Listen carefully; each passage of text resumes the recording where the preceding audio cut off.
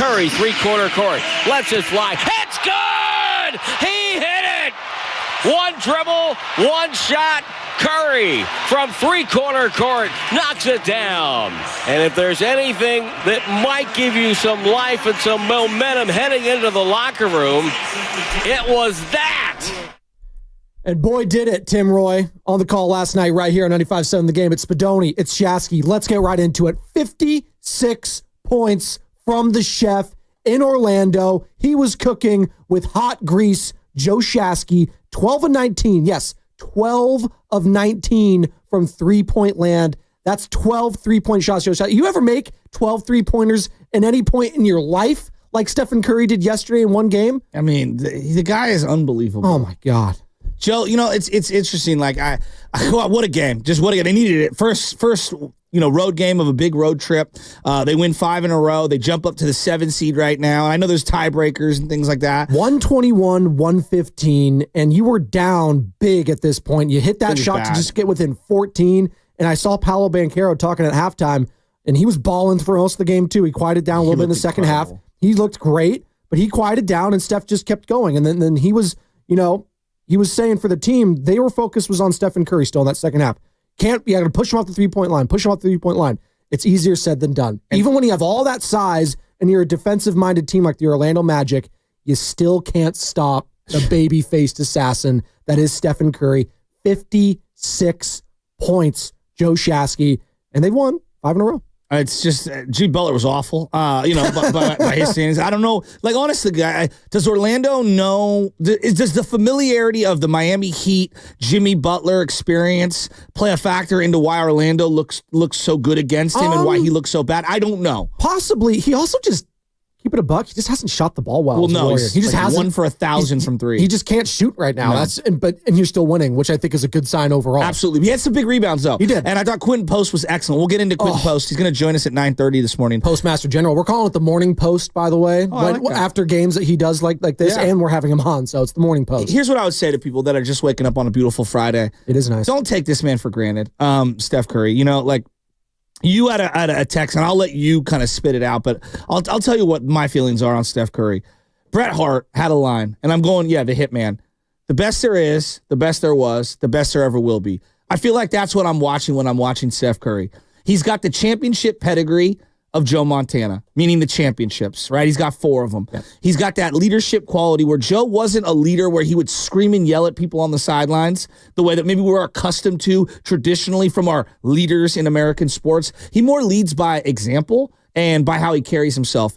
He doesn't look like the biggest, strongest, physically most imposing player of all time, so he kind of goes into that Joe bucket. He's also got the longevity and the excellence post 30 years old of what Barry Bonds and Jerry Rice had. Jerry Rice put up numbers in his sport no one's ever going to be able to replicate. Larry Fitzgerald just had a 2-decade career, and he fell hundreds of possessions, yards, statistical categories. He just pales in comparison. And Larry Fitzgerald is one of the greatest players to ever play the game, and that's no knock on him. That's how excellent Jerry Rice was. And then Barry Bonds. What Barry Bonds meant to the home run is what Steph Curry means to the three-point ball. He is the trifecta of Bay Area sports and really American sports. And what he has that all those guys almost didn't really have is this: I'm also the greatest ambassador for your children of all time. He treats people so well. He's a family man. He plays with joy. Like, what can this guy not do? Look, I know that Wilt Chamberlain might have been more prolific. That was way before my time. Barry Bonds and what he did, for a lot of people, it came with him being a jerk. It came with asterisks because of the steroid stuff. With Jerry Rice, it was like, but they're so ahead of the curve. Right. With Joe Montana, it was like, his career was kind of cut short because of injury. Willie Mays. What's the excuse on Steph Curry? He's doing this. I feel like he could do it another 5 years. He's the best there is, the best there was, the best there ever will be. Not just athletes. I'm going to go entertainer. He's the greatest entertainer in my lifetime in pro sports. 888-957-9570. I want to hear from the people today after just an incredible performance. I mean, and then that was a game that reminded us, Wait, that's why we're talking about this team maybe going on an NBA Finals run. That's why this team could get to the Western Conference Finals. That's why we have belief in this team. Exactly. No, we believe. No. I believe in Stephen Curry because he is Bay Area sports right now, Joe Shasky. 100%. He's above franchises. He is the guy everyone gravitates to. It's not Brock Purdy, right? It's not Macklin Celebrini. It's not Matt Chapman or Justin Verlander or Logan Webb. No. Stephen Curry is greater than the Warriors. He is bigger than the Niners. He is greater than all the franchises put together, which is crazy to say. It's true. But he rises above everything. And when you see a performance like he did yesterday, and I saw thousands of tweets, and Bonte Hill is going to be joining us in the 9 o'clock hour as he does each and every Friday. Obviously, former host here, current host here still, and host for Warriors pre- and post-game live on NBC Sports Bay Area. He's the greatest entertainer in sports still, Steph Curry. And it's hard 100%. To argue that, considering what we just saw just 6 months ago in Paris in the Olympics, which is the biggest sporting spectacle outside of the World Cup, maybe. And he did it on the biggest stage in Paris against France. So, yeah, he is still the best entertainer in sports. I'm taking him over Mahomes. I'm taking him over Alexander Ovechkin. Shohei, probably. Well, that's the thing about Aaron Judge. I'm probably taking him over. Again, anyone else in the NBA? LeBron's incredible. He's 40 years old. LeBron's amazing. He's amazing. Luka, Jason Tatum at times, but Jason Tatum, he's like, no. Jason Tatum's not even in the same. He's not in the same novel. No. There's a level of entertainment that he brings and swagger, and he's doing that little golf celebration because Brandel Chambly, the golf analyst and former professional golfer, was in the stands, I guess. I'm sure he has a relationship with Steph, or Steph has a relationship with him at some point. And that's Orlando is the home of the Golf Channel. There you go. Yeah. So he was doing that. He's probably golfing, I don't know, maybe today or tomorrow. I don't know if there's golf in Philadelphia. It sounds like they were going to go to the Disney golf course. Okay. That Fitz was kind of alluding to it. I didn't even know Disney had a golf course. Yeah, and it's got bunkers that are shaped like Mickey Mouse. Really? Yeah, that's kind of cool. That's actually pretty sick. For the dads out there, it's like, all right, hon, this is my one. All the rest of the days we'll wait in line, but I'm going to go play some golf today. Actually, I love that. Think about this. But he's bigger than everything, Joe. He's bigger than everything. On the road, and when he hit that last three, it sounded like they were at Oracle. Yeah. It's crazy, but that's what he has. He does that not because it's Orlando, right? He was doing that at Crypto.com Arena against the Lakers. Yeah, that's crazy. I was hearing the chants. With the Laker fan base. That is different. Yes. That is a level of and he's arrived for the last decade, but worldwide fame and global icon, Stephen Curry, those are the performances you live for as a fan, and that's why you tune in every single day. And yeah, Jimmy Butler didn't have his greatest game. It's fine. Again, this team looks different because of him. And Stephen Curry, you can see it in yesterday's performance. He's revitalized, man. They lose that game, Joe Shasky, without the Jimmy Butler. It's not even a question. A couple weeks ago, that game was a blowout. Well, and Quinton Post was excellent. And we can get to him, at some point. Oh, absolutely. He's a big part of it. No, you're talking about the momentum three-point heave before the half. I mean, Quinton Post put the team on his back to get it within single digits. Well, you got right into them. The thing that I wanted to bring up yesterday, I actually came in here. I was listening to Ethan Sherwood-Strauss, who was on the Colin Cowherd podcast. House of Strauss. This was just a couple of days ago. And I thought it was a fascinating conversation. I love sports, just period. And I love coaching sports. So I see the evolution or the impact of what a young athlete can do to the young crowd, right? For example, Shohei, Bryce Harper, their impact on baseball and the swagger and the drip and the outfits these kids have on, it's all a direct correlation to the way Bryce Harper plays and how he looks and how he dresses. Acuna, same thing. You see it in 10-year-old, 11-year-old, 12-year-old baseball. In football, we clearly can see the Mahomes effect. Just the way quarterbacks kind of walk onto the field, how they play the game. Like, you're just seeing it all over. Lamar has that same kind of effect. There is no athlete who has impacted their sport more, and I'm even going to throw Tiger in there, even more than Tiger, than Steph Curry. Joe, I have been in a gym coaching for 2 decades. I played basketball in high school. I don't pretend to play at a high level. I'm not somebody that played Division I basketball or in the pros or in the G League or anything. I've been on the blacktop for a long time. And it used to be everyone would try to start a game or a practice or whatever. We're shooting layups, all right, or shooting free throws. Every kid from 5 years old on goes into a gym, and the first thing they're doing is chucking threes. When you watch a 6th grade, 8th grade, 3rd grade game, everyone is chucking threes, and the skill level has gone through the roof. Now, there was a time when like people say Shaq doesn't sell basketball shoes because he was so big and so strong. He was such a lovable character, but it wasn't relatable to how it translated on the floor for the younger generation to carry it over. And then you see that impact based on players and how they play on the next level. Sure. The Steph Curry effect, not only is he the greatest shooter of all time, he has now been in the game for 15 plus years and no one even comes close.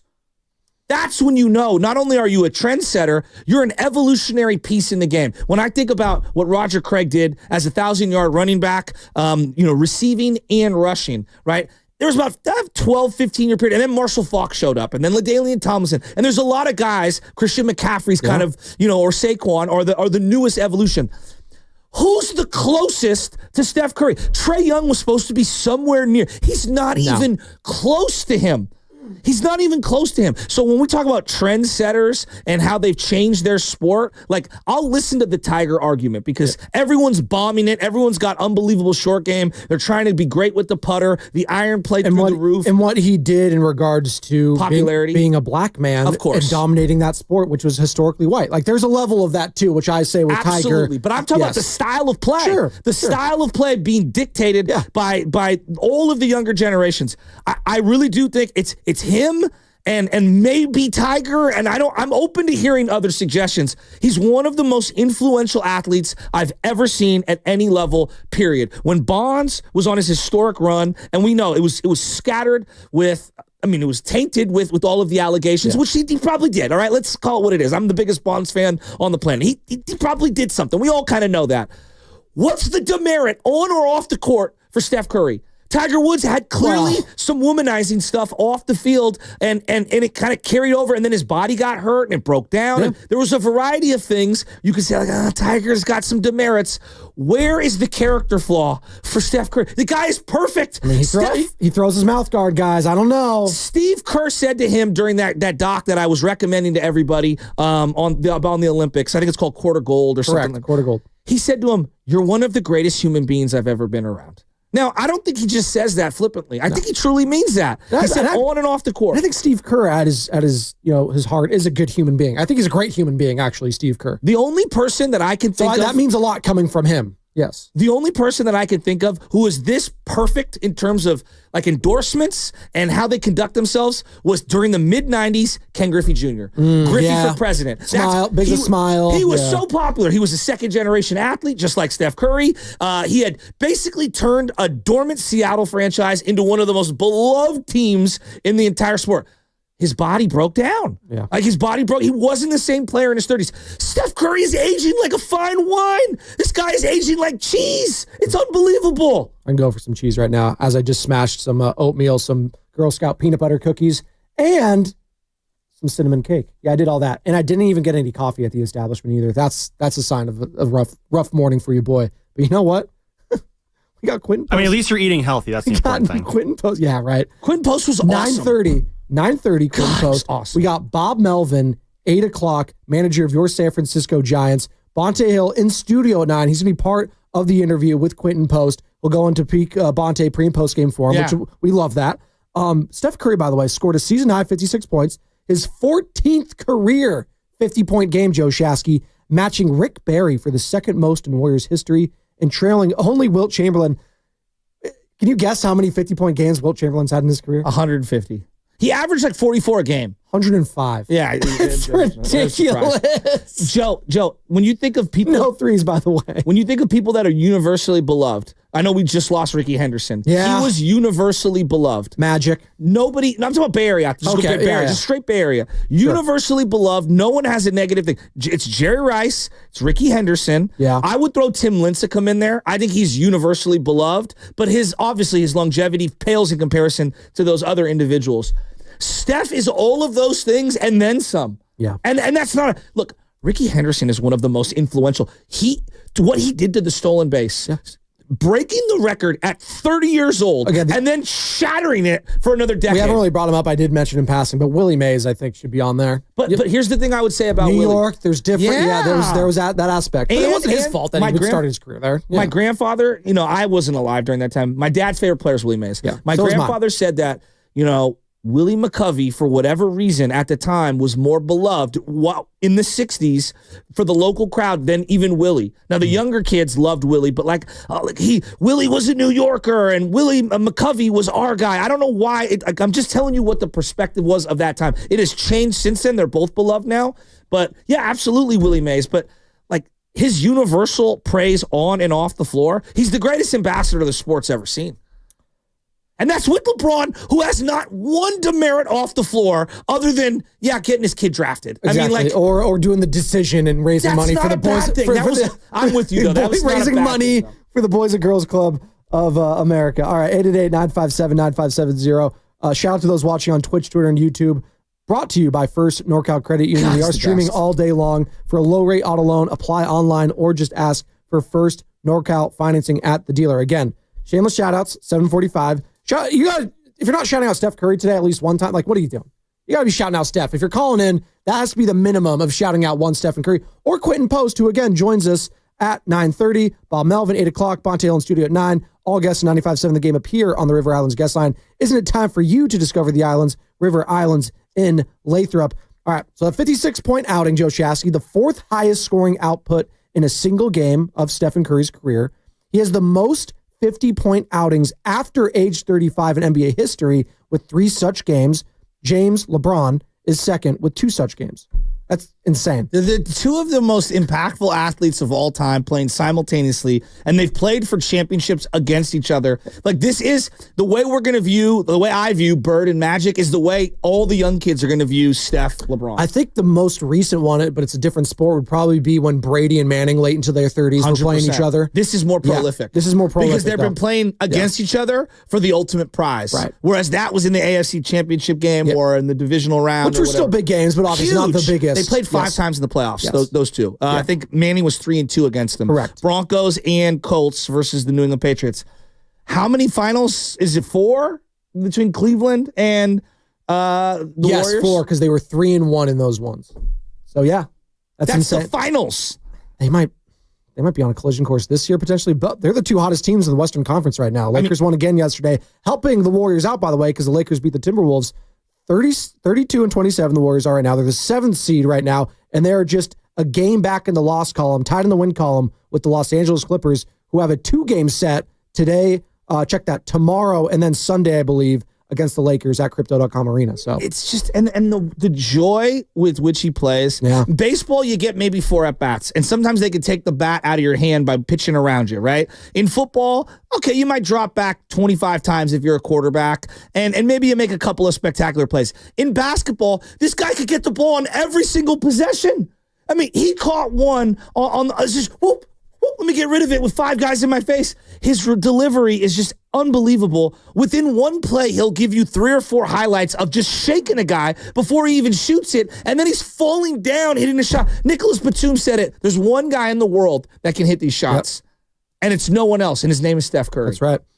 I dare you to find me a better entertainer in sports right now. 888-957-9570. I dare you to find a better entertainer in all of sports than one Stephen Curry. You want to go outside the box? You want to go English Premier League? You want to go La Liga? You want to go Kylian Mbappe or Mo Salah? Please, you don't touch Stephen Curry. What's coming up in the game is brought to you by San Francisco International Airport, Joe Shasky's favorite airport, by the way, as he flew out of there to go to Hawaii. More of your calls, more of your texts on a Morning Post edition of the Morning Roast.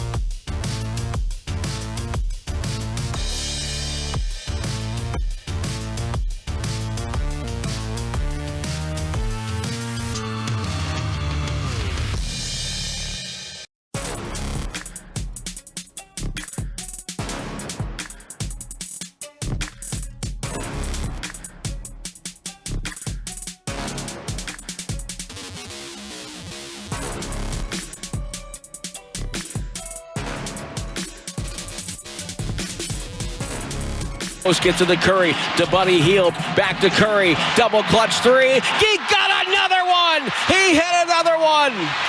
He was the first player ever to hit 10 threes in Orlando. He's got 9 tonight, 36 points, and the Magic call timeout. It's a Curry flurry, and it's 82-75 Warriors. Just ridiculous. Dub Nation, it's the voice of the Warriors, Tim Roy. You're listening to The Morning Roast with Joe Spadoni and Joe Shafsky on 95.7 The Game. Thanks, Tim. Heard his voice right there on the call right here on 95.7 The Game. Your home for Golden State Warriors basketball. 121-115 the final. We're reacting to just greatness. I mean, what more can you say? 16-25, 12-19 from three, 12-12 from the free throw line. So he was getting to the line as well, Joe Shasky. 56 points for Stephen Bleepin Curry, who, again, I was listening on the station yesterday. They were talking about on the crosstalk, Randy filling in for Steiny, filling in for Evan, get better Evan. And they were talking about, the face of the league, the future face of the league, and how many, the conversation, and Anthony Edwards was talking about it. He's like, I don't really care about that. I don't really want to be the face of the league. Like, we're so preoccupied and think about the future all the time, just in life, always thinking about the future constantly. And there's a healthy amount of that, but think about the future all the time. You might get a little anxiety about it, get a little frustrated. It's like, you know what? I need to be better at focusing on the present and enjoying greatness. And last night, enjoying Stephen Curry and LeBron, who scored 33 and 17 or whatever. Like, those are still the faces of the league right now until someone else says otherwise. And no, it's not Tatum and Brown. It's not Nikola Jokic. It's not Luka Doncic. It's not Giannis Antetokounmpo, who got a big win in Milwaukee Bucks over the Denver Nuggets yesterday, by the way. It's not any of those guys, because nothing else gravitates the global fan base more than a Stephen Curry big performance or a LeBron James big performance, especially a Stephen Curry one in what he did yesterday when Jimmy Butler couldn't buy a shot, Draymond Green wasn't hitting shots, Moses Moody wasn't hitting shots, Brandon Podziemski wasn't hitting shots. The only other person that was hitting shots is the guy that's going to join us at 9:30, Quinton Post, went 7 of 9, had 18 points for the Flying Dutchman. Again, it's the Morning Post, not the Morning Roast today, in honor of Quinton. He's been spectacular this season. But I say all that to say this. Just enjoy what is happening now. And I feel like as a league and as a media, we've gotten away from that a lot when we're covering basketball. And that's the problem. NFL, we're constantly reacting to the now, constantly reacting to the games, constantly reacting to whatever Shedeur Sanders just said, Cam Ward's not throwing at the combine. Like, we're constantly reacting to what's happening now. Basketball, it's, what's the ceiling for Jimmy Butler and the Warriors? What's the ceiling for this? And again, we'll have those conversations. But just enjoying what we saw last night, I don't think we can do enough of. And we just need to be better at doing that, because when these guys are gone, there is going to be a void. There is going to be a void. And that happens. There was a void after Michael for a little bit. Kobe and Shaq and the Spurs. Then LeBron came. McGrady had his McGrady name again. It's sure, but there's always going to be a void at some point with certain things. The Niners have been looking for the quote-unquote quarterback since Garcia. But enjoy what we're watching right now. Greatness. Yeah, no doubt. And you bring all that up, and isn't that kind of why they made the trade for Jimmy Butler? Yes. Isn't that kind of why we were fielding calls for 3 months about, we're just frustrated you're not doing enough for Steph? Since the Jimmy Butler trade, Jimmy was not good last night in terms of his offensive production. Their defense has been unreal. I'm a big believer in like the shell drill, which is basically 5-station man-to-man drill, and you work off, I'm on ball, I'm off ball, I'm playing the passing lanes, I'm helping the helper. It's all that stuff. The Warriors are putting on a clinic in half-court defense right now. And the guy that does not get enough credit, Quinton Post, is such a better defender than I gave him credit for. No, he's fantastic. No, he is. Fantastic. He's not a stiff. He's altering shots. He moves his feet better than I thought he did. But I do believe that's the Jimmy Butler effect. The communication and him. I'm not talking about Quinton Post. I'm talking about their team defense. Sure. Has been excellent. But let's just look at the offense for Steph Curry. You made this trade to make things easier for Steph Curry on both ends of the floor offensively since the trade. Saturday, February the 8th, they played the Chicago Bulls. I'm just going to read off the raw points. 34, 38, 25, 27, 20 in a blowout, 30, 15 in a blowout, 56. It's incredible. They've lost one game during that time. And they won 5 in a row right now. The game has been easier for Steph Curry, and we know what he can do, and that's why they made the deal. You know, all the hand-wringing about how much they're giving up and this, that, and the other. I'll worry about all that stuff after the Steph Curry era. And this is why I was telling you about, yesterday we were kind of going back and forth about the luxury tax and all that. Joe Lacob's a businessman. And you know what he knows? This is my number one cash cow, as in Steph Curry. I am going to dip in and double and triple down, and whatever it costs is what it costs, and I'll just worry about it when the Steph Curry era is over, and I'll reset my finances when that's all said and done. And you know what? Thank God we've got Joe Lacob as an owner and not somebody cheap who could be like, for example, who's running the A's right now. Yeah, John Fisher. Yeah, we would have botched this. He would have left this organization years ago.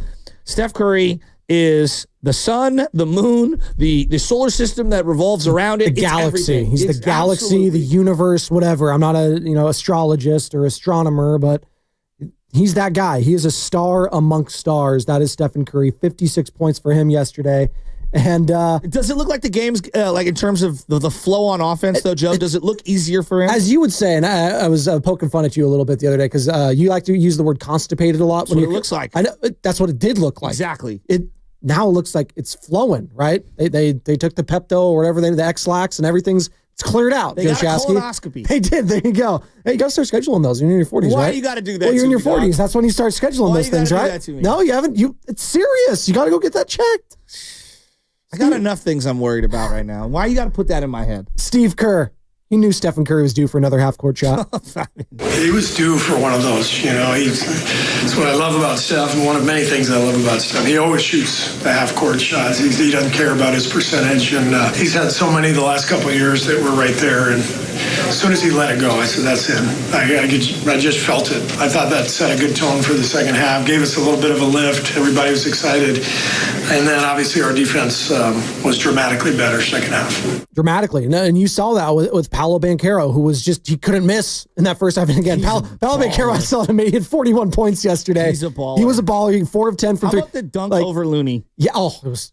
Well, was that the best dunk of the year against the Warriors? It felt like he took the step from the free throw line and just yammed it on him. It was hit. Poor Looney. Well, I looked at the size and again, Paolo and Franz did their things. Franz Wagner at 11 and 22.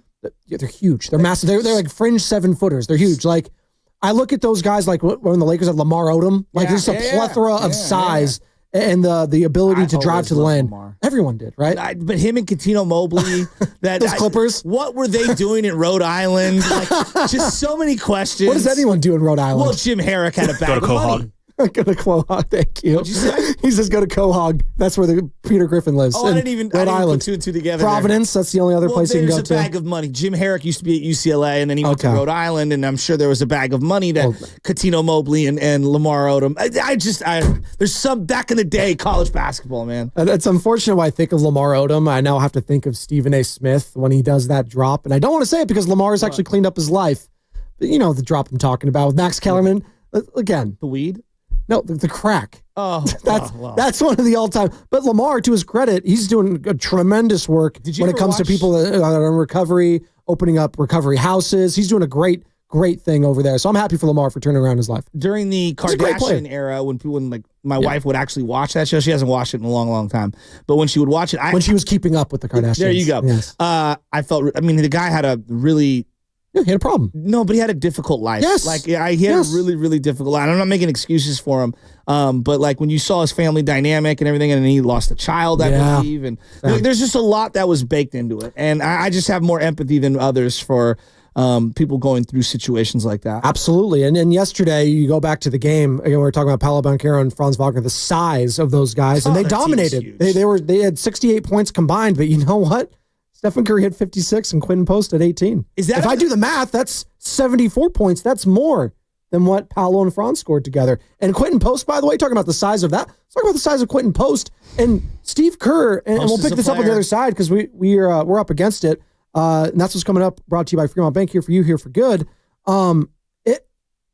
It's the size of Quinton Post. And Steve Kerr said a couple weeks ago, or a couple months ago, I want to say now, ever since Quinton Post kind of started getting regular minutes, he's not a fake 7-footer. No. I thought it was a funny phrase to say. I was like, well, how do you fake being like 7 feet tall, Steve? Like Carter's in there, he's 6'8", 6'9". Like you can't fake your size. But what he means is some guys play soft. That's exactly what he meant. And he didn't want to say it like that, but he's like, we played against some teams that, don't play like their size indicates. I think he was kind of like hinting at Lauri Markkanen, for example. Well, there's other guys. But there's other guys as well. But he is not a fake 7-footer. And we'll pick this up on the other side. We are going to pick this up because as a short guy, nothing I despise more than a fake 7-footer.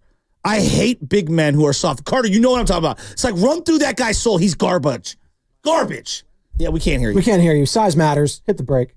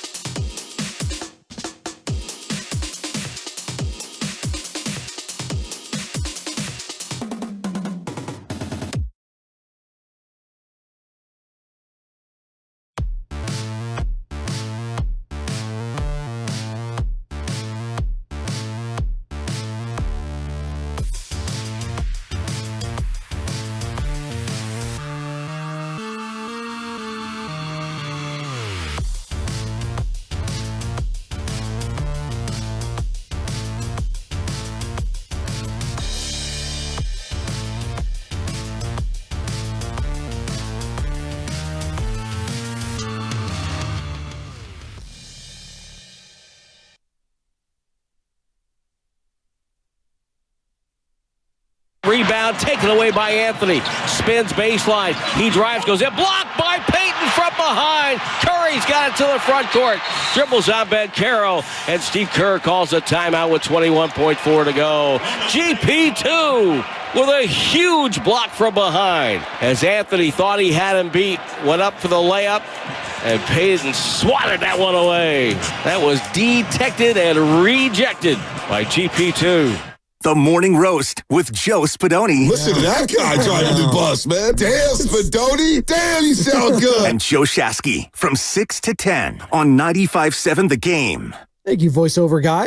Here's Bonte Hill right there. Will join us in the 9 o'clock hour. We'll be talking to Quinton Post at 9:30. What is this beat? This is pretty sick. This is the Quinton Post beat. South of France by Travis Scott. Oh, South of France. Is that where Paris is, or is that in the middle of France? I went to Paris. I still don't even know where it was in France. I forget. I don't think so, but I'm not sure. It's somewhere there, right? Yeah. Sure. Can we talk about soft big men? Sure. Okay, so Mount Sophomore for the big guys. As we're talking about Quinton Post, who's not soft, by the way. No, he's not. He's not a fake 7-footer, as Steve Kerr said. He's not a fake one. I think when you are an athlete and you're smaller, you're almost like by necessity. The only way to survive is you have to be tough. Absolutely. Chris Paul in line 1. It's exactly what I think of as exactly right. Like all. But in basketball sense, for sure, if a sport dominated by height, because you could have Jose Altuve be dominate at 5'6" or whatever the hell he is. Yeah, but he's tough too, though. No, but I'm saying in basketball specifically, height is a big difference, and it matters. Size matters. We got the Fitz drop, and when you are a guy like a Chris Paul, you at the very least. You have to give a damn on both ways and be tough. Peyton Pritchard, like we could roll our eyes, like that guy is going to try to run through you. Yeah. You know what I mean? Like that's just kind of his mentality. TJ McConnell's the same way. They love Peyton Pritchard in Boston, I'm sure. They love him. I love Peyton Pritchard. Like he's a good player. 6'1". He's perfect for being like what he is as a backup. He's perfect. He's like the guy you hate playing against.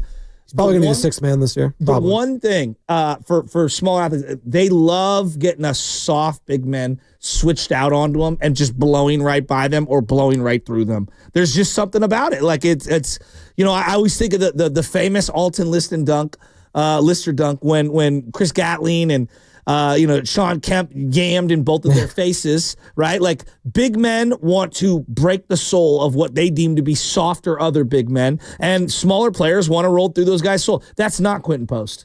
That's not who he is. No. He actually altered more shots than anyone gave him credit for in last night's game, and he, to me, clearly looks like a 4 or 5 year player who has been in the film room studying defensive principles, offensive principles. I think that he understands the game on the whiteboard. Like, that's a big thing for me, like the chess pieces. Do you know where to be, how to move? Are you thinking 2 and 3 passes ahead, both offensively and defensively? There were some things he did as a high screener yesterday where he caught the pass in what I call the mid zone, the intermediate zone, which is going to be around the free throw line, and he'd take 1 or 2 hard dribbles, suck in a bigger defender, and then kick it back out to Podziemski for a 3, even though Podziemski was not shooting well yesterday, or back out to Steph Curry, or pick and pop.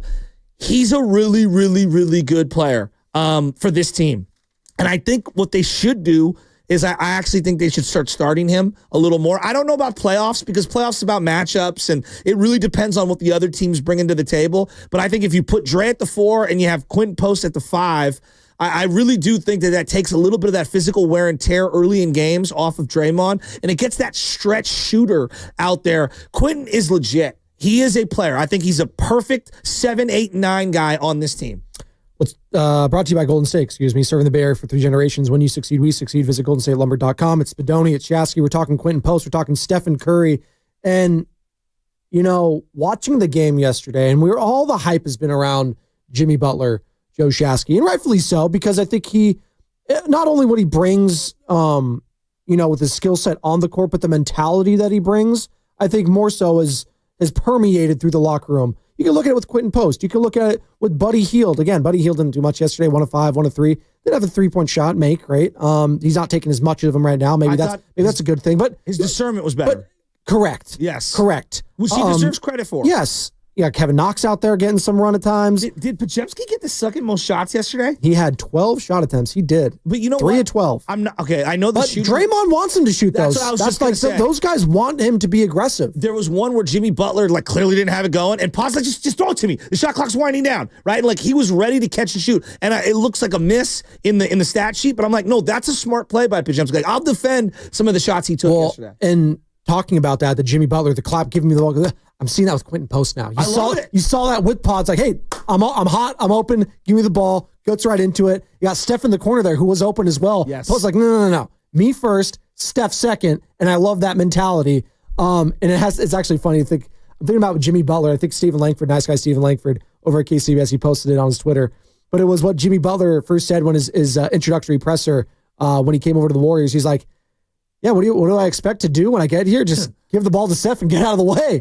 And that was the example yesterday. Jimmy Butler had 5 points, 1 of 7 from the floor. He got to the free throw line 4 times. That was it. Offensively, he did have 7 assists, a couple of boards, but it was get the ball to Stephen Curry and get the hell out of the way. That team, Orlando specifically, is a horrific matchup for Kevon Looney. Yeah. They're just too big and too fast. Yeah. And Banchero and Wagner, they're going to give anyone. Yeah, they're going to give anyone problems. And if they're shooting the ball, again, we knew it wasn't going to sustain the whole game because they're not a good shooting team. And that's what they were in the first half. They hit some shots at the beginning of the game. Right. Fitz, like, they're shooting 82% from the field. Fitz, the Orlando Magic could have hit. Can't sustain the first 2 threes. Well, if they're going to make those shots, I don't know how the Warriors might just not have a chance. Can someone tell? I love Fitz. I do. I love Fitz. But could someone tell? They drive big cars and live in big homes too. Like they make millions of dollars as well. I don't know if we know. I live with these people. I love these people. They're part of my family. He was so angry to start the third quarter because it didn't feel like the Warriors were going to get things going. And it's like, relax, we're going to be all right. Like he lives and dies. I mean, worse than me, and I'm bad. He lives and dies by it. People like that though. People feel like the fan is like you're a part of that, right? I'm saying, by the way, third quarter Warriors. Yeah, the third quarter Warriors are back, Joe. But the crew go like, you got to tip your cap. You know how the guy just pitched out of his mind, and it's just like, just give the other team a little credit. Sure. Just that's all I'm saying. Like, you know, both Franz Wagner and Paolo Banchero they're awesome. They're an awesome watch. They're making like $200 million each a piece, right? Like they're legit players. They're like they're really foundational young pieces that anyone would love to have on their team. Absolutely. No, I still think that team is a work in progress. Like if you're missing Suggs and that's this huge loss, like Suggs is okay. I mean, I'm relying on Wendell Carter Jr. and Cole Anthony. I like now. it, but Cole Anthony's back up. And Contavious Caldwell-Pope didn't do anything yesterday. Well, he was their big free agent signing, and he hasn't done anything. No, and they're 3 games under 500 right now, which in the East that probably slots them in the 2 seed. I need to check on that, but yeah. How about that Kevin Knox dunk? Yeah, how about that? How about Kevin Knox, huh? I actually like him. I saw Kevin Knox. Don't like him? I told you, I saw Kevin Knox up close at the California Classic last summer when young Benjamin and I were courtside with Guru and Bonte. We were all hanging out watching him close. Yeah, Kevin Knox. How many Kevin Knox references by Guru today? He loves the fringe players. Hey, I love you, Goo. I know you're out there. Goo likes good basketball, and I got Goo's back on this. And right now, the Warriors are playing good basketball. In the third quarter, Warriors, 40-21 yesterday. Was that reminiscent of back in the day, Joe Shasky, a little bit? Dubcon 3, just lackadaisical, down double digits at the half. Who cares? Because we know what's going to happen in the third quarter. That's what it used to be like. It used to be like, oh yeah, Steph's going to do it, or Clay's going to do it, or Kevin Durant's going to do it. Someone's going to get hot, and we're going to be fine in the third quarter. And for the whole game yesterday, it was Stephen Curry just getting hot. And that, I don't want to undersell that heave. And I don't want to call it a heave, a half-court heave, because you know what?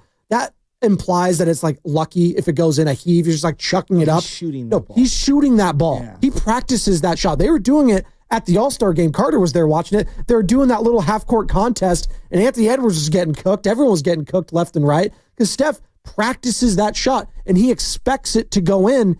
And yeah, Steve Kerr said he was due for one, and he absolutely was. And that was a big shot because the difference between 17 and 14 heading into the half, that's huge. Well, momentum too. Yes. The whole momentum factor, which I believe in. Within the individual game, I don't know if momentum necessarily carries over day to day, but the other part. They knew it was a Steph game though, so that's why there was momentum. Like that's why there was, hey, we can lean on Steph because Jimmy doesn't have it. Paz doesn't have it. No one else has it. And then Quinton Post had it in the second half. 2 things. First point. people who deliberately wait for the buzzer to go off and then shoot the half-court shot. Drives me nuts. No, not only, it doesn't just drive me nuts. I want them to get docked a missed shot. No, I'm dead serious. And a turnover. I think it should be a twofer. I really do. I would adjudicate against it. It drives me absolutely insane. Absolutely insane. And that's why I appreciate Steph. He always take those shots. It doesn't matter what his shooting is on a given day. He's always going to take a shot. Second point. Jimmy Butler, that is a bad matchup, that team. They're just so big and long, and clearly that they weren't going to allow him to operate in the mid-range or in the block. He was trying to get into that. They just couldn't. They're just stifling. They're huge. He needed to hit an outside shot to get going, and I don't think he could. He couldn't hit water yesterday. No, he was 0 for 3 from beyond the arc there. Jimmy Butler, 5 points, 7 assists, 4 boards. But, I mean, the talking point today is Stephen Curry at 888-957-9570. Best entertainer in sports. That's what we're saying. If you disagree, 888-957-9570. I'm still saying he's the face of the league right now. It's him and LeBron as far as I'm concerned. And I do think that's good. Everyone's saying it's bad. Oh, these guys are old. They're aging out. The future of the NBA. No, appreciate the greatness of what we're watching right now, because you know what? I'm so much more excited about the league when those two guys are playing for legitimate franchises again. Like, I want the Warriors and Lakers to be playing in the Western Conference Finals to mean something. Like, that is awesome. And for Steph to be a part of that and to be rejuvenated and to be having fun. He's doing golf swings, for Christ's sake, for celebrations now. I love that. I love seeing the joy, because I've gotten my joy now as a fan watching this team again. And I feel like a lot of people are like that. I know Steve Kerr's like that, Joe Shasky. He was talking about that third quarter yesterday. Tonight, it was just that sequence, late third, I think, where he scored about 4 or 5 buckets in a row. And, we went from maybe down 2 or 3 to up 8 or 10. I thought that was the key to the whole game. That changed everything and allowed us to play with the lead in the fourth quarter and withstand their late run. Once the post, I'm trying to think of the post problem for Orlando started to come to fruition in the Curry flurry. Yeah, it was night-night. As soon as they took the lead in that game, I knew it was over. Like, they weren't going to relinquish that. And they didn't. It got close in the fourth. It did. He hit, 3 threes down the stretch? Yeah, and, the Warriors of old, and again, the Warriors of old a month ago, they lose that game when it got close. The Magic take that lead again in the last couple minutes, and then they win the game. Well, they didn't have enough firepower to balance out the floor. They didn't at all. And I also thought that their collective rebounding down the stretch, Joe, was really good. Yes. Draymond came through with a couple of really nice rebounds. Clutch. Jimmy Butler came through with some nice rebounds to give them second and third chance opportunities to give Steph those chances to rip a three. The rebounding difference, you'd think it would be heavily in favor of the Orlando Magic, given their size of Banchero and Wagner, but 27 for the Warriors in total and just 31 for the Magic. So it's pretty close to even, which is surprising, right? And then you go to the offensive rebounds, 15 to 11. But still, we talk about size being a problem for the Warriors right now. But yesterday on line one, right? A team with tremendous size. Now, again, they don't shoot the ball particularly well, although they did in the first half. And are you going to see a team with size and shooting prowess in the playoffs? Yeah. The Thunder, the Nuggets at times, absolutely. But for yesterday, size wasn't a problem. Until I see it being a problem in the Jimmy Butler era, I'm not going to worry about it right now. I'm not. As you're listening to 95.7 The Game, KGMZ FM and HD1 San Francisco, and Odyssey Sports Station, always live on the free Odyssey app, Joe Shasky. So what do you think the calling card is of this team? Like, we're talking about identities. So we're going to have Bob Melvin on at 8 o'clock, who's the Giants manager. Good question. And, what's the identity of the Giants? What's the identity of the 49ers? I think a couple of weeks ago, I don't think the Warriors had an identity. But right now, I think I know what their identity is. But I'm going to ask you, what do you think their current identity is? The Jimmy Butler Warriors. And obviously, when Kuminga comes back, it might evolve. I'm going to use this word that I haven't used to describe the Warriors in some time. I think they're just mentally tough. They are a mentally tough team right now. And again, that's not the sexy. You're looking, are they a three-point shooting team? Are they a jump shooting team? Are they an offensive-driven team? Right now, they're just a mentally tough team. And if you're a mentally tough team with Stephen Curry, Draymond Green, and Jimmy Butler, good luck beating that team 4 times in a 7-game series. Because I know my team's going to be mentally tougher than you, and that might not translate all the time to high explosion games for Jimmy Butler or for Draymond Green, but it's going to be another pick your poison type of thing. And that's another word I would say. It's a pick your poison type of team right now, because If Jimmy's not on, Draymond's not on, if Moses Moody, that's fine. We needed a Stephen Curry game yesterday. He's got my back. Now, we just saw them blow out the Charlotte Hornets the other day, Joe Shasky, and no one really had a spectacular game. What was it? Every single player felt like got double digits. They've been locked in. Locked in. It's a great. And Steph Curry, does he still tweet that before every game? Lock in, Dub Nation? Well, he should, because everyone's locked in right now. They're 19-3 this year when they score 120 points or more. And in the last 4 games, and it felt like a struggle. It felt like a struggle getting to 100 recently. And in the last 4 games, they've scored 120 or more. Man. Last 4 in a row. So I think that's an interesting one. So how would you say? Yeah, what would you use? Like, what's their identity right now? This to go with your mental thing, because that's kind of where I'm going. Yeah. High IQ, like that. Everyone knows their role right now, and I think that the guys that are playing, like Moody, is a very smart player. Pajemski, I think, is a smart player. Jimmy's clearly a high IQ smart player. Draymond, Steph, but when you add Quinton Post and Guy Santos. Like, not only are they all high IQ guys, they know their roles. They know exactly what they need to do. And, I was listening to Kevin Durant. I keep referencing this Netflix doc, but I'm listening to Kevin Durant. He's like, I knew exactly where Steph Curry wanted to be on the floor. And I looked around at some of my teammates, and I don't think they knew where Steph wanted to be. The one thing about Guy and GP2 and Quinton Post now even and Jimmy Butler, and they know where Steph wants to operate. And so you don't get the clunky, no, get out of the corner, move. And then you waste 4 or 5 seconds kind of resetting everything and everyone kind of balancing out the floor. And I've seen this kind of translate defensively where whatever they lack in athleticism, their instincts and their understanding of being 1 pass, 2 passes away and jumping to the ball without over pursuing and staying in a good position to defend. They're a such better synergy on both ends of the floor. The ball's hopping, and then on defense, they're switching. There was a play yesterday, and I'm all over the place. But there was a play yesterday. Steph and Jimmy Butler. Banchero is trying to get the switch onto Steph.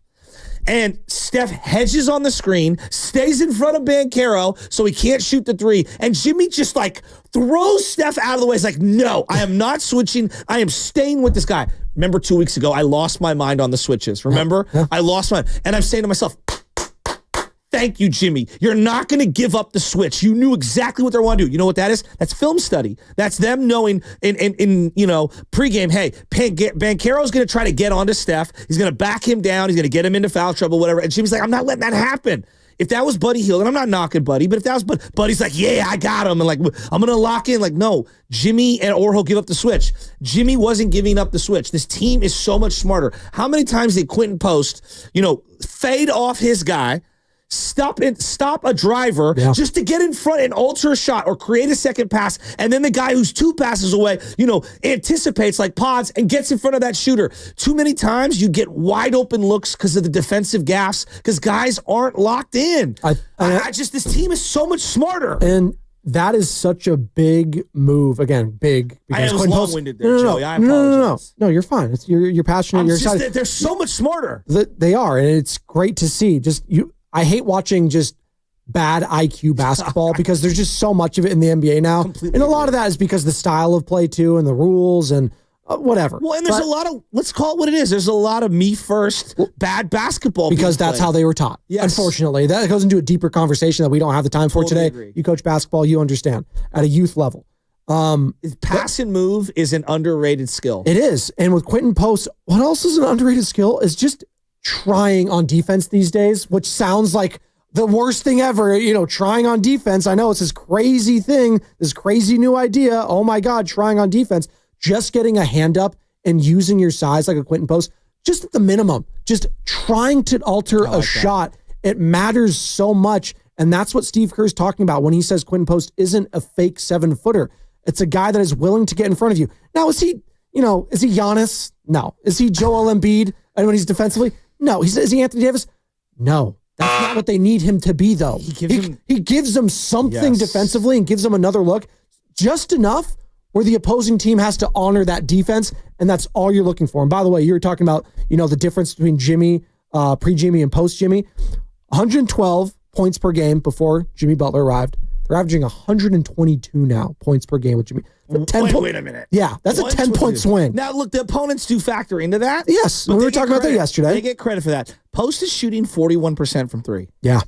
I just want to 41% from three. And the thing is it doesn't feel like a fake 41. You know, some guys go like 8 for 8, and then like the next game they're like 1 for 9. And you're like, oh, he's a 41% shooter. Like, no, he's not. He's streaky as hell. Like, but he's kind of streaky as hell. Well, he's not even streaky anymore. The streak stopped in November. Honestly, his shooting has been better as of recent. But yes, I would say overall it's streaky as hell. Clay at times could be streaky. You know, like they can just get anything. I was saying that yesterday. If they can get anything from Buddy, oh my God, you feel like this team's unbeatable at times. I feel like his role has been reduced appropriately to like it's more of a niche, and I think he'll have his spot against certain teams. Keep it in your back pocket. There's going to be a Buddy Hield performance. I agree with you. Down the stretch here, whether it's in the playoffs, whether it's fighting for playoff seeding, there's going to be a Buddy Hield game, and we're all going to look back at that was the moment, and maybe things turned around for Buddy. Because again, if he could just 3 to 4 threes a game, that's what I'm looking for. It adds just so much more. Don't press. Same thing with Quinton Post. Like right now, he's only averaging 8 points a game. You hit a 3. That just changes everything. Now you have to be honored from the outside. It balances the floor. God love Kevon Looney. We all love Kevon Looney. No one's guarding Kevon. And then, like, God, this team in the missed layups, it is a problem. The missed layups is a problem. And that's when I saw GP2 check into the game, where they were obviously giving up points early in the game. GP2 checks in, and boom, dunk right away. I'm envisioning, boom, that's where Kuminga can really help them, is that athleticism and putting pressure on the rim. We're up against it, but before we go to the break, Joe Shasky, I think we got some 60 seconds of Celebrini. We got some Sharkies action? Let's go.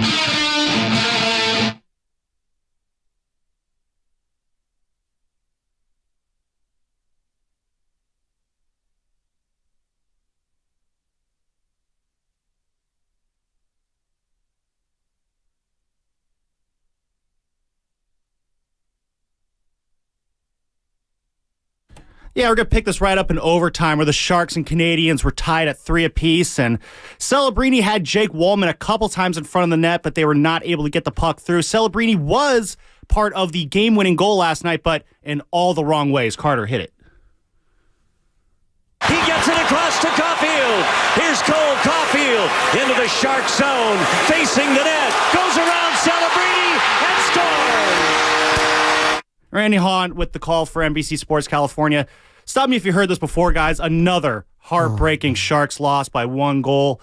Cole Caulfield with the game winner for the Habs last night. Best goal of the night last night, though, was not from Celebrini. He was scoreless. Will Smith? It was Will Smith, exactly, in the second period. Guy, Will Smith? Wrist shot in the upper left corner of the goal. Was it a slap shot? Wow, dude. It was a nice little wrister right above the glove, man. It was really nice. Will Smith looking great, but unfortunately in another loss on Canadian ice. So Didn't mean to cut you off. So it goes. No, I did mean to cut you off. Well, you guys know. Well, what else is no new? one laughed at my slap shot joke of Will Smith. I mean, I'm sure it's the first time it's ever been uttered on these airwaves. So it's fine. No, it's cool.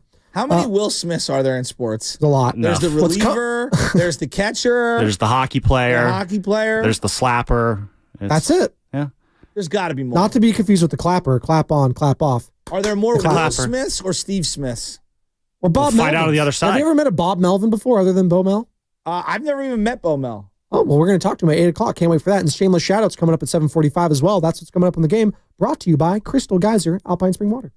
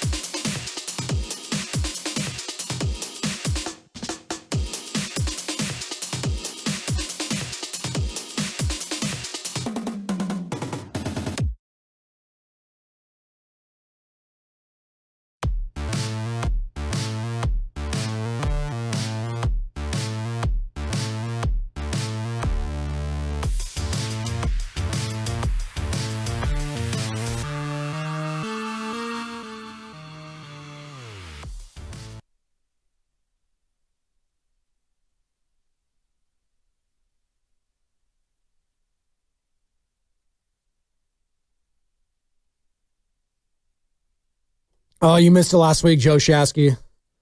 As it's Spadoni and Shasky in the morning roast. Oreo, he tried to have a rejoin, I think, for Nick Friedel and myself for a new morning roast.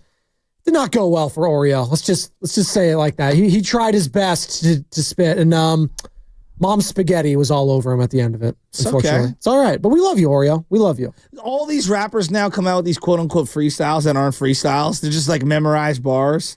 It's like it's not a freestyle. You know who the real freestyle king is? Lil Flip. Game over. Lil Flip. Can we come back at one point today? Game over. I need that at some point. You know that I met Little Flip on Market Street. Really? Right near Oxford's at 6th and Market one day. Yeah, shout out my boy Eddie McHugh. I love that. Little Flip's an all-time name. But he had the biggest medallion I've ever seen in my life. Texas? Yeah. Little Flip, okay, yeah. It was him who? Chameleon Air?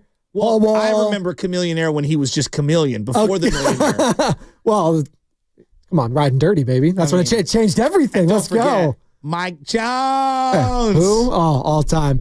We're not going to forget Quinton Post, by the way. 048000. Hit Mike Jones up on the low because Mike Jones up out to blow. I tried to call that number the other day. It didn't go through. Did it go through? Oh, no. It's gone. No. God, Mike Jones, that was a time. I remember that was a time when you actually would give out just phone numbers because now everything's just baked into your phone anyway, so you didn't even have to, like, memorizing phone numbers. Oh, I was a Rolodex. Yeah, but I couldn't. Like, that was one of my faults. Like, I just couldn't memorize phone numbers. My best friend, Keenan, he could, a wizard. He still remembers my home landline from, like, when I was, like, 5. I told my mom, how? Don't ever surrender that landline. Never, right? Yeah, it's an OG one, the right? 415-585. I'm not going to give out the rest, but there you go. I'm an 831 diehard still. I haven't changed my phone number, and I've had opportunities to change it. I'm not going to. By the way, I have opportunities to change it. I'm not. I'm not. Shameless shout out. Stop asking. Shameless shout out. 7:45. Bob Melvin, San Francisco Giants manager. 8 o'clock. Bonte Hill in studio from the 9 o'clock hour to the 10 o'clock. Quinton Post 9:30. All guests on 95.7 The Game appear on the River Islands guest line. Is it time for you to discover the islands, River Islands in Lathrop? Can't wait. We're talking about identity right now. As the Golden State Warriors absolutely just not the Bourne identity, not the Bourne supremacy, not the Bourne identity, not the Jason Bourne. I love all those movies, but the Warriors and Stephen Curry, he puts the team on his back, and they needed it yesterday. 121-115, maybe the most exciting win of the season. Just given everything that's happening, the joy that this team has right now is palpable. And you mentioned the IQ of the team. That's the identity. You think they're a high IQ team. I said mentally tough. 888-957-9570. How would they are, but they're a little different. No, I like that they're a little different, but I think this team is more cerebral than they were 2 months ago. Absolutely. How would you describe the identity of this team right now, Dub Nation? 888-957-9570. You can give a word, you can give a couple words, you can give a phrase. How would you describe this identity of the Golden State Warriors during this Jimmy Butler era now that we're in, this post-Jimmy Butler world? We're all living in it. And again, he's been the talk of the town, and it was refreshing to have a Stephen Curry game like that. I said, yeah, I know it's Jimmy Butler. You guys feel has changed everything, and he definitely has helped Stephen Curry, but it is Stephen Curry's team. And, we were talking about, and Sam mentioned it in one of the calls, and we don't have to get into this today. It can be a conversation for another time. And, it was a close game yesterday, but maybe we have our answer after yesterday. The biggest shots hit yesterday wasn't from Jimmy Butler. It was from Stephen Curry. When the game got tight again, who hit the biggest shots? Stephen bleepin' Curry. It wasn't Jimmy Butler. Now, there might be a time when Jimmy has to take the ball into his hands, and Steph just can't because he's getting quadruple teamed or whatever. They were running some high pick and rolls with the two of them late in the game, and you saw Steph try to defer to Jimmy, and then I think Jimmy, took a couple hard dribbles and then just kicked it right back to Steph. He was not confident in his shot at all yesterday. But that's fine. But at least, here's what I would say to you. At least it gives them options, because there have been other games where Jimmy decided to work the block and got to the free throw line and helped them kind of stabilize a game late in the game. So I don't think it's either or. I don't think there's a problem with it. It's just like, hey, you've got it going tonight. I don't. We're gonna go to you. And that's the luxury now. It used to just be, it had to be all in Steph, because Andrew Wiggins wasn't going to take over. Draymond Green wasn't going to take over. Hell, Pajepsi's going to try to get some shots up, but he's not a consistent scorer enough. I think they missed Kuminga yesterday. Yes, I really do. I think his athleticism was dramatically missed against that team. And the size, the wingspan of Jonathan Kuminga, especially against that team. And again, we were talking about it yesterday, and that's why he's going to be so crucial for this team going forward because of the young talent in the Western Conference alone, in the big bodies out there in the size. 888-957-9570 is the number. Steve Kerr, after the game yesterday, Joe Shasky, asked if this was one of Steph's all-time games in the NBA. Yeah, I mean, Raymond just said it was his 26th game with 10 or more threes. So we're spoiled around here. We're used to it. It never gets old watching. I can tell you that. The fans here tonight, even the Magic fans, they know they're witnessing the greatest shooter ever and one of the greatest performers ever. It's not just the shots going in. It's just the fluidity, the beauty of his movement and motion and his audacity, the shots that he's willing to take. He's an incredible performer, and he put on quite a show tonight. So it's funny, like, that he brings up performer. I go to a lot of games. I've probably been, I don't know, I'm not kidding, probably close to 1,000 games, sure. Like in all the sports, okay?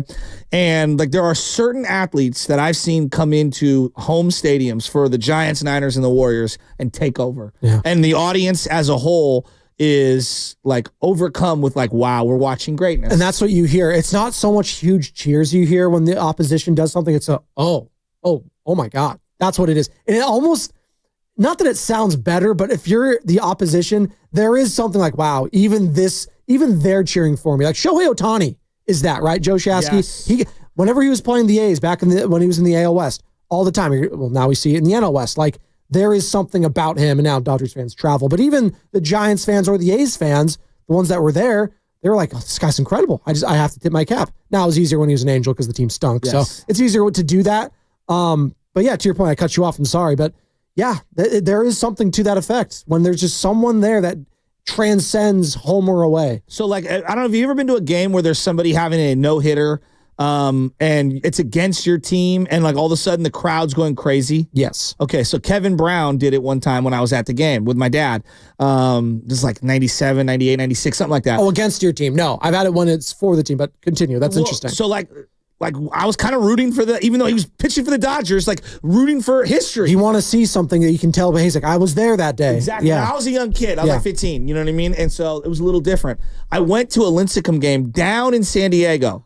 Okay, and he threw a no-hitter, and we happened to be there for a big bachelor party. That's really cool. All the Padre fans were rooting for Lincecum to pull this off, which I thought was just spectacular. There was a couple times where like Hideo Nomo pitched at Candlestick, and everybody was there to just see the Hideo Nomo pitch, and it was interesting. Did Timmy have like 140 pitches in that game? Like 137. It was a lot. I remember, but there's the last catch right in front of us. The lasting image of Buster. Timmy does the fist pump, and then Buster just grabs him up from behind. It was one of the all-time. That's how I remember Tim Lincecum. 100%, all-time moment. And then like football, you don't see it as often because football's so different. But I remember LaDainian Tomlinson scored 5 touchdowns against the Niners, and the Niners were dreadful. Yeah. And Niner fans were like clapping, like, dude, this is incredible. This guy is unbelievable. But very few times in football are you amazed, and the opposing team is like clapping for you. I remember, I think you were on the airwaves last year when it happened. You were at the game where Joe Burrow went off, had like 5 touchdowns, right? 4 or 5. Unbelievable. But nobody was clapping. But no one was clapping. Exactly. That was just more the Niners were on a 3-game losing streak, and people were mad and angry. Exactly. But again, just appreciating greatness on the road when we're watching it. But it is different when you're appreciating greatness, but also just like outright, like you just got to give it up to the guy, right? Absolutely. That's hard to do as a fan too, because I don't want to root for someone else. Especially when people are liquored up. Yes. And like I remember distinctively a Shaq and Kobe game when I went to a Laker-Warrior game, and the Laker fans took over Oracle, and there was like a pass from Kobe to Shaq for a dunk, and it was just like, wow. Like I'm watching Shaq and Kobe against Antoine Jameson. You know what I mean? Like that's cool. That's special. And so, not that I was like cheering for the Lakers, but it was like, that was pretty special. Yeah. To see the Orlando crowd, and there were a lot of Warrior fans there, but there's a lot of Magic fans there. For them to be cheering in awe of Steph Curry, because it felt like in unison, however many were there, 15,000, 20,000, we're all rooting for him. It reminded me of a specific moment. Oh. Barry Bonds. I went 2007. I went to Boston for the Giants versus the Red Sox. And there were all these articles by Dan Shaughnessy and different people from the Globe. God. Don't cheer for Bonds. When he comes up to the plate, everybody stand up and turn around. Don't watch it. And I remember when Barry Bonds stepped up into the batter's box, everyone booed the hell out of him. no one moved from their seats. Now, by Sunday, Bonds batted against Tim Wakefield, and Sunday, after they basically pitched around him for 2 straight days, Wakefield tossed one up, and Bonds hit a home run. R.I.P. The entire stadium. Now, these are Boston Red Sox fans who were sanctimonious, like, we have nothing connected to steroids with us. We just... Exactly. Big Poppy. Yeah, don't even start. Manny Ramirez on line 2. Manny, Poppy. Oh, the ketchup sock, you mean? Please. But like, fake. The entire stadium was giving him a standing ovation as he trotted around the bases. They knew what they were watching was pretty special. You know, it was unique. Yeah. To see Steph get that reception from an Orlando Magic crowd, like that never gets lost on me. No. That, to me, shows you how unique he is, how special he is, and how awesome that moment was for that arena. If you bought a ticket, that's what you signed up for. Right, and I don't know if it was the same level of being in Paris because obviously you're playing the home country and the home, crazy. But I don't know what the fan base was there. Was it a lot of celebrities? Was it like an actual home crowd? But even there, everyone was just in awe. Steve Kerr was actually asked about if he's seen a road crowd like this before. There's a lot of 30 jerseys out there everywhere we go. You know, when we come east, these fans only get to see them once a year, so they know that, or they're hoping they get a treat, and they got a treat tonight. They absolutely got a treat. 56 points for Stephen Curry, 12 3-pointers made. It's outrageous. I can't even make 12 3-pointers when I'm at the park with Nora and she's running around the playground and I'm just getting shots up trying to practice for knockout, my flip-flops and shorts. It was hot yesterday in the East Bay, by the way. It was like humid. It was like 75 degrees. Oh, it was beautiful. It was nice. You brought some of that humidity over here, Joe Shasky. Yeah, not even close to Hawaii. No, it's supposed to be like raining on Sunday, by the way. So there's that. So it's gone after this weekend. But I was trying to get some shots up and I couldn't even make 12 3-point shots. Yeah, you're not going to. Like I was thinking about like when Aaron Judge came. Do you remember that? And like he hit the home run. Arson or Aaron? Yeah, the real Aaron Judge. Okay, sorry. When the Yankees were playing the Giants, and Bonte was there. He let us know. He was the greatest performance he's ever seen. Well, never stopped letting us know.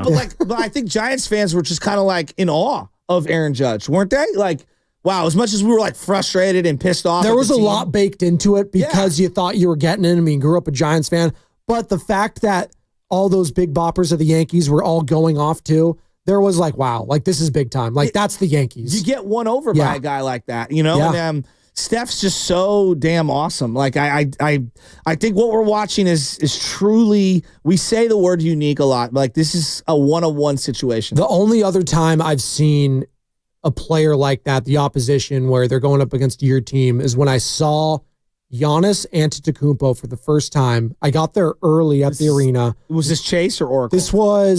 This was Chase. Okay. And I saw him warming up, and I was like, how this guy literally is a Greek god. Yeah. He is the Greek freak. Like this guy is chiseled. I remember when he came out, he was just so tall and scrawny, hadn't grown into his body. I was like, this guy is 6'10", 6'11". He shouldn't be able to move like that because I see Brook Lopez, who's his teammate, who's a true 7-footer, who's just so stiff. Now, Brook Lopez is older. He's been around a lot longer, but the physical athleticism between both guys, it just couldn't be more different. And then I saw him end game going up against, no scrubs like Draymond. There was like actual like good players on the court, but just looking so much bigger, faster, stronger, harder. Daft Punk, thank you. Like he was that guy. That's the only time I was like, wow, like that's incredible. Like I need to like be cheering for this guy. I'm not a Milwaukee Bucks fan. Yeah. I need to be cheering for that guy. He's incredible. Like that. So that was one for me where I just thought no one was stopping the freight train that was Giannis that day. And it was just fun to see him in his prime because he's a Hall of Famer. He's one of the greats. And by the way, they had a big win last night against Nikola Jokic and the Denver Nuggets, the Milwaukee Bucks. Not dead yet in the Eastern Conference. That's one team I am not sleeping on, by the way, yet. Milwaukee. They've I'm had just a lot so focused on the West. No. It's a good point. And you should be. Yeah. You should be because the Warriors right now are the 7th seed. They're creeping up. Everyone's winning right now. 6th seed feels inevitable for me right now for the Warriors. I think they're going to get it. The Clippers. Clippers. Now they're a half game out of the Clips. The Clippers are 4-6. Tiebreakers? I think so, but the Clippers are playing tonight in LA. Again, obviously in LA, but they're playing against the Lakers at Crypto. I was going to say at Crypto, but they don't play there anymore. How many locker rooms? And then Sunday they're playing at Crypto again. So they're two of the next 3 are against the Lakers team that are red hot. They did lose Rui Hachimura to a knee strain yesterday, something to monitor. Luka hasn't even shot the ball well. But LeBron, again, like Steph, these guys are ageless wonders. They're just going to keep doing it until the wheels fall off. Did you like the Warrior jerseys yesterday? I did. I like those ones too. I like those ones. Those are cool. But you know that we had to say there's so many. You know me though. Like I there's so many of them. Well, that's why I was going to say we had to say rest in peace. Oh, why? Did you hear what we put down yesterday? Do we need the Sarah McLachlan in the arms of the Angels? The Lake Show black jerseys. There was a report that they'll never come back. Good. They're literally, there's certain... The Yankees. Yankees, Celtics, Lakers, they don't need Knicks, Giants, like San Francisco Giants. I'm thinking of like... The Giants have so many great uniforms throughout the years. They don't need City Connects. They don't. Yeah, well, aren't those done now anyways, the City Connects? Oh, there's a new one coming out. Do we know when that's going to be launched? They have not announced it yet, Bob but I'm Melvin, sure they're going to question? be so much better than last time. They better be. Dude, you rock that awful orange hat. I do, yeah. So I'm a big fan. I like to like things, you know? I'm not a hater like some. I like to like things. I love that. He doesn't yuck other people's yum, Joe Shasky. You ever heard that phrase? They should just call those the 628s. Meaning I just got here and I have to Is that the new one? Is that the new area code? They split up the 415 and now anyone who's got like a 628. Basically, if you have a 628 number, I know you're not from here. Wow. That's what they should call definitely those not City elitist. Connects. What's that? That sounds a little elitist. It does. I don't think it's elitist. I just think it's real. It sounds like He you're says from judging his someone ivory based off their tower. area code, though. That's exactly what you just said. You're judging someone based. What if I just moved here? I got a great job, great opportunity. I'm trying to ingratiate myself within this lovely. Joe Shasky, I invite you over to meet my kids, meet my dog, and come hang out. And you hit me Like, with oh, God, that's 628. Sorry, Yeah, Spadoni. it's like, I'm I not. actually can't be I'm going to walk associated in. with There's going to be you. a City Connect there. I just can't do that. I can't be And then you hit me associated with like this a guy. Carl the Fog. Like, get out of here, dude. Nobody called Fog Carl. I'll be Calling wearing it my, Carl for I'll a be wearing long my time. Patagonia sweater with my I'm nice. fine with Patagonia. Patagonia is a beautiful brand. I have no Okay. problem with it. North Chasky's Face? right on all of this. Am I- yeah, He's thank 100% right on That's all just- this. I'm Again, sorry, dude. another old school elitist over here, Carter. All right, just I think lots of people call it Carl, No by one the way. called no, it I don't Carl. like that either. I It's don't. so dumb. And It's that got his own person Twitter moved account. away. No, and they moved away, and they've only posted like a couple times. Why? Because they don't live here. You know They who should does? pass that You know who along. does live in the Bay Area though? Quinton Post. Remember the story? The Post, man. But he had his first big game, and he had told the story about Stephen Curry driving him home, It's such a great which story. was like, he's like, that meant a lot to me. He didn't have to do that, and I was like, let's relax a little bit. Steph was like any other nice coworker. I would have done the same thing for you too, Quinton. Shasky would have given me a ride home. So I know Steph is Captain America, all right. And Steph would be humble enough to say, yeah, he just needed a ride home. That's okay. But again, it just goes to show why being such a nice guy like Steph, I don't take that for granted. If I'm a fan of Steph Curry and he's my favorite player, because you listed it off, everyone, it feels like all the greatest of the greats have had some sort of issue with whatever, with whoever, have said something that irked someone. I don't remember the last time Stephen Curry said anything that irked a fan base. Maybe a couple months ago when he said to shut up to the Twitter fingers. That was the first time ever I've seen some of the Warriors fans push back and say like, no, I'm not going to shut up. We need to make a trade. And they did make a trade. Well, so they did, and he's benefited like tremendously. Well, are from you it. kidding me? I mean, Steve Kerr talked about the Butler's impact on Curry yesterday too. Well, I just think we're more comfortable when Steph goes to the bench, which is a big deal. Tonight wasn't our best night in that regard. I think overall, Jimmy gives us a level of confidence that we needed. And then when he's with Steph, you see how smart he is, how the ball moves, the possessions connect, and same with BP. So when those guys are out there with Steph, BP and Jimmy didn't shoot it well tonight, but multiple possessions where they're driving closeouts, swinging the ball, creating an advantage, and then Steph ends up with a shot on the backside. So it all matters. It all matters right there. 888-957-9570. The identity of this Warriors team is what to you as they just keep winning. They've won 5 in a row. It's the longest winning streak in the Western Conference. Let me check the Eastern Conference. It scored 120 in 4 straight It's the games. third largest winning streak in the NBA right now. Cavs have won 8 in a row. And the Pistons have won 8 in a row as well. If you told me the Cavs won 40 in a row, You wouldn't believe me. I would have. But also, I don't think anyone believes in them in the playoffs, which I don't think is fair. They destroyed the Warriors twice again, the pre-Jimmy Butler Warriors. They play the two bigs. I like them. Ty Jerome, Warriors legend, he's actually been Averaging playing like pretty 15, well. 8 and 8 over the last month and a half. Carter rolling his eyes at me. I was like, this is a fact. Ty Jerome's been playing well. He's a good Steve player Kerr was for him. right. He was. Where Steve Kerr was right. Where's Anthony Lamb? Where Steve Kerr was he doing wrong. anything? I think he's in New Zealand. Oh, okay. He's a Kiwi. There you go. Hey, New Zealand's in the I did a lot of island study while I was in You want to go Hawaii. there? there's a lot of long flights. It's a lot of long flights. That's all I'm going to say. Go check out Mordor when you're down there. You're a big Lord of the Rings guy, I know. What is Mordor? I'm very disappointed in you. Evan, I think that Evan is in Huntington Beach. What are we doing? Evan's in Huntington Beach. What's up, Huntington Beach? He wants to join. He wants to join the conversation. What do you got, E-Dog? I just want to tell you guys that I told you so, because I told you that Quinton Post was going to be a dog. Oh. And last night he showed up. What grade are you in, dog?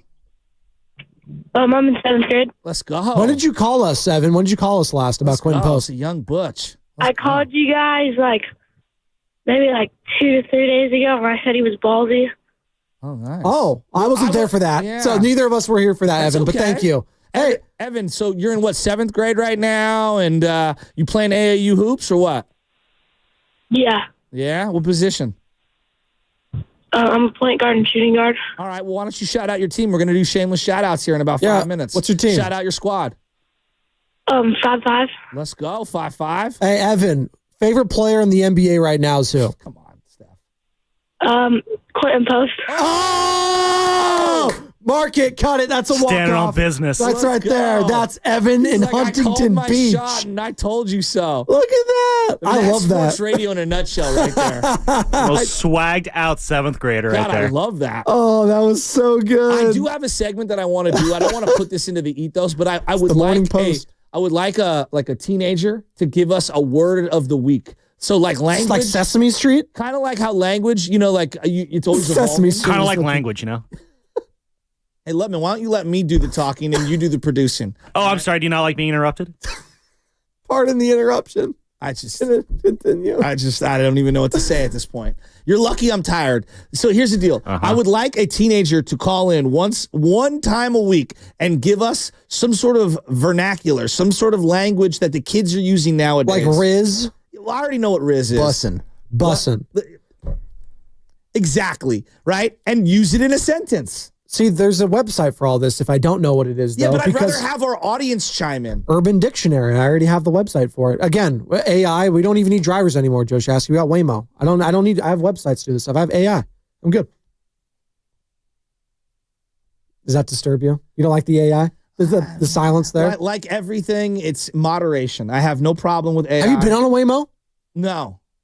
Never? I like to drive myself. Okay. You feel uncomfortable getting into one of those? I just like playing my own music. I like driving. I don't drink, so, whatever. I like getting into a car like Quinton Post did with Stephen Curry and talking to someone on the road. Like, that is still fun for me. If we were to, go drive somewhere or go golfing together, right? Yeah. That's part of the fun, right? Whether you were with your dad at one point or you're with one of your brothers, right? You're going out, you're having fun. That's part of the experience for me. You better listen to my playlist. Well, that's fine. Yeah. Again, no, we're listening if to... I'm driving, it's my playlist. We're tuned in on the Odyssey app and we're listening to whatever's on 95.7 The Game right now because I'm always locked in on Grandy, on Guru, you and me are driving. on Willard and Okay. Dibs. I want to make sure we're clear on this. You and me are driving like, shh, keep that. Gotta hear what Mark and Guru are talking about. Don't talk to me right now, Spadoni. I'm locked in. I liked what they had to talk about yesterday. That was a great show. I love listening to they were Grandy and great. Guru. I'm just saying, how ridiculous does that sound? The G-Men. You like that? The G-Men, the GGs. I do like that. I mean, you could do Giddings too and Guru, but Grandy and Guru, all of them. The G-Men. I like that.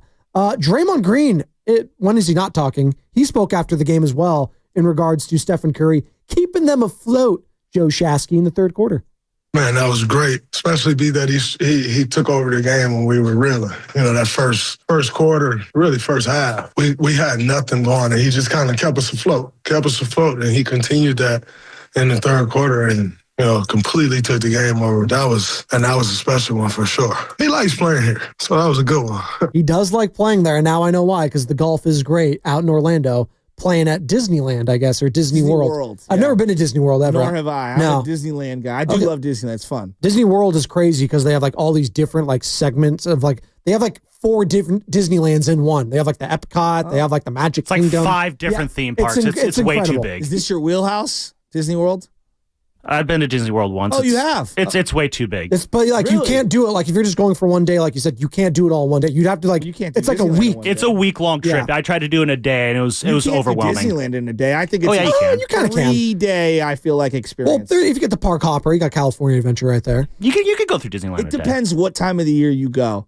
you got to stay for a couple days. Hi, I'm Joe Spadoni, and when I think Disneyland, I think Disneyland Resort down in Los Angeles. I love when I take my kids to the Disneyland Resort. Benjamin, Nora, they have a great time out there. Goofy's Kitchen, you got to check it out. I think, if honest to God, this is not even a take. This is just a fact. If you go to Disneyland and you're miserable, you're probably a miserable person. Well, that's kind of like going to a Warriors game and watching a Steph Curry performance like that and being miserable, even if you're the opposition. It's not, you can't do it. Like, do you love the sport? Yeah, right? Like, I have a smile on my face watching Stephen Curry play ball. Now, come playoff time, if I'm the opposition, yeah, I'm mad. That's a different story. I'm angry as hell. Yeah, that's a I'm not story. appreciating what he just did to me. I didn't walk out of Game 5, Giants-Dodgers, like, oh, that Bellinger. You know what I mean? Like, I was devastated. So you said Camilo Duvall, why the hell can't you throw your fastball that's 100 miles an hour? Why are you shaking off Buster Posey the entire ninth inning? Oh, that one's still frustrating. What's Camilo Duvall? What's he up to? Besides, I don't know. We're going to get into Bob Melvin. Bob Melvin's joining us in about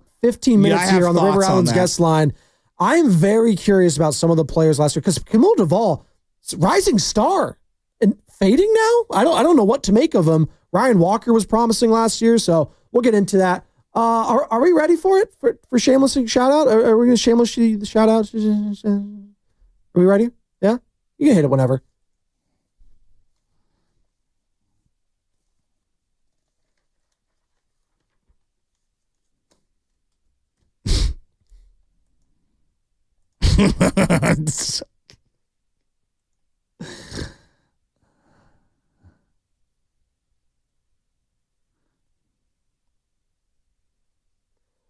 All right, we got a lot to get into. Shout out whoever and whatever you want. 888-957-9570.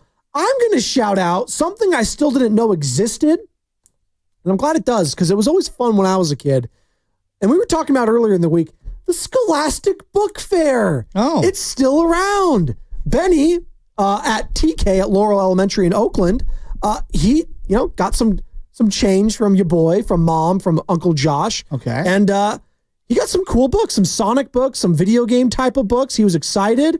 And he got not just books, I guess, at the Scholastic Book Fair, but they got a lot of posters now, too. Going back to Quinton Post, you got a Sonic the Hedgehog poster with Shadow on there. Are you aware? Nice. And he's on this. Love Sonic the Hedgehog. There you go. And he got a Miles Morales Spider-Man poster as well. So he's very excited about that. Shout out the Scholastic Book Fair. Still throwing it down. Back when I was a kid, hey, man, if you got like $20, like that, you needed 20 because 10 or a 5 wasn't cutting it, Mom. You were getting like the Pokemon stuff. You're getting the stuff that wasn't really actually like you weren't learning anything from the books. You're getting some of the fun stuff with stickers, the Ripley's Believe It or Not, oh, yeah, the Ripley's. Guinness Book of World Records the cheat code books. The cheat code books. Yeah, those were great. Those were awesome. So shout out to Scholastic Book Fair and young Benjamin. We've got a lot of sports shout outs, but let's start here. Happy birthday, first birthday to Sienna Crowley, my buddy Ryan, one of my oldest friends. Oh, I met Ryan. Very nice guy. Yeah, and Samantha, their little daughter, is turning 1. So happy birthday to her. And then I want to give a shout out to the triplets, my nephews and nieces. They have their confirmation, and as well as the other 8th grade class at St. Cecilia's tonight will be over there for the confirmation ceremony. Michelle is Maddie's confirmation sponsor. That's awesome. So we'll be going over there, and I know Charlie and a bunch of the kids in that grade are going to be taking their confirmation. But my nephew and nieces, the triplets, they're getting confirmed. So they're going to be one step closer to God. There you go. I am also confirmed as well. I haven't been to church in a minute. I haven't gone to mass in a minute, but you know what? Once you're confirmed, you're in there. You're in the fraternity. It's all right. We have a father on my, I have Father Tim that we could always hit up, Father Patrick as well. Me and me and JC are tight. We got a good relationship. Don't worry. I don't need to go to church to let you know that. What's up, Carter? What you got? I'm going to shout out someone I don't know, but yesterday was the biggest hit in DraftKings history. What? A man bet 20 cents and won $9.28 million. What? What is the bet? Not kidding you. What parlay was this? I couldn't find the parlay, but I would have, if I had to guess, they parlayed every first basket basically in the NBA. That would just be my guess. I'm looking this up right now. 20 cents to 9.28 million. That's incredible. Unreal. Well, while we filibuster to find that, 510, I want to shout out St. Anne, Union City 4th, 6th, and 8th grade CYO teams, all in the Oakland Archdiocese championships. Any chance we can get them a shout out? Well, I just did. I shouted them out. I hope those boys have a great showing in the CYO championships. Go St. Anne's. Lubby. Oh, he's screening calls. Let's go to Ben in the SF. It's a great name. What's My up, son's Ben? name is Ben. What's up, Ben? What you got? Who you shouting out? Hey guys, I'm shouting out my son Kieran Hancock. He's going through surgery today with Dr. Nirav Pandya. Oh. And it's going to be a knee surgery soon. He can play basketball again.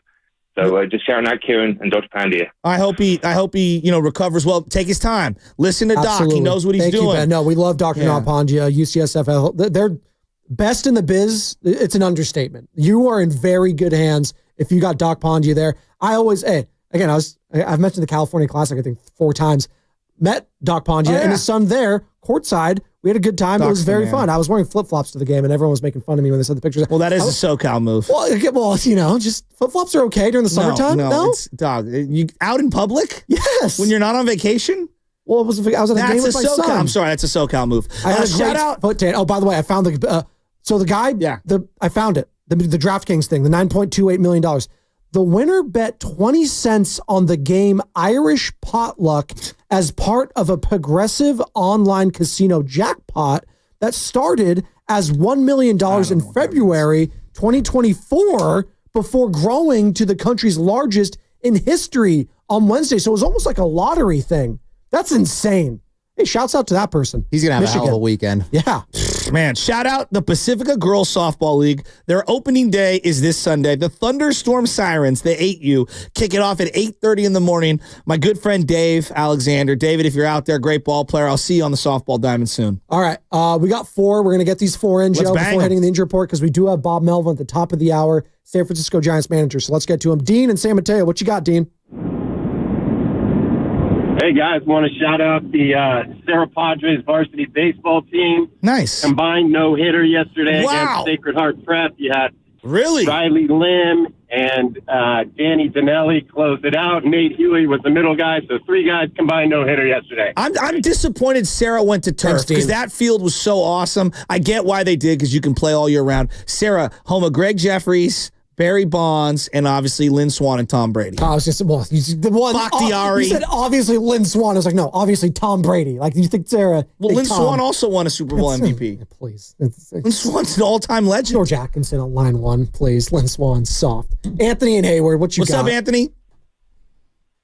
Hey, guys, I just want to give a shout-out to Quinton Post.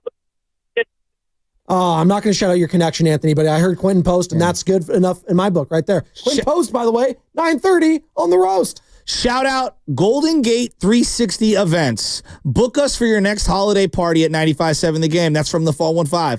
Golden Gate 360 Events. Book them for your next holiday party. Book them, Dano. Jeff and San Mateo, who you shouting out? Hey, I'm shouting out my wife, Katrina, who just gave birth to our first child last week. Congratulations. What's the name? And his name's Adrian. Adrian. Oh, congratulations. And get some sleep, young man. It's going to be very You're not going to get any sleep, Jeff, but it's okay. You know what? People always try to fearmonger. You're not going to get any sleep for the rest of your life. That's okay. It's a good thing to have because you want to spend all that time with your child. You want to let your missus or significant other get some rest. And then you'll get rest. It's always a balance in life, Joe Shasky. CCS playoffs are going on right now. We got Reardon SI this weekend. Reardon SI. Reardon's still undefeated. I mean, let's go. Let's go, Joey Curtin. All right, Greg in Halifax, wrap it up for us. Who you shouting out? 42% from 3 right now. Because I feel like that's way better than... Hey, I feel like Karl Malone took everything that's got to do. All right, he wasn't ready. He was talking about Karl Malone. I don't know. Who was he talking about? I don't know what that guy was talking about.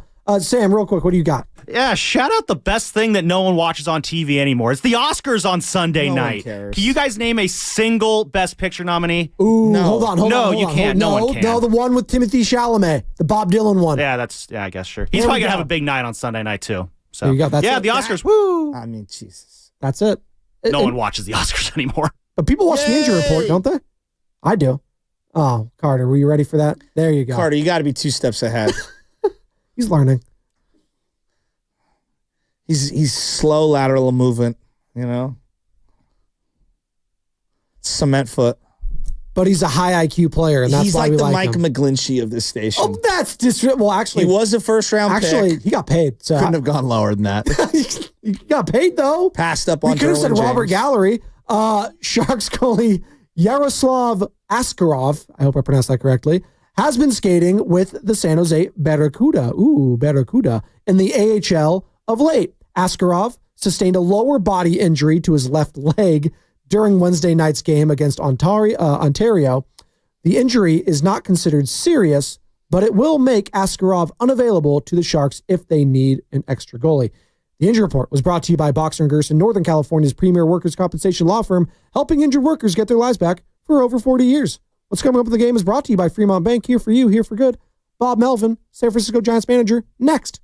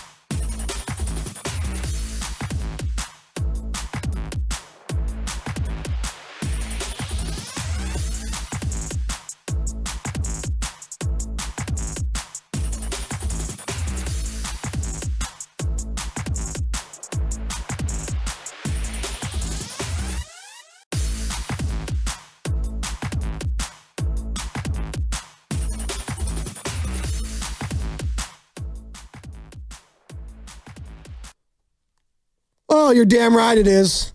Oh, we're rolling. We're halfway home here on a beautiful Friday in the Bay. The weather has been it's been warm, unseasonably warm, but I'm not going to complain about it because you know what? I think rain is in the forecast.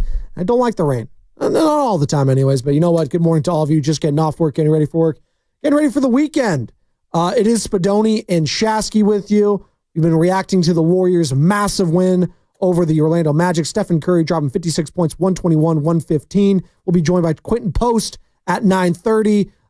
Quinton Post, obviously the Flying Dutchman, as I like to call him, the Morning Post this morning as well. 18 points for him off the bench. Bonte Hill, 9 o'clock hour for the entire hour. But right now, we're joined by a very special guest, courtesy of the River Islands guest line. As all guests on 95.7 The Game appear on the River Islands guest line, isn't it time for you to discover the islands? River Islands in Lathrop.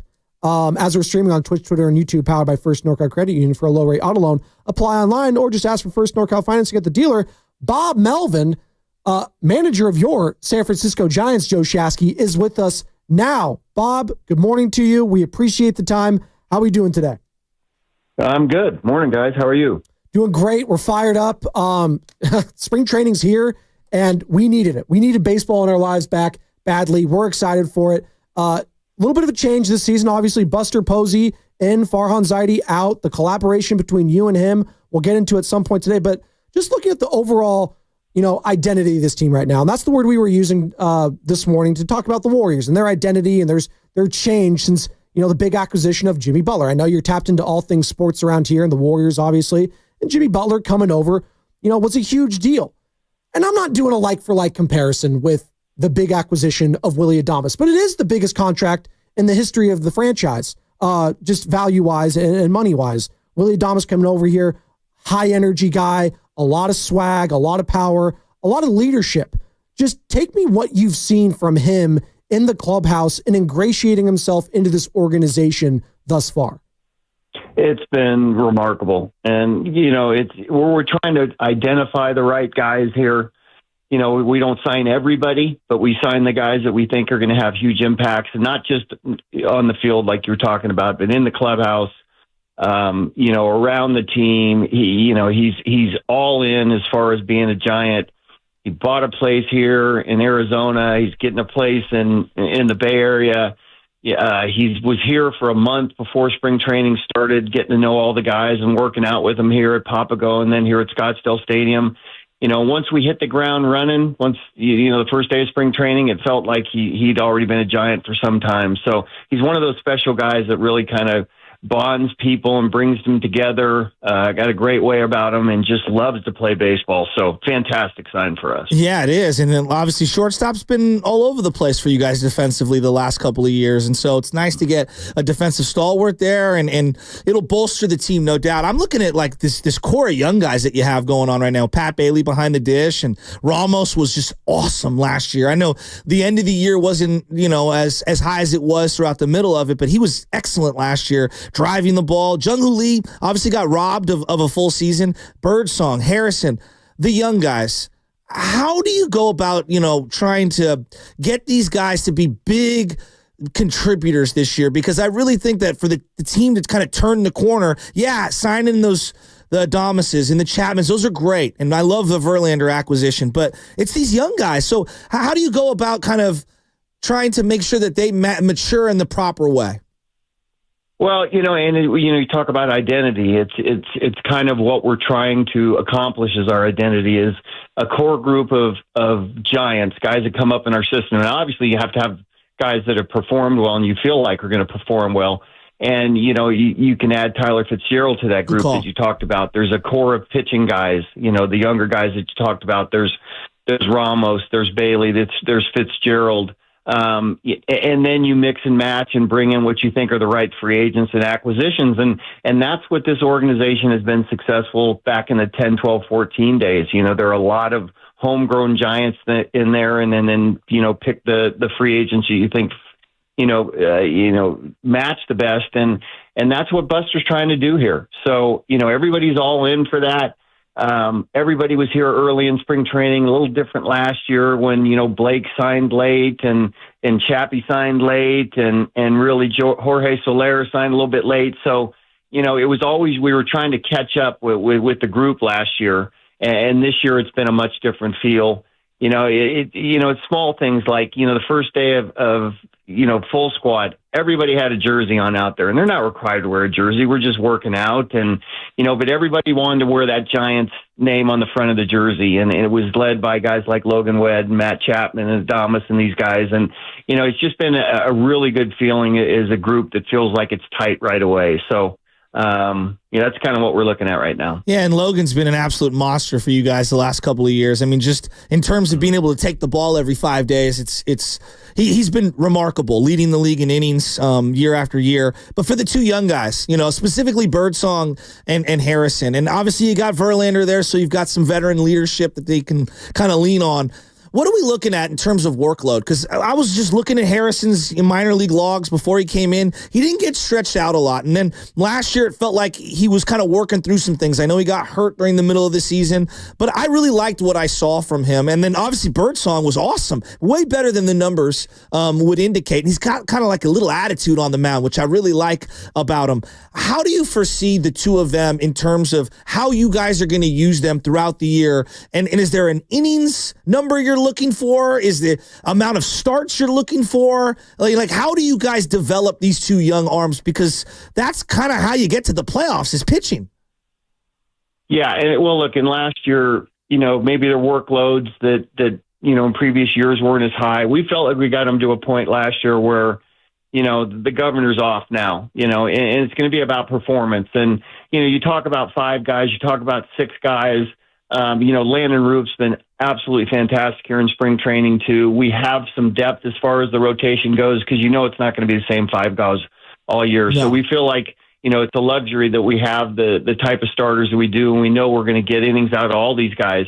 But we feel like up to 150 innings with everybody, with the younger guys, and obviously Robbie Ray and Webby and Verlander kind of lead the way. We'll see where we go with them. Jordan Hicks is in a much better place this year as a starter, and then we have the depth with the younger guys in the rotation. So I don't think we're looking at any innings limits on these guys this year. We do know that we're going to need more than 5, but we're well situated for all these guys to just kind of do their thing and not worry about the innings.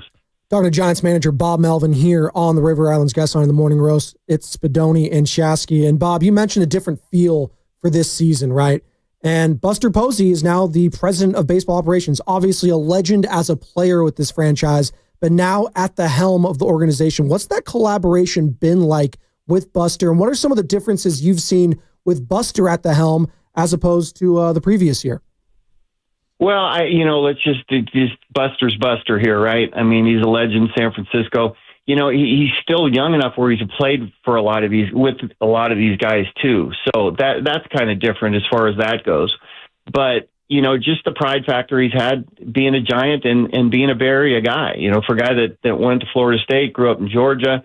After his career is over, he moves back home and realizes, what, San Francisco's the place for me, the Bay Area, comes back and, now he's head of baseball operations. So I think everybody has a little bit of, of a pride factor in that we're working for Buster Posey, we're working for a legend for the Giants, and he cares so much about this organization. Yeah, there's no doubt about it. And there's just a credibility, I think, in front of people where, he's got that stature. I'm looking at your bullpen, and Ryan Walker was spectacular last year. I don't even know if that begins to describe how good he was. And then Duvall had a rough year. He was all over the place. And I know that bullpens are a work in progress. So we're starting off today, and it'll change by June, and gosh knows what it'll look like come September. But what's the bullpen look like to you working backwards? Well, I mean, Walk kind of cemented himself in the closer's role. And, the one difficult part about putting him in the closer's role is he was also that guy that came in with runners on base, the starter's runner, maybe in the 6th or 7th inning, and was the fireman there, would go 1+ and do all those type of things for us. Camilo had a little bit of a tough year for him, but if you look at the back of his baseball card, he's an all-star. He's had great years. He's throwing the ball really well right now. He's worked on a lot of things to make himself better. He's throwing his fastball for strikes here in camp, and there's a lot to like about, what Camilo can do for us. So, we'll start with Walker in the closer's role. There's no reason not to. with Tyler Rogers and Camilo, we have Sean Jelly, we have Randy Rodriguez, we have Spencer Bisvins last year. We have Eric Miller as a left side. So there could be a couple of spots open. Maybe it's a second lefty. Maybe we just use another righty. Maybe one of these starters ends up in the bullpen, to give us some length to start the season. But we feel good about what we accomplished last year with these guys. And it's always nice to have competition in camp, too, for a couple of spots and guys digging for something. Absolutely. I know Randy Rodriguez was a lot of hit and miss last year. I really liked him. I thought he showed a lot of promise, and he's got to adjust and stuff. You referenced the high leverage situations, and you've been doing this a long time. You know that's not all saves are created equal, and sometimes the most important part of the game is that sixth inning that you referenced with runners on second and third and one out. How has baseball changed in your time in terms of the utilization of that bullpen in certain arms in different spots as the league is kind of dramatically shifted into where it is? Like, how do you view using some of those arms in those spots now, maybe, and how it was different 4 or 5 years ago or even 10 years ago? Well, yeah, I mean, like a while ago, it was the starting pitchers were, for the most part, out there for 7 innings, and in a plus game, you're probably only using 2 guys. It's completely different now. There were times last year where we were only comfortable with our starter going 5 innings, and now you're covering 4 innings out of the bullpen, which sometimes is difficult to do. We feel like with our top 3 or 4 guys that they're going to give us some innings, and certainly with Logan, that's the day that you feel like the bullpen just gets a rest completely. So, there's competition not only in who's going to make the team, but also who's going to be where in the bullpen. Tyler's really comfortable in the 8th. We'll see if Camilo can be that guy to come in and get us a punch out. Sean Jelly at times last year came in, did a really good job, get some ground balls. Randy Rodriguez has a plus power arm. Spencer Bivin can give us some innings as well. So that's kind of what we're trying to work out before we start the season, is who goes where in the bullpen. And you know what? Eric Miller had a terrific season for us, had quite a workload too. So we'd like to find another lefty to take some of the pressure off him, maybe earlier in a game. Some length from the left side. I'm not sure that's going to happen, but we feel like we have enough arms down there to make good decisions and have a good bullpen to start the season. Talking with Giants manager Bob Melvin here on the Morning Roast, courtesy of the River Islands guest line. And, Bob, we were talking before the show, and you add Justin Verlander, and this guy is probably, if he's not the greatest pitcher of his generation, he's right up there. I mean, for my lifetime, it's probably him, Clayton Kershaw, you name it. I mean, this guy has been a baller. Obviously, he's a little older now, but what's it like coaching this guy now when he was a part of probably 2 of the toughest losses of your career? I hate to bring it up, but obviously you were the manager for the A's for so long, and Justin Verlander was a part of those Tiger teams, which caused just so much pain in those divisional round series. What's it like now coaching him and not having to coach against them? Well, I'd rather have him on our side for sure. and once you're around him, every day, you realize not only is it the talent level, it's obviously an extreme talent, but it's the competitiveness and this curiousness to how to get better all the time. He works so hard. I didn't realize how hard he worked on his craft and how well he knows himself. I mean, in the bullpens now, you have all the TrackMan and all the, the video and everything. You're getting your vert and your velo and all those things, and he can basically call his shot. This one's going to be 94. It's going to be on the corner away. It's going to be 18 vert or whatever. He knows himself so well that you really understand at his age now why he's still so good. It's because he's competitive and he never leaves a stone unturned. So, and for our younger guys, especially our younger starters, to see how he goes about it every day, he's out there on working on something to make himself better. It's a great resource to have, and he's been all in as far as trying to help out some of our younger guys. So far so good with him. I've gotten over the fact that I had a couple tough losses with him. I'm just glad to have him on our side. Yeah, I'm too. I'm really looking forward to seeing him pitch. But Bob, you talked about guys kind of buying into roles, right? Like whether it's Rogers, he really likes to be in the 8th inning. I have like a running joke. Every parent wants me to have their kid play shortstop and bat leadoff, and it's just it's impossible. Somebody's got to play right field, And that was me, Bob. I played right field. I didn't mind. But, like, is it harder now to kind of get guys to buy into the ever-evolving roles of baseball, whether it's the platooners for the everyday players, whether it's these bullpen arms coming in the sixth inning? Is it a tougher sell nowadays with so many people in their ears, whether it's social media, family members, or whatnot? Or are guys pretty astute that, hey, if I just buy into this role, good things are going to happen? Yeah, you know what? I think it's actually a little bit easier as far as bullpen goes now because everybody realizes that we're going to have to eat up some innings out of the bullpen. And, even last year when I say Tyler likes the eighth, he likes the eighth, but he also realized that if there were 3 righties in the seventh and 3 lefties in the eighth that they weren't going to pinch hit for, that Miller was probably going to get the eighth and he would get the seventh. So he was fine with that. All these guys realize that the bullpen's going to flip around as the season goes along, and just because you start in a certain role doesn't mean that you're going to end up there. So we got complete buy-in from the guys in the bullpen. They just want to win. Hey, Bob, we appreciate your time. We know you're a very busy man right now. This is a very important time for the team, the camaraderie, all of that, being around the team, and we just hope we can talk to you throughout the season, man. Good luck, and we'll be watching. We're excited. Don't be a stranger for the San Francisco Giants. Thanks, Bob.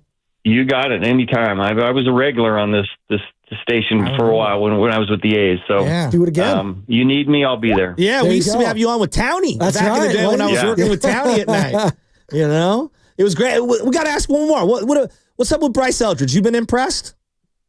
Yeah, I have. I mean, if you're around him and just talking to him, it doesn't feel like it's a guy that's just turned 20, 19, 20 years old.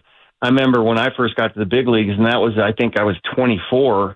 I couldn't even have a conversation with Sparky Anderson. As a matter of fact, I tried to avoid him, and he's really comfortable talking to me. Obviously with this day and age now, these guys have had the spotlight on him for a while. His first game, he ends up striking out. He's 0-2 the second time up, and hits a 2-strike homer up about 40 feet up in the berm in center field. You watch his batting practice, you watch his work. It's a special bat. For a while, coming up, he was more of a pitcher and a DH, and he's learning the position at first base. So obviously his bat's a little ahead of his glove right now, but he's a hard-working kid. He's going to have a really bright career for us. We're pulling for you, Bob, and we appreciate you coming on with us, man. It's I'm glad you're back in the black and orange. I know it's been a couple years, but we appreciate you because you get us. You're a Bay Area guy. Well, thanks. Yeah. I mean, if we had more time, we'd be talking about the Warriors too. But like you said, I got vibes are good, Bob. Here, but vibes are good. Hell yeah. The Jimmy Butler thing. Oh my God, it's a different team right now. Oh, it is. We're so pumped. There it is. Thanks, Bob. Thanks, Bob. Have a great one. That's Bob Melvin, manager of your San Francisco Giants. That was great. And he's just such a personable guy. He's a good dude. He's a very good guy. He's a good dude. I think he's gonna. Listen, I hate to just go from an interview and say, oh, we're going to gas them up. Oh, they're going to make the playoffs. No, but I do think the vibes of this team are very important early on here. We're talking about vibes with all the Bay Area sports teams, right? What are the vibes right now with the Warriors? Well, they're great. Why? Well, they made a big trade, and one guy in Jimmy Butler changed everything. That's why I wanted to open it up with Adames. I'm not saying Willie Adames is Jimmy Butler and what he's accomplished in his career. Jimmy Butler was the best player on 2 teams that went to the finals. But what I'm saying is, energy is infectious. Yeah. And when I watch a guy like Willie Adames, that is what has been missing for the San Francisco Giants. They have missed that wow factor, that excitement every single day from a player like him. And the fact that he is a shortstop, Joe Shasky, it's huge because he's not a right fielder. He's not a left fielder. That was me. I was not a very good player. They stuck me out in right field, and I got hit my very first at-bat in Little League, and I never wanted to play again. Hit right in the wrist, scarred me for the rest of my life. But I got on base a bunch because I got hit because I crowded the plate. Let's think about shortstop. Let's just think about the last 2 years, okay, for the Giants, which is the most your best defender plays up the middle, whether it's catcher, shortstop, center field. Like that's where you want to be strong up the middle. Yes. Right? Obviously you want to be strong at every position, but up the middle is the template for every playoff team. I look at shortstop. Last 2 years, you've had a little Crawford. You had the guy what's the guy who's now with the St. Louis Cardinals, who started the year off with them and was hurt. Come on, he got DFA'd and then joined the Dodgers. I know Nick Ahmed. Nick Ahmed. There you go. God, I forgot about Nick. I forgot about Nick Ahmed. Okay, Brett Wisely played shortstop last year, and he's not a shortstop. Sam Marco Lubman, Luciano cost them how many games in the short stint he had at shortstop? Tyler Fitzgerald played shortstop. was okay. He was okay. Offense was better than the defense. Yeah. I mean, he had that horrific drop between him and Luciano in San Diego, and then they both just looked at each other as guys are running around the bases like they're in fourth grade. Shortstop has been a huge problem. They've led baseball in errors back-to-back years, or at least at the top of it, and specifically up the middle, and it's been a big issue. I think Tyler Fitzgerald showed a lot of promise with the bat. I don't know how real that is. Dude, he was Barry Bonds for like a stretch. The guy like 11 home runs. 3 weeks. He was unreal. It really was. But is that real, or is that like a little him overperforming? I don't know. Brett Wisely came up and tore the cover off the ball, and then kind of swung at everything. I like Brett Wisely. Casey Schmidt, between him and Wisely is their backup. But then you go up the middle like, okay, Jung-Hoo Lee in center. What am I going to get from him? I kind of don't know. Yeah. Is he going to be injured? Is he going to play a full season? Is he going to bat 240? Is he going to bat 310? Is it going to be another adventure out in the outfield too? Because that was it. That was too. He misplayed a lot of balls. He got hurt on that. No doubt. He needs to ingratiate himself into that ballpark early on and try to be more comfortable, because he clearly didn't look very comfortable last year. Now there's a lot baked into that. Guy's going to a new country. He's going to a brand new team. There's a huge learning curve right there for him. I do think he has a chance to be the fan favorite though this year if he just stays healthy, because he's just a fun player and a guy that's just fun to listen to talk. Like, he loves his In-N-Out burger. I love that about him. I'm finding things about Jung-Hoo Lee that is very fun. Who doesn't love In-N-Out burger? Well, there's actually a haterade on In-N-Out now. They're full of it. If I came with a box of In-N-Out burger, you're eating it. Like, people are so... People not from California don't like it. Five Guys. It's so much better. Yeah, it's $20 for a hamburger. Miss me with Five Guys. It's so expensive. You can get... Look, all I have to say is, when you have a car full of 12 and 13 and 14-year-olds coming out of a baseball or basketball game, and you go, let's go to In-N-Out burger, and it's like $42 for 8 burgers and, a bunch of shakes and fries. It's the best bang for your buck that you can find. I think I'm going to get some In-N-Out burger tonight at Alameda. That's what I'm going to do. And I'm going to get a Neapolitan shake. After the show. Yeah, I think I'm going to do that immediately. Roast trip to In-N-Out. There you go. So just talking about the shortstops and just ranked just where they are. And I've, what rankings mean or whatever. But Adames was a very, very good defensive shortstop in the Rays system and with the Brewers. He had a bad month where they changed the grass. No, I'm not joking. No, sure. They changed the grass and some of the hops were a little different. And he had like 4 or 5 errors in a 3-week period.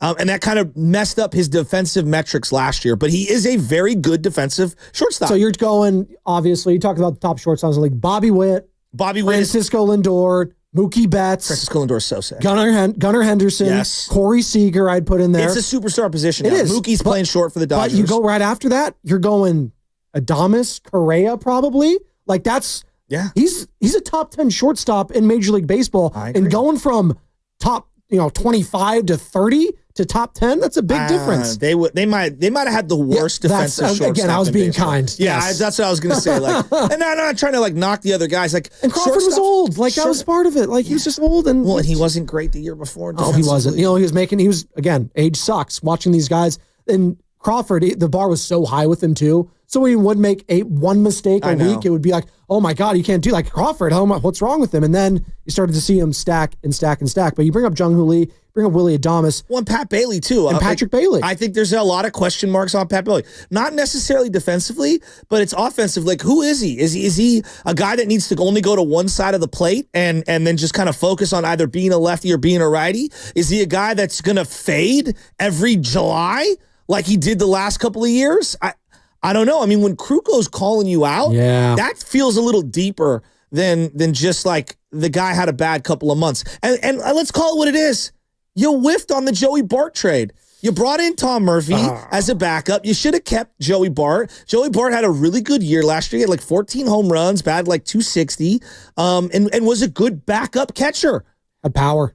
A good backup catcher. He looked good, really good for the Pirates, who are, again, they have a lot of young talent on that team, and they kind of faded down the stretch there as they usually get hot. But And listen also, by the way, they have one of the biggest holes in the sport with no power at first base. None. And that's why you want Bryce to be that guy. People shoving on base percentage down my throat with Lamont Wade Jr. It's like, guys, this is a premium power position. So unless you're getting that from second base, shortstop, or center field, right? Like, you better be getting premium offensive production from your first baseman, because everyone in the league is. It's, you think of the Pete Alonsos of the world. Could you have gotten him? Because it feels like. See, I want the Vladdy. I still think Vladdy's the move to make. We can get into that. I would package Duvall. I know you don't want Luciano and Matos. You're not packaging the one guy that they would want because they're going to want Bryce Eldridge. Yeah, but. And I would absolutely do that in a heartbeat if I'm getting Vlad Jr. Sorry, Bryce. Did you see the trade that the Astros made with for Kyle Tucker? Which one? Yeah, I saw the trade, but that was also a while ago. The Giants took someone 13th overall, who I like, Tibbs. We'll see if he's any good. James Tibbs. He hasn't been up. He's like AA, I think, is the highest he went. Well, the pick right after them, the Cubs took this third baseman from the same school, Florida State. He's their number one prospect, and he got traded in the Kyle Tucker trade. He's probably going to be the Bregman replacement. He's hit a bunch of home runs this spring. The Astros are a very curious team to me. Well, they are, but they should have a lot of money, right? I feel like they should have a lot, but they don't spend a lot, but they've been winning. And I understand because they had a lot of young guys. They let Correa go. Bregman's gone now. Yeah. He's a Red Sox. I know. And then he's betting on himself. He's doing his they have the Jordans, and then they're going to put Altuve in the outfield. Well, I think they thought Pena was going to be that guy, or Pena. Yeah, the shortstop. Yeah, he has not translated as well as... I thought he was good. Yeah. ALCS MVP. Thank you. He was. God, are we up against it? We got a couple minutes here, Sam. We're good. Bye. Okay. I'm excited for baseball. I know we're in a Steph Curry mode. We can get back into Steph, but I am pumped up for baseball. Well, no, we can get into it on the other side, and then we'll bring in Bonte, get his thoughts on that, and then Quinton Post, obviously 9:30. So we'll finish up strong with the Golden State Warriors. Obviously, Stephen Curry, 56 points yesterday in a massive win against the Orlando Magic to start a 5-game road trip. Oh yeah, you might be getting Jonathan Kuminga back sooner rather than later too. We'll get into that. Steve Kerr had some thoughts on that. And reaction to Bob Melvin. The identity, we're talking about the identity of the Warriors. What is the identity of the San Francisco Giants? What does it need to be this year for them in order to compete? We'll get into that. It's Spadoni, it's Shasky, it's the Morning Roast, and it's brought to you by, as I have all my reads here, Fremont Bank, here for you, here for good.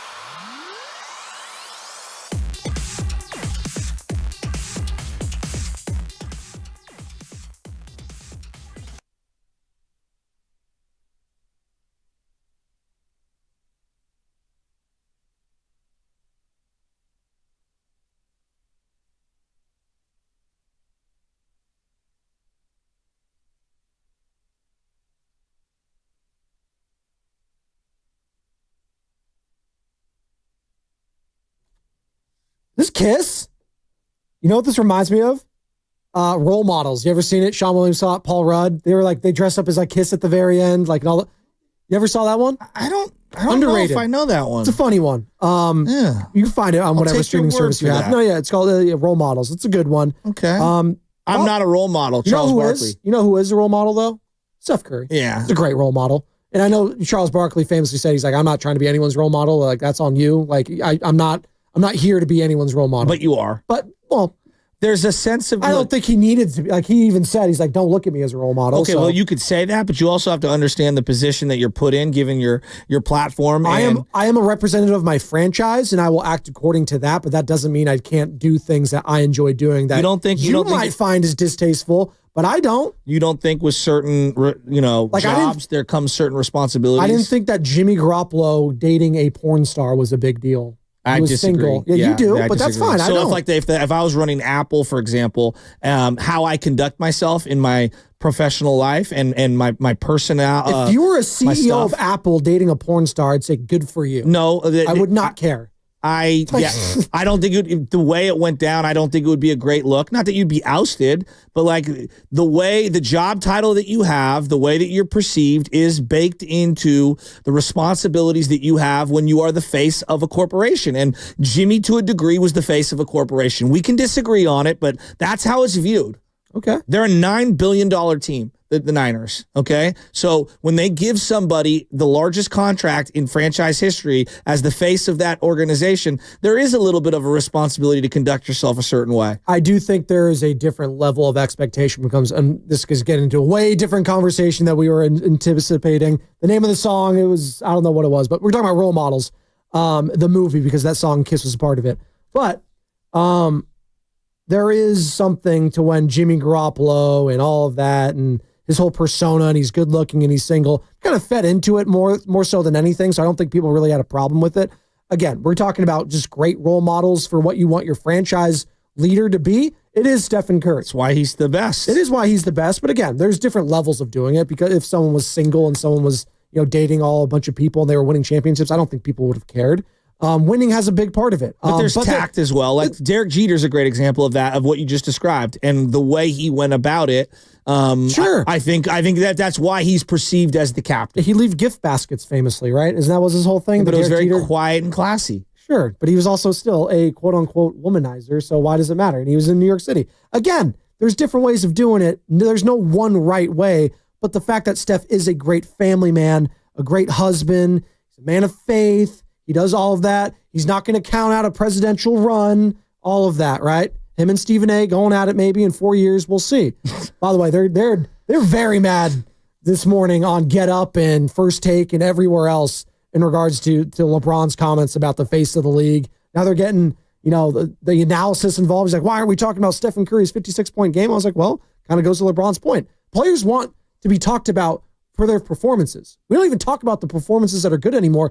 There should be up right now. Everyone should be talking about Stephen Curry's 56-point game, Joe Shasky. Everyone. It was incredible. But instead, we got to parse words. What did this person say after the game? I didn't like what they had to say. I'm going to take it personally.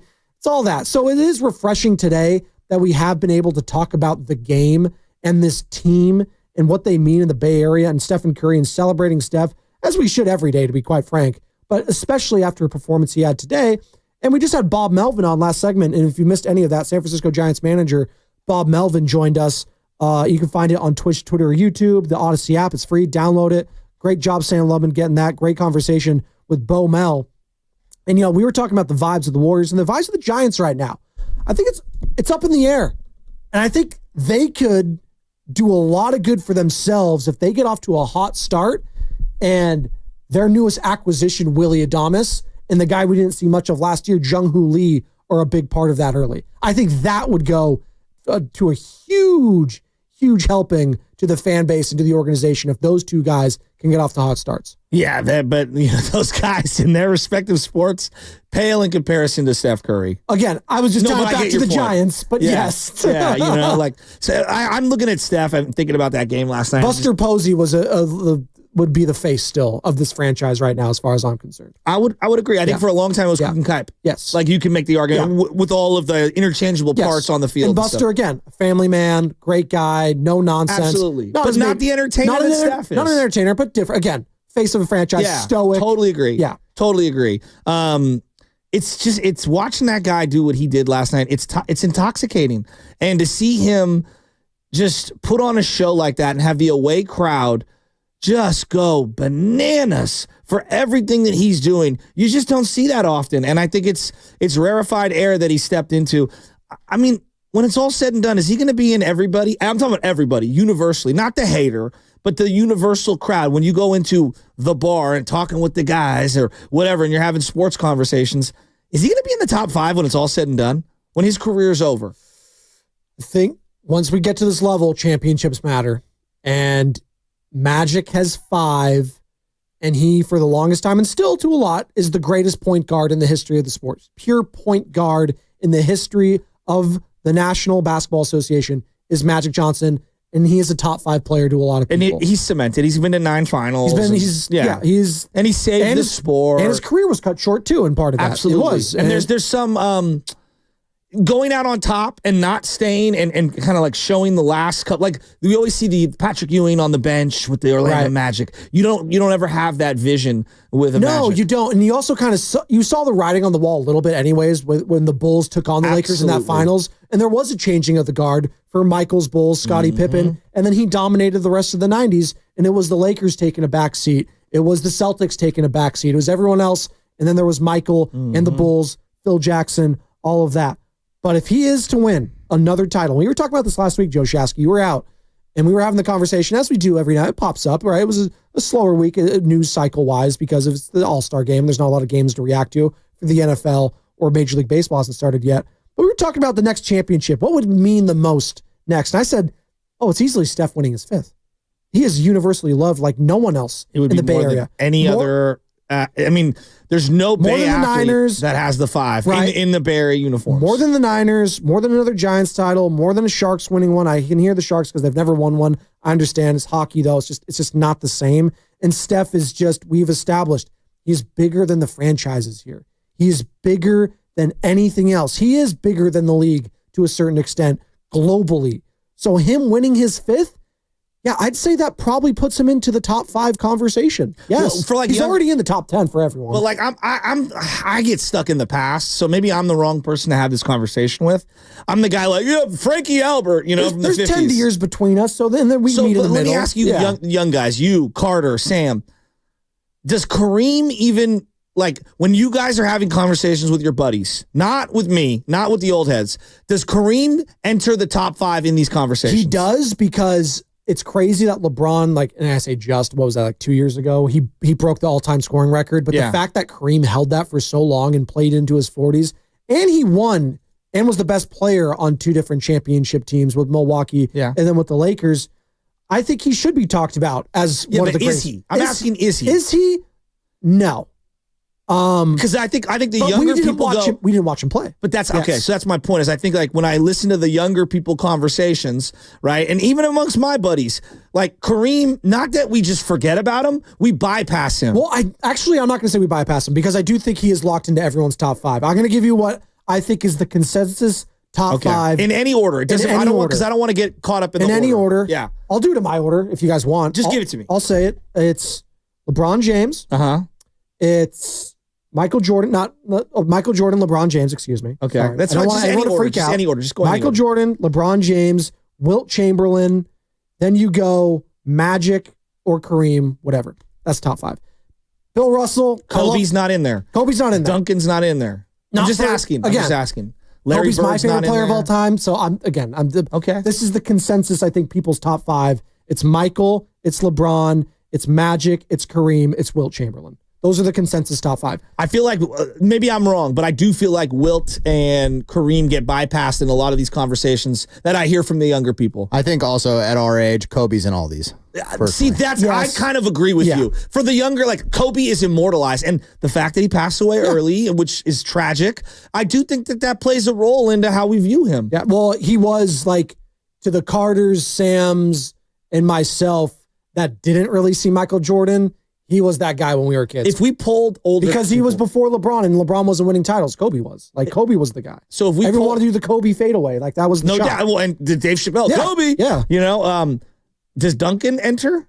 Because I feel like for the older heads, we respect Duncan, and I do. I know he's not a name that's gonna roll off the tongue, Jordan, LeBron, but eventually Duncan's got to be somewhere in the mix. No, he's a top 10 player of all time, and I think a lot of talking heads like Steiny would get in the argument with me that he thinks Tim Duncan was a better player than Kobe and should be higher in him in the all-time rankings. A lot of old heads feel that. But there's again, we're talking about the aspects of what makes Stephen Curry so different. So who's getting knocked out then for Steph? Well, let's do the other top 5 then. So we got Kobe in there. We got Tim Duncan. Uh-huh. All right, who else am I missing? Is Larry Bird? Because for a lot of people, Larry Bird's in there, and I don't know. I have a hard time with Larry Bird because I think that playing for the Celtics, being the white guy, being the anti-Magic, there's a lot that's kind of baked into it that I do think that he gets, not that he doesn't deserve to be. He absolutely deserves to be in this conversation. But I'm saying, is he a cemented top 10 guy for you? Because if I ask Bob Ryan that question, I think Bob Ryan answers, completely different than us. I think he's putting Bill Russell in the top 10. I think Larry Bird's in the top 10. I'm sure Steiny would have a similar, ESPN did. KD to me. Right. If you're asking me Larry Bird, KD, God, that's a tough question. Right. So ESPN, I don't want to disrespect either one. ESPN did the top 10 of the NBA top 75. So within the top 75 anniversary team, they had a top 10 within that. And this is what ESPN had. Number 10. Bird's got a montage of just passes that's 40 minutes long. Number 10 is Kobe Bryant. Kobe 10, okay. Number 9, Oscar Robertson. That was interesting. Yeah. Averaged a triple-double for a season. Number 8, Tim Duncan. Okay. Number 7, Larry Bird. Okay, 7, wow. Yep. Number 6, Bill Russell. Okay. That's really low for Bill. Keep going. Number 5, Wilt. It's tough to argue. Number 4, Magic Johnson. Okay. Number 3, Kareem. Okay. Number 2, LeBron. Number 2, Michael Jordan. Number 1, Michael Jordan. Number 2, LeBron. Number 1, Michael Jordan. Yeah, okay. Correct. Yeah. Interesting.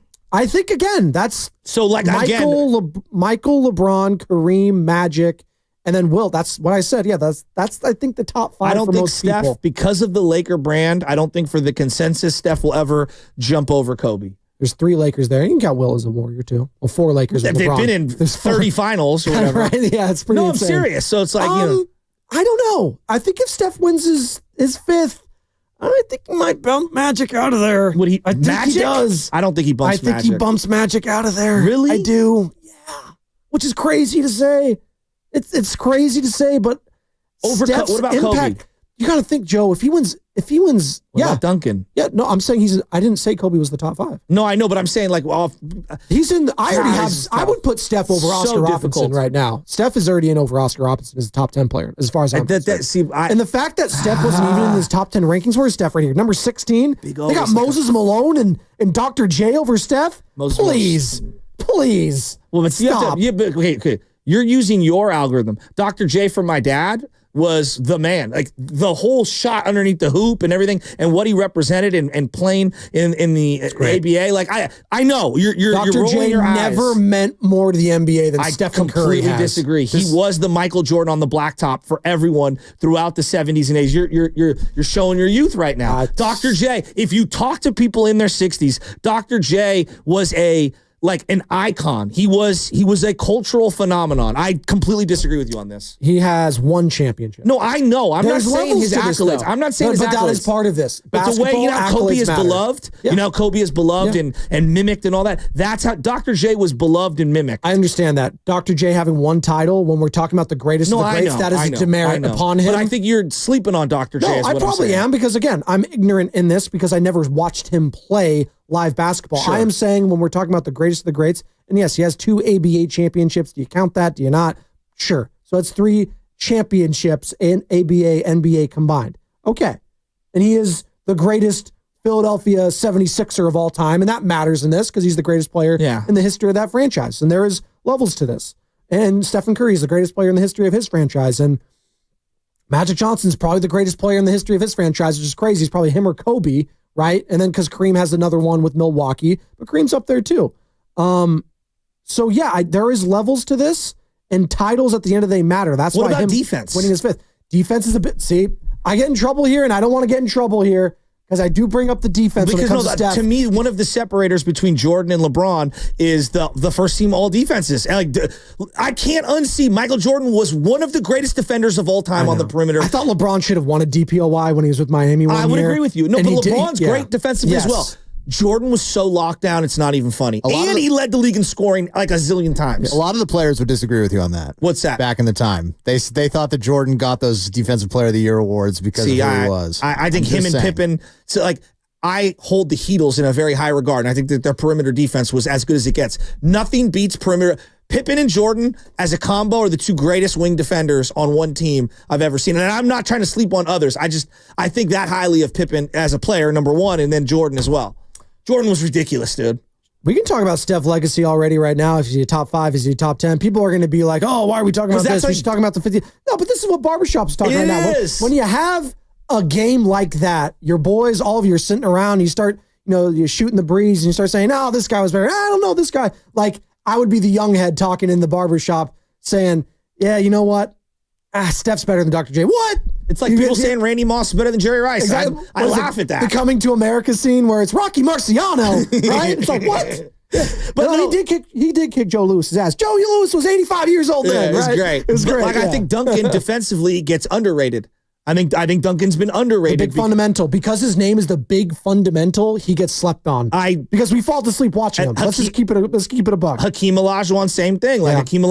Although he's not probably in my top 10, I know he is for others. But Hakeem is beloved. The two-way conversation is very interesting to me because it is half of basketball. Now, the opposite argument would be that Stephen Curry is so good offensively that it trumps anything defensively because he means so much, which I would say, okay, you can't really do that if we're parsing. Like, what makes Michael Jordan the greatest of all time is because he gave a damn on both sides of the ball. Yes. And he was the greatest. The intensity, he took it upon himself to guard the other team's best player like Kobe did. And that, to me, when you're affecting not only the scoring and you're the best scorer on your team, but the best defender, yeah, Tim Duncan can say that. Michael Jordan can say that.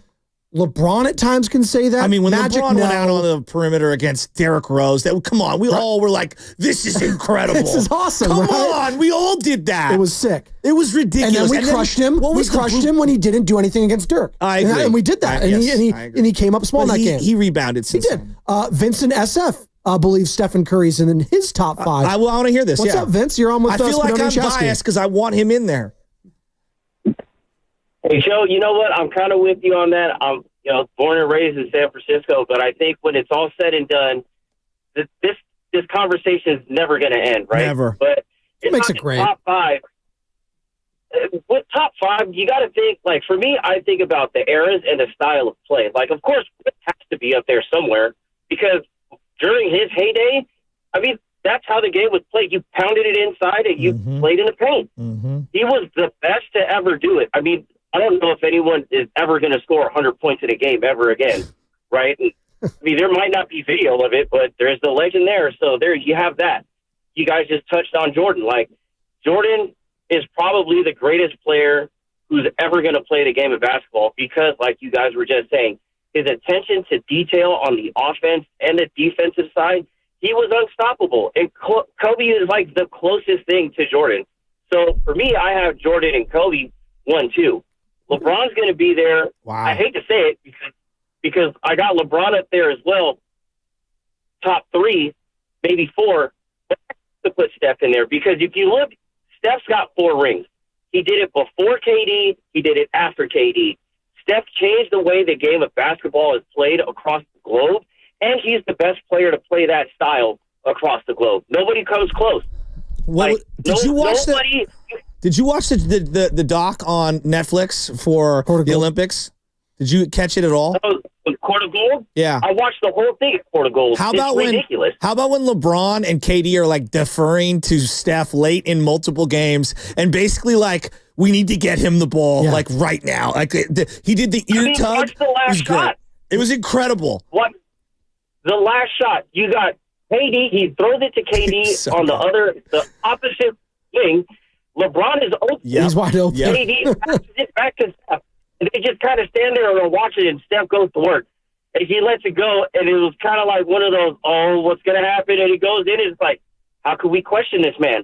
Steph Curry is the greatest shooter of all time. And, I got a lot of friends who are LeBron fans, and I'm like, hey, look, dude, every king needs an assassin. I love That's that. a good one. That's a really good call. Hey, by the way, our guy Nick Friedel joined me in studio last week when you were out. He actually wrote the excerpt in this top 75 player list that they did. He did the number 1 guy. It was Michael Jordan. And he had the excerpt. It says, Jordan is widely regarded as the greatest basketball player of all time, as did Nick Friedel. He changed so many different facets of the league, but maybe most of all, he showed players they could grow themselves into a global brand on and off the floor with stellar play and the right marketing machine behind it all. Jordan revolutionized the way players could expand their corporate portfolios and dominate well after their playing careers end. Oh, yeah, along the way, he was 6-time NBA Finals MVP, 6-time NBA Finals champion, 5-time NBA MVP, and 14-time NBA All-Star. Nick Friedel on Michael Jordan. Well, so I've listened to a lot of different... It's insane, by the way. 6-time NBA Finals MVP. And deserving every one of them. Oh, my God. Like, I've watched and read a lot of stuff about this conversation. And obviously, it's a moving target, right? It's never going to have a right answer. That's why it's fun. They're opinions. It's okay. People take them way too seriously. And I'm sure we're going to have Bonte here in about 7 minutes. Bonte Hill, host of Warriors Pre and Post on NBC Sports Bay Area. And I'm sure he's fired about Stephen Curry. He doesn't want to get bogged down into comparing and contrasting. But we're having fun with it. But we're appreciating the greatness of all these players. That's why it's fun. Because we can appreciate, we can have a nuanced take. Like even Vince in the City, he's like, I hate to do it, but LeBron's got to be in my top 5. He has to be. And again, for a lot of people, I think they put Kobe above a LeBron. I don't have, it's a tough, I got to go LeBron. There's things about it because you refuse, because a lot of people hated LeBron and they loved Kobe prior to it. And Kobe passing. I respect them both. Like, We're splitting hairs. Exactly.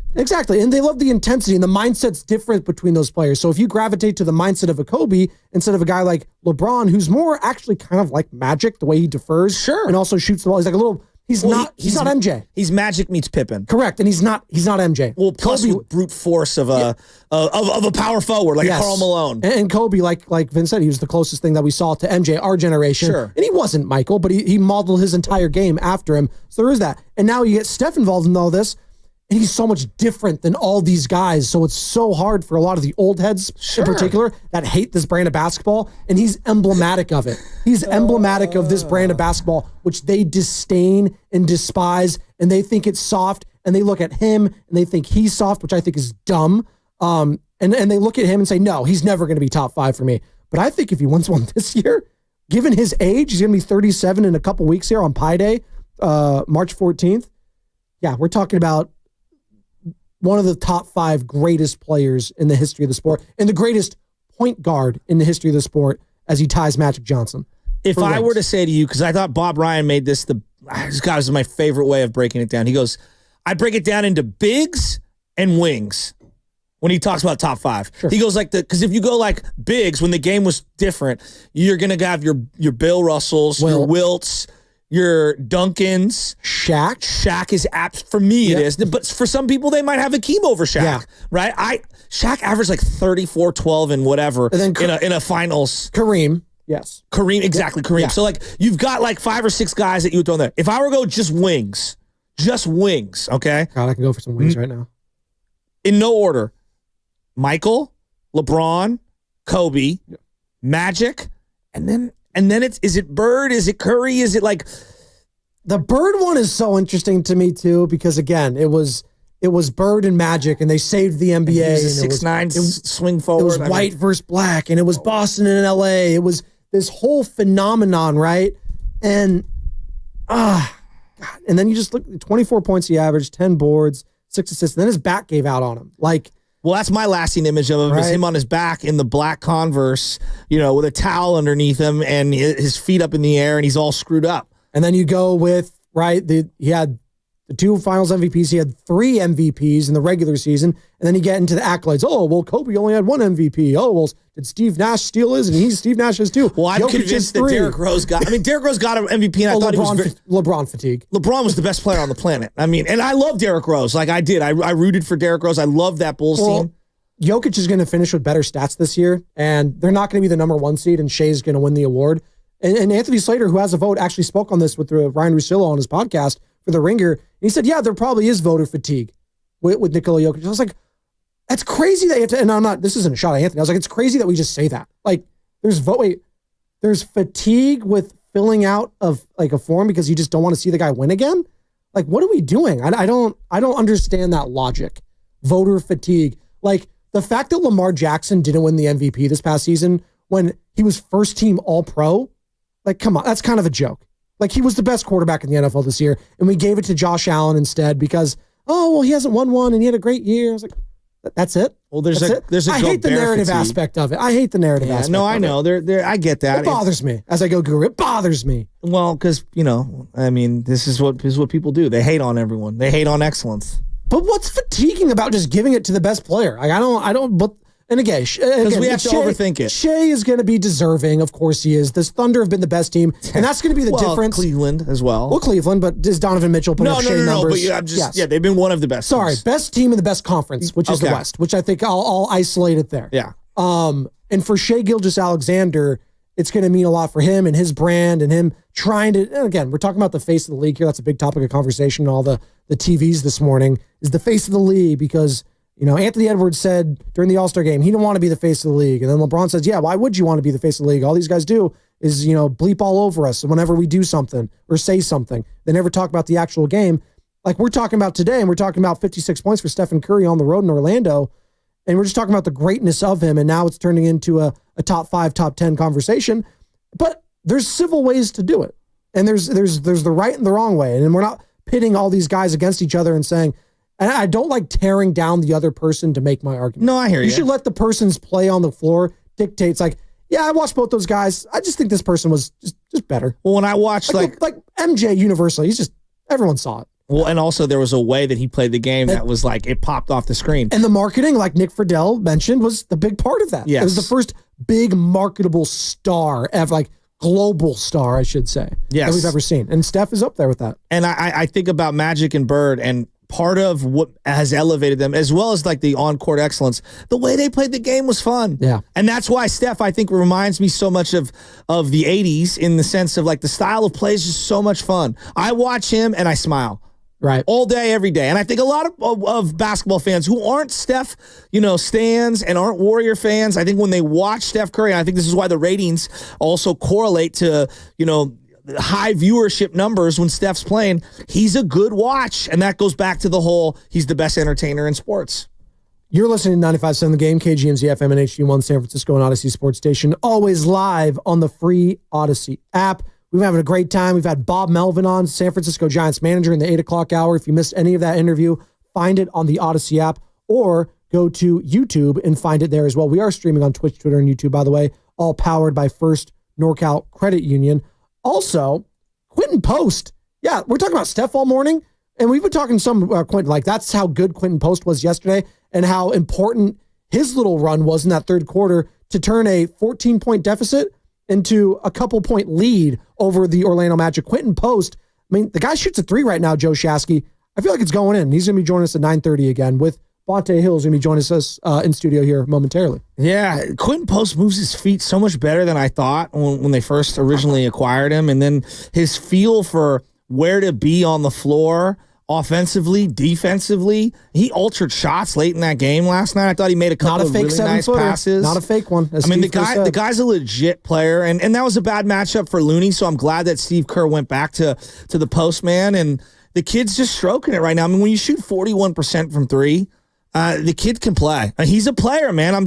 I don't know what his, high water mark is. I don't know if he's your starting center for the rest of the year. I do like Draymond at the 4 alongside of him on both ends. And, actually, as Bonte's putting his headset on, one thing that I've noticed is like Dre's not holding the ball. With Post out there, with Jimmy out there, you're not getting this, I'm waiting for Curry to come off of a screen. I'm waiting for Curry. It's not your favorite word. It's not a constipated offense anymore. And you're not seeing, Pajemski dribble into no man's land, pick up his dribble, and then pivot 7 times. Hi, Bonte. The offense is flowing so well with those 2 acquisitions. Sorry, I didn't mean to cut you off there. I thought you were done. So I apologize. But I didn't mean to cut you off. Bonte Hill joined us in studio. Post. Man, I'm excited too. Hold on. I just met Dan Devone for the first time. Oh, Dan Devone's here? Dan Devone's in the building. Let's go. It's my weekend guy.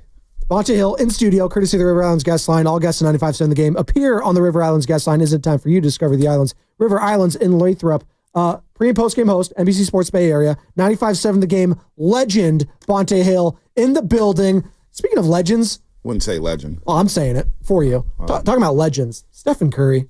I mean, my God. Like, we were just getting into the conversation of, how it just turns into top 5, top 10. It was fun just to have those discussions. But whether it's all said and done, this guy, talking about top entertainers of all time, he might be number 1. I mean, 56 points, 12 3-pointers made, 12 trips to the line. He made all 12 of his free throws there, just putting the team on his back when they needed it most. Jimmy Butler couldn't find his shot. Draymond Green couldn't find it. Brandon Pajemski, Moses Moody, no one can find it outside of Quinton Post, who's going to be joining us, Bonte Hill, in about 27 minutes here. He was putting the team on his back, but Stephen Curry, man, I mean, what more can you say, Bonte? We always talk about Jerry Rice, his post 30, when he turned 30. Him and Bonds. And you look at the football card, and you're like, well, he was a Hall of Famer from 30 on. Forget 20 through 29, 30 through 42. And you're like, damn, Rice still had about, 8, 9, 10,000-yard seasons? Curry's post 30 career is unbelievable. Is his career better from 30 on from when he was drafted? I mean, he's got 9 50-point games since he's turned the age of 30. It's the most in NBA history. The most in NBA history. More than Wilt, more than LeBron. And the guy's rewriting the record books where the fact that we're talking about Steph Curry being in the top 5, that's enough for me. When you get discussed in top 5 situations, you're getting compared to Magic Johnson with the 9 NBA Finals and won 5 championships, and the Showtime Lakers are synonymous with NBA history. He's compared to Michael Jordan and Kobe and Duncan. And when you talk about showmanship, he's the best showman I've ever seen in my life. Entertainer, shot maker, ability to just break a game. Think about this at halftime yesterday. That shot before the half was ridiculous. Huge. We were talking about it. Dude, he let it go. Mully goes, that's good. I'm like, what are you talking about? And he makes it. It's like, And that's the second time he's done that in Orlando. He had 21 points at the half. The rest of the starters had 18. And then Post comes in third quarter, and his Steph does what he does. That was a smart move, not going with Moses and going with Quinton Post. Well, Steve Kerr has been in his bag. Yeah. And you know, the vibes are so good right now. You don't hear anything negative about anything about the basketball team. Respect for Joe Lacob, respect for Mike Dunleavy, respect for Steve Kerr, because that adjustment, realizing that Orlando's a bigger team, they're pounding us. They're shooting 83% from the field in the first quarter. Hello. Quinton Post spacing the floor out, getting some more room to operate offensively. And you know what? He's not a plunk defensively. No. I think he moves his feet very well. That guy, Trevor Haas from the Boston Globe, who we had on right after the draft, had spot-on analysis about Quinton Post. Dude. Oh, he's really smart. And he alters shots. Did you watch the whole Court of Gold? Oh, absolutely. In one setting. So I binged it. I binged it on the flight back from Hawaii, right? I downloaded all the episodes. I waited to watch it. And there's a line where, and I opened the show with this with Joe this morning, and there's a line where Steve Kerr brings in Steph Curry and he's hugging him, and he says something to the effect of, "You're the greatest human being I've ever seen on or off the floor." And he meant it, and he kissed him basically. And I was saying to Joe, I go, "Hey, look, he's the best there is, the best there was, the best there ever will be." Joe Montana, team championships, leading by example, not a rah-rah guy, and didn't look the part in terms of physically dominating. No. Steph checks those boxes. Yep. The electricity of I have to watch because I'm going to miss something of a Bonds at bat or a Lincecum start. He checks that box. He turned the three-point shot into what Ricky turned the stolen base into, or what Bonds turned home runs into. He checks that box. The longevity of Jerry Rice, he checks that box. He is literally the greatest person to have as the face of a franchise on or off the floor you could possibly think of. An infectious smile, family man, stands for all the right things. You want him to marry your daughter. You want him to raise your kids, all of those things. And then he does it in a joyful way that reminds me of the Showtime Lakers or the Celtics or whatever, where it pops off the screen. And then here's the number one thing. Watching the opposing fan bases in unison stand up and go, "Oh my God, I can't believe what I'm watching." No, what does this guy not do? No, he literally checks every box. No, it's well said. He checks every single box. Every single freaking box. And he has enough pettiness in him to where he does talk a little bit of trash. Yeah. It's subtle and it's appropriate. The night celebration has taken the league by storm, taken the world by storm. Sometimes. I mean, the wherewithal to know that, the wherewithal to know that, hey, there's some pro golfers sitting courtside in Orlando. Let me go ahead and do a 9-putt while I cook KCP, who's challenged me at times, Kentavious Caldwell-Pope, and he putts. He understands who's in the crowd. He understands what's going on in Orlando. He understands the historical perspective. So, Shaska, you're on it, man. We're so blessed. And I was thinking last night about Minnesota taking Johnny Flynn and Ricky Rubio. We are so lucky in the Bay Area. And that's why, also, I was telling Love in the car, I said, can you believe it was so bad about a month and a half ago? That some people at the station, some of our callers, allowed themselves to utter the words, you know what? May not be a bad thing to trade Stephen Curry. Yeah. May not be a bad thing to trade Stephen Curry. It was wrong. People talked themselves into that. It wasn't just Steiny. We had a lot of callers. And some of them made sense. It's like, no, you can't trade this guy. And aren't you glad that you didn't trade this guy after the All-Star break? Big ass. No, seriously. The guy's, he's back to his efficiency numbers. And Jimmy Butler's no doubt had a big impact on his roster. You know what? Orlando and now we're knew dreaming Jimmy. big. There was some, I was thinking about this. I said to these guys, is there something with the Heat playing Orlando as often as they do to where he didn't look right against them? I don't know if it was their length. I don't know if there's their size. Is there a familiarity factor with that? I think there's a game plan in terms of defending Jimmy on this Warriors team. He was getting to the free throw line, I think, 9 times a game. Yeah. And then what they did was Jonathan Isaac, Paolo Banchero, let's put something bigger on He couldn't Jimmy back him down. because he operates in the mid-post. So that's something to watch in the future. Yeah. Bigger teams, whether or not, like Aaron Gordon, when they played Denver, so unique, played Denver, right, the Warriors, and that's going to be a fascinating matchup. Aaron Gordon will probably be on Jimmy Butler. Who's that may negate probably they may hide him on Draymond that's a good point. or Moses Moody or whatnot. So they may negate Jimmy Butler's post play and keep him off the free throw line. It's just something to monitor as teams get to game plans that'll look like a game plan for the playoffs. And he just hasn't had his jumper. Like, let's just call it what it is. He just hasn't looked comfortable with his jump shot. Three, Jimmy. But when he hasn't shot a lot of threes. He hasn't shot. No, he hasn't shot a lot of threes. 1 for 12. His jumpers have been whatever. But that's the thing. You're still winning these games. Like that's why he had a big rebound. He did. Late. No. 7 dimes. And it's the assists. Like when the shot's not going in and he knows it's not his night early. And he wasn't even really driving to the rack last night because they weren't allowing him. That's a really, again, they're 3 games under 500, but there's so much talent in that Orlando team where you can see why you should be tantalized by them. It was really just Paolo and Franz, and that was it yesterday. Sick, they're really good, but they have no one else. But this is why they whipped the free agency. They whipped the defensive right with KCP. Yeah, you shouldn't. No. Malik Monk or Klay Thompson was tailor-made for that roster because of the way Paolo and Franz Wagner collapses the defense and leaves shooters wide open. They need shooting in the worst way. Was the Paolo Banchero dunk over Looney, and I love Looney. That was sick. Was that the best dunk against the Warriors all year? Dude, that was a gorilla dunk. That was nasty. He made a pass right after that. He made a sick pass right after that. Think about this.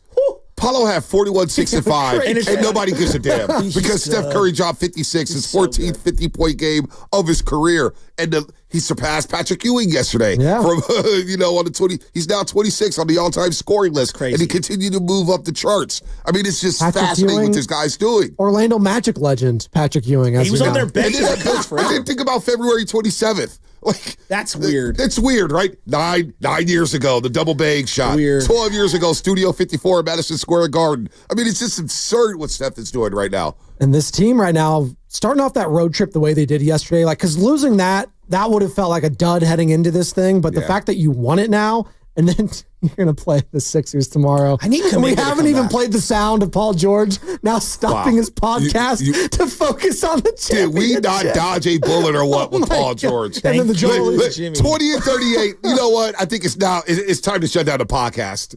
20 and 38. Let's shut down the podcast. Good anyway on the podcast. I don't think he's very entertaining. That's just my personal podcast. No, the guests are entertaining on there for him. Like it's fine. That's what the podcasts are, though. Like you're not even entertaining. You're just getting all these famous guests that come on your show and say something funny. But you got Joel Embiid there. They're both taking knee injections. I don't know what they're doing in Philly. They just need to lose. They just need to keep losing. But the problem is they're losing and they're still in the play-in game situation. They're like unreal. 2 games out of the play-in. The Chicago Bulls, who are running tryouts. Remember before they played the Warriors, a reporter asked Billy Donovan, is it kind of like you're running tryouts with all these new players? And Billy Donovan goes, yeah, we kind of are running tryouts. They're in a 10th spot in the Eastern Conference. The Brooklyn Nets, who haven't tried to win a game in 2 months, are a game behind the freaking Chicago Bulls for a play-in game. Do you see who's surging? For who? The Sacramento Bulls. Oh, they've won 2 in a row. Oh, yeah. When they beat the Hornets. How did they get so old overnight? I thought you were going to say it was the Fighting Chauncey Billups. Three in a row. Don't sleep on them. Sharp with the dunk. Trailblazers. I was going to say nothing about Portland. They play hard, man. I'm telling you. I'm not dead serious. The Chet return is the... Okay, see? I'm not worried about the let me say this. I'll drop this little nuggy nug. So, do it. And I missed you guys around the All-Star break. I wish you guys would have experienced that, man. It was absolutely phenomenal. They don't let peasants into No. You guys were you guys were in baseball mode. You guys were in baseball mode. You skipped the All-Star festivities. It was too big for you. You guys were bigger than the All-Star festivities. Well, did you catch Bob Melvin on the last hour? I did catch Bob Melvin. Bob Melvin sounded good, man. I heard you guys kissing some booty. Well, he was kissing us. He's like, I used to come on here all the time. I know. I heard that. Yeah, way back when, Bob. No, he jumped right up Jimmy Butler. All of the stuff out of the... By the way, Camilo Duvall in the 7th inning is going to work out. I'm very concerned about Whoa, I forgot he was even on the roster. Come on. Yeah. Let's flip these guys for Vibe Jr. right away. Where was I going? Oh, All-Star break. Let's do, just kind of fishing and looking for some bait. Are we breaking right now? We got a break? No, we're not breaking. 25. Oh, no, 25. Get your headphones on, man. I'm not done. Hey, listen. Carter looked at me and I was like, oh, okay. Yeah, Carter's chilling. Carter's in sleep mode. Do not disturb. But there's a lot of people within the organization and the Golden State Warriors who are confident in a potential matchup with the Oklahoma City Thunder. Very confident. That reminds me of when they were confident in the Mavs matchup way back in the day. Oh, the We Believe team? Of course. Yeah. So you brought up LKC. Well, they play a style of ball that we've always played well with them the last couple of years. But also Chet's missed a couple of those matchups, and so that's why I'm like, he worries me. You know, like I'd like to see a game against him. I don't want to be harsh and say this, but I'm going to anyways. But a more fraudulent 1 seed, would you say, are the Cleveland Cavaliers or the Oklahoma City Thunder? Like that, you don't expect to do anything. Cleveland. I like Cleveland a lot. DeAndre Hunter's there. I feel like Boston's just going to roll on. Boston's tough. Boston's tough. Boston's destroyed the Knicks. They've destroyed a lot. Cleveland just beat Orlando by 40. They just destroyed the Knicks last Friday night. They beat the Knicks by over 30. The Cavs are legit. I like the Cavs a lot. I don't know as a title contender, but they're legit. This team that I'm not writing off totally yet because I've seen them win it, but they don't have that guy anywhere that was there to help them was, Chris Middleton and the Milwaukee Bucks. But that was a big win for that Bucks team yesterday against the Nuggets. I felt like they're 7-3 in their last 10. I'm not writing them off. I would actually slot them in as the third team in the East because I don't think the Knicks are doing anything. I just don't. I think that Mikal Bridges trade, I don't know what they thought they were getting in him, and maybe I thought they were getting some young up-and-coming star. It just hasn't worked there. It's not that. It's Karl Anthony Towns. He plays drop-dead coverage. That's the trade. Well, I'm saying because they traded DiVincenzo and Julius Randle, which I understand they had to make. Mikal Bridges is fine. Him and OG Anunoby fit well. It's Brunson holding the ball for so damn long. Dribble. How you going to get into a flow when you got a point guard hogging the ball, and then you got Karl Anthony Towns who needs the ball, and then on defense he's playing drop dead coverage, getting cooked. Mikal Bridges is not their issue. It's Towns and it's Brunson right now. Brunson is too much usage from Jalen Brunson. Way too much. 34 points for him on Wednesday in a big win over the Philadelphia 76ers. He has the ball all the times. It has worked in the playoffs because they've had to lean on him, and we'll see come playoff time if Cat can make some shots now. Like Shasky, you beat me here.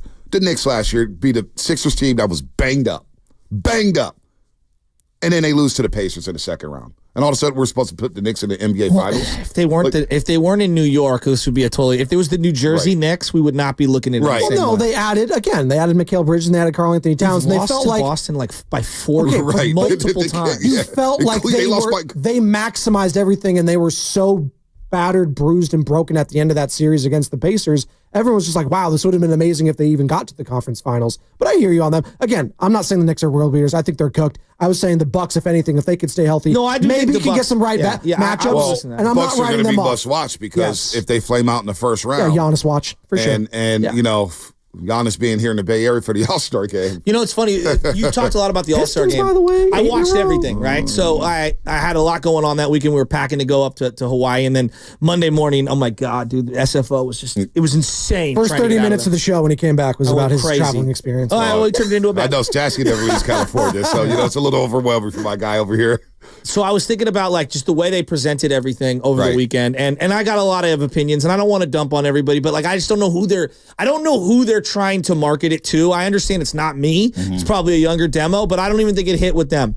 But I watched what I think is better than Hard Knocks. I thought the Court of Gold, I think that was what it was called, or correct. Court of Gold. Yeah, that Netflix doc was as good as any sports doc of live, in-season type stuff I've ever seen. And I thought to myself, I want to know more about Serbia and all their entire team. Yep. France. I mean, I came away thinking Nicholas Batum, wow, I've underrated him. Yeah. What an incredible career this guy's had. RJ Barrett and his dad. There were so many cool stories to come out of that. Whoever developed that entire series needs to get with Adam Silver and figure out how to generate more content for the NBA. That did more for me as a basketball fan than I can, any post game, I'm not knocking you guys, I'm talking about nationally, any of those shows could ever do. And it was like, I couldn't get over KD, LeBron, Steph, the Serbian team. Their competitive fire was unreal. These guys just want to be the best of the best of the best. And I feel like we get lost in all of the nonsense from Kendrick Perkins and the Stephen A. Smiths. Yep. And I'm thinking to myself, dude, give us, as NBA fans, give us more of this. Well, I'm looking at Gilbert Arenas right now on First Take. And it's like, why are you having Gilbert Arenas on? All he does is dump the game over and over and over. He just slanders the game. Whether it's the 80s, that's why Tim Hardaway Sr. had to go on this show and check all those guys. Like, dude, Nick Young, you wouldn't even be in the league. Brendan Jennings, you would be too small for us in the 90s. It's just a lot of disrespect to the game. That's why I can't wait for the NBA to have a package on NBC because of the way NBC always presented the game. Court of Gold. The Bam Adebayo story. Growing up in a single home trade. I didn't know that. It was incredible. I didn't know that. Him and his mom? Him and his mom. KD starts crying. I had to check myself. I was like, man, where's the tissue paper at? Because KD truly loved the game, and that's why it bothers me with the way everything went down this last season with the Golden State Warriors. This guy is a hooper through and through. The Serbian coach, who's a legend out there, yelling at these guys. You know what? I shouldn't even have had you on, Kevin Durant. Bogdanovic. You have to root for him after seeing that. I mean, Batum, Evan Fournier, and I know Evan Fournier comes off as cocky, but you know what? Them going back to their old practice facility was cool as hell. Where they grew up. To me. Yeah, no. But you know what? You got to have that cockiness. Yeah. Wemby. I want more Wemby. I completely agree. Gosh, when Wemby ends the doc saying, well, I feel sorry for our opponents in 2028. We look forward to the Olympics now more so than ever in the last 20 years. Shea, when the Canadian team goes, Shea, you're our best player. Do you have anything to say? I think I kind of underestimated that I waited too long to put my imprint on the game. Yep. You could see a great player in real time realizing, like, damn, dude, I didn't take my chance here. Yeah. Dude, the whole thing was amazing. Dare I say Dylan Brooks came off as likable? Oh, I like Dylan Brooks. I like Dylan Brooks at the table laughing and smiling with his mom and everything. He was great. You telling us all an act with Dylan Brooks on the court? No, but you need to be a little crazy. That's how he got to the league. Exactly. That's how he got to the league. He overachieved. He got to the league. Now, the Court of Gold doc was just phenomenal. I mean, Steph and LeBron. But here's the part I want to get to. The Obamas produced it. Here's the part that I want to get to. How about Obama and Anthony Edwards? It was incredible. Anthony Edwards, it's a whole. Steve Kerr, if you could just rebound a little. Right. But the best part was when KD and LeBron are at a huddle or whatever, and Steph hits the ear to Steve Kerr. Yeah. I mean, I want to run this specific play, and KD's like, I'm the only one on the floor that knew exactly what he wanted to do, and it's like really resonated with me. And I was thinking about what the Warriors looked like 2, 3, 4, 5 weeks ago, and what they look like now.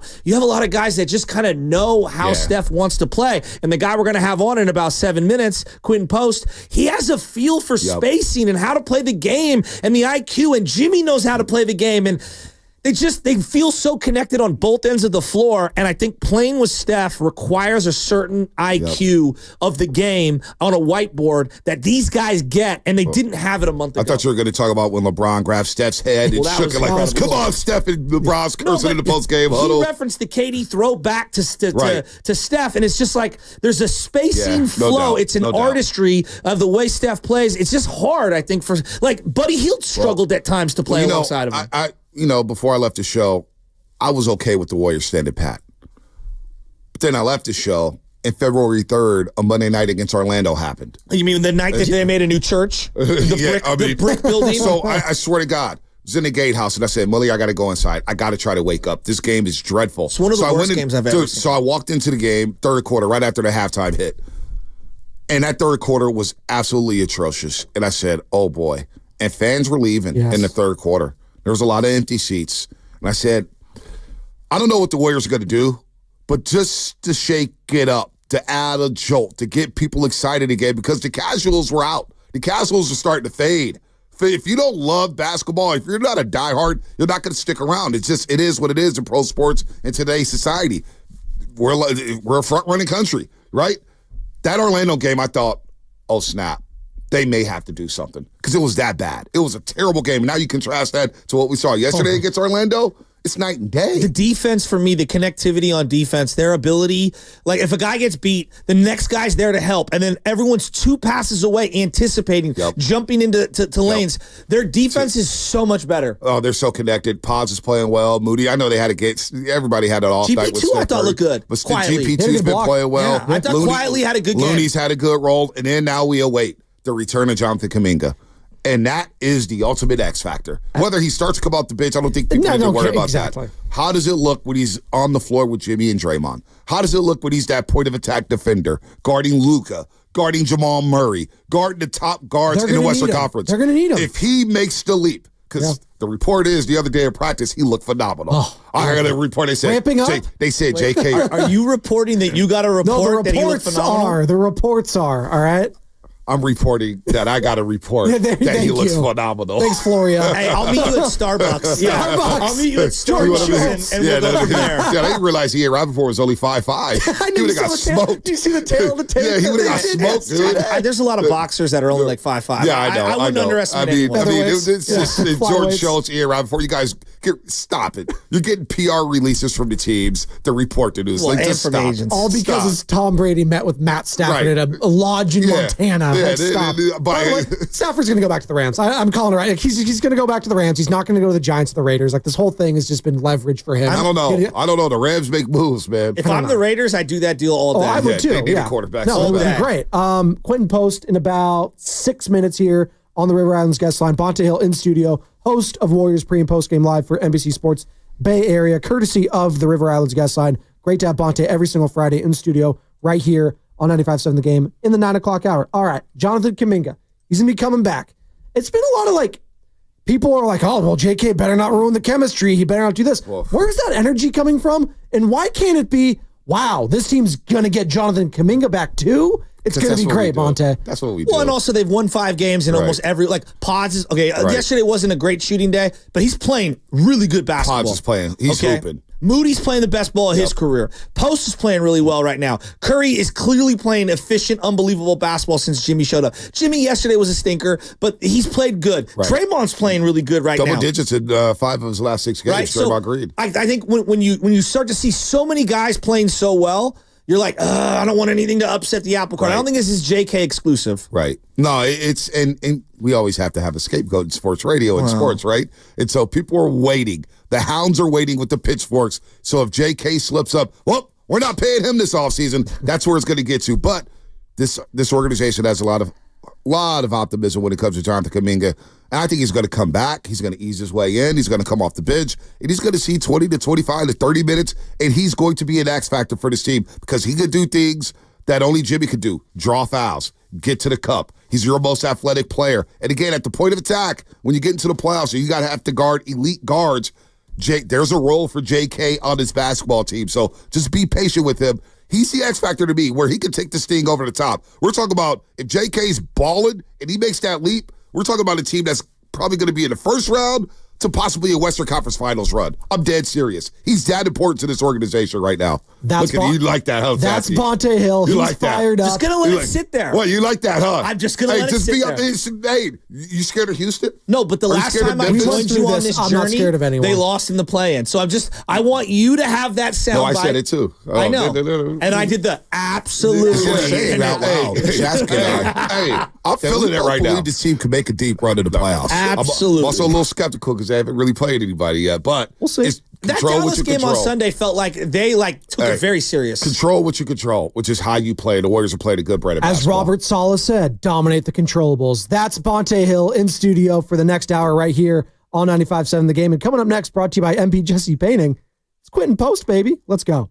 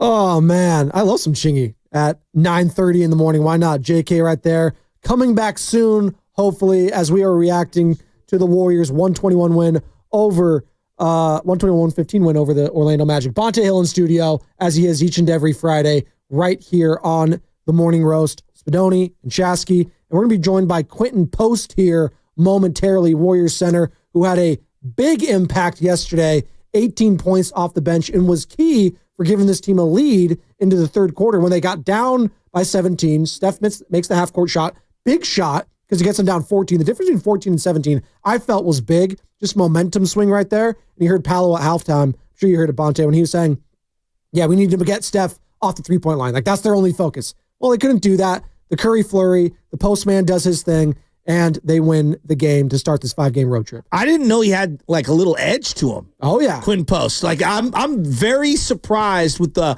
emotion that he showcases when he's on the floor. I love it. Like I love it. Well, we got him here right now. Let's go to the River Islands guest line as Quinton Post joins us on the River Islands guest line, as all guests do.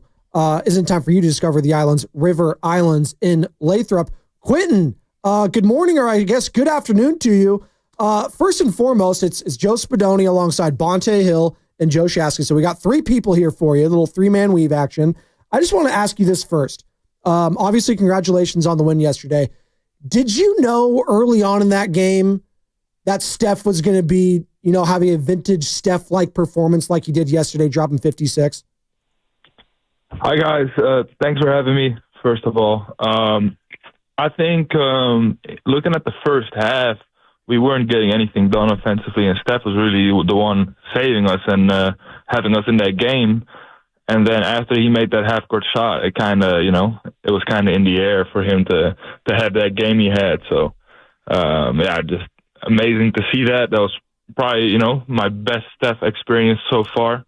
And, just awesome to be a part of something like that. Hey, Quinn, the Warrior fans don't know a whole lot about you, quite frankly, because, you're coming out of Boston College and you're born in Amsterdam. So did you just play basketball your whole life growing up? Because you got a little edge to you. Did you play any other sports growing up? You move your feet really well for a 7-footer. Thank you. I appreciate that. No, I played soccer growing up. I'm from the Netherlands, which is like our biggest sport. So I played soccer from 6 to 11. I was a pretty good goalie. So, already like getting that hand-eye coordination and stuff. And but no, besides that, I've always played basketball. My dad still plays actually at the young age of 50. And since I started, it's always kind of been my passion. I mean, this has got to be pretty surreal to be able to play with Steph Curry in a game where he's dropping a 50-burger. You're the second best offensive player on the Warriors yesterday. I mean, are you still surprised that you're running with the powerhouse Warriors and you're playing alongside Steph Curry? Because it's got to be surreal as a guy who's just a fan of the game. Exactly, like in 2015 when they won or 14-15 when they won their first chip, like I was still a kid, admiring from the other side of the globe, and now to be a part of it is surreal. It's been a grind for me starting out in the G League and just working on my game, watching a bunch of film, trying to get better, and now to be able to help those guys out a little it's just a blessing. Yeah, QP, I got to ask you about the Charlotte Hornets game, because Shasky brought up your edge and the way you move your feet defensively. And I did take notice you're all ACC defensive team out there in Boston College. So we had got the scouting report on you when you got drafted. But did anybody pick up the fine for you for getting ejected Monday? Because I was a weak ejection, Quentin. What the hell happened there, man? 20 seconds left. You're up 50 gazillion points, and you get thrown out of a basketball game. Please tell me somebody picked up the fine for you for Monday night. I do think it was kind of a weak ejection. And somebody is picking up the fine. I don't know if I'm allowed to say that. But all right, I don't want to get you in trouble. We'll dump it. We'll make sure the internet doesn't hear it. Yeah. Let Ray McRitter know we're going to erase it all. But seriously, you're playing well. And these moments, though, I noticed Milwaukee 3 straight threes in the fourth quarter, extend the lead and blow that game open. Against Sacramento last Friday night, you hit the threes in the second quarter. You extend the lead with Steph Curry on the bench. Dallas, you did it on Sunday, where you hit the couple threes in the second quarter. Next thing you know, you guys are rolling here. You have a sense of a moment here where you're just not afraid to let it fly. Did anybody on this roster or coaching staff just empower you to say, hey, Quinton, when you're wide open on the three-point line, go ahead and let it fly. Don't even worry about it? Yeah, it's kind of my value being drafted to the Warriors. I mean, I shot the ball really well in college. So I just kind of, did the math with myself and realized, like, if I get in the game and I don't shoot the ball when I'm open, then, what is the extra value that I bring as an individual player? So I just feel like me being a threat from the perimeter and inside, it opens up things for the others, and that's kind of like how spacing works, right? Like, other teams have to, don't want me to shoot the ball, and they have to close out on me, and that opens things for others. So it's almost like, it's in a way, it's selfish to take shots, but it would also kind of be selfish to not take them, because I feel like I would take away certain spacing aspects of the game.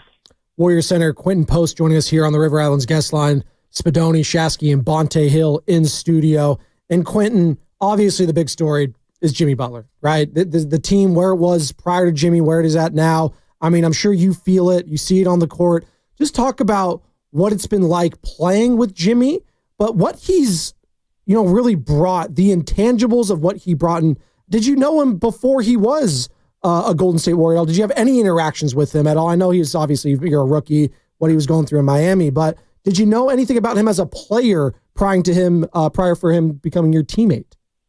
I mean, I didn't know anything. Like, I never talked to him personally, of course, but I just knew that he was a winner. Like, some of the stints that he had in Miami, bringing those teams to the finals, like, that's basically all I knew. And then obviously you read all these things in the media or whatever, like the whole narrative about him. But I think he's been awesome for us, man. He's been a great leader. He's been a great teammate.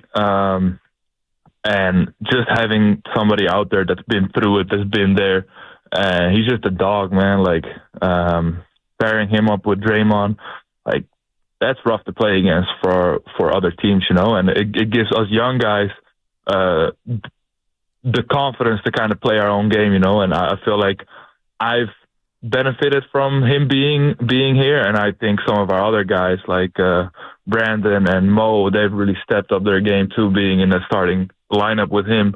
So yeah, it just adds a new dimension, takes off some load from Steph, and it's kind of changed our season right now. Like, we're looking to win a championship right now, and without him, I don't know if we could say that, with full confidence. I love it. I want to know a little more about you. Can we do a little rapid fire? We'll have some fun with this. Just about the person, Quinton Post, right? Like, for example, we'll start off here. Filet mignon or lobster? You got to choose one. Which one you going with? Filet mignon. All right. Do you want to do video games or Netflix if you're by yourself in your hotel room? I'll watch some Netflix. So what are you watching right now? What are you binging? You in like crime docs? Do you like, a drama? What are we watching? Movies? I'm watching a little boring maybe. Well, but not to me. I'm watching the Olympics documentary right now. Court of Gold. Quinton Post is a little boring. No, it's fascinating. Nothing boring about that, QP. Bogdanovich, man. I was loving him in that doc. Just more basketball. Yeah, no, it's really exciting to watch right now. What else did I just finish watching? My favorite show of all time is probably Breaking Bad. Really? Yeah. Walter White? Yeah. Huh? Oh, you're a Breaking Bad fan. You're like Queen. So let me ask you this: if we were to look at your Spotify playlist or your Apple Music playlist, what would be one of the top artists on there? Right now, like, since coming to the States, I like country a little bit. Oh. It's not my top, but it's maybe like a niche. I like some of the Morgan Wallen songs. I think they're pretty good. And then I listen to some Dutch music. But I listen to a bunch of different songs, really. QP, all right, promise me this. If the Netherlands get placed out here in the World Cup in the Bay Area, whatever dance they were doing last year at the Euros, I got sucked into it, and I was rooting for the Netherlands. I don't know what it was. You guys were jumping up and down, left and right, and whatever the song was, I was all about it. You guys sung that damn song all night long, and I want every bit of it, QP. What is that song? Wait, which song are you talking about? The one from the... So the Netherlands in the Euros last year, and the fans... Whatever, you guys were wearing all your orange jerseys. The coordinated chant, whatever it was. You guys were like jumping up and down, left and right and left. I don't know what it was, but it looks like you guys have a ball out there in the Netherlands. I have no clue which song you're talking about, but it does sound like the Netherlands. You know, we like to have fun with, and we get behind our sports. Are you an Ajax guy? Is that your team? Yeah. Okay, that's the big club in Amsterdam. Okay, football club. Yeah. So much like Quinton Post is. If he keeps on this trajectory, boys, he's going to be up there with the Arjen Robbins, the Virgil van Dijks, the Robert van Persies, the Wesley Sneijder, the Ruud van Nistelrooys. I like it. Let's go. Come on, QP. Who's your favorite athlete of all time? It doesn't have to be basketball. Yeah, I've always said it's Dirk Nowitzki, basketball player. I started playing ball in 2011. That's when he won the chip. But then soccer-wise, you just said it, Arjen Robben, when I was, younger, like we were really good at soccer. And those guys, we made the finals in 2010, heartbreaking loss to Spain. But those guys are legends, man, back home in the Netherlands. So, yeah. What about the Dunking Dutchman? Oh, Rick Smits? Oh, he's awesome. I mean, he was a little before my generation, right? So I didn't grow up watching him.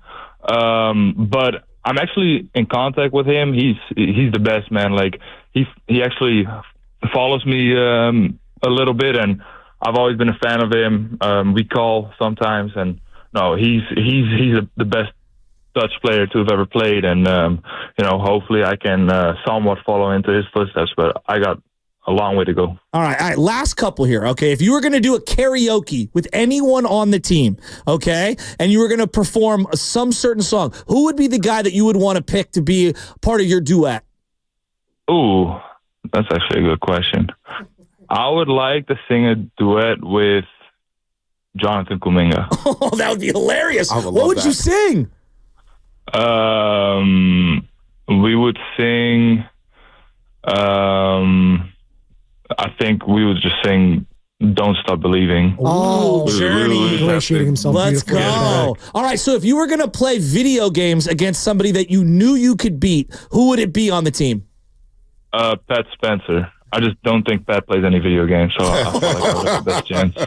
All right, and last one. All right, if you were camping out in the middle of the desert or in some survivalist type of a show, who would the guy you would want to be with you to make sure that you guys stay alive? I feel like you have to go with Draymond, right? Like he's just gonna find a way. He's not dying to know, survival things. Like he's gonna find a way. Yeah, probably Draymond. No doubt about that. I got to ask you, QP, because I saw it in the locker room yesterday. They're throwing up the threes. Where do you get that swagger from, the showmanship? I saw you in Milwaukee. You were talking that talk. Yeah, Draymond fired up. I saw you against Sacramento talking that talk. Is it something that just is contagious from Steph Curry's night and all the celebration Draymond does? Where did you get that swagger from, man? I didn't know you had it in you. I mean, sometimes I don't realize, that's inside me, I guess, like, it's just like the heat of the moment. Like it's all natural. Like I don't know. Sometimes I just feel like my head is about to explode after we make a run like that, and it just feels, and then I just let it out. Like I don't really have an explanation for it, but yeah. No, the 3-point celebration, I think it's funny. I think the guys like it. It kind of brings energy. So yeah, I just stick with what works. Quinton Post, Warrior Center here joining us. And you've been so good to us, Quinton, all this time. Just one more for you here before we let you go. Jonathan Kuminga, he's the guy that's going to be coming back, right? And, he hasn't played with Jimmy. He hasn't been a part of this recent iteration of this team. You guys are 6-1. How do you anticipate him filling back into this team offensively, defensively? You know, Jimmy's spoken on. He just says, JK's got to be JK. Is it as simple as that when you're coming back to a team that is playing with so much synergy right now? Yeah, I mean, JK is just a really good basketball player, and we got more of those. And I always think that good basketball players, they make it work. So we'll, he'll find his rhythm back. We'll give it it might take a few games, or he might be back from the jump. We'll see. But I'm not worried about that. I don't think anybody is. Good basketball players, they'll always find a way. All right, that's it. Hey, Quinton, man, you're this guy. Thanks right for having now, fun with us. No. This guy right here, second to Stephen Curry, because Stephen Curry's going to get all the shine. 56 points, I get it.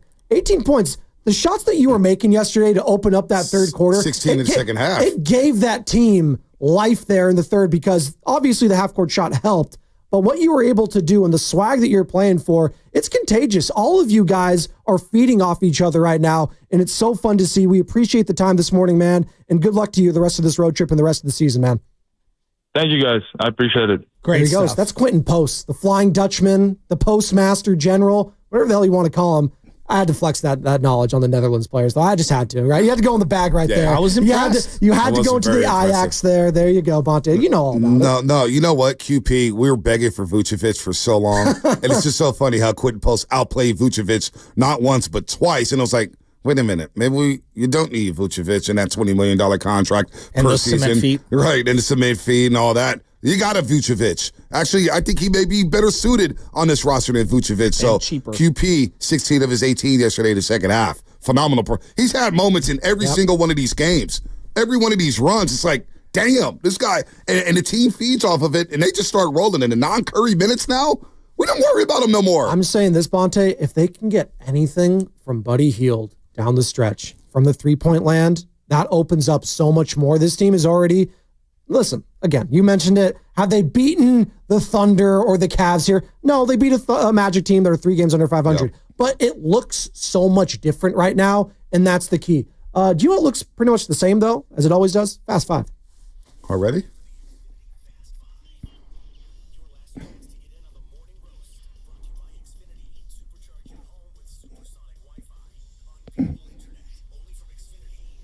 I'm going to take a page out of Bonte here. He says I don't even have to do the read. You don't. He's saying it does it for you. He's saying it doesn't for me. I'm trying to save you 30 seconds so you get more airtime. There you go. Well, it's a little dirty secret. There you go. Do you want to start us off here with my final thoughts? No, I'll get in here. There you go. All right. So if I was in a survivalist mode, like The Revenant, because I just rewatched that the other day, and let's say one of us got attacked by a bear and we had to go through the plains, to get back to the fort and be safe, I don't know who I would choose from the station. I know this. I'm dying for sure. 100% I'm dying. Sucker. Oh my God. Let me say, I would not choose you, Shasky. Yeah, I admit it. I'm dying. We know that. Sausalito Shasky. Way we're making it. You know what I mean? Like, we would get hunted down. We would get killed by the animals. I'm rolling with Carter, man. Carter or Lubman. I feel like Lubman has trade his Rolex to get some goods. Yeah, I got you, big dog. Either Carter or Lubman, because Lubman's crazy. Lubman will find a way. Lubman would eat you. Probably would. I'm not going Guru. I'm not going Steiny. I'm not going Dibs. I'm not going Bonte. I'm not going Shasky. Not going me. You wouldn't want me. No. From the hood. No. Imagine Willard telling you you're not pitching that tent properly. I'm going to take Mark because he looks like a guy that actually camps and goes out and does that stuff. He's got the kids. I'll probably take Mark. Really? Willard. Yeah, he'd probably find his survival instincts pretty well. He would be a good cook. Yeah, he would. He knows how to cook eggs. Willard. There you go. Well, those are expensive right now. Can you even get eggs these days? Thanks, you President. kidding me? God. They said that they're selling eggs as Lucy's, like as individual cigarettes. I got an 18-pack from Safeway. I got that product if you want it. I got an 18-pack from Safeway for $9, and I felt like it was a steal. Thank you, President. I was wondering, in my household, we didn't have eggs for like 3 weeks. I'm like, what's going on? The lines are out the door for eggs. Oh, good Costco. No, that's legit. Like, if you go to Costco and get them, it's legit lines at the door. What do you got, Bonte? What are my final thoughts?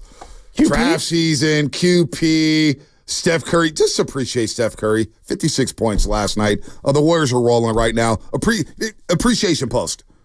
Joe Lacob, Mike Dunleavy, Steve Kerr, Steph Curry. Let's stop slandering these guys. Mike Dunleavy with the fine with QP late in the second round. Joe Lacob saying, I will pay anything to have a winner. Can you believe these idiots on Twitter, the Twidiots? Joe Lacob doesn't want to win. He's selfish. You idiots. John Fisher just moved the team. Mark Davis just moved the team. They built Chase Center with their own damn dimes, built the winner, 4 banners. You guys want to slander the great Joe Lacob? Yes, maybe I'm on the payroll now, but you know what? Leave my owner alone. I can't wait till it's like the middle of May and the Giants are buried in 4th place and you're trying to sell me on the Giants. Well, I don't need to sell you. You sold yourself on the Giants. Well, I'll be watching. That doesn't mean I'll be loving. As we have Bob Melvin on today. Bob, we're rooting for you. I saw Shasky's tweets moaning about spring training games. Yeah, it should be on. Should be on, but who cares? I care. We want to watch it. Watching 9 innings of spring training is an overrated experience. It's literally difficult. Every team in baseball outside of the worst 5 and the Giants. You're not watching 9 innings of spring every day. I don't need 9 innings. I want to tap in like every couple innings and have it on the iPad. Yeah, they show you the highlights. Sometimes. I don't want to look. I love Alex Pavlovich. You can't even get the highlights. I'm not even. You didn't even get highlights. Right. You don't even get them. I heard the sound off of Bryce Eldridge's bat. Is Bryce going to start with the big league club? No. Did you guys ask Bob Melvin about that? No, what's he going to say? Yeah. Oh, we're going to get rid of Lamont Wade Jr., which they should, and get rid of Wilmer Flores, which they should. Like, they got 3 home runs from Lamont Wade Jr. last year. Hey, but he gets on base. And then you need 7 base hits from second to drive him in. He's so slow. No, he's got deceptive speed. Yeah, he's deceptively quick to go onto the DL.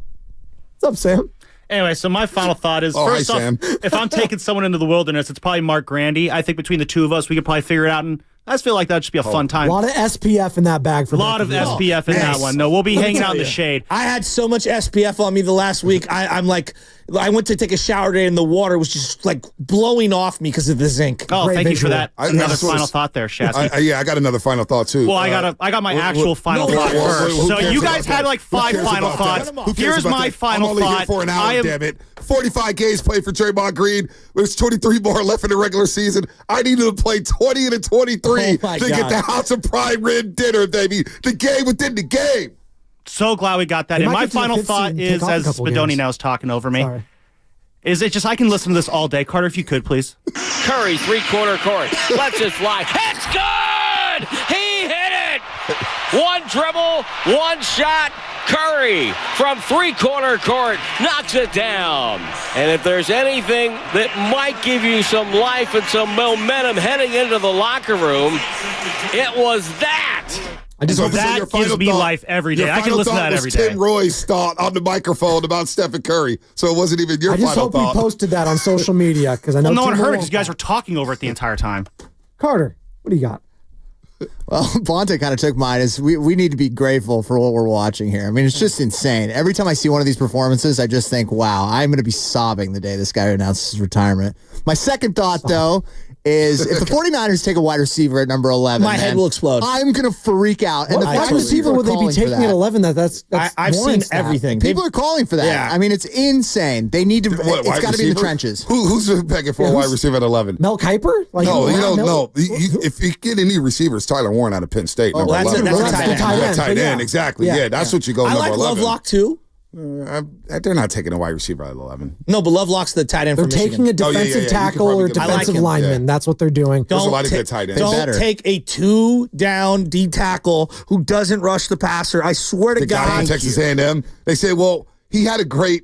What was the caption? I forgot what it was, but he had like a sack and a half in his 2 years at A&M. No, that screams Javon Kinlaw. Most Fast 5 brought to you by Xfinity. At home or on the go, you'll get the fastest internet to all your devices. Devone and Guru next, brought to you by Fremont Bank. Here for you, here for good.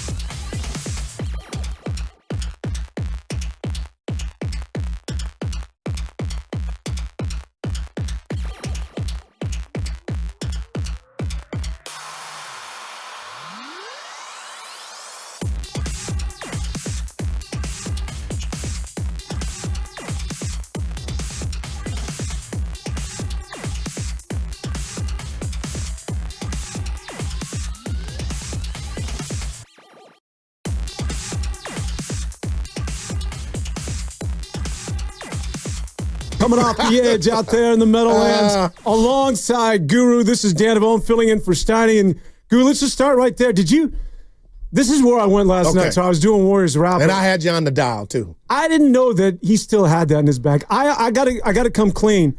I didn't know that Steph could still go there. I didn't think he could deliver 56 anymore. It had been a while. In fact, I looked this up. So 2015, 2016, he's the unanimous MVP. I'll never forget it. 13 games where he had 40 points or more. 22, they win the title, and he had 9 games in which he had 40 or more. This season, middle of a donut. Nothing over 40 points. So not only did I not think he could get 56, I didn't even think he'd get to the 40 threshold. Your thoughts on what it is he did last night? It's incredible. It's a moment of time, and he just reminded us, Dan, and it's a pleasure to be with you, man. I'm a big fan of yours. He just reminded us the Warriors and himself still have action. And I don't know how much, if at all, you listened to Steiny and I, but Devone, I was down when it came to the chef, and I was down only because I thought Father Time was cutting into the lead in regard to why we hadn't seen the 4th of July 40 and 50-point games and the bilateral tendinitis in both knees. Like, I thought I was watching that. But come to find out, if you go get a top-tier caliber player like Jimmy Butler and take all the attention off of the chef, he can still cook up that meal. And I don't know about you, Dan. We should have saw it coming since the emergence of Jimmy Butler, but he feels frisky to me. And last night, it felt Olympic-like because every bucket they needed it and fit. You could hear it in his voice when the shot went up. So now I'm like, he's feeling giddy, frisky. Where can this thing end up going? And we're talking about a year where his point per game total, I'm putting Steiny on your shoulders. I can see his face right now. You only care about points. This was one of the lowest of his career. And now that thing is actually getting fertilized and growing. He's at 24 now. But Dan, I still think the chef is still good enough to take this team now with Butler to the promised land. And I could be wrong, but I feel it. I don't think you're alone. I think the rest of the country, including the rest of the country, I think the top tier of the Western Conference is paying attention. Oh, how can you not? If you're OKC, if you're Houston, you're Memphis, you are looking in that rearview mirror and you're saying, just like the Kentucky Derby, man, somebody's galloping on the outside. Like, here they come. And we're going down the stretch, and you know as well as I do that this is winning time. Forget about what it is you did in October, November, December. It's those teams that get healthy, and B, that all come together and play your best basketball at the most important time of the season. You talked about Jimmy Butler. Yes, Jimmy Butler provides that physical sort of gravitational pull. I understand what it is that you're saying, and it frees up Steph. But I would take it a step further. I think emotionally, now that Butler's there, Dan. And now we're talking about a team that, hell, Draymond went as far as to mention the Warriors in an NBA championship in the same sentence. Now, look, I know it's Draymond. He's whatever. He's poking the bear. It's on TNT. It's in front of the country. It's an all-star game. But Steph now realizes, man, I'm playing relevant games again. Man. I'm being mentioned. Our team is being mentioned and making a playoff run. All of a sudden, what happened to the tendinitis? What happened to that bad hand? Remember that bad feet? The digit. Yeah, like all of a sudden. It's healed. What's going on here? Yeah. The joy is returned to this guy. And that, along with what he did last night, are synonymous. And you can clearly see it. And you know what, too, Dan? You hit that out the park. I always say to my children, and I'm no doctor, but 90% of life is psychological, right? And you're right. We had Curry at the podium. These words came out of his mouth, Dan. Tell me if you remember. We're not built to come back. We was twiddling his fans because his fingers. He had no answer. And now that joy is back, and he's clowning right now. And I'm telling you, you mentioned the Western Conference. Who knows how to win like this team? That's the ultimate closer in Steph Curry. And last night he reminded us, D, that they're ready to go, man. So, all right. Maybe we need to just bring it down a notch. Maybe not. I don't know. Dub Nation, go nuts. Why not? But is this team, okay, where are you at? Let's just, the hell with it. Everybody says, oh, don't overreact. You're living in the moment. Well, screw you, because they just went for 56. The team's won 5 in a row, and so this is what sports is all about. You overreact. You get caught in the emotion. Where is this team? Just if you were to sort sort of take a look and forecast just how far this team can go, what is it that we're looking at? Are they solidifying the 6th seed? Is this a team that right now is not going to be in that play-in tournament? And what should the expectations be for the Golden State Warriors going forward? I love that. Every team, as you just mentioned in the Western Conference, should be on notice. Dan, the 6th seed is solidified. That I will be majorly disappointed if they don't have the Dr. J spot. No, that was his number 6. And with that, moving forward, this is no shade at these other teams. OKC, a great story. The birth certificate, team-wide, is on your side. Youth everywhere. But have you done it? If you get in the ring with an OG squad like the Golden State Warriors with this renewed enthusiasm and flair for the dramatics, I like the Warrior chances, so I'm saying Western Conference Finals. And Dan, I want to go Draymond and say the finals, but I'm saying Western Conference Finals. And now people aren't giving me a cup to say, hey, go to the restroom and put some stuff in there because you sound crazy, Dan. People, the talking heads, if you're into that, the pundits, everybody's taking notice and saying the same thing. So when I would tell Steiny and drive him crazy about this, Martin Luther King, we shall overcome, now everybody's there and it's kind of boring. I love a party, Dan, but everybody's taking notice like, Guru, that sounds normal. Everybody knows this team now has got their mojo back. Well, here's why I think that everybody could take a sip of that Kool-Aid. Is because back in the day, when you had a dominant team, like the Warriors went to five consecutive NBA Finals, it could be, I don't know, it could be the middle of the summer, or before the season even starts, you could say the Warriors are going to the NBA Finals. I don't even need to see the preseason. Wow. Look at the roster. That team's going to the NBA Finals, and sure enough, for 5 consecutive years, because they were that team. They were the it team. When you look at the West right now, how comfortable are you? And I'm not saying OKC's a good team. Okay. Hell, they're a dominant team. No doubt. Let's give them their respect. But experience is real, man. I don't know if it translates to the NFL. I don't know about MLB, but when it comes to postseason basketball, experience is a thing. That team had the best record a year ago. They beat New Orleans. They got bounced by Dallas in the second round. I don't feel that comfortable. And this isn't necessarily about the Warriors. I think LA would have a hell of a shot. Boy. Experience is something that OKC does not have. Yeah, and you know what, Dan? It's just funny. I watched the Minnesota OKC game a couple nights ago, and I am sipping the Kool-Aid, and you could tell me to put it down, but I'm watching OKC and Shea, as great as he is, not hit the rim on what could have been a game winner. There was a drive to the rack, and the game went overtime, and it wasn't anything bad that had transpired, but it just told me pressure is incredible. And the regular season, as you just talked about, is one thing, but I think the hardest championship to win in all the sports is the NBA Finals because there are no flukes in it. You got to win 4 of 7. And Dan, the way that this Warrior team is coming together with Jimmy Butler being Durant, I know they're different, but now they got a big 3 again, and Dan, I'm ready, man. All right, you want to tease? Give it to me. Because I guarantee, the love fair is about to come to an end. Oh, he's back. I'll tell you something right now, that when you talk about the last dance, this is the last dance for the Warriors. This season, it's got to happen. It's not about the Chicago Bulls. The last dance is for the Golden State Warriors. I'll explain why when we continue. What's coming up on the game is brought to you by Fremont Bank. Here for you, here for good. It's Guru, it's Dan Devone. I dare you to go anywhere. This is going to be nuts. We got you for the next couple of hours right here on 95.7 The Game.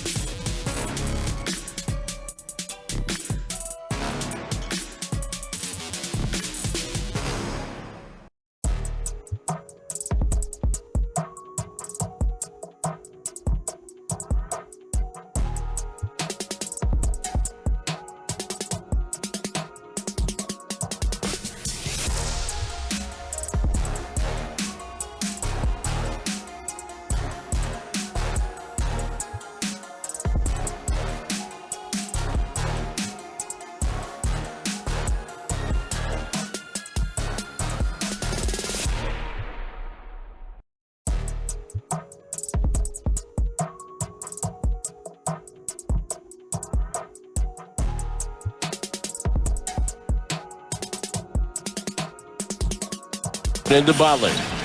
Left of the circle. Right wing to Post. Touch pass back to Butler. Butler left alone. Finds Curry. It's a relocation three, and it's good! At Golden State now down by one. 73-72. Curry with the bucket. He's got 28 points right now. Now, back to Steiny and Guru on 95.7 The Game.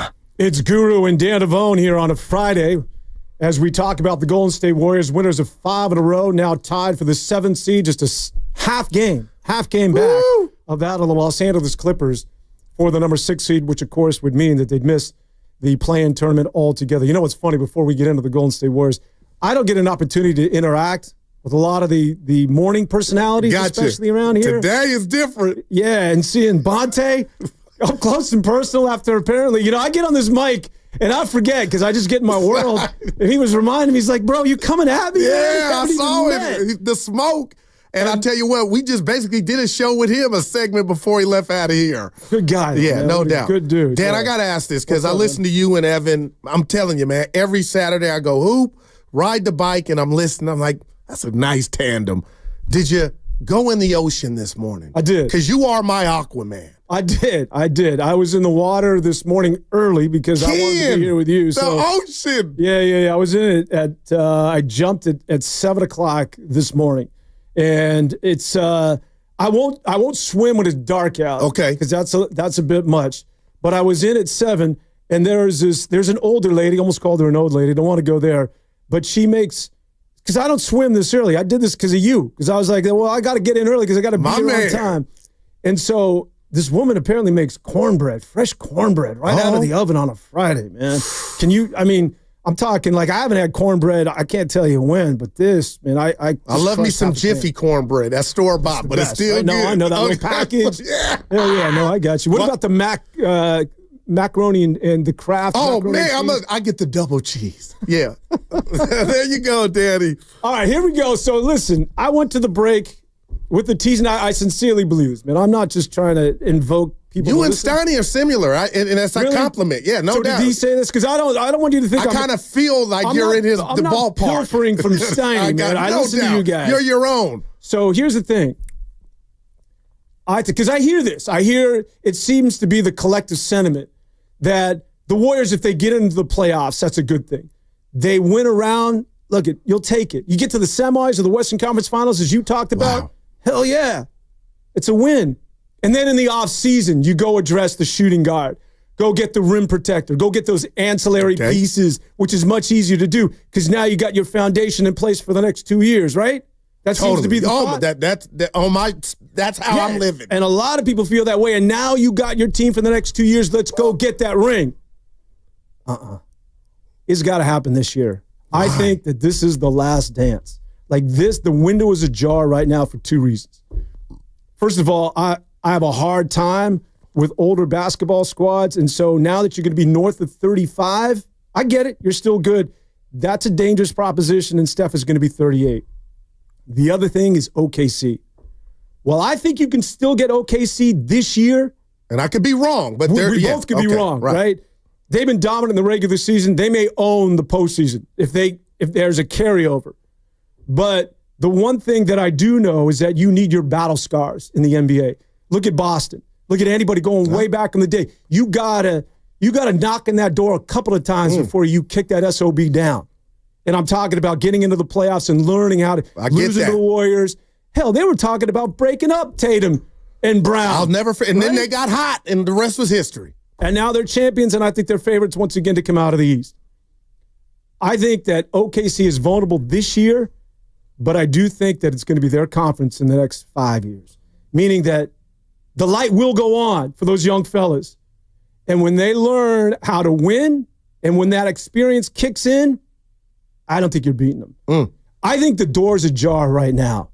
And so this thinking of, well, we'll just get some pieces in the offseason and get after it, I think it's got to happen today. It's got to happen in 24-25 this season in order, if you want to get that elusive ring for Steph, it's got to happen today. No, I'm not mad at that. And Dan, I'm going to blow you away with, did he just say that? But I feel like OKC hasn't gone through their playoff puberty yet.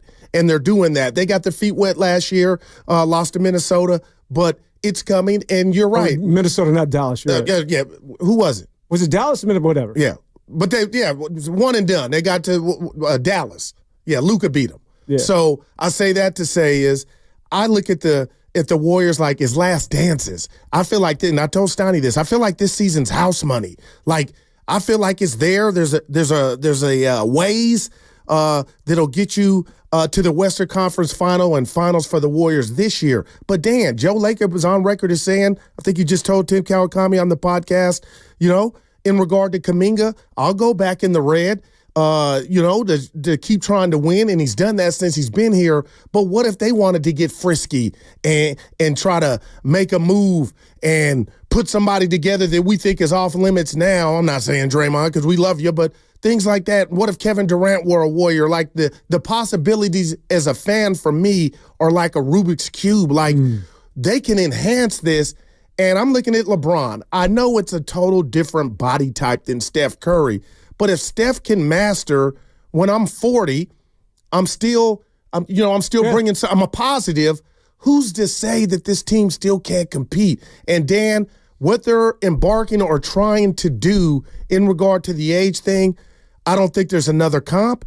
But if they were to do it, I mean, man, who's to say it would just be one? That's just where I'm at. And I get what you're saying about, OKC. Oh, we got breaking news here. The game. With Matthew Stafford is going to stay with the Los Angeles Rams. I knew it. Right? So all the bluster is done. He's going to be in the Southland. He'll stay hitched to McVay and company. Do we want to hear from the young fella out of the University of Texas?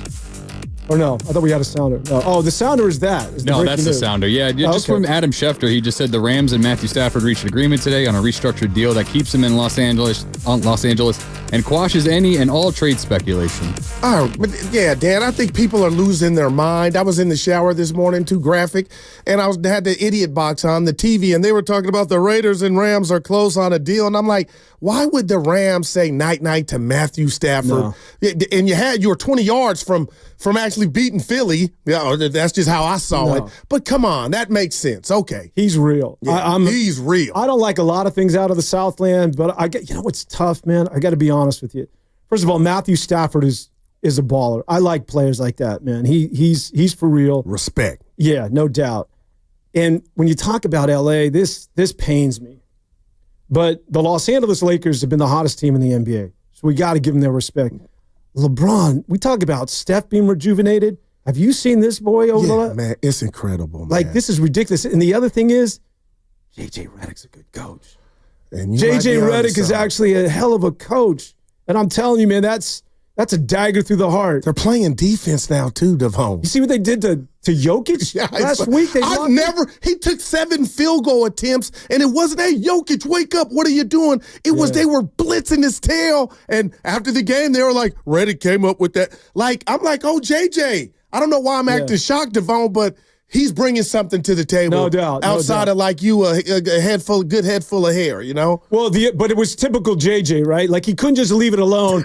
He had to say, I haven't slept in 3 nights. And, I've been up there devising it. Dude, just leave it alone. I got you. We don't need to know that he's in LA. He's acting, D. But I got to admit, man, that guy knows what's up. But it also helps when LeBron James endorses you. Like if LeBron James says, let's listen to this guy, or I'm listening to him, or when there's buy-in from LeBron, like there wasn't for Darvin Ham, then I think everybody else falls in line. So, LA's another one of those teams that when we talk about the construct of the Western Conference, they're a problem. They are, because they've got that experience. And so when you're talking about game 7s or big games, while OKC doesn't have the experience of how to navigate some of those things, LA does.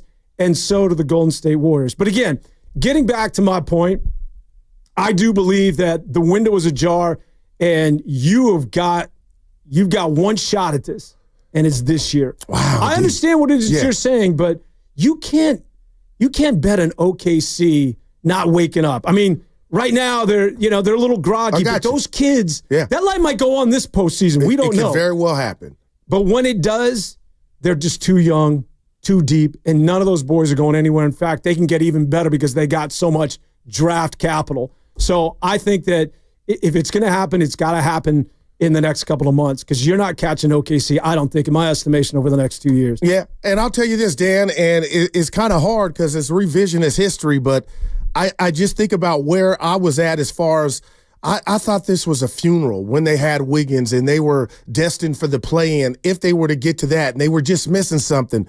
But I keep going back to how they got Jimmy Butler because the basketball part of this is he should never be available. He's that good. But a relationship got toxic, it eroded, and now one man's trash is the next team's treasure. And, Dan, I got to look at you and tell you, was anything about that 56 last night flukish to you? Oh, Curry's lightweight been hibernating because he's been double and triple teamed. I mean, he's been despondent at times. Like, can somebody help me? And Dan, they went and got that help now. And Jimmy Butler, who couldn't hit the side of a barn yesterday, along with Pods and Moody and a lot of other guys in the lineup outside of Post, they needed every one of those buckets to go down. So when I come here on this Payday Friday and look you dead in the eye, Dan, again, I'm shocked at the total, but I'm not shocked that what I saw in the Olympics is what Steph was doing in Orlando. And now I'm wondering, oh boy, they're really, and he's a golfer. We saw him last night with who was the golfer? He did the Chandel Bliss. I didn't know. I'm in Tiger Woods still, D. But yeah, I was just like, oh, he's in a good place right now. And I say that to say, Dan, is I don't think we're going to see these guys wilt or get tired. I mean, we're in a stretch run. Why can't the chef keep this up? You know, not 56 every night, obviously. When you talk about, and let's just once again give the numbers. Steph Curry with 50-point games. Nobody has more over the age of 30 than Steph Curry. He's got 9. Oof. Second is Wilt Chamberlain. Anytime your name is mentioned with Wilt Chamberlain, it's real stuff. He has the most games with 50 points over the age of 35 with 3. LeBron checking in at 2. But here's what I would say about Steph.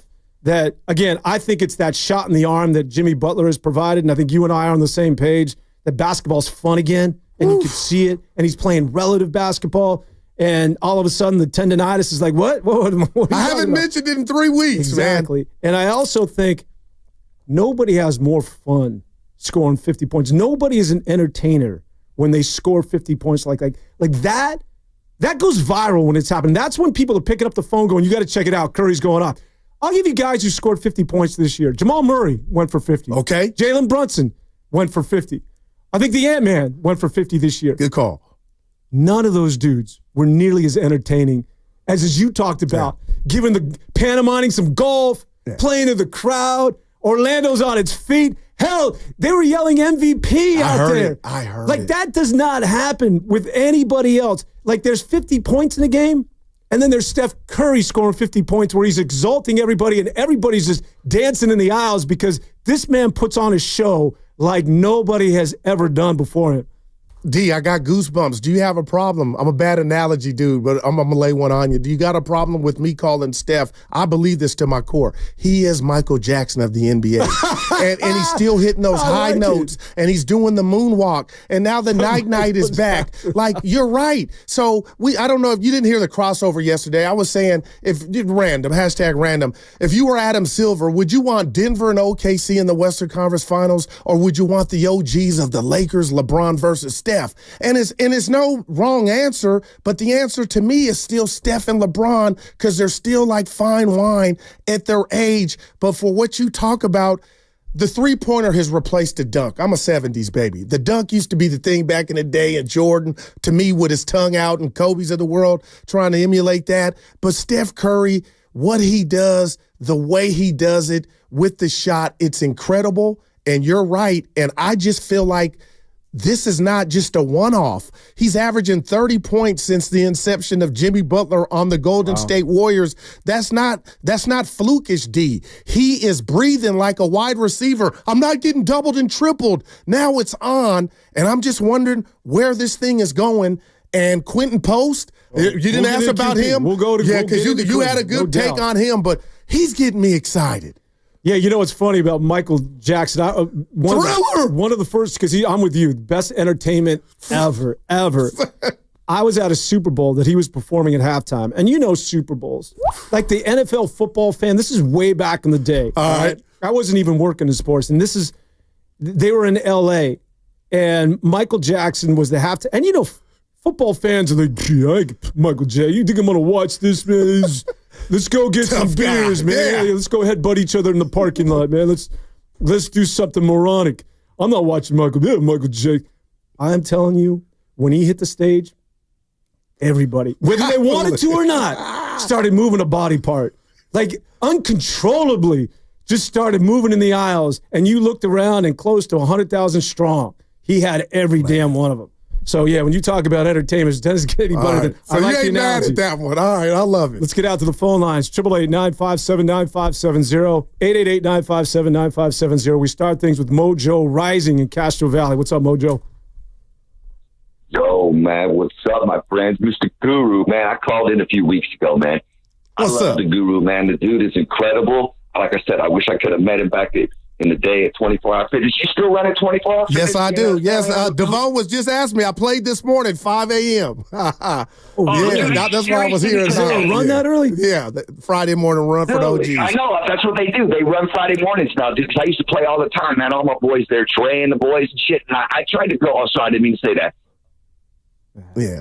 Yeah. Thanks for the love. But yeah, D, I got it in this morning. We get the S-bomb and the McAfee show. What's going on? Like, is it not part of the Kid lexicon? Is sweating like, hey, Devon, move on. Say that again. Right. Yeah, he meant well. Yeah, no, so you're playing at 5 in the morning? Yeah. I'm in my 50s, still going full court, and I feel like I'm winning. Steiny hates it. I feel like he's jealous because I'm still playing, but we'll see. Tell me this, you're not rolling with a knee, a knee brace? No. All right. I'm coming for you, D, that's all. All right. What are you play down inside? Or Yeah, if you want to shoot on the perimeter, you're going to get it off because I'm not getting hurt going out to block that, but I'm going to the rim. All right. Yeah. We got our guy I think might be calling back, Okay. but let's talk about Steph Curry and the 56 points because it was, I started the show by saying I didn't think he could still do this. And I didn't think that it'd been so long since he had 40 points. But I think that what it is that Jimmy Butler has brought to this team, which is winning, has recreated and has just sent Steph Curry back into the time machine where it's 2016 all over again. But there's one guy that we cannot omit when we talk about last night's big win, and I think he's significant going forward, and it's Quinton Post. Oh my gosh, man. Quinton Post, because it was that they're down 17, and then just before the end of the break, Steph, of course, hits that heave. 46-footer. Yeah. And then you cut the lead to 14. And then I thought the biggest moment of the game was the start of that second half where Quinton Post got the start. Quinton Post had 10 points in 3 minutes to start that second half. Talk about his game and how significant he is going forward. Dan, not since the likes of Chris Webber, and he wasn't really a stretch five, but I've been yearning for a guy to be in a Warrior uniform that had this skill set. And, they missed the boat with our guy, James Wiseman. I thought he had the goods. But just watching that release, I know they say Steffordless, but when he releases the ball, Dan, I'm just as a fan, I'm thinking it's going in more times than not. But you're right. They came fast and in a hurry. And then he has that moxie, that nastiness to him to let you know he's feeling good. And then went inside and showed us he wasn't just a, outside dude and put some off the glass. And I'm like, man, how can you not be excited? So when we talk about the Warriors in the last dance or dances, as I'm dubbing it, Dan, I'm thinking about Pods, Kuminga, and we'll get to him, and Moody. Like, there's some parts of the Warrior future, and I'm including Post, into like 4 or 5 guys that, hey, honey, pack the car. Let's go check out the Dubs. Yeah. And it might not be Steph and Dre on why we're going to watch. And I know I need to slow down, but QP3 is taking advantage of an opportunity. And you said, I got to give Kerr credit. He made an adjustment. Sat Looney put Q in there to start the second half, and Orlando did not know what to do, I believe. I thought that change should have come a lot sooner.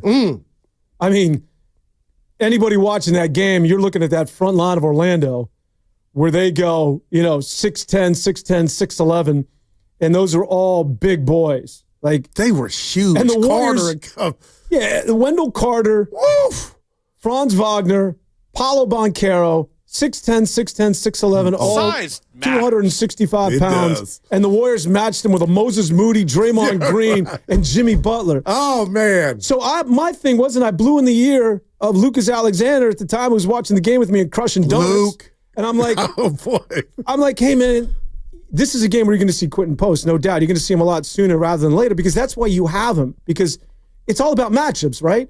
And this was one of those matchups that just screamed for Quinton Post.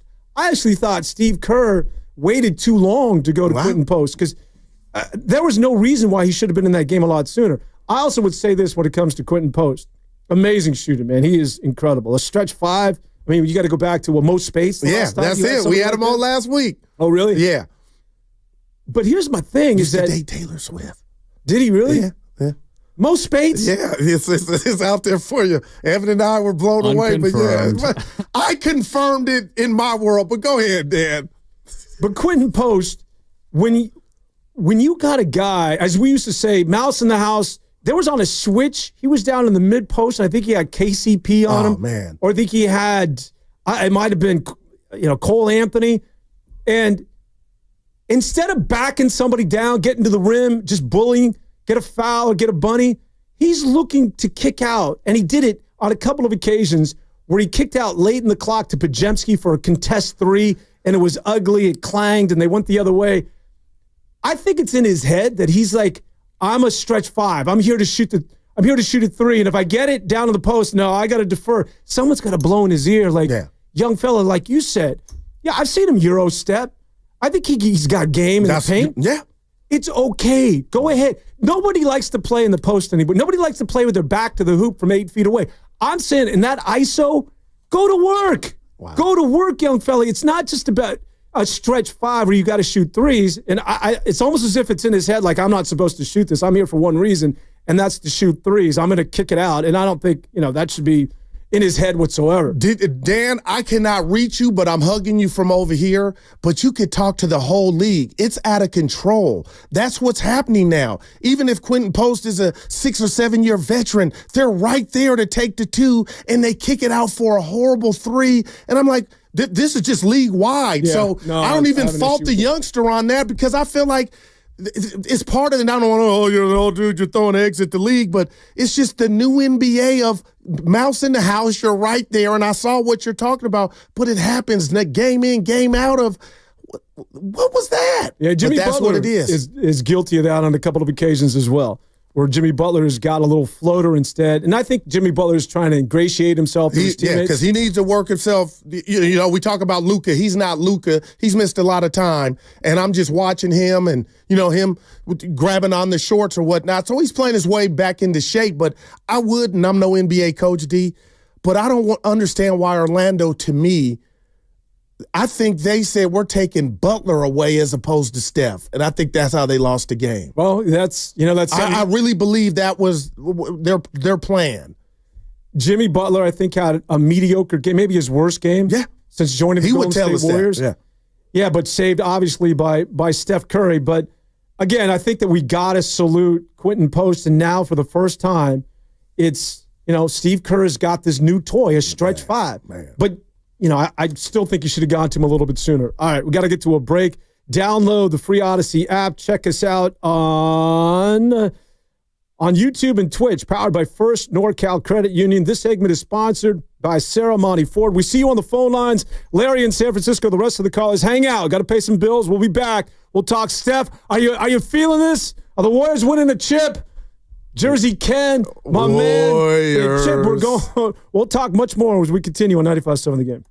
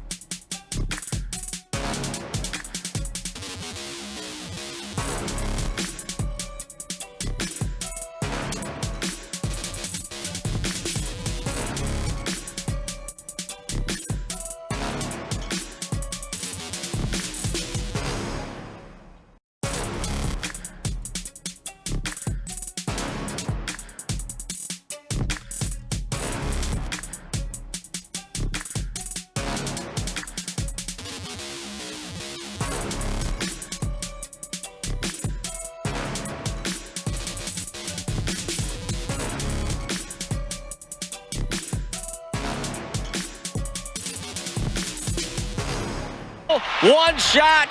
Curry from three-corner court knocks it down. And if there's anything that might give you some life and some momentum heading into the locker room, it was that. Now, back to Steiny and Guru on 95.7 The Game. Jersey Ken, like always, producing his butt off. It's little incredible thriller. right there. Nice stick and analogy by one Guru. Yeah, one of the greatest albums ever. Yes, Thriller. absolutely. Really quick, the text line. Devon the golfer was Brandel Chambly. I think I said Chandel Bliss. Chandel Bliss is an exotic dancer. Yeah, Chandel Bliss is on a pole somewhere out in Las Vegas. I don't know. I don't know who Chandel Bliss is. But God bless you. That's right. Wow, I meant to say Brandel Chambly. I got you. Yeah. I forget that we're on for 4 hours today, man. I just unloaded the chamber in the first 10 minutes. I gotta I got your back, baby. Oh, no, dude, I'll be leaking oil in that last hour and a half, but you just got to carry me to the finish line. But we'll make this thing happen as we talk about what else? The Golden State Warriors. If we want to work in the Giants, I know Bo Mel was on the show, but Bo Mel, feeling good. I know, but he's not the most exciting kid on the block, so we can save him for when we really need him, I'm thinking, right?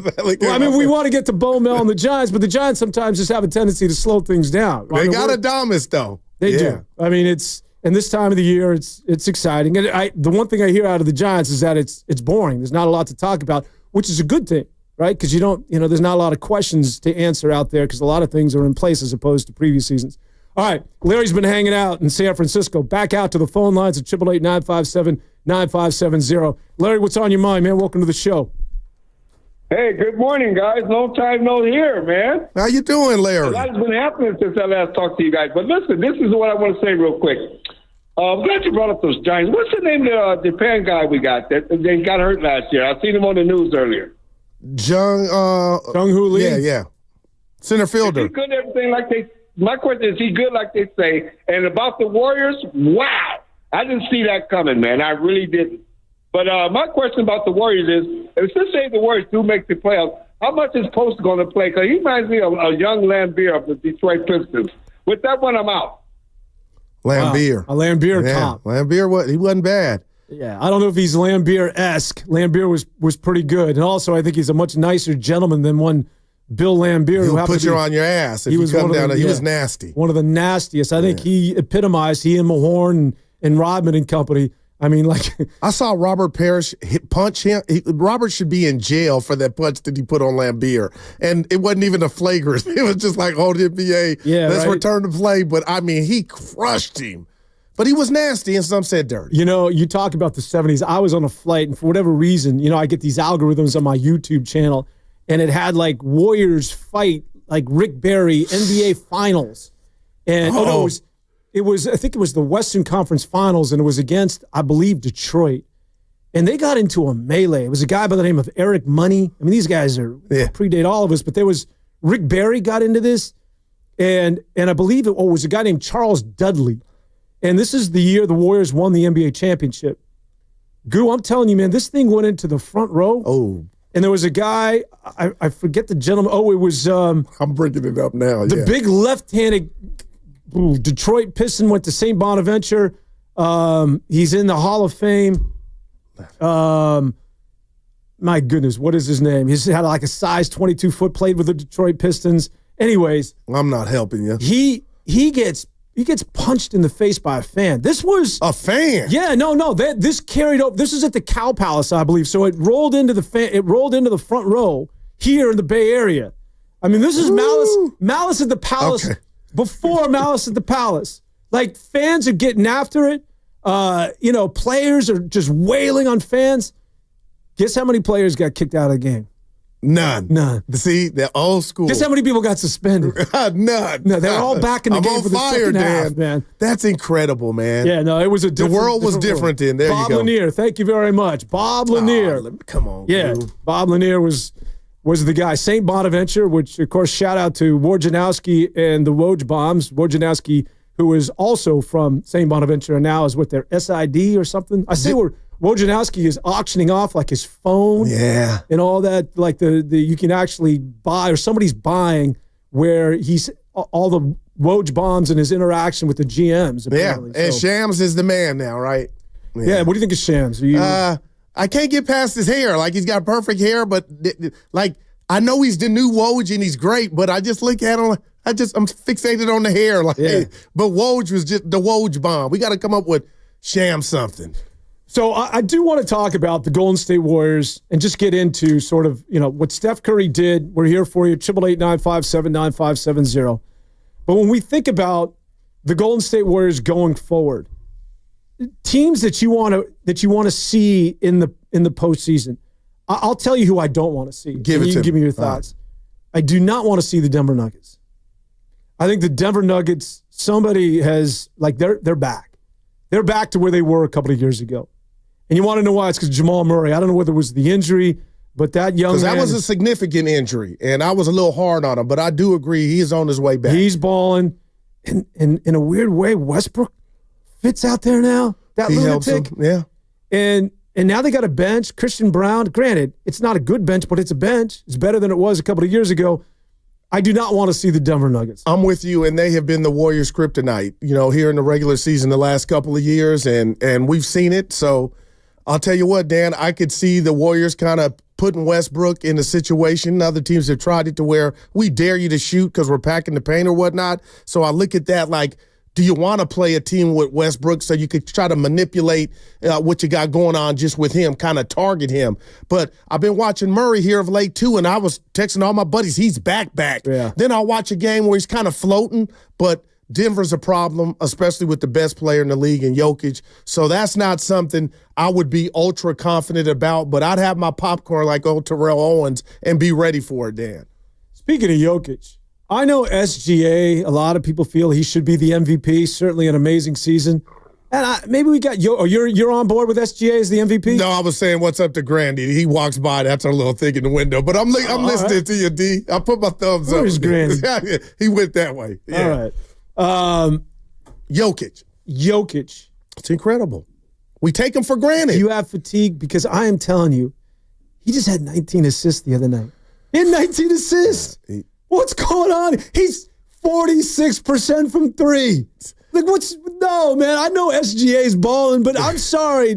Do not sleep on this guy. I know we're getting tired of it, but this dude is not from this planet. You're going to hate this one. I don't know. You might not hate what I'm about to respond with, but Jordan could have got the MVP every year. He didn't. That's how I look at it. That was his Kobe too. Nash got a couple. So I get it, and it just feels like it's SGA's turn to get it. So is that the way it is? It's your turn? Is that how we're doing? Yeah, so it's not he hates that participation trophy type of. Does it fall under that? It's his turn. Because you're right, he could get it every year. He's that good. 19 assists the other night. He's a bad boy. Jokic is just too much, and then he becomes just indefensible at times. And if you give him, you do not want to see that basketball team. But his game is not more entertaining than the Chef. And that's why this is special. Yeah, we're at. Yeah, just to get back to, I'm glad you reined me back in to Steph Curry. Once again, the 56 points last night, 6 shy of his career high at 62, which he had against Portland a couple of years back during COVID. Is this the one-off, or is this, are you going? The problem is that, again, it looked, even with Jimmy Butler, that it was a Warrior team, that it was one-dimensional, and it's all about Steph. Granted, he went nuts, but who else is going to give you the consistent shooting? I'm out on Buddy Hield. So who's going to be that other guy? Because Steph can't obviously do that every night. Are we back to square one where we're trying to find another shooter not named Steph Curry? Well, Moses Moody, I said take for granted. I feel like Warrior fans are taking him for granted, but when you talk about the 3-ball, he's excelled in that area to me.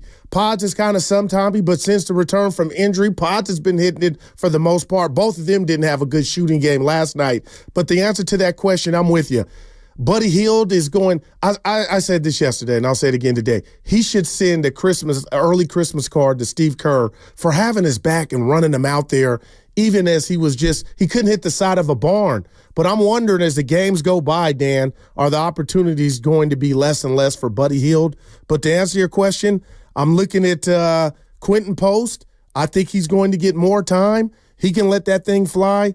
And then the rat on the table, we do that on this show, brought to you by Atco, Dan, is something that everybody's talking about, but they won't talk about it for long, is Jonathan Kuminga. And I know the 3 ball's not his game, but he can hit it.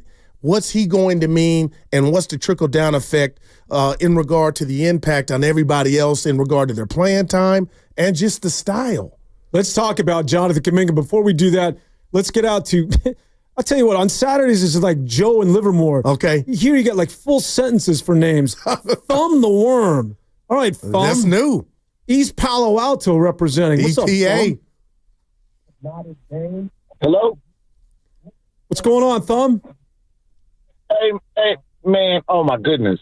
Beautiful basketball lately. I'm glad the Warriors got rid of Wiggins because I believe JK can slide right in that position and be more efficient as Wiggins.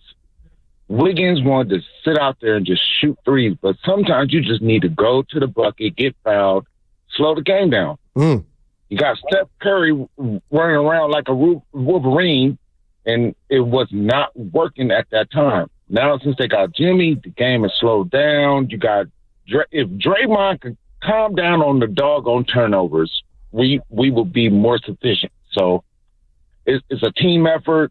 I like the way Paz is shooting the ball, Moody is shooting the ball, but I think JK needs to take a page from Jimmy's book and run with that. How far can they go? Thumb, how far can they go? They can go to the finals. Wow. But you got to deal with the Lakers with Luka. Then you got to deal with, Joker. He's a bad man. So therefore the West is wide open right now. So the Warriors just need to continue to play good, efficient basketball and just win games, and wherever they end up, I think they could be like a fourth or fifth seed, but it's all about competition, competitiveness. So the Warriors need to just ball out. Thanks, Thumb. Goo, I want to get your thoughts on this. I'm right here for you. So he was talking about Andrew Wiggins. Remember when Andrew Wiggins was dealt, it was like Steve Kerr was doing a eulogy. I mean, they may as well have just been, in their death shrouds, everyone in black, and just it might have been the saddest sort of, post game I've seen in recent memory. Because I think there was a reluctance for a guy like Jimmy Butler because, and this is how I feel about it. And again, just give me your take. I think Steve Kerr, there's a level of arrogance, and there should be, because he's won and he's done it his way by getting essentially good guys. Yeah. And it starts with Steph Curry because he is the greatest, I think, team sport athlete, both on and off the court in terms of it being an ambassador. There's no warts on this dude, right?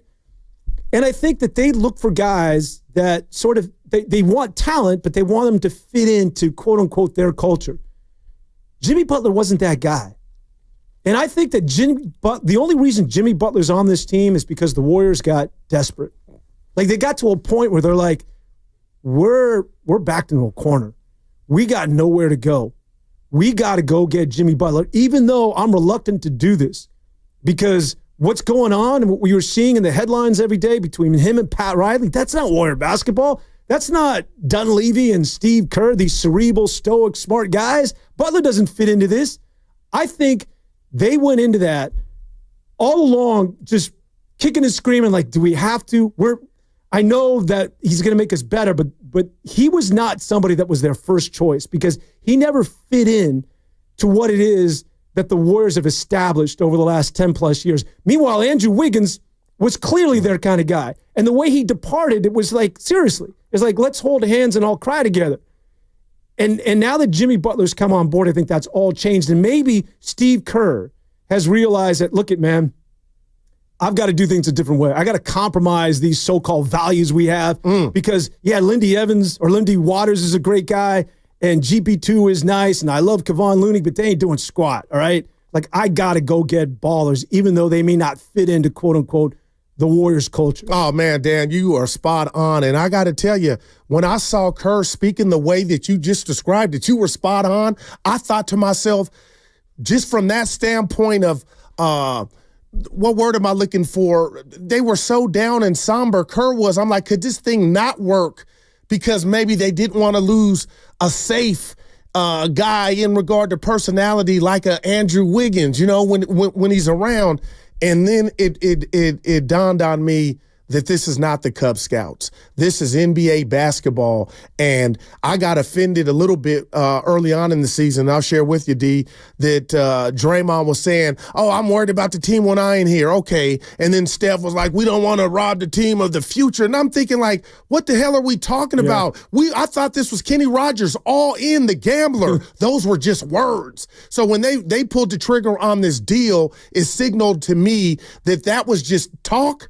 And if any culture could take in what we deem a renegade, because that's how Jimmy Butler was portrayed, a quitter, all the adjectives that came with whatever shenanigans you saw fit going on in Miami, it could be the Warriors by the way they've dealt with or didn't deal with Draymond Green. So I'm looking around when it's all said and done, like, what better locale for Jimmy to come to than the Warrior culture who, again, I can't believe you let him hit Poole and he didn't get suspended, but they know how to deal with Dre, and damn it, they're showing they can deal with Jimmy Butler. And now we got I'll call them, this is a compliment real quick here, D, 2 pit bulls roaming the court to start the game on both the offensive and defensive end. And now Steph is, again, a kid in a candy store because there's space now for him to operate. You're listening to 95.7 The Game, KGMZ FM and HD1 San Francisco, always live on the free Odyssey app,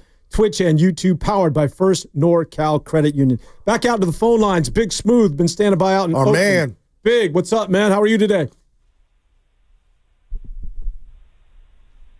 Smoothie. Big Smooth. Remember, that was Vic Alexander back in the day. Yeah, that was his nickname. Vic Alexander. Chris Gatling. The Gatling gun. Yeah, yes, sir. Cole, Palo Alto, do not disappoint. Cole, you there? Yes, can you guys hear me? Gotcha. All right. Guru, I just want to say, first and foremost, happy Black History Month, my man. Figured I'd say it better late than never. But in terms of the Warriors, I think the team that they remind me of the most is actually the 2022 Celtics. Because like the Warriors, I believe they were also 500 at the All-Star break, and then they just got hot at the right time. Now, I'm not saying the Warriors are going to go to the finals or anything like that, but they're on that kind of type of trajectory right now in terms of just the team coming together. They're stacking wins when they need to. And I just think they're just playing really good basketball right now. And like you guys were talking about, I also agree that I don't want to see the Nuggets right now, and probably also the Lakers, just because I've always had that level of respect for LeBron and especially Luka. But other than that, I feel like I like our chances against pretty much everybody else in a 7-game series. So I think, if the matchups kind of fall our way a little bit, and we keep playing the way we're playing, I think anything can happen for sure. There it is. Appreciate it, Cole. Yeah, I mean, I don't think those teams want to see the Warriors if they're clicking. And Kuminga hadn't even come back yet. Let's get Just into think about JK. that. Let's talk about Can anything go wrong, D? Let's put the rat on the table. Brought to you by Echo. I don't think so. Everything else has been roses. Here's my issue with Kuminga. It's not an issue. But I do think that I don't think it's by accident that Podziemski's played well with Jimmy Butler. And he played well before Jimmy Butler arrived, right? After the injury, Podziemski finally found his shot and was, he turned that corner. Same with Moses Moody, found his confidence. I think Moody's finally in the rotation, right? Like he's not going back to the doghouse. We're not going to not see him for a month like back in the day. But I don't think it's by accident that those two young fellas really blossomed with Jimmy Butler, because they all have the same basketball DNA. Wow. They're all about 50-50 balls. They're all about hard defense. They're about just getting on the floor.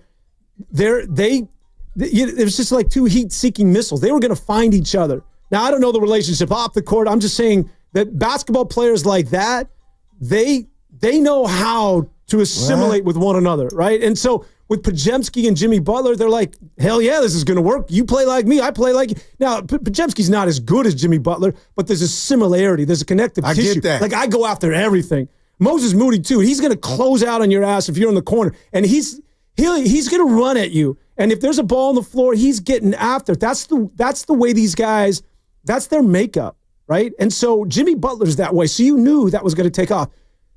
Jonathan Kuminga, I would say that's not in his resume. Not yet. The intangibles, the defensive rotations, the understanding of like you got to go all out. He's a tremendous raw athlete, but I'm just curious whether that is going to mix with the way Jimmy Butler plays basketball, which is sort of this new attitude that we're all about defense and hustle, right?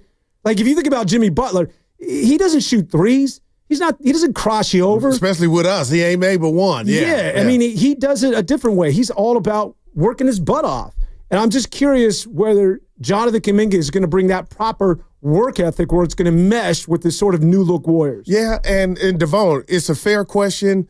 And let's be real, there's a different way to ask it in regard to, you know, if we talk about the DNA and you know, how Kuminga grew up with basketball or whatnot. But to me, I'm saying Western Conference Finals, and I'm fat-mouthing about possible finals, and I'm doing that with the glass half full, like this will be a seamless transition, because if it's not and there's some turbulence, and let's just say, for instance, that means what, Goo? Less Kuminga, then I have to reassess me telling anybody that I think the Warriors could get to those great heights.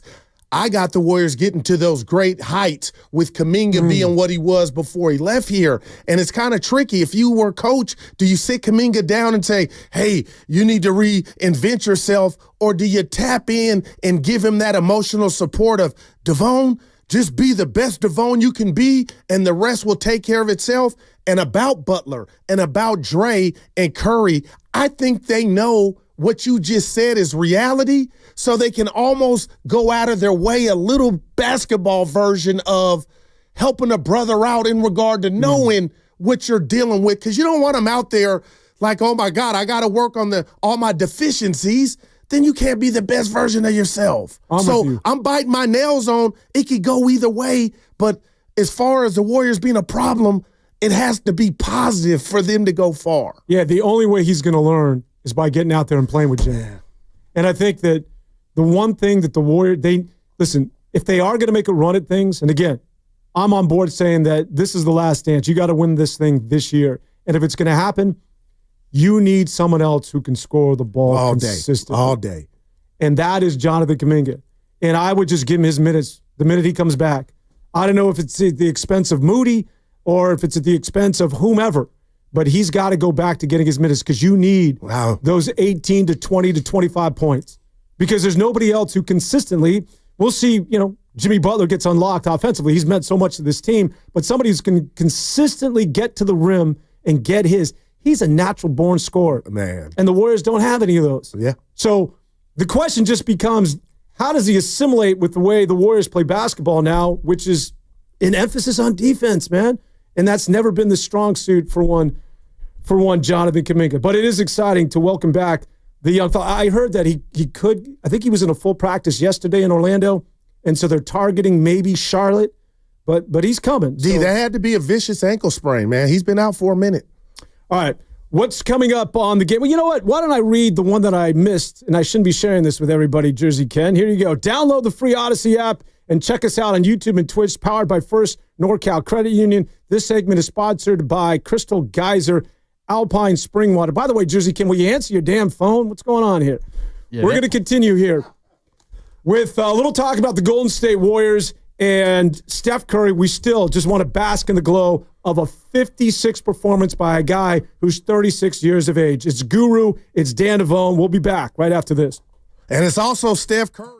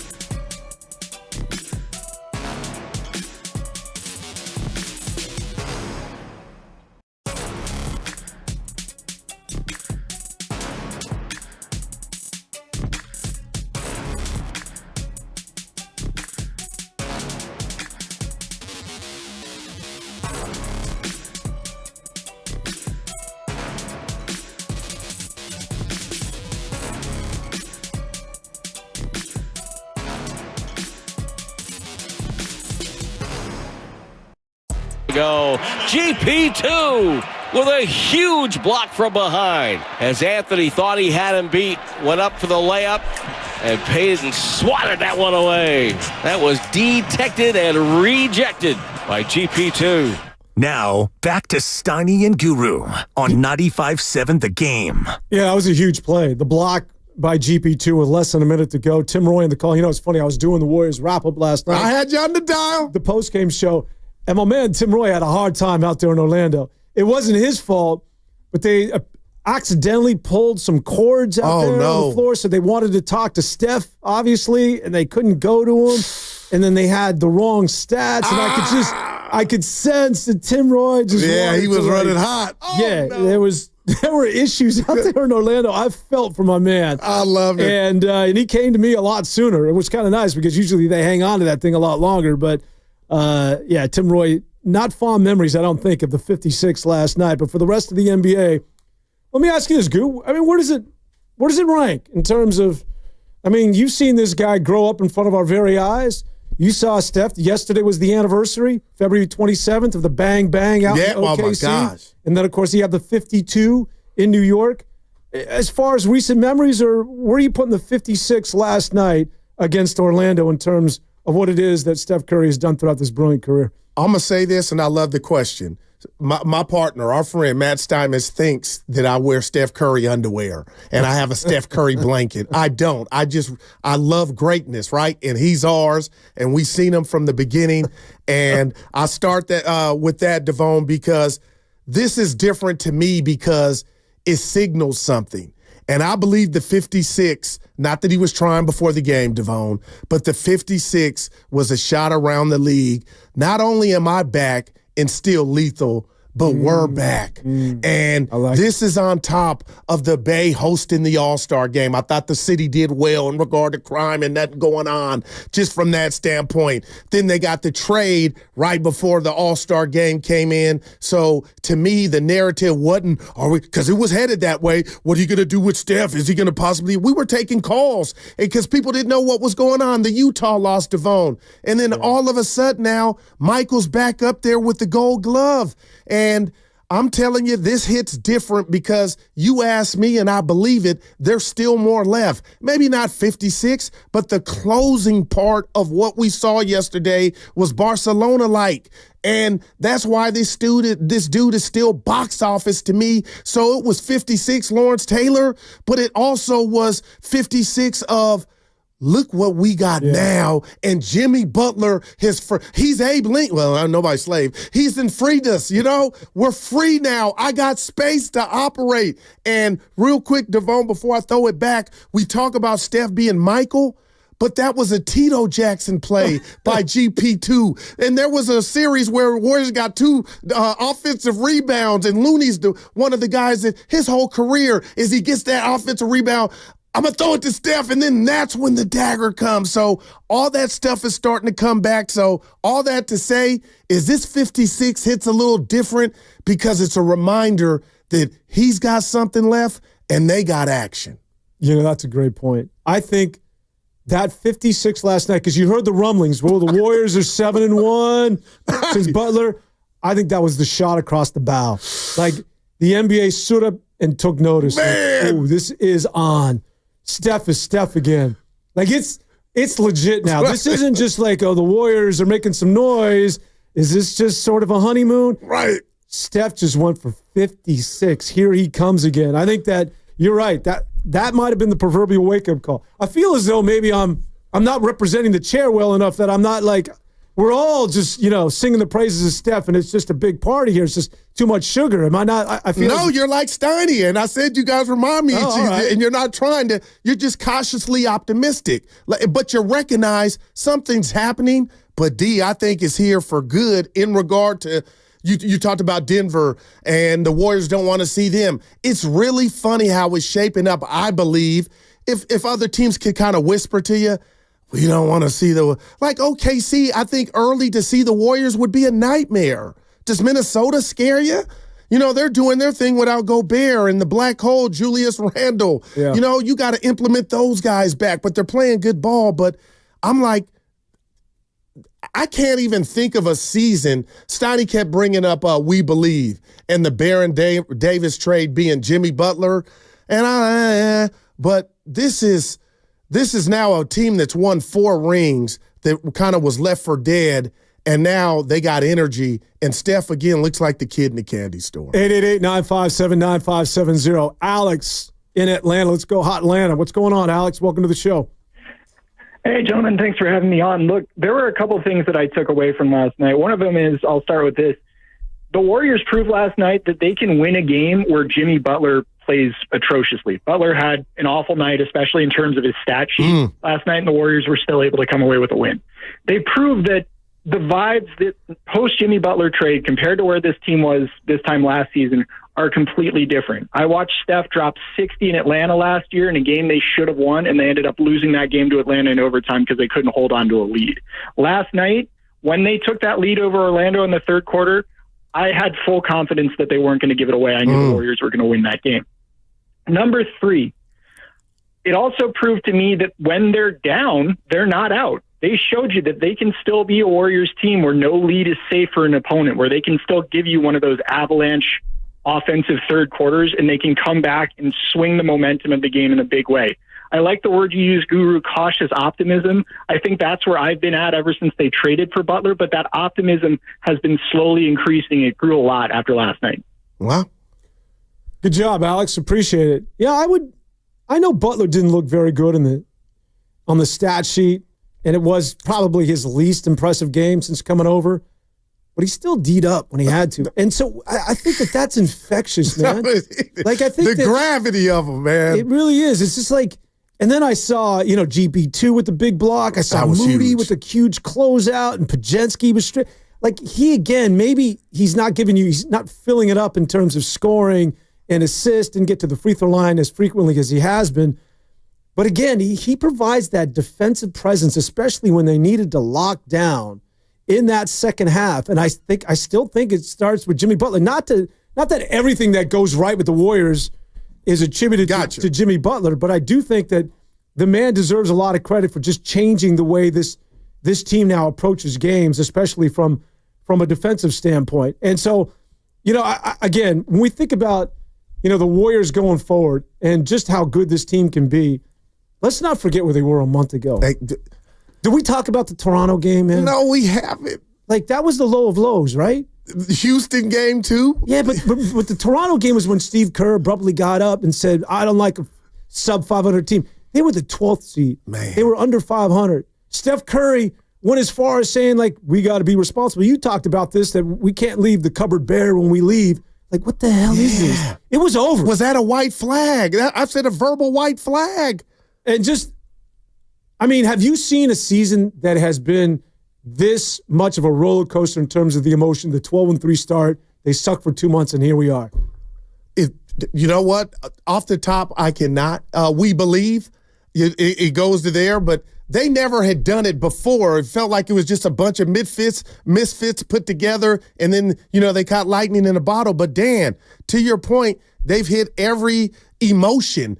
And Steph Curry, these words I'm about to share with you all came out of his mouth after one game.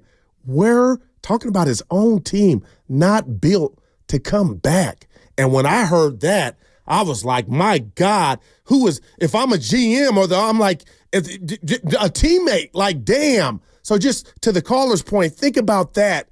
And they were down 17 last night. What were they, down 20-something to Chicago? Yeah, it was Butler's first game. Yeah. But what gives me goosebumps, and why I'll have a double at the cafeteria today off of this euphoria of what the Warriors have created, Dan, is I'm a guy who lives my life on, I'll never flush and forget those feelings of a month ago because they make today greater, man. This team was left for dead, D. Yeah, I'm sorry. I don't think anybody saw this coming. And you could see Steve Kerr just going, what the hell, man? I'm on borrowed time, man. It's crazy. One guy that gets overlooked in all of this, and it's about time that we start singing the praises of Dunleavy. Because, let me tell you something. If Buster Posey does this in his first year, you sure as hell are going to hear a lot more about Buster than you are Mike Dunleavy. Dunleavy has come up aces every time he's pulled a lever. Maybe the Schroeder trade, But it was effort. Yeah. But I think that, when you think, first of all, Jimmy Butler, but even going, back to Trace Jackson Davis and Podziemski. Who the hell thought, Podziemski out of Santa Clara? I sure as hell didn't see that guy going to 17 or whatever it was overall. And now with this Quinton Post, he's got no draft real capital with which to work. Oh, man. And he's getting rotational pieces. Man. I know that, we love Bob Myers for being the architect. Bob. But at some point, I think that we've got to shine a light on Dunleavy, who has done just about everything right up to this point. Yeah, and if you listen to the owner, and I gave him his flowers yesterday, not trying to kiss butt. Where's that going to get me? The bottom line is Joe Lacob, since getting booed at Chris Mullin's retirement ceremony, grabbed the mic and said he was going to build a winner. He's done that. Got a privately funded building here in San Francisco that didn't cost any taxpayers any money, and now he's ready to go back in the red again to try to continue what's left of this thing. But when I say what's left, it sounds like, man, we got nothing to look forward to. But, Dan, you just hit on it. Pods, TJD, Moody, and Jonathan Kuminga. And that's why when you say, and I love that you feel this way, it's the last dance, not last dances. I'm like, man, if you tell me Jimmy Butler needs to play 60 next year and Steph needs to play 62 and Dre 60, I feel like you got the youngsters who can take on that, that surplus of work for the duration of the season. So everything just feels like it's coming up roses right now. But the ultimate call, what I want to ask you is, do you think everybody was on board? Do you think there was any type of battle in regard to, is Jimmy the right type of war? Will he fit in? Oh, hell yeah. Did you? No doubt. Okay. Yeah. A tug of war per se. Well, I don't even think it was a tug of war like back in the day when they were going to trade Clay Thompson. Remember that? Yeah. For Love, and they were sort of like, no, you can't get rid of Clay. And I'll never forget that. Yeah, remember that? I think that divided the room. I think that this was, yeah, let's do it, but I don't really want to. Wow. And I think that there was a reluctant, let's pull the trigger on this because we got nothing else. And that was we got to do something abundantly clear. And I will credit them that they stepped to the plate and they were willing to take a swing, right? And listen, I don't think that he fit in for the way they do things, certainly with the Golden State Warriors. I mean, come on, man. The thing about Butler, though, is what he's proven to all of us is that he's never been a bad guy necessarily with his teammates aside from that. No, you're right. Udonis Haslem, and they were going to draw the hands. I remember. Don't mess with my coach. Yeah. But you take care of his money, I'll play nice. They were so smart and maybe this was Butler's people look, you want me to go there?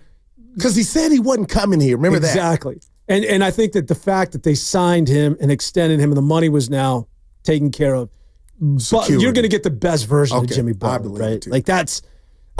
Listen, this is a honeymoon to a certain degree because, they will lose a couple of games. So who knows? Maybe they're going to stay on this pace for the next 20-odd games. But usually the ebb and flow of an NBA season, you're going to go through a rash of games where you lose. Let's go through some of that, and so we can balance out just where Jimmy Butler is in terms of getting along with everybody, because usually there's another shoe that's going to drop.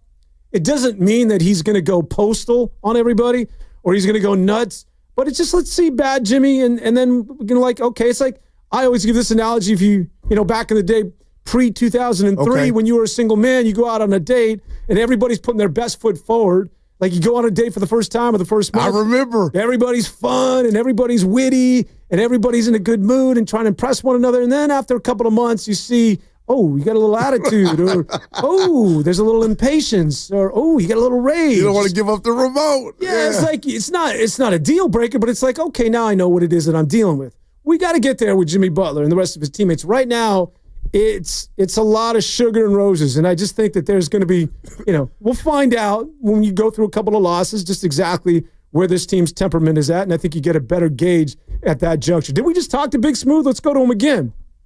Big Smooth. One more chance, Smoothie. Oakland.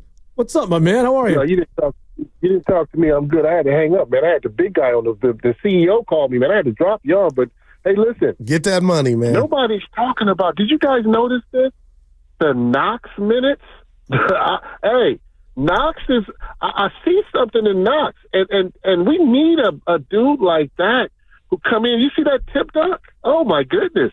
But Knox got real minutes. It wasn't garbage minutes. It was meaningful minutes. He had him in there. Nobody's talking about that. But I noticed that little sneaky move by Kerr. I like Knox's energy. I like that he's a big guy. He can do a little bit of everything. I mean, listen, the guy was a former lottery pick. Yeah. And I think under the right tutelage, you may have something there. I'm just saying, maybe the Sanchez minutes, it gets transferred to Knox. But, what was the purpose of bringing him in at that time? There was a reason for it, because during those garbage minutes, he stood out. He stood out more than anything else. I would rather have him playing than a lacrosse dude. All due respect, I appreciate his athleticism. But, hey, man, I'm just saying, Knox, and I know a guy got in the G. He got raving reviews down in the G League. He's been doing a great job. I think that Kerr may be using him a little bit more than what we think he will. That's interesting. I mean, a number what? You said lottery pick, what, number 9? I think he was 8 or 9. Nick. So, yeah, he was supposed to have promise, and he's been in the league, and I do wonder guys like that, and I'll go Kendrick Lamar on you early, that's been humbled and watching his career, where you're trying to latch on to a new team. Yeah. And I look at Knox, and he did have a great tip dunk, but he's one of those guys, Big Smoothie, I don't want to steal your thunder, but he's one of those guys, 6'7", I like him, but when Kuminga comes back, he'll really be out the rotation. I could be wrong, and I'm not saying down the road or even next season maybe there's a spot for him, but I'm here to tell you, I don't see him in the foreseeable rotation, and I could be wrong. No, and I think to answer Big Smooth's question, I think he got an opportunity because he's on a 10-day. So Steve Kerr's like, yeah, you played well in some garbage. Let's see what you got. And quite frankly, last night, maybe you and I were seeing it through a different lens, Big Smooth. I think he took one step closer to going back to the beach, the beach being Santa Cruz, because I didn't think it was a very strong performance. And, he had an opportunity. He just looked a little discombobulated. He looked as though the moment was a little too big for him. And I don't mean to harp on the guy, but I'm just coming real here that I think that Knox that I saw last night, because a lot of people were like, let's give him a shot. Yeah, look at the athleticism. But you're right. The minute Kuminga comes back, that's what I believe. He's either back on the beach, or he's getting DMP'd at the end of the bench. But I don't think Knox, again, from what it is that I saw in a meaningful game and getting meaningful minutes last night, was very impressive. But best of luck to the young man, as the Golden State Warriors right now looking, for what I think is just going to be that proverbial shot in the arm when Jonathan Kuminga, comes back to this basketball team. And I think that with Kuminga coming back, schematically, does it work with with Butler? Because I always say, like, when people do this on paper, like, oh, they both play the same position. Good players know how to play with one another. But do you think that what's his fit? What's his fit when he comes back? He's coming off the bench. Is he starting? Is he replacing Moses Moody? Is he on the front line? Is he the 3? Is he the 4? What are we doing with Kuminga when he comes back? That's so interesting. And Steve Kerr, I don't know if you heard it over the weekend, said, he's had, just with his body type, he's had young Jonathan Kuminga watch a bunch of film on Jimmy Butler. So as much onus as it sounds like I'm putting on Kuminga to fit in, I think there's onus on Jimmy Butler making that go as easy as possible, along with the others. But the newest teammate, and the teammate that has never played ball Kuminga has, is Jimmy Butler. And I believe Butler's so damn good that he could kind of make that seamless. I could be wrong, but Devon, you help me, because it's just consuming my thoughts of, will we see the same Jonathan Kuminga? I believe so in regard to the opportunities. But as far as starting, and Steiny and I went back and forth in regard to, do you sit Moody down? Because I want to get to the answer as soon as possible. And that, to me, in regard to sports, is a brother going to work it out. Yeah, I'm going to be rusty, but the more I play and the more opportunity I get, Devon, I can round into shape by the time we get going. So I would put him right back in the starting lineup if his ankle was 100% and there was no physical limitation. So you're sitting Moody? Yeah, I would. All right. All right. And do you think that's a long shot? Because I think we're staring. You tell me real quick here. Strength in numbers is 2.0. I think we're staring that right back in the face, and that's a good thing. Well, the question just becomes, if you're going to take Moody off the floor, again, it's spacing. And I'm with you. I think he's going to be a three-point shooter somewhere around 40% in his career. Not right now. I think he's going to get incrementally better. But in the here and now, if you're going to play the three, you got to be able to shoot. You got to be able to shoot from distance. And that's never been a strength of his. And so if you're talking about where he starts, again, you're looking at one shooter, and that's Steph. That's a proven shooter, right? Because Butler's not stepping out. Draymond ain't going anywhere. And then Jonathan Kuminga, sometimes maybe he can feel it, but he's not a good three-point shooter. So your spacing now gets a little bit off with Jonathan Kuminga if he comes back into the starting lineup. The biggest question I have for him, and you know this, man, if you play pickup basketball, there's always that one dude who wants to lock you up like at half court. Oh, man. Like, what are you doing, man? Come on, man. I got work. Yeah. It's like playing pickup. Relax. But some guys, it's just in the DNA.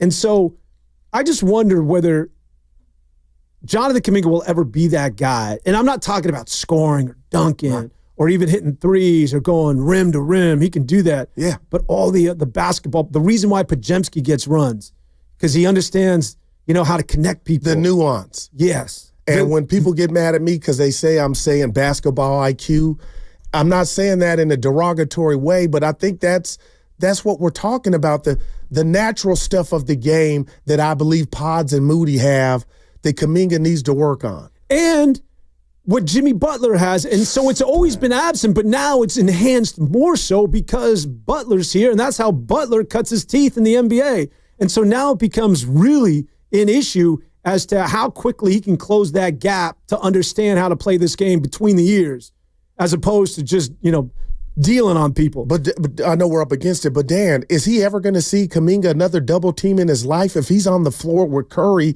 and Butler at the same time? Because the one thing we know he can do is get by somebody and attack. Like, I'm thinking like, oh my good, I'm going to want to bite my knuckle thinking about that going well. Easier basketball for JK. Stani would say it's not just scoring. Well, Donnie's he's got a point. Think about it, because this basketball team, it's not about, Jimmy Butler's not a scorer. He just connected everybody, man. And it's just like, Dad sat down in Thanksgiving at the head of the table, and now everybody goes to their rightful spot, right? Like when Dad's not there, like one. I will sit in whoever's seat, I'm eating whatever. I love that one. And now it's like there's structure. And he's got to buy into the structure. At some point, he's got to graduate, and the light's got to go on that I got to do it a different way. All right, let's get to the break. Download the free Odyssey app and check us out on YouTube and Twitch, powered by First NorCal Credit Union. This segment is sponsored by Serramonte Ford. Head down to Serramonte Ford to lease a 2024 Mustang Mach-E Select or a Mach-E Select or a 2024 Ford Lightning and receive the Ford Power Promise that includes standard home installation of a Ford charge station located right off the 280 in Colma, Daly City. Serramonte Ford, your San Francisco EV dealer. All right, Rich and Fremont, the rest of the callers, hang on. We'll continue to talk about the Golden State Warriors and the remarkable 56 by Steph Curry. They've won 5 in a row. Up next, right here on 95.7 The Game, they got the Philadelphia 76ers. We'll take your calls and much more. It's Guru, it's Dan here on 95.7 The Game.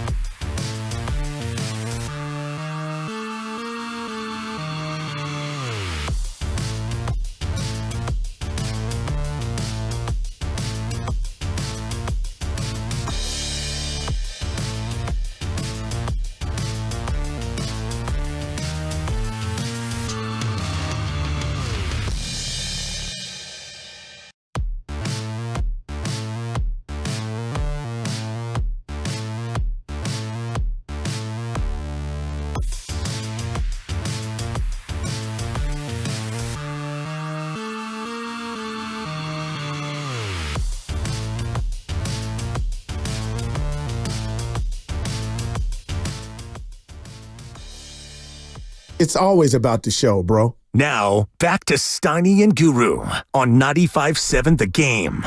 Dan Devone filling in for Steiny alongside Guru.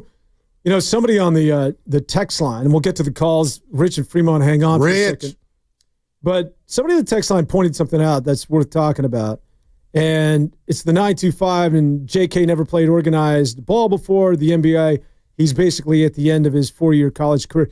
That's a good point, because a lot of this, you know, we talk about like, man, he doesn't know where he is on the court sometimes defensively. He misses rotation.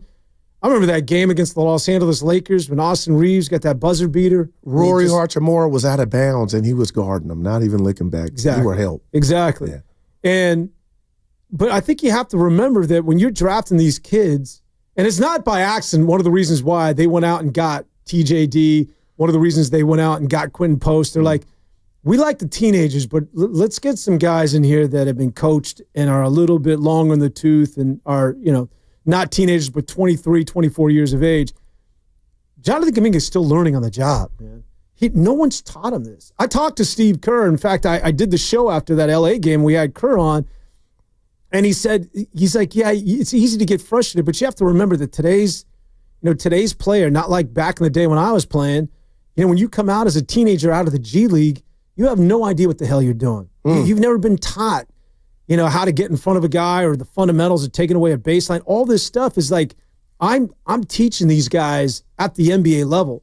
So there's a level of patience that I think is required when we're passing judgment on someone like that, of Jonathan Kuminga. Like, it's easy to say, you don't do this, what the hell are you doing? But this is not the finished product. This is essentially a guy who's still in trade school. Like, he's still learning how to play this game.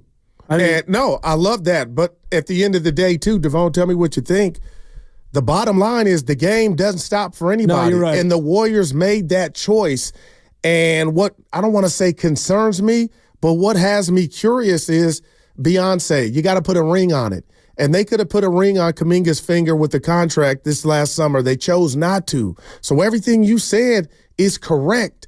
But at the end of the day, there is a scoreboard, and I'm wondering what that scoreboard reads in regard to, will he get that maturity that because dude, the dude's athletically a freak, man. I can see him. If he was somewhere else on a losing team and they're just running up and down 25-8, Kuminga could do that right now, I believe. But he's playing meaningful basketball. There's a system and there's hierarchy here in regard to the OGs. But Dan, I do believe Joe Lacob is his biggest fan, but I'm curious to everything you said. It's real. But at the end of the day, push is going to come to shove, and what does that equate? Is Jonathan Kuminga's camp telling them, "Oh, I'm getting 40. I was looking at Scotty Barnes and all the dudes that came out of my class, Wagner." I'm wondering where that metric starts in his mind of what he's worth.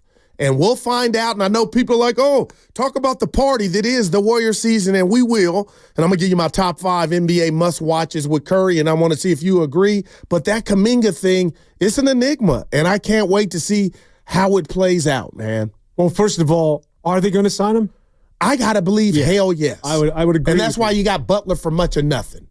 And that's why. TV dinner. Yeah, and look at whatever it is they lock him up to, go get yours, young fella. I mean, I mean, I'm more concerned about, because that's Lacob's money at the end of the day. It's not mine. So you want to pay the guy, go ahead. You want to get into the luxury tax? I mean, that's not keeping me up at night, right? I mean, you make our job a lot easier if Jonathan Kuminga's on board. It's just, I think that the question just becomes, does Jonathan Kuminga ever understand how to play this game the way Jimmy Butler does? Wow. And that's, going forward, it's going to get accelerated because he's playing alongside Jimmy Butler. Rich Fremont wants to talk about Moses Moody. Richie. What's going on, Rich?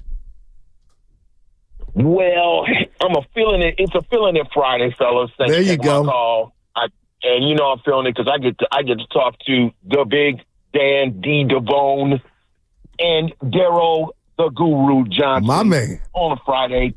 But this is my take. I don't think that I bring Kuminga in to start. He hasn't been on the floor. We all know this, man. This is the NBA. When you're out like that, you are going to be rusty. That's going to happen. Moody's been playing well.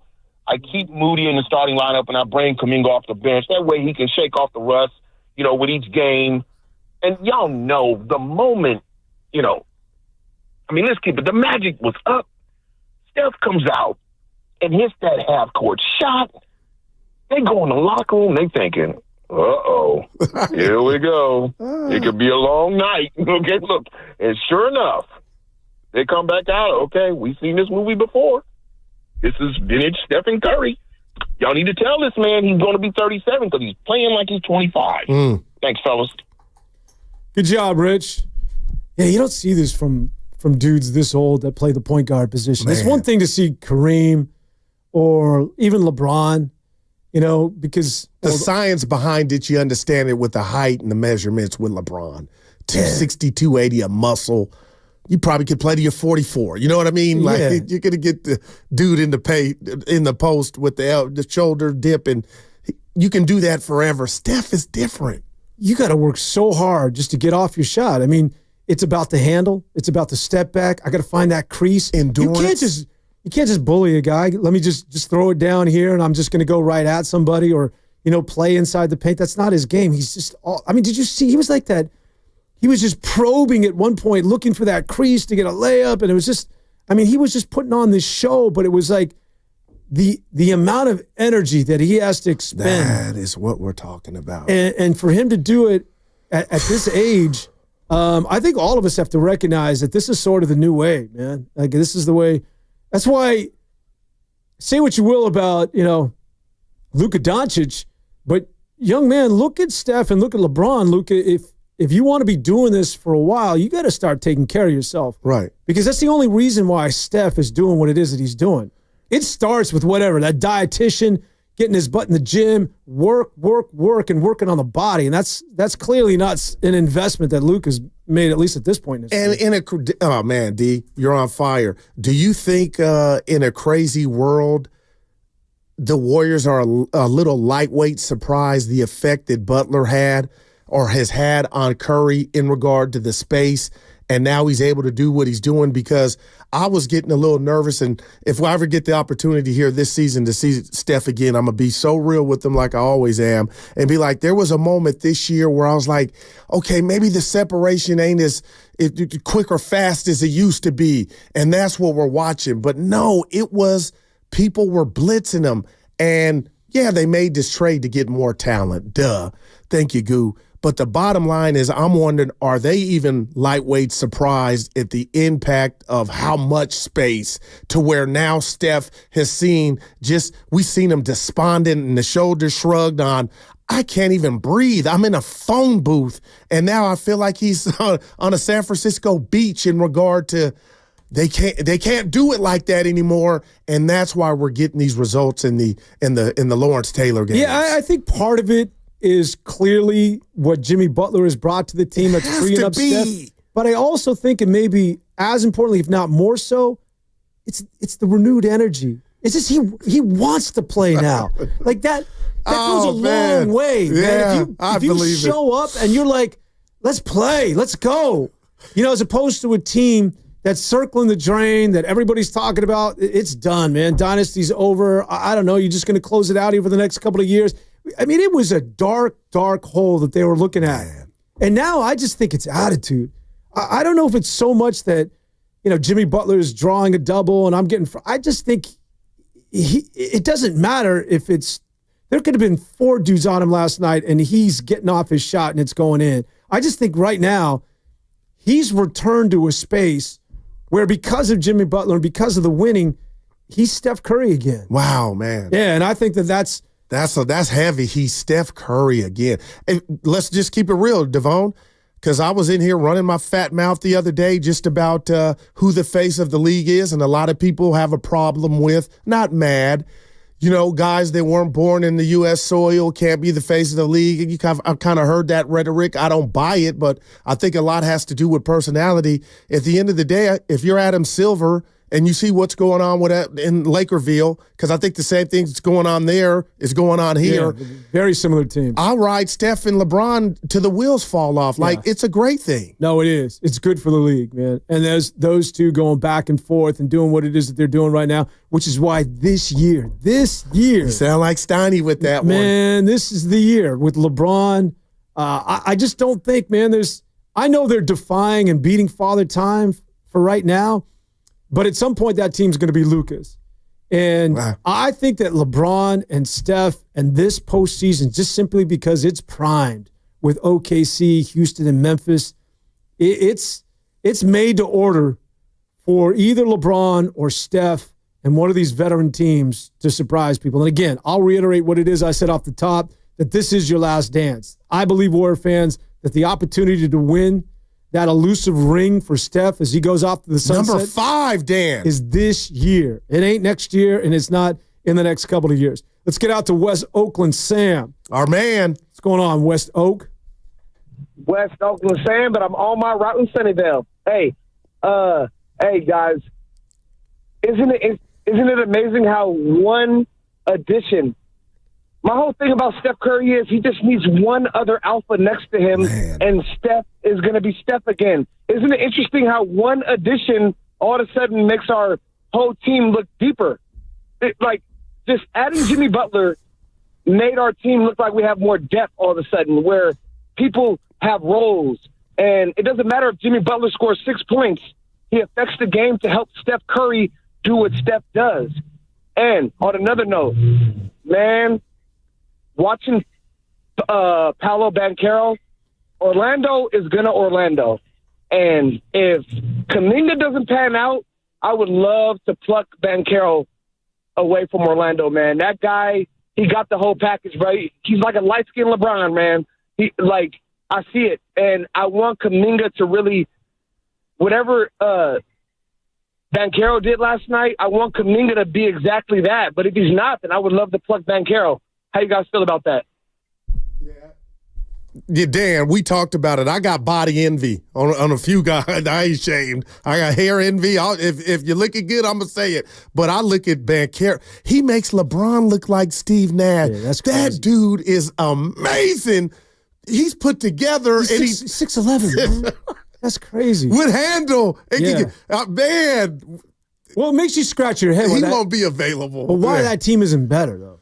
I mean, some people will say Banchero is, he's all that, but his decision-making towards the end of games is they're missing Suggs. Yeah, Suggs they miss. Mo Wagner can shoot a little bit, but I think the Warriors and Orlando sort of mirrored one another. The beginning of the season, Warriors were 12-3. Huh? Orlando out in the East is like, whoa, here they come, Banchero and company. And they were like the number 2 seed for a while. And then all of a sudden, both teams fell off a cliff. The difference being is that the Warriors were able to pivot when they got Jimmy Butler. Meanwhile, it's Orlando that continues to reel. I'm going to let you go to the legal. I know I've always step on your tongue. You're listening to 95.7 The Game, KGMZ FM at HD1 San Francisco. Always live on the free Odyssey app, Twitch, and YouTube, powered by First NorCal Credit Union. Let's go out to Coach, hanging out in Vallejo. Uh-oh, he's going to jump you, Goo. What's up, Coach? What do you got? Hey, guys. I was on the road, and I was listening to you, of course, talk about Kuminga and IQ. I hate that. First of all, you do not have to be a knockdown three-point shooter to play the three, okay? Kuminga's three-point shot is better than both Jordan's and Kobe Bryant's and LeBron James, okay? He's shooting 34% from the three. That's good enough for him. You also said he needs to play a different way. He can only play like himself. If he played a different way, he wouldn't be Jonathan Kuminga, number one draft high school player in the country when he came out. Kuminga plays actually great defense. That's why he has to guard the Ja Morants of the world point guards, because Slow Pajimski can't do it. Okay, listen, Jonathan Kuminga is a very intelligent, smart basketball player, and he only has to play his way. His way is athletic. He passes the ball well. He do play good defense. Now, if you want to talk about dumb plays, look at all the stupid plays Draymond and Steph make at the end of the game, fouling people, and they lose, okay? Kuminga doesn't do that. Kuminga does not have to be a connector. Kuminga is a finisher, okay? You don't want a team of all connectors. Kuminga is a finisher. You give him the ball and let him finish the play. You don't give him the ball to set up the play. So Kuminga is doing fine. He's intelligent. He plays the way he knows how to play. He's not Jimmy Butler. Jimmy Butler cannot do the things that Jonathan Kuminga can do on the court, okay? So please get off this IQ thing about Jonathan Kuminga. He plays smart for the type of player he is. Don't try to make him something else. He does not have to learn to play another way. I'm out. Good job, Coach. I'd push back a little bit in that he does have to learn. Yeah, on the ball, point of attack defense, he can be good, but you do have to understand sort of rotational defense. I want you to do me a favor. The next time you see Jonathan Kuminga play, don't watch him when he's guarding the guy with the ball. Watch him when the ball's on the other side of the floor. All right? Just watch when the action goes away from Jonathan Kuminga. And I want you to tell me his body language and tell me if he's bought in, if he's recognizing cutters and rotations like that of the other players. It's not about being cerebral. It's about maximizing his talent. If you're going to be a good player in this league, you got to play on both ends. Unless he's just going to be one of these guys that scores. Hey, the league's filled with dudes like that. Is that who you're telling me he is? I think you're selling him short. I think he could be potentially a star in this league, but he is going to have to, forget about the word cerebral.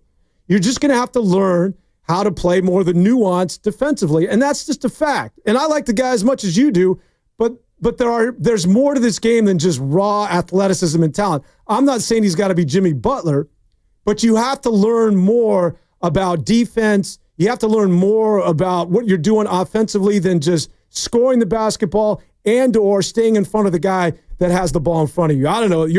No, Dan, and that was for me. Coach is a friend of the program, and he is one of the biggest supporters for JK. But yesterday he called and gave me my flowers because I was saying about Kuminga to the masses is I don't want any change in my job description. I want them to empower Kuminga, kind of what Coach was saying, to be Kuminga, and I think it will be easier. And also, he'll be learning from Jimmy. All right. What triggered Coach is me, because I just put out there what I believe people are afraid to say and stuff that we've heard about Jonathan Kuminga being 22 and not going to college. And I kind of want Jonathan to dispel that and do away with that. And he was doing that before he got hurt. But I was just trying to keep it real when I brought up let's just rip the Band-Aid off and talk about it. Some think his IQ is not this or that. You know, the Laker play on Christmas, that was a bad help defensive play. It was one play, but it kind of encapsulated, what Jonathan Kuminga needs to improve, especially when you're guarding a dude that's under the stanchion. Like, he's not even on the court. Wiggins did it right. You were supposed to be there to help. You weren't. But moving forward, Devon, and I told you this, the Warriors are going nowhere on regard to my metric if Jonathan Kuminga is not electric and in this start line. I think part of the issue... Be yourself. Well, it's also the IQ word. I guess maybe we need to come up with something else because that triggered the coach. Yeah. But we've heard it about Kuminga. I know. Maybe I'm with you, Coach, on this, is that when you use the word that he doesn't have the IQ and Podziemski does, it makes it sound like he's stupider than that of Podziemski. And that's not – so IQ maybe is not the proper word. Maybe it's experience. Maybe it's just getting up to speed, to how things – again, for a guy who's done it one way. Podziemski could never show up and just ball out and be the best damn player. Kuminga can. Yeah, and so Kuminga he never had to learn that crap. Podziemski had to learn all the other stuff to make a roster, man. So all of that stuff that he took in a lot sooner. And for someone like that, Jonathan Kuminga, I mean, half the things he does, Podziemski will never be able to sniff in his NBA career. So maybe IQ isn't the right word, but he does have to learn how to make these quote-unquote basketball plays, or at least adopt them into his repertoire, I think, to maximize who he's going to be. I love that, and I'm going to do this to you, Devon, and you tell me what you think.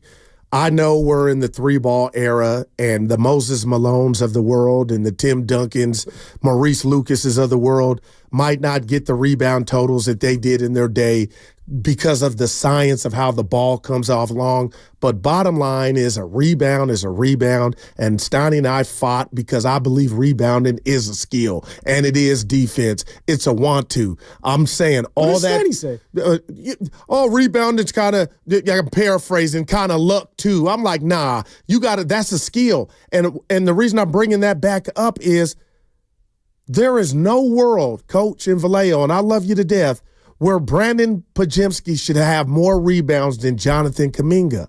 And that happened last year. Yeah. We watched it, and people were coming in here mad at Pods for getting run, but he's getting run because He don't have Kuminga's frame. He would die for it. And I would just tell Kuminga, I don't know what you're doing or thinking out there, but there's no way this dude on your team should have more rebounds than you. No, hell and yeah. Kuminga's improved his rebounding, but my point is that should be 8 to 10 a night. Yeah.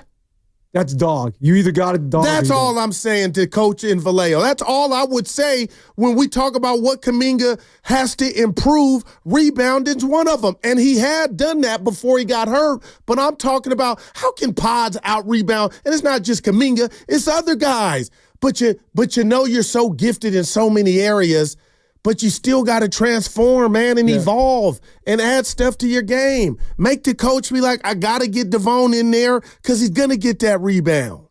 Good point. Chardal from Fremont? Let's go, Chardal. What do you got? Hey, Devon and Gru, it's a great calling to the show. I love everything you do on 95 point, everything you do on year. I love calling in. That was a great win by the Warriors yesterday. They took over the game. They won 120-115. Curry went off 56 points, made 12 threes. I mean, Steph Curry was the man of the match yesterday, man. He was on a mission, and he was there to claim that mission yesterday. Good job, Chardell. Appreciate it, man. Call back anytime. We like it. All right, you know that the bat phone went off in this man's house. Uh-oh. Priest. Our man. In Oakland. You know, Priest, we've been waiting on you. We set the Devon clock. was calling for him. Let's go, man. What do you got today, Priest? You got me. Listen, man, I called in yesterday to talk about this, and I got sidetracked. But the thing is that with Butler, how long you been watching basketball, Devon? How long you been watching this Over game? 25 years. Okay. Yeah, well, I double that. Listen, Butler just makes the game easier for everybody. He'll do the same he'll do the same for Kuminga. He'll translate the game on the court for Kuminga.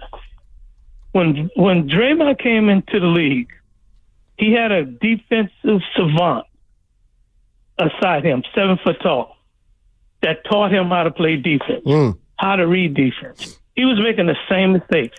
He went to college for almost 5 years under a great coach, and still at 23 years old, 24 years old, had to learn how to play NBA defense because of the patterns, the speed of the game. The same thing is happening with this kid, but nobody wants to give him any grace at all. When Draymond came into the game, into the NBA, he was older than him, and had played 5 years under Jeff Heathcote. Not Jeff Heathcote. I'm thinking about Magic Johnson, the coach that's there now. Okay, so you guys, I'm trying to tell you, man, what you're asking for this kid is you're asking him to be a superstar with Steph and Draymond and those guys on the court with him to do what they do before they could even do it. Steph just started playing defense 5 years ago. He's 37. Okay, so what I'm saying is this. All Jimmy Butler is doing is translating the game for these kids on the court the way that they haven't had it done for them until he got there. And JK's going to benefit from that, Priest. That's what I said. All right, Priest, we got to get out. We got to get to a break. The rest of the callers, hang in there. Filmo, we'll get you. The rest of the callers will be right back. We're talking about, you want to talk Jonathan Kuminga? How's he going to fit into things that is now clearly, slowly becoming Jimmy Butler's team, at least from a defensive standpoint? The 56 by Steph Curry. We're here for you on 95.7 The Game. It's Guru and Dan back right after this.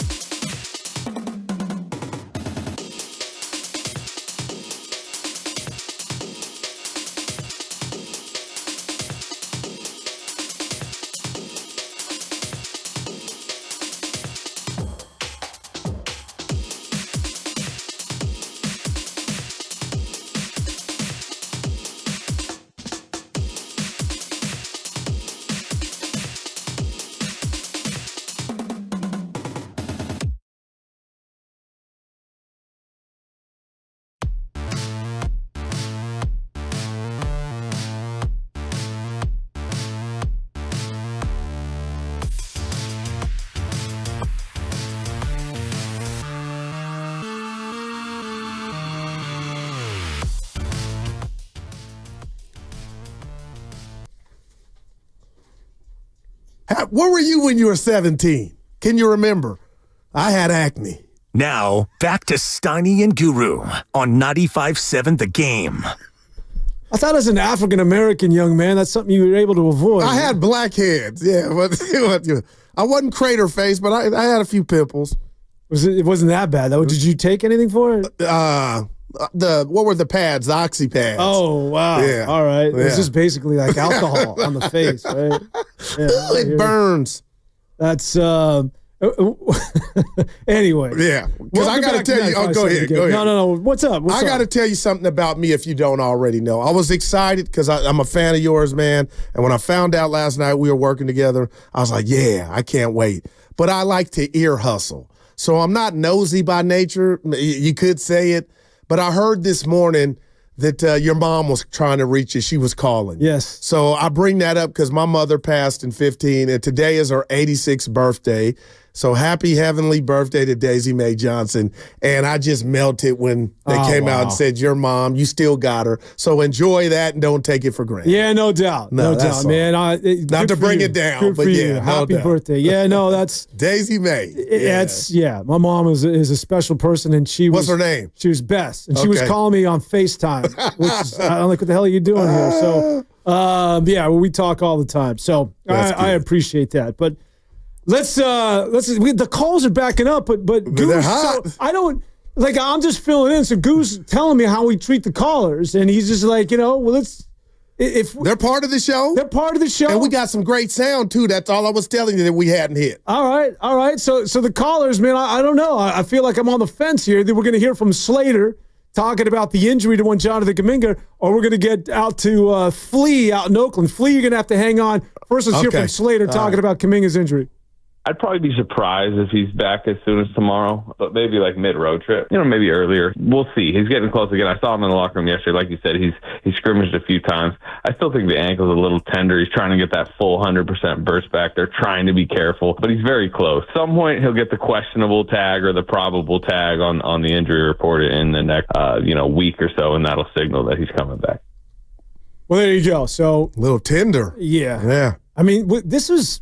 Man, I mean, this is going to be ligament damage. This is not. I've had it happen to me. I'm no NBA player, but I'm like, it had to be some of that, right? Well, we were talking about this at the break. Why do you think that Jonathan Kuminga is such a hot topic? I mean, there are people that come with strong emotion, and they like to parallel him with Podziemski. And I sort of get it. How does Podziemski move to the front of the line? Like, if Podziemski's sort of the teacher's pet, and here's Moses Moody. Forget about Kuminga. Moses Moody gets yo-yoed around as much as anybody. Like, at times prior to him, I think, turning a corner about a month ago, where now I think he's in that rotation for good. Yeah. And you could see the confidence.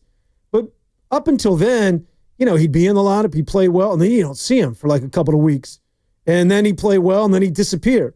And to Moses Moody's credit, he's a little bit like Kevon Looney, even though he's much younger. He's like, just puts his head down and like, whatever you ask. Incredible, man. Right? And he gets the extension. But there is a lot of strong emotion when it comes to Jonathan Kuminga and what a lot of people perceive as the disrespect as it relates to Podziemski. You know what, Dan? Man, I feel like we could do a 30 for 30 on it. And I'll say this about Moody and Kuminga. I do believe, and I've told Steiny this, they could and would be further along had they been playing for Ty Jerome and Lamb. Okay, that's just, but they didn't get that opportunity. And Kerr is the coach, and he sees them every day. So a lot of fans, just from that standpoint, felt like, well, damn, where would those two guys, and Moody's doing everything you just said now, where maybe would they be had, they've been getting those minutes or somehow got afforded, I got to be careful here, a word, the luxury that Pods got in year one. And that's where I see it.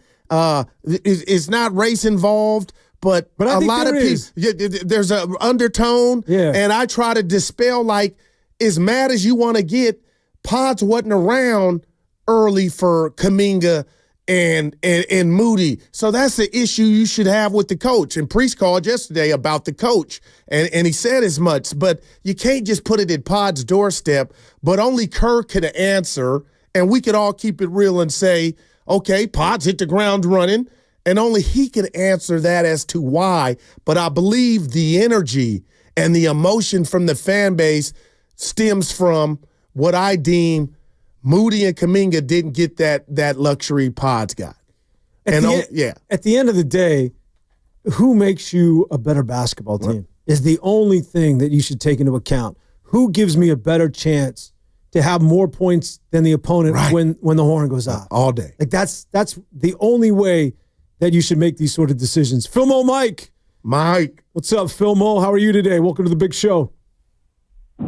Hey, man, I just wanted to I knew Coach was going to call and get on your line, Dan, because he plays I don't know, you kind of down on Kuminga, but he plays pretty good D, point of attack.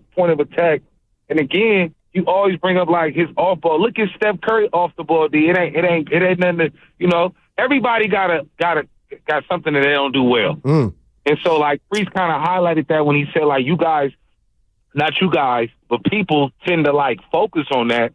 And to speak to, let's go straight at it, Stephen A. Smith back in the day, first take styles, let's talk about the issue in the room, man. The rat on the table, the roach on the wall. Shout out to Apco, whatever. Pest control. We got you, baby. Go ahead. Yeah, thank you. The thing is this. Pods is a white boy, you feel me? Kerr is a white guy, white boy.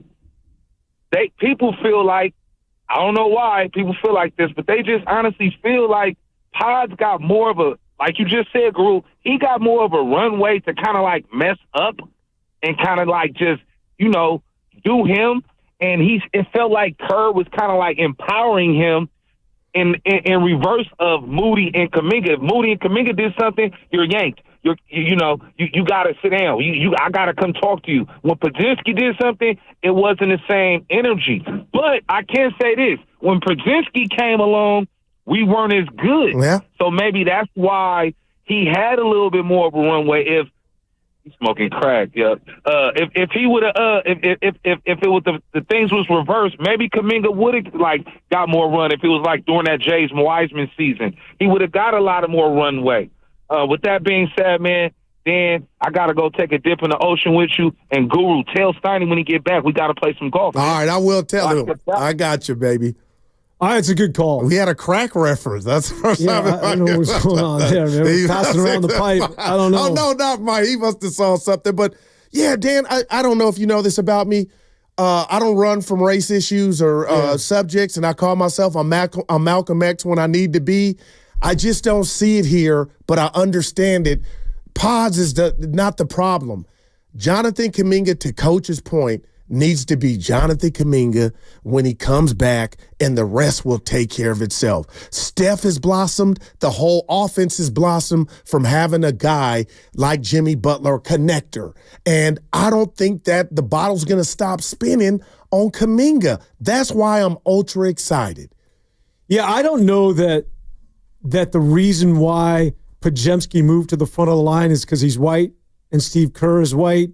I don't know if he gets more run because he's the white guy and maybe subliminally even Steve Kerr doesn't recognize it. But I do agree with Philmo that it is a thing.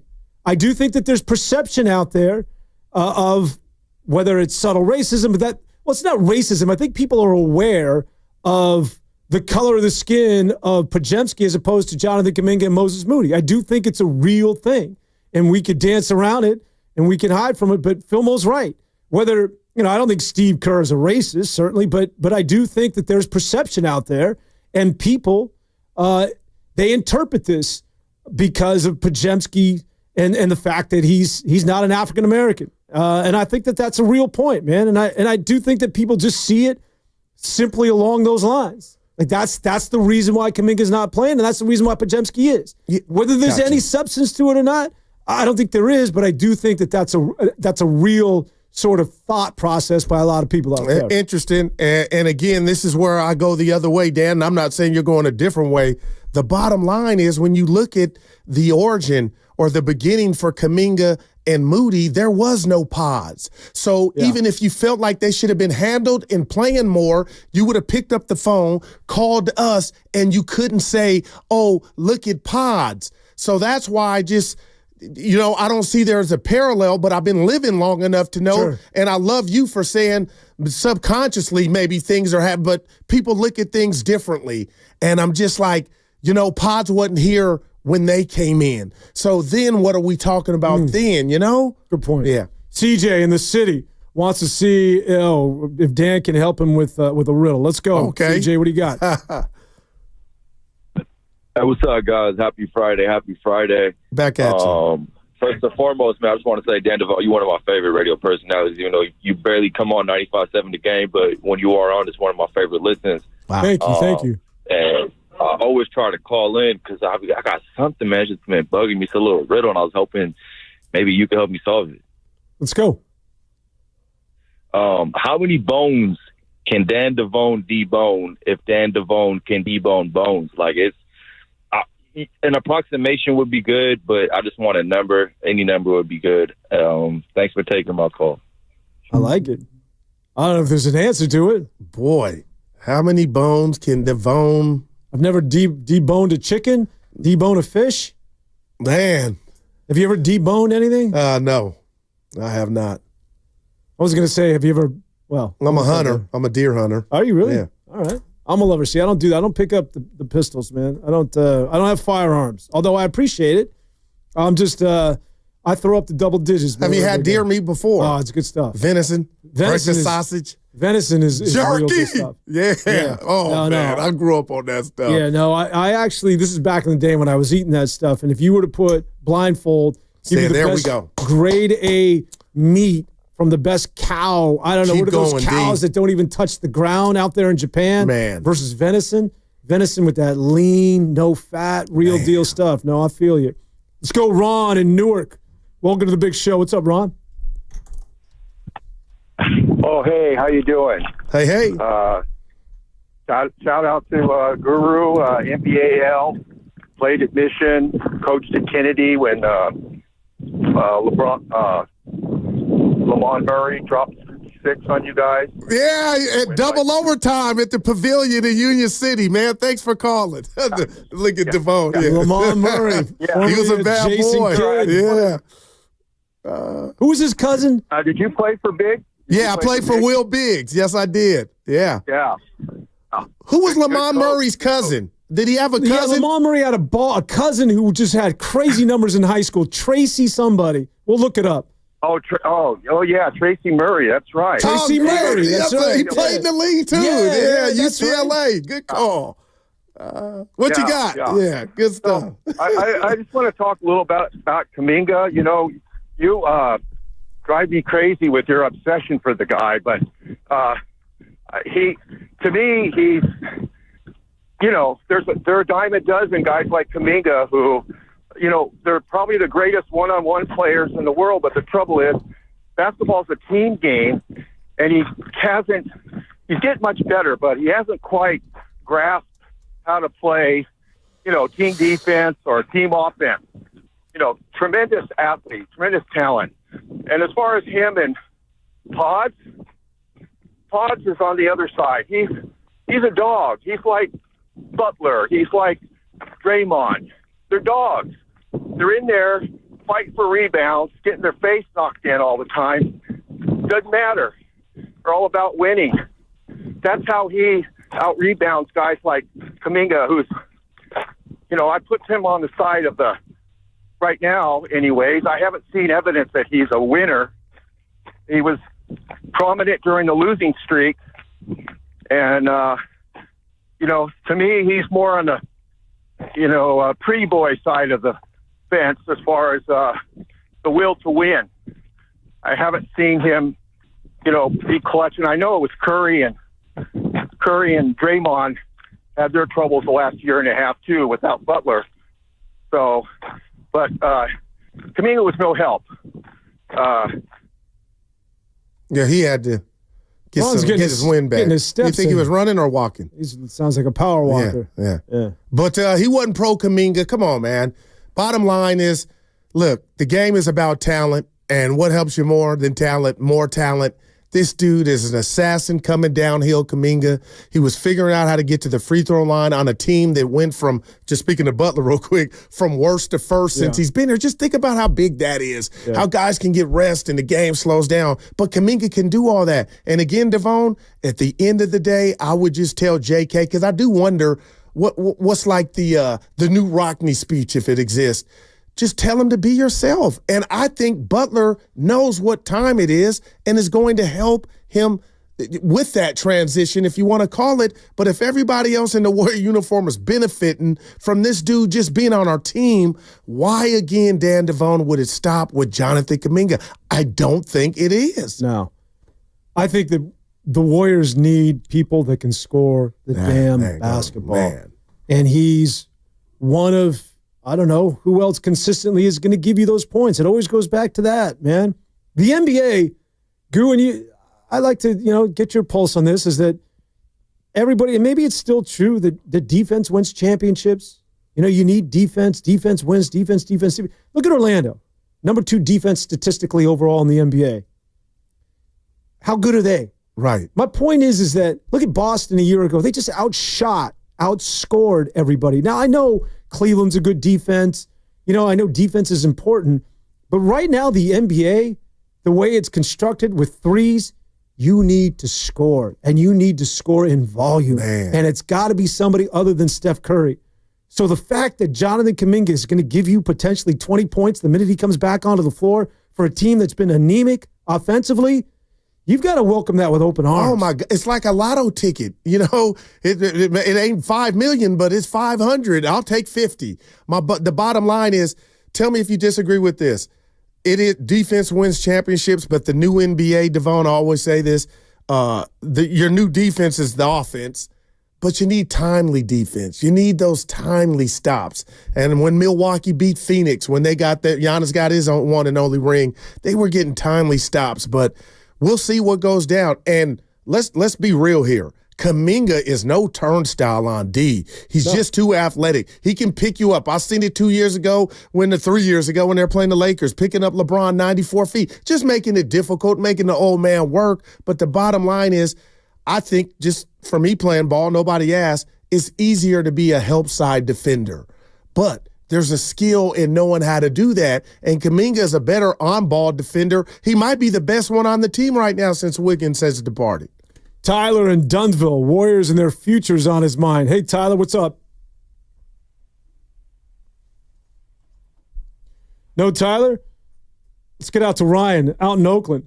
Wants to talk about QP. Yeah, not enough Quinton Post. Man, love, let's bring it back to the QP3. Boston College in the house. What's up?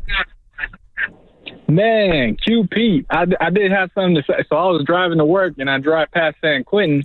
So I was just thinking, and this came into my head, and I thought it flew right away. So I was like, I said in my head, what did I say? I said, Quinton Post posted in San Quentin because he locked in. That's it. I'll give you we have a ranking scale up here, 4 being the highest D. I'll give him a 2 for that. Locked in, get it, jail, prison. You got to come stronger than that. Devon maybe giving him a 1. Oh, is he gone? Yeah, he's gone. I thought you giving him that was it? Yeah. You waited all that time for that? He hung up, too. How excited are you about the future of what looks to be a stretch 5? Like, this is what he does. Yeah, no, this is exciting. He shoots it. Well, think about it, because Steve Kerr has had most spates, but to have a stretch 5 now is a new toy. So it's a brand new one. Yeah, and it's matchups, right? So you don't have to start him. You don't have to you don't even have to play him in certain games. But when the matchup presents itself, he sure as hell better be on the floor. And again, I thought he was a little slow to the party and talking about Steve Kerr and recognizing you said it. That Banchero and the boys in that front line are for real, and that we need to see Quinton Post in the game a little bit sooner. But Quinton Post gives you a whole nother dimension. To bring that big out of that paint and just keep it wide open for any and everybody. And you speak of real quick here, D, the new NBA, they can't stand when a big has to be guarded out there because it compromises damn near everything else. Well, you can name on one hand the bigs that are comfortable. Maybe Giannis getting out and closing on a dude who's shooting that far away, but it throws your defense completely out of whack. Man. And then if you're going to, if you got to go out on that guy, it's Like Anthony Davis is a perfect example. If Anthony Davis has got to close, what's the paint do? The paint's wide open. He's out of the house? Yeah. Anthony Davis never had any reason to get out of the house when he played the Warriors before Quinton Post. At all. No reason Just whatsoever. thinking that's well said. And I love Looney, man, old Mr. Reliable. But just that game last night, there was no threat. They were like, man, keep him out here. But then Post is out there, and they're like, oh, man, we got the chef doing his thing. Yeah. And now we got, this dude out here, and he's got a pretty shot. He does, man. It's strictly fundamental, man. That guy's catch and release. Cam in Sacramento wants to talk about Jonathan Kuminga. What's up, man? Cam, you there? Hey, guys. Hey.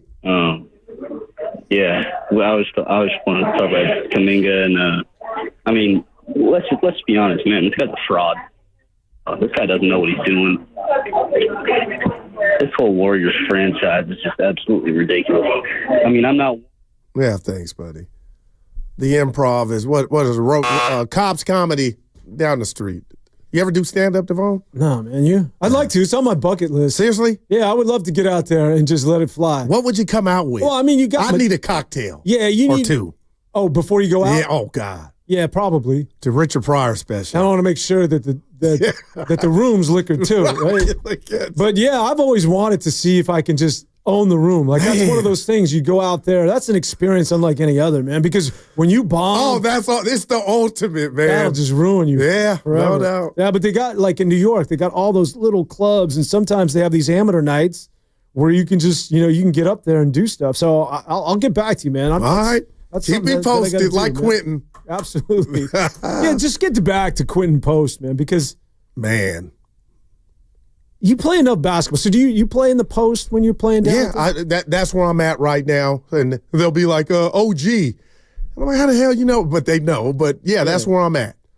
So the stretch five, it's a moniker, like it's a name that I think that Quinton Post is like he's bought into too much. He's embodying. He's like, I'm a stretch five, so I know why I'm getting run. I know why I'm getting an opportunity to play is because I set up on three-point territory and I'm going to catch and shoot. If I have an opportunity, if I have a good look, I'm letting it fly. Yeah. But 7 feet is 7 feet. And if you have a mismatch, as he did on a couple of occasions last night, and you got a guy on your back that is a good 4 inches smaller, go to work, young fella. Like you don't have to shoot the stretch five. Just remove that. You're a basketball player that can shoot, but you can also give me some damage down on the post. You can also back somebody down and just bully someone to the rim. Like, put him in the torture chamber, man. I saw it. He gave us a little taste of it. Oh, we got to get to a break. My bad. I should Jersey know this. Ken, like he's waving down a plane, man. He's panicking. Relax. Download the free Odyssey app and check us out on YouTube and Twitch, powered by First NorCal Credit Union. That segment was brought to you by Chilton Auto Body. I do want to get your take on the other side about the post and the big man as it relates to when Quinton Post. We're going to be right back. Guru and Dan, right after this on 95.7 The Game.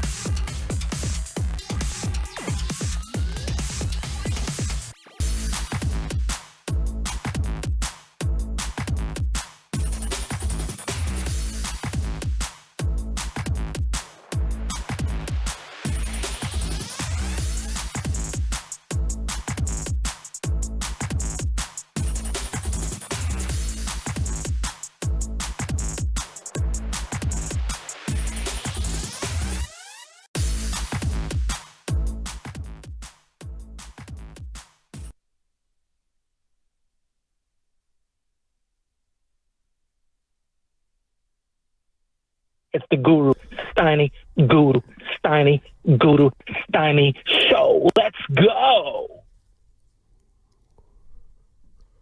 Steph Curry, 56 points last night. Woo!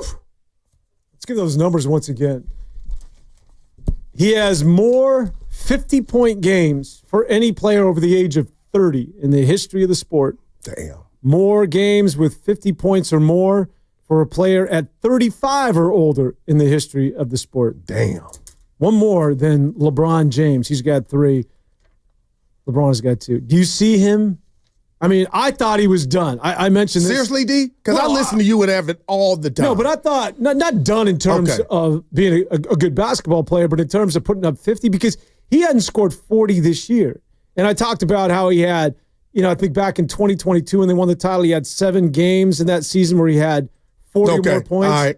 And so those numbers have been declining. He hadn't had 40 this year. So I didn't see, the 50-point drop that he had last night. Do you think you'll see it again?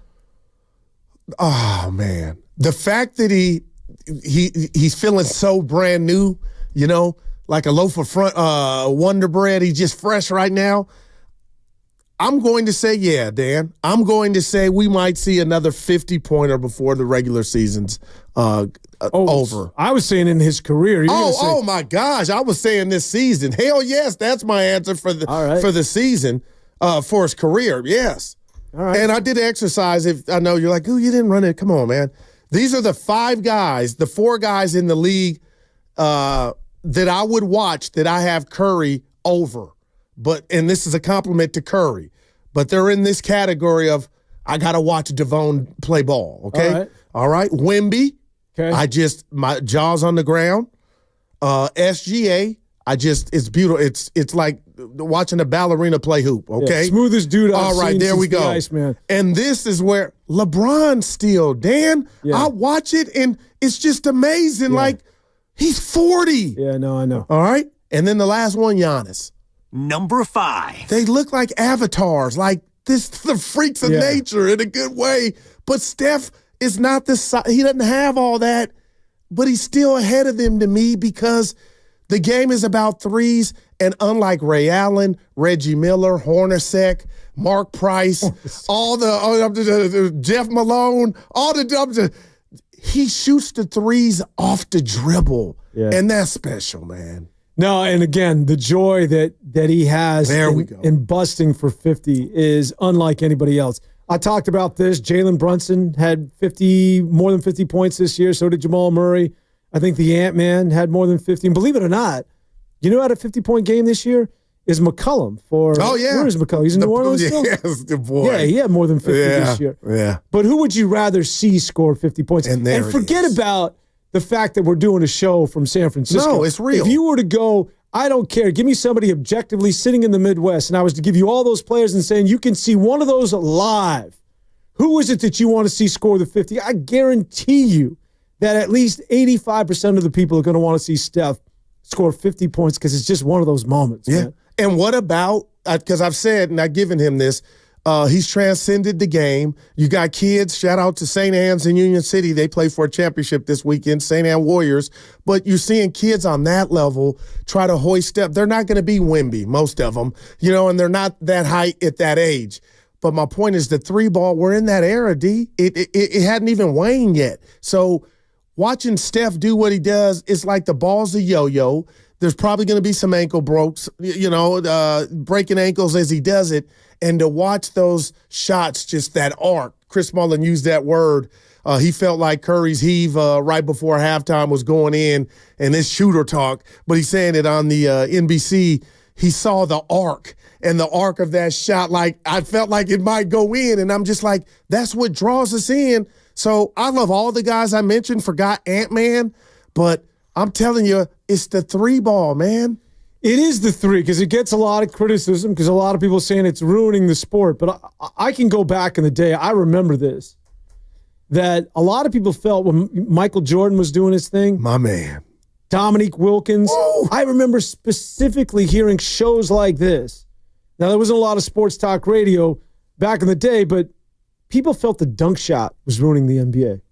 Like a lot of people said, like it's the worst shot. It's the worst thing you can do because people got to learn to shoot free throws. Today's college basketball player does not know how to shoot a mid-range. They don't know how to shoot because everybody's in love and enamored with dunking a basketball. It's because of Michael Jordan and the posters. It was because of the tennis shoes. It's because I want to be like Mike. Remember that campaign? Oh, my gosh. I want to be like, and what is Mike? Mike is about soaring through the air. And that's flying. What everybody felt at the time was ruining basketball. I guarantee you, go look this up. And now it's the complete opposite. The people are saying it's the three that's ruining basketball. And I heard somebody do this recently that they're like, I just would love to see people dunking the ball again. So part of what it is that I'm saying is that, man, people need to gripe about something. Okay. Like people want to point a finger. And I know the viewing numbers are down a little bit and they still got to figure out the All-Star game. But the checks are cashing. Yeah, but they just redid that NBA television deal, which was upwards to $30 billion. So somebody's making money. But a lot of this, you just got to relax that we as whether podcasters or doing sports talk radio, we love to point a finger and say, well, that's the reason why. We like to complain about something. But I'm with you, the three, especially when you see what it is that Steph did last night, ain't ruining anything. I mean, that, if anything, that's must-see TV. Now, this was very interesting. You remember former Bull and Warrior, B.J. Armstrong. We had him on about a month ago. In the NBA. Yeah, doing a podcast. Yeah. And he was talking about how the game is boring to him because everybody's playing the same way. The guys are like robots. Everybody's running to the three-point line. And Devon, I'm being real. I love the game. I watch it all night and day. But the bottom line is, let's just use a team like the Magic in this sense. Even if they suck at shooting threes, they're going to hoist up 40 to 50. So everything looks the same. What happened to the mid-range? What happened to the post game? Would Hakeem dominate now like he did back then when you played through, you played through the block, or you played through the post? So I do miss that. And I hope I don't sound like I'm griping on the game.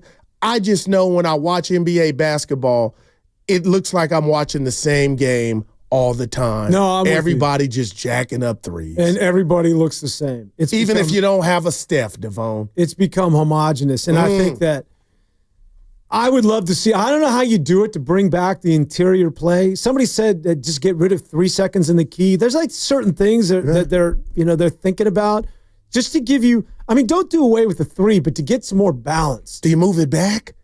Do you think, or they still would let him go? Yeah, I think you leave it alone. It's just you got to do something that maybe it's sort of like the international rules. I hate that widen lane, man. That looks so ugly. But maybe you do away with three in the key. You got to get some interior play, man. Because I enjoy the ball being dumped down, man, and just again, I think this all stems from we were talking about Quinton Post, where he just looks so. Think about Porzingis.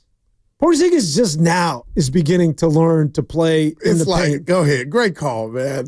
He's 7'3". The real Wemby. Yeah. All that athleticism. Can you imagine if he came into the league back in the 90s and he wants to go out and shoot threes? Don Nelson, any of those guys that were coaching back in the days, what the hell are you doing? Man. See this? Yeah. It's called the block. Those are called dots on the side of the paint. Stick your ass there and don't move for the next 15 years. Like this idea, it's great now that you can shoot and they have this ability, but to be so one-dimensional where I'm Quinton Post, and yes, I'm a stretch, quote-unquote, 5, which is great because it helps in terms of schematics and all of what it is that the Warriors are doing as far as spacing. But at times, if you're 7 feet tall, it's okay to go downstairs and get an easy one. Man. And for whatever reason, it's just not part of them being comfortable around that part of the hoop. And I think it's such a waste. No, go ahead. I'm sorry. No, I just want to get back to Wembanyama and the blood clot, man. Where are you? That came out of left field. Again, shocker, Dan Devone. I'm no doctor, but man, a blood clot is serious. That I know. But how do we go from Sunday, and he's playing and was playing hard in the All-Star game, and I'm like the Spurs are. Bonte and I got the League Pass boys where we watch all the things and a text, all the games and crazy places throughout the league. And San Antonio was a destination, and they got Fox. So I don't know how this. Do you have pain and went to the doctor and they found it? Like what went into? I would love to know him even knowing he had it, or had he been dealing with soreness? I don't know, Dan, but it's a loss for the league. Yeah, no, it is. Yeah, and I think it really is. Well, it's a loss. If this is it could be one of those what could have been. Oh, man, no doubt. I hadn't gone there, but you're right. Well, you have to when you think about Chris Bosh. blood clot. No, it's real. That's ACL, what Chris had to face. You're right. Yeah, he could never beat it. I was reading somewhere where someone was talking about that if you do, and this isn't obviously for everybody, but if you do one thing consistently, like get up shots, or if you pitch and there's so much concentration on that one area of movement in your arm, it does something to the veins or something that they grab together, their circulation gets compromised, something along those lines. But yeah, I mean, that dude, for me, just to go back to, harping on 1995, but he shot too many threes for my liking. But wow, man, that guy was. You talk about good for league and must see television like Wembanyama. I ain't never seen anything but and it will be if he's able to beat this, Dan, and let's hope he does. It is his league. There is no doubt about it. But you got me thinking why Curry, when we say 37 in his age, we call it the blender. Bigs aren't comfortable out there, and we're in switch city, so we're just switching all the time. So are we really going to ever watch the chef really get old if he can still shoot it from where he's shooting it from? Can you really lock a guy down there from, you know what I mean, Dan? At some point, what'll be interesting to see is Steph Curry against Philadelphia, because he's not going to give you 56. And in fact, I don't think he may give you, I don't know what to expect from him, because it's clear that as you get older, you can't do that as consistently as you once did. And I keep forgetting about his age. And so the Steph you see on Saturday, again, is going to be sort of what it is that you're talking about, that this is a product of when you get to 36, you'll give me 56 in a game, but when you're 36 years of age, they're going to be few and far between. And so it just becomes a matter of, because if it wasn't for Steph, think about they lose that game. Well, hell yeah, but think about that offense before he went off. It had nothing. Yeah. There was nothing. Pajemski wasn't giving you anything. Butler wasn't doing anything. That's why it made 56-56. But it made it that more, it felt like the Olympics, Dan. You're listening to 95.7 The Game, KGMZ FM, and HD1 San Francisco. Always live on the free Odyssey app, Twitch, and YouTube, powered by First NorCal Credit Union. So it just gets back to, is this team, even with Jimmy Butler, still one-dimensional? That if Steph doesn't have it going on, that the Golden State Warriors are going to struggle offensively? Or have we crossed that threshold now? Yeah, and I keep bringing our guy up who's not here, Steiny. He's worried about their lack of three-point shooting. And I'll say this to that, Dan. Okay, who do we got? Moody. Okay, then we're talking about Moody minutes being condensed if he's the guy that's affected most by Kuminga coming back. Pods will shoot him, but I don't know why. Kuminga will take, 3 to 4, maybe sometimes 5 a game. But styles make fights to me, Devon. And the fact that Kevin Durant didn't come to Golden State has me believing the difference in his game compared to Butler and Curry's is why this thing is taking off so well. The portfolio is diversified. As opposed to Durant coming, he'll let him fly with the best of them, kind of mid-range, not living in the post as much as Butler. So I don't want to say I'm worried about it until we see more nights like last night, because up until the chef saving them, you're right, nobody could hit outside of Post and Steph Curry. A lot of this, it's not even about shooting threes or having an inside game. It's just that the confidence has returned.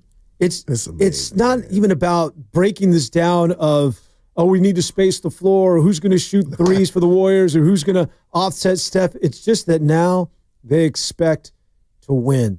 And however they slice that pie up at the end of the day, doesn't matter to them, I don't think, whether they're doing it through three balls or whether they're doing it through, the grit and determination of a Jimmy Butler getting to the line and slowing it down, or whether it's Pajemski that's feeling it one night. It's just when winning returns, great, man. And it gets back into the DNA, it's a real thing. And I think that's what it is that we're witnessing with the Golden State Warriors, is that these veterans that did it before better than anybody, it's a dynasty, all right, at the end of the day. And they have now returned to a level of play where they expect to win. The confidence is there, and it's not about breaking it down as to how they won. And you need a shooter or you need a rim protector. No, it's just a team that, regardless of who it is that they're playing, and it doesn't matter whether it's at home or on the road, they expect to win. It's an intangible more than anything else, is what it is that I'm saying. Man, Dan, you tell me if I'm correct here.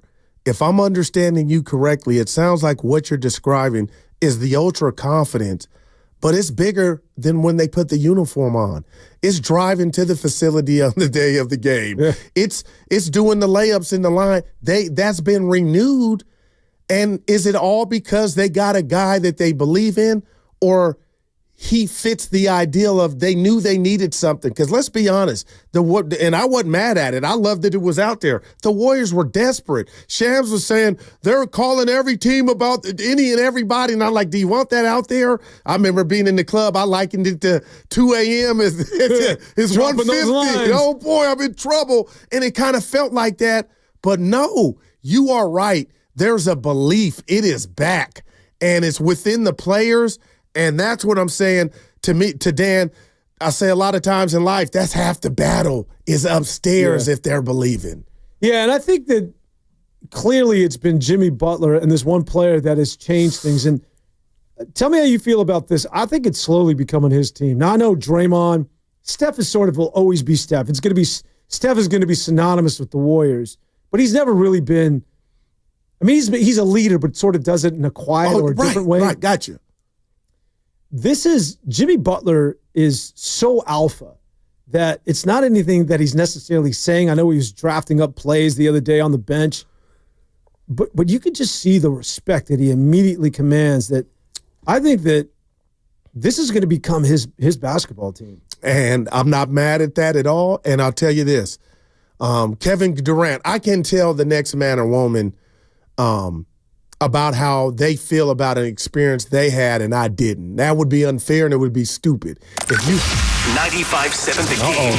Breaking That's news. Scary.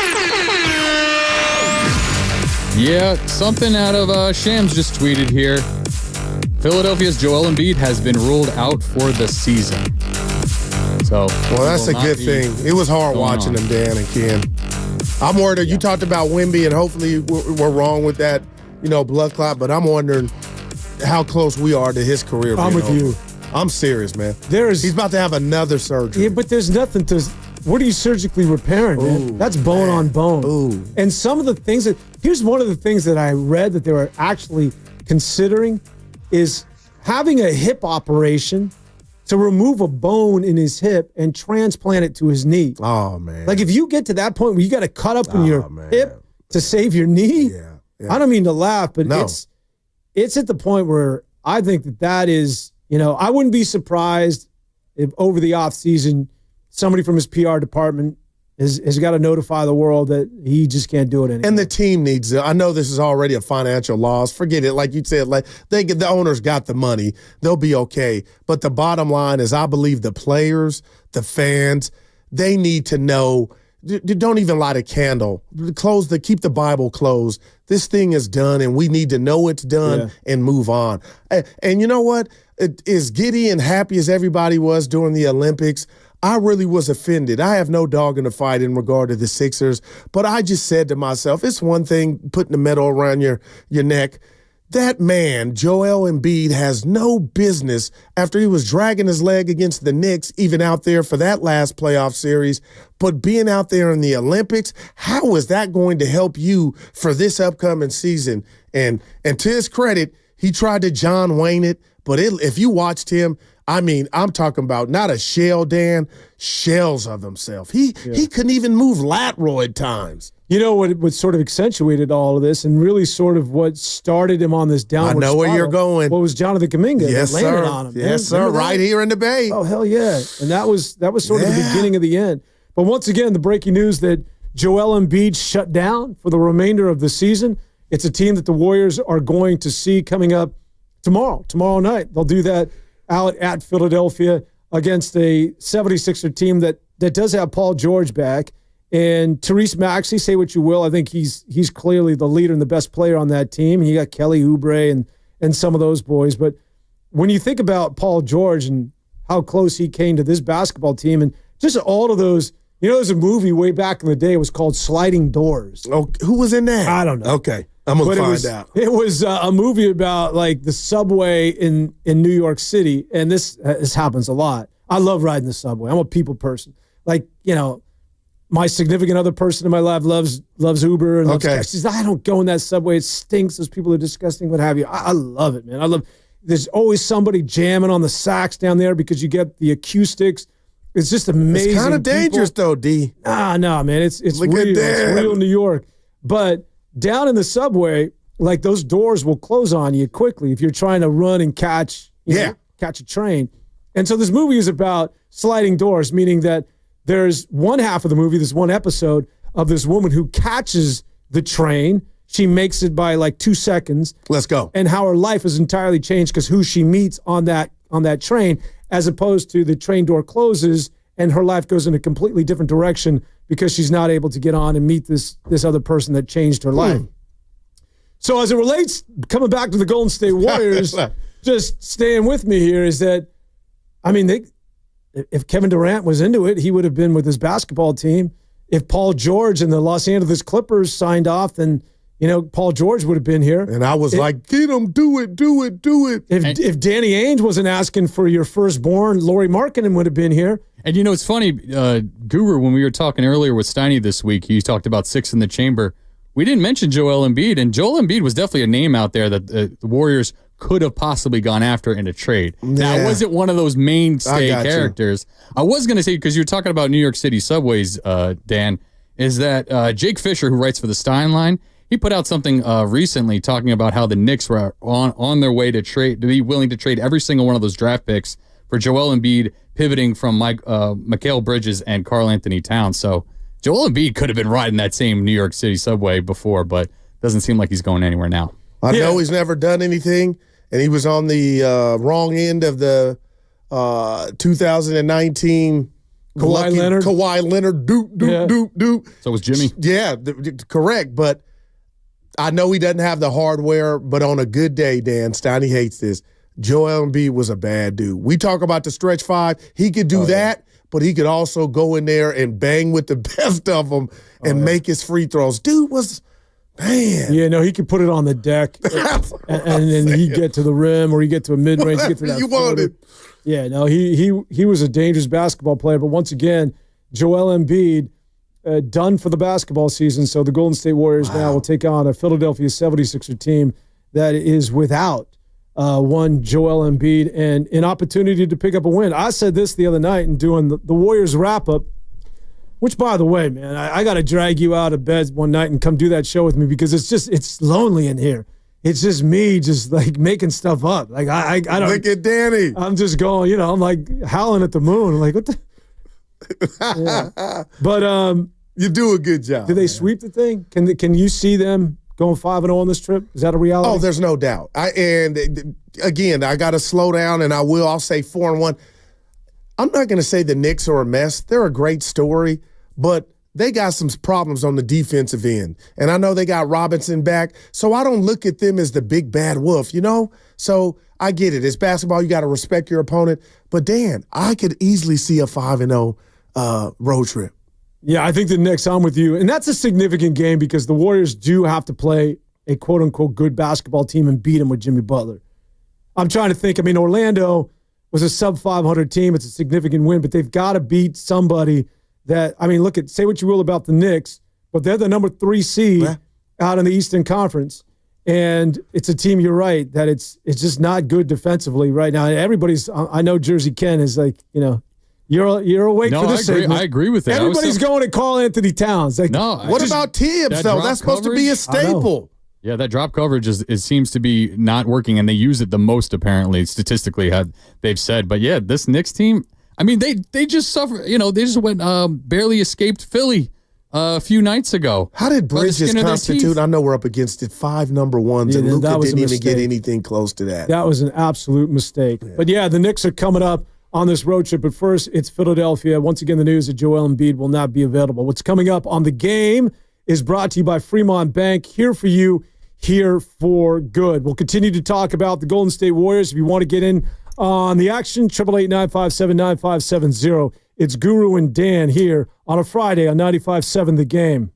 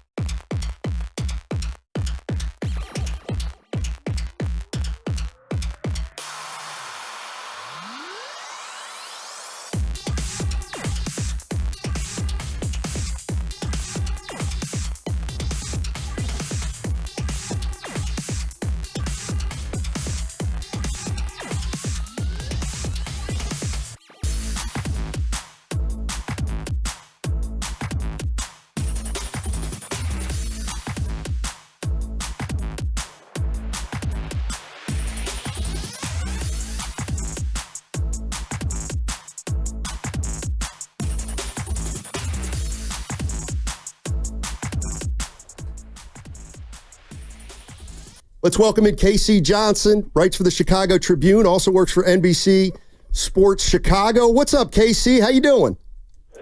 Steiny, I left the Tribune 6 years ago. Oh, man. Now, back to Steiny and Guru on 95.7 The Game. That was his buddy, but that was great. Oh, man. I like it. Yeah, 6 years ago. Where is Steiny? Back east, visiting his daughter, playing some golf. Yeah. Yeah, He's a enjoy. You're not a golfer, right? No, he took me out for my first one, 18. Showed me the ropes, but yeah, I love the grass. I love outdoors. I gotta. Yeah, for those of you, by the way, Dan. so I always say this to you that and I love everybody here. I should watch what it is I say, but I listen to you guys. I enjoy listening to you and Steiny. Right? So, I believe you believe that. I appreciate it because right back at you. And so, what people don't understand is that a lot of this is like, yeah, you gotta sound as though like everybody gets along and whoever you're working with is the best person in the world and we're a team. We're a team.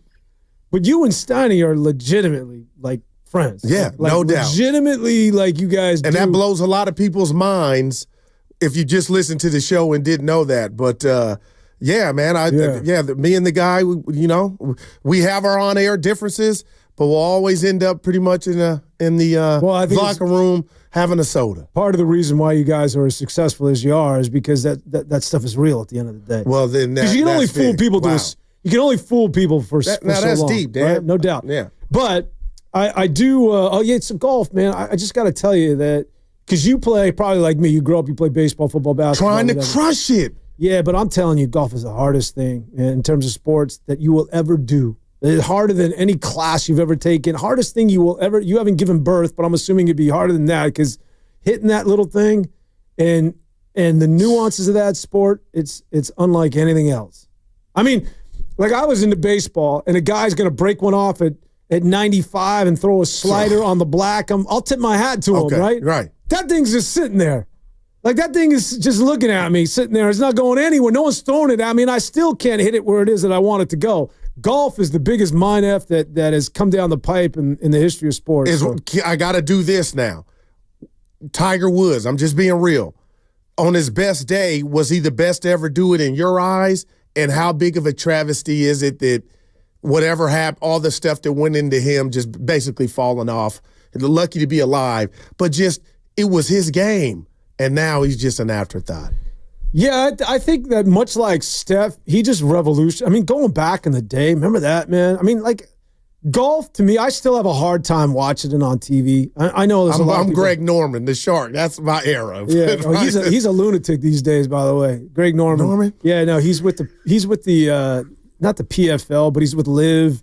And he's okay. He's kind of living his best life. Yeah, he's shout out to the Aussies out there. But, like, I mean, golf was, I don't know, man. It's like golf is hard it doesn't translate well to television. But along comes Tiger, and it's like, oh, man. All right. He used to rock that Panama hat back in the day, and it's like, and he was built, he was yoked. Oh man! Like, all right, what's this? And so, he'll always be the guy he's sort of like the Jackie Robinson, if you will. That's not doing a disservice to Jackie Robinson, but he's opened the door for all of these guys that are getting paid in the PGA these days. Like, nobody paid attention until Tiger came along, and he's changed everything. And to add to that, Goo, yeah, it's funny because Tiger Woods and Steph Curry, you kind of could say there's parallels in a sense because if you guys don't remember, in 2019 he won the Masters at 43 years old. He was the second oldest to win the Masters. What was that? 2 years ago? 2019. Yeah. Was that long ago? Yeah, I know. It's crazy, right? It was just one of those. He just had amazing. It was kind of a comeback in a sense because he was down a couple of strokes. Yeah. But and that woman that was with him celebrating, that was right there, is now they're obviously not together, and they're suing each other, and like his personal life is just like back in the day. Hey, it's Tiger. Yeah. Anyway, I remember. A buddy used to call me back in the day when I was a little crazy, and he was like, let's go to Vegas. Let's get Tiger. Let's go Tiger. I'm like, what does that mean? Right. That's love. Yeah. Oh, man. No. But go ahead, Dan. Go ahead. No, what's up? I was going to say to Ken's point, that's what bothered me about Steph when this season, real quick, was looking bleak. And he was saying, what I thought he was trying to say was, we don't want to mess up this team's future, almost like we're okay with it being done.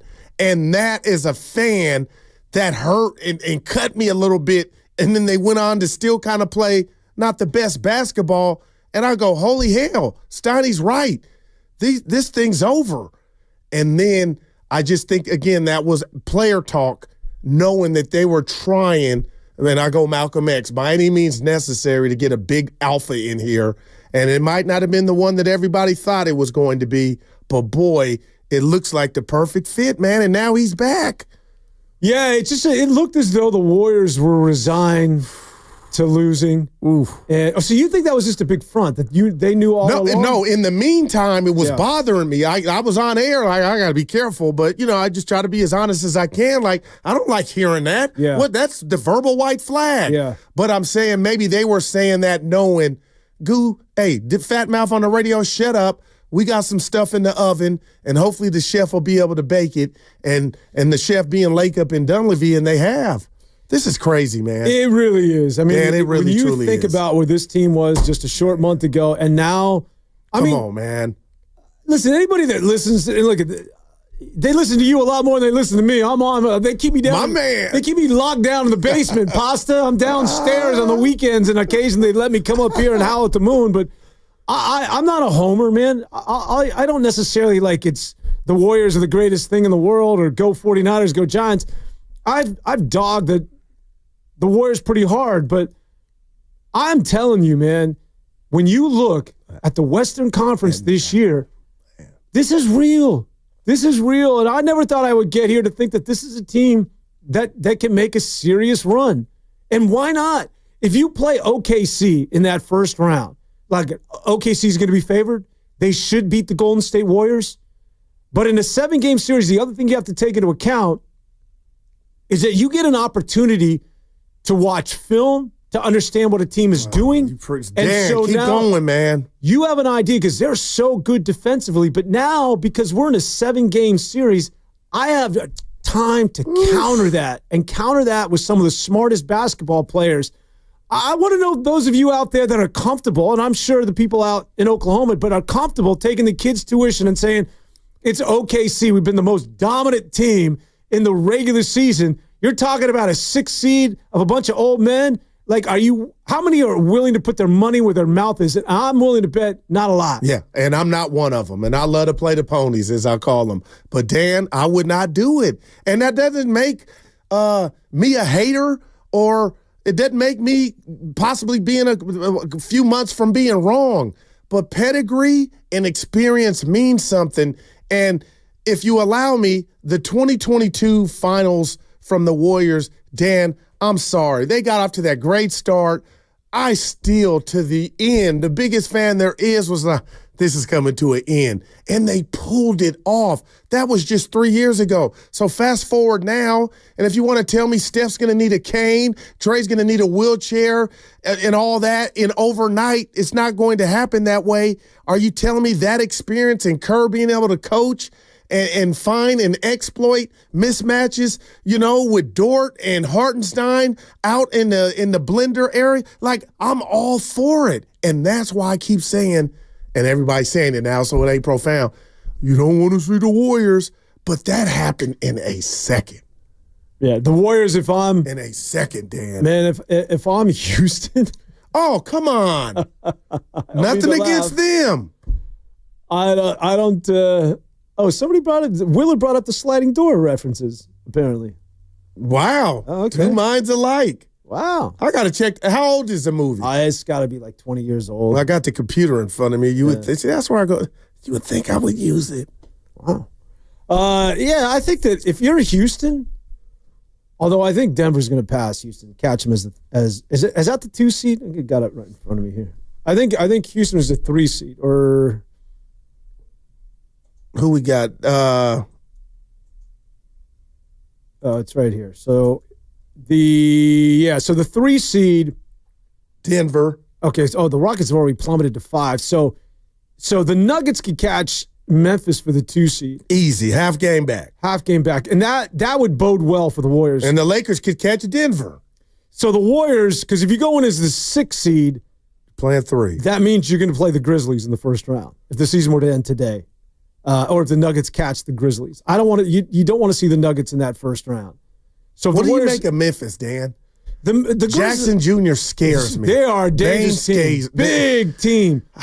But here's the thing. Some scares. They go as far as Ja Morant takes them. That's what And something's up with Ja right now, man. Ja is just not Ja. That is great. I'm glad I asked. And so Taylor Jenkins, I don't know, he's got a sort of a new offense, but Ja is not that He's same. a wild card, dude, man. Yeah, and like that's a scary proposition because it's all about Ja. Don't mistake. Yes, all those pieces that they put together, and Jaren Jackson might be first-team All-NBA. It's coming, right? And Defensive Player of the Year. Yeah, he's for real. And they've got some boys, but don't forget, it's Ja Morant's party, and there's something up with him this year. He's and I'm going to tell you a dirty little secret. When he's out, they don't seem to miss him. Like, that's a whole nother thing. Like, I don't think that's a good thing, Dan. When he's out, not on the floor, Memphis is still Memphis. It ain't over without Ja. Other guys step up, the ball's moving. Yeah. Just something I noticed. Yeah, no, they're big and they're strong, and you're right. But something is clearly up with him. But can you imagine? See, this is what I mean. It's not only for Steph where he's happy and there's a hop in his step. But what about us that cover the team? Like now suddenly we're thinking about the Warriors playing Memphis. Go to Memphis with Draymond, all that craziness. Like that's return. Yeah. Like that fun, that energy of significant basketball games has returned to all of us that follow this stuff. Man. That care about the Warriors, and now suddenly you're playing in relevant basketball games as opposed to that damn play-in against Sacramento and getting bounced from that thing. But now you could see Memphis and imagine, Draymond will do something in Memphis. He'll get teed up. They'll go nuts out there. That's so much fun. Just remove everything else, just from a fandom perspective. Being able to witness those things again, bring it on, man. You are that's beautiful, man. You're speaking my language because it had funeral vibes, and Steiny was looking at me like, "Are you a reflection of myself? You've never been this down," shaking me almost on the air because we were blowing leads to the likes of Utah, the Houston game. We couldn't finish around the basket, and I love TJD. And he's got to work on this. #random. If it's not a dunk, his finishing game suffers a little bit, and there's no reason that should be the case. But I was worried. And then here comes Post, and it's a cute story, yeah. And now all of a sudden, just back to him, Dan Devone, I think he's playing himself into some real-ass minutes, man. Quinton Post? Yes. I still think it relies on the matchup. Like, I don't know if you can just roll him out there as your starting center. Okay, I don't want to feel like I'm saying that yet, but you are right with the matchups, but more nights are going to be like they're taking advantage of Looney and him not being a threat. And when you throw a threat out there, I mean, that can be the key. I mean, to have that option where otherwise you didn't. The only issue I have with Quinton Post is that sometimes if it's not the right matchup and somebody catches him on the floor and they go small.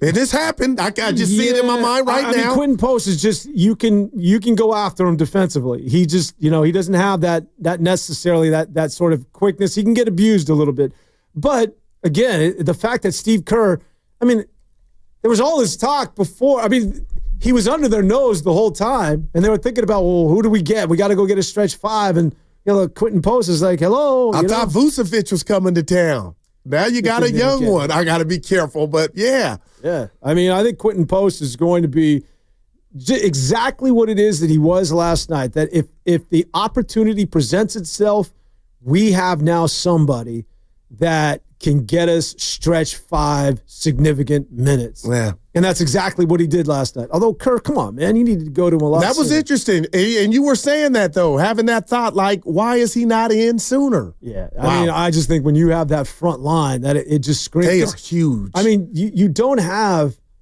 the Golden State Warriors just don't have a 7-footer. And there's something to be said. I know Looney, we get the most out of Draymond Green, and even Trace Jackson Davis. What are these guys are all, no one's even. Draymond had his hands full with Banchero, man. Yeah. I thought Quinton Post did a really good job against Banchero, and I think that was one of the biggest reasons as to why the Warriors were able to do what it is that they did. Was that you that talked about the timely stops? It's not. Yeah. I really believe that's the NBA. Yeah, and I think it was applied to last night, is that the Warriors weren't good defensively for a half. But it was time to, let's lock these boys up. That was a big block. And the defense reared its head when it needed to. Man. And that's to your point about the timely defense. And I think that, again, defense is now the emphasis for the Golden State Warriors, which gets, maybe all roads go back to Jonathan Kuminga. And I don't want, Priest on line 2 anymore, but. Or Coach and Vallejo. It's just going to be, we'll forget about IQ and cerebral and all that. It'll just be interesting to see how he works back into this new look basketball. All right, Dan, he's something they don't have, and he's one of a kind. The way he plays, his athleticism is second to none on this team. Unlock it. And don't tell me it doesn't work. Make it work. And you know what I used to hate and you didn't ask? I'm about your best 5 out there. I hated Wiggins, and it wasn't a Kerr problem. I hated Wiggins and Kuminga couldn't coexist. But I understood it, but I hated it. I'm like, go fix that. And they never really could get over that hump. And I hope we don't have that problem, and I don't think we will, just because Butler, his prowess and him being a connector, he can teach Jonathan Kuminga a whole lot. It'll be interesting to see with Jonathan Kuminga coming back to this basketball team that the Warriors are only going to get better. The one thing that you just have to guard against are the injuries. I hate even going there, man. No, but you're real. But that's true for everybody else in the NBA right now. And I think that the Warriors right now, it's all in front of them because it's about those teams that are playing their best basketball at the most important time of the season, and that's exactly where the Warriors are at. As far as catching the Clippers scary at all right now? They don't scare me, and I'm giving them all the credit in the world, but I'm basketball mad at one Kawhi Leonard because he's been the Joel Embiid. He's been in the playoffs, and it looks like nothing happened. He walks off, and then he tore his MC. Something's gone on and left Paul George to get all the, the grief. But if he can remain healthy, they could be a problem. You're going to laugh. You may not Zubac. He could be center on my team all day, every day. He knows what he is and what he's trying to do, and he plays off the guards well. But the Clippers, I'm looking at them right now, and the Warriors can catch them. That's all, Dan. Yeah, no, that's a good team, and the Warriors don't match up well with the Clippers. They got the season edge on them right now, the Clippers do on the Warriors. You mentioned Zubac. I was reading an article on him that, and this is, again, gets back Lakers had him. The Quinton Post, is that apparently out there in L.A., when it comes to the Clippers, they're on him because he can't close out. They want to keep him on the floor, but he's having a hard time extending. So, again, you have a Quinton Post, and this is a weapon that was never available to the Golden State Warriors until the emergence of this young man. But that's the one area now where, Zubac doesn't extend well. He's not closing out because they had a 3-game losing streak, and that's one of the things they were pointing at. It's like, Zubac can't get out, man. That's the problem. Well, prior to Quinton Post, the Warriors couldn't exploit that problem. But now, man, you've got a toy that could take advantage if that's clearly a deficit for that. That's a great point. I hadn't heard that about Zubac, and that's a hard ass to do, man. I do tip my hat to James Harden though, because come on, that's one of my guys, man. Well, listen, he is who he is, but I never thought he could be this guy. This is a guy now that's he's deferring. He's moving the basketball. A natural passer, man. Over the last couple of years, I don't think he had this. He can run it. You're right. This is like, you got to give you. Oh, I'm in tears almost. Of this guy. Yeah, no doubt about it. We forget about James Harden because he's not the volume scorer anymore, but he's getting everybody involved. And then when need be, he'll go get his. I think the two biggest guys that I've been surprised by that I didn't think could change were him and Kyrie Irving. If you were to tell me that Kyrie Irving would turn into a leader after what it is that he did. Because that Boston stop was bad for him. Brooklyn, bro. Yeah. Well, that was shot gate, and I kind of, nothing. It was all bad from the beginning. COVID came at the word, obviously, for all the world, but he didn't. He. I don't want to say he was misunderstood, but he did take his. You're a Kyrie guy? I am a Kyrie guy. I'm glad he's got some redemption. Oh yeah, I didn't think about where he was a couple of years ago. This guy now he's a bad skilled. He's dude. A leader though. Yeah. He's always had the skill, but now he's considered a leader in Dallas, especially now with Luka. Actually, what's weird is that the two best players for the Dallas Mavericks obviously Luka and Kyrie Irving, and they move Luka. And why'd they move Luka? Well, according to Nico Harrison, according to reports, I'm not a fan. Is that Luka didn't take it seriously, was a guy that wasn't in shape. Loved beer. And is a guy that was not what it is that we want to embody our basketball team. So he goes, but we're investing in Kyrie Irving. Kyrie Irving stays because that's someone we feel we can build around. Yeah. How the hell did that narrative come about? Just a couple of years ago, man.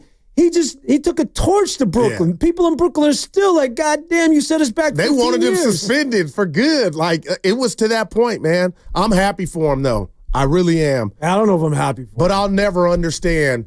I know we're up against it. I'll never understand the Luka trade. I just won't. The return.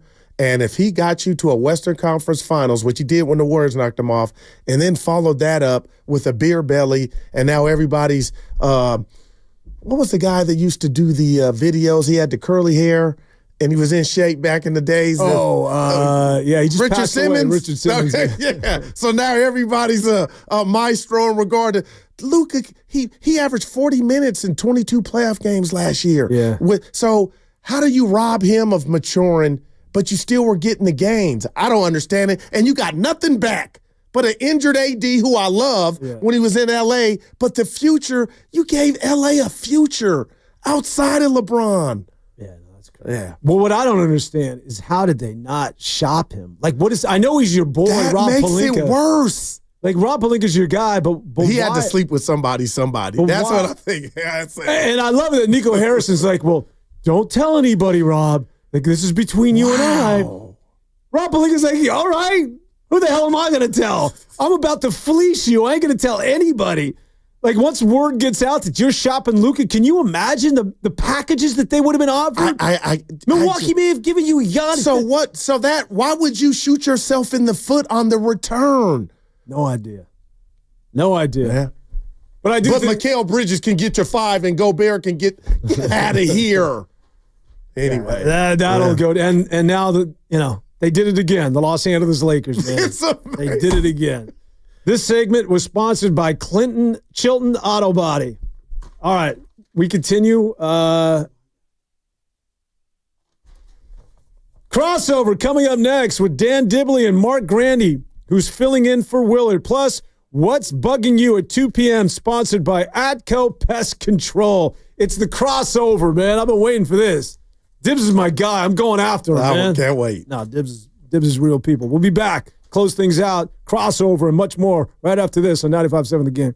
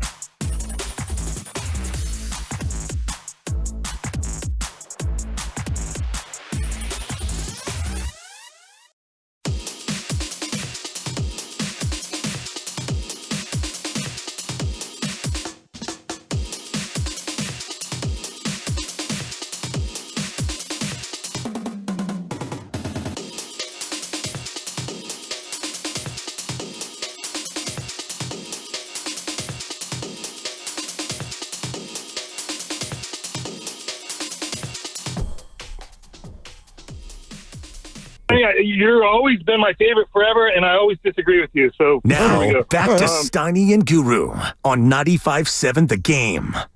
It's Guru and Dan Devone, joined now by Dan Dibley and Mark Grandy. Time for the crossover. The fellas. What's up, guys? I was just with you yesterday. That was a lot of fun. I got Devone today. Yeah, we having a ball. You had 4 different partners this week, which is might be a record. How about that? Yeah. Steiny, Evan, me, and Devone. I don't know why I thought of Will Chamberlain. You said for yeah, right. I got whoa, my single days. That's a rare 5. I just was like, Dan and I had a little club talk earlier. Yeah, we were doing Tiger Woods earlier. Yeah. Tiger Woods. There you go. Yeah. Oh man. Yeah. 56, huh? 56. That's just what your thoughts. I mean, it was ridiculous. And I was actually watching it back today, not the whole game, but the highlights. And the Orlando Magic analyst, he said, "Oh, you don't want to see him have his first one go in."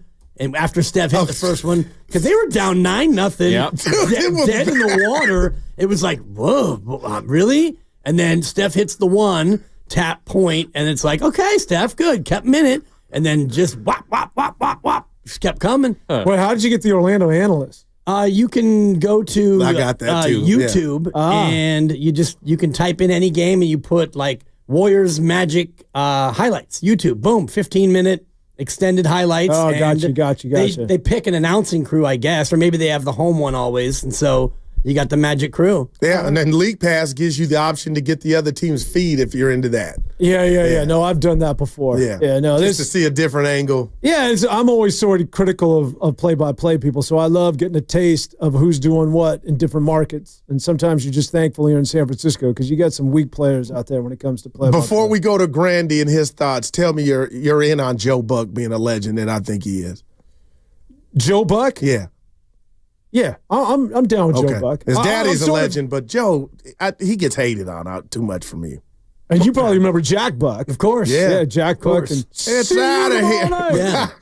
Ozzy. And also was Go Crazy, folks. What was that? Was Ozzy Smith. That was was that? I thought that was Kirby? the Joe Carter. No. That was See You Tomorrow Night was Kirk Gibson walk-off, wasn't it? I don't think so. See You Tomorrow Night was the Red Sox walk-off, wasn't it? Oh, no. You know what Kirk Gibson was? I don't believe what I've just seen. Our guy, L.A. Yeah. But anyways. Well, the See You Tomorrow Night was the Red Sox walking off against the Yankees, and then Joe Buck used that call again. David Freese hit the walk-off for the Cardinals against the Rangers. Yeah. I'm not a Scully was Gibson. Yeah. So the biggest thing, and Grandy, you can, and Dibs, you will know this as well because you guys are both play-by-play experience. My big thing, just as a fan, less is more, man. I always say that. Just lay the hell out. Lay the hell out. Wow. Vince Scully was the master of that. Vince Scully would just, matter of fact, I remember reading his book, and Vince Scully said that when he called Hank Aaron's home run to eclipse Babe Ruth, which was back in the day, this anticipated, and back then you didn't have baseball televised in the middle of the week, but they broke in, like ABC Network covered the game because it was this historic moment. He says it's the longest that a play-by-play announcer has ever walked away from a live mic. Because all he said was, everybody was waiting for it. He hits the shot off of Al Downing, and then it's like, and there it goes. And all you heard was crowd noise. It's like a minute and a half of and I got to dial this up. He got a glass of water. And it's like, but some bozo today would try and talk over the crowd and like, oh my God, it happened, and I don't believe it couldn't have happened to a better guy. And look at Aaron, no, just shut the hell up. And so go you're away. not a Tony Romo guy. Okay, that's what I said. I gotta ask. Or it's like the Kansas City Chiefs radio play-by-play broadcaster when the Chiefs won the AFC Championship game. He just kept screaming for 45 seconds when the game ended. Just chill out. Yeah. First of all, you've won how many of these in a row? Second of all, it's not that big of a deal. You can just shut up, please. I'm with Dan on this. Well, I would love to say I'm with Dan, but I have one Emmy that I've won in my life. I did 1 year of play-by-play for the San Jose Earthquakes, and they were down a man and down 2 goals, and they scored twice in stoppage time, and Alan Gordon scored the goal that eventually was the winner, and I said his name, I think, 11 straight times. Gordon. And that was a game at Stanford, 50,000 on hand against the hated Galaxy, and the whole broadcast won the Emmy. But that's a different animal. Soccer, you can get away with the goal, and they hold on to that. Yeah, on Mike's Cantor. You can do that. I think soccer is sort of a different beast. You know what I love is listening to not MLS, but some of you get sort of the Man U and Premier League. Those guys. This guy over here. Those guys are like they're poets, man. Like that should be like if I'm Tom Brady, I lock him into a room. I'm like, you and Romo watch these guys on a loop for a week, and they're witty. They get in, they get out. You don't know they're there, and then when there's something to say, they talk. It's not about you, man. It's about you just getting out of the way and setting the stage. All right, enough about that. No, that's good. I always love your perspective on things because you come in off the sidelines. I know you'll be on tomorrow. Yeah, for, Mr. Seattle. I always piss you off. No. Sometimes I do. Yes. Sometimes. But now that I've gotten to know you, before I met you, it's like this guy is. Wait, so I got to say, you didn't break him in the business. So I met Shasky for the first time today. How was that? Well, he wasn't very receptive, and I should apologize. No, it's because he was in a bad mood because I pulled him to the side. Remember, I was like, dude, what's happening? You don't know me today, so maybe something was going on. No, but Bonte's like, bro, you're always cracking on me, and I never even met you. And then I'm thinking, well, if I was cracking on you, then I was probably doing the same to Shasky. But I'm like, there's a twinkle in my eye when I do this, right? But it's so I need to chill out. But please, if you see Shasky, tell him vouch for me. Tell him I'm all right. Butch. I almost never see Shasky anymore, except for the quarterly meeting day, because then we'll come in super early and they're getting off their show. Or our next softball tourney, which should be soon. Yeah, hey, you will see him on Monday at Knockout. How about there that? We go. Call. There you go. There you go. At Chase. Yeah, trying to get everything lined up with that. Yeah. My daughter's got a doctor's appointment at 9:30, so we're hoping we can get in and out pretty quick. And free throw contest at Chase Center. Grandy won it last year. Really? I went out first. Mm-hmm. Yeah. How many did you? What was your percentage? You're familiar with the game knockout, right? Do you know how to play knockout? I've been asked to play on Monday, and I accepted, but I don't know that. I don't know. I've never played knockout. So we'll see you there. But you understand the game, right? No, explain it to me. There's a line of people, and you shoot your free throw, and the only thing you have to do is score before the person behind you scores. So if you miss it, you can go get your rebound, put it back in, which I didn't do. The person behind you can't shoot Guru Johnson's going to eliminate it. Oh, Steiny sounded like Jim Nance and Tiger hitting the putt. He was so excited I lost. That's my partner. How did Steiny do? Steiny's pretty good, right? He didn't pick up a ball. No. All right. He just reveled in my misery. I always go here because I got to know these things. Who's I used to keep a football in my rig back in the day because I would just randomly want to throw a pass to whomever. Yeah. It could be a male, just so if you're an athlete, I know who it is that I'm dealing with. And so I've always asked the best athlete here, and people keep going back to Shasky. Is that accurate at 95.7 the game? I would say hell no. Pretty good baseball Who said player. Shasky? That seems to be the consensus. Well, it's a little unfair. I'm still. Let me stop. Well, if you want to add in Evan and Grandy's 28.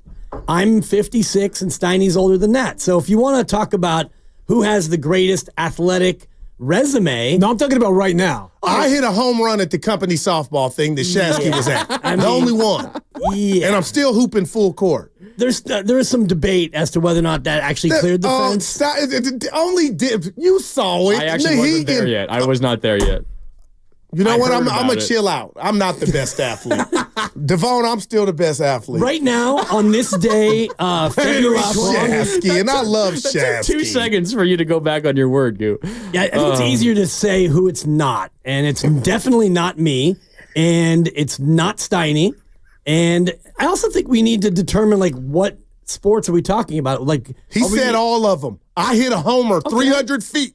Well, none of you could touch me in any game that involves a paddle or a racket. Oh, no, I got you. Yeah, I don't think so. You and I can tangle on the tennis court if you want. Guru famously wanted to play me in tennis, but we've never happened. You're right. So. But you're like a runner or triathlete, if I want to say. You're ultra marathoner. That's real deal stuff. That's crazy. Yeah, but that was now 17 years ago. So. But still, that's like when you hit the wall and then you go past it. That's a whole nother concept in terms of where your mind's got to go to finish that. I ran a 50-mile trail race, and it took me 10 hours and 49 minutes.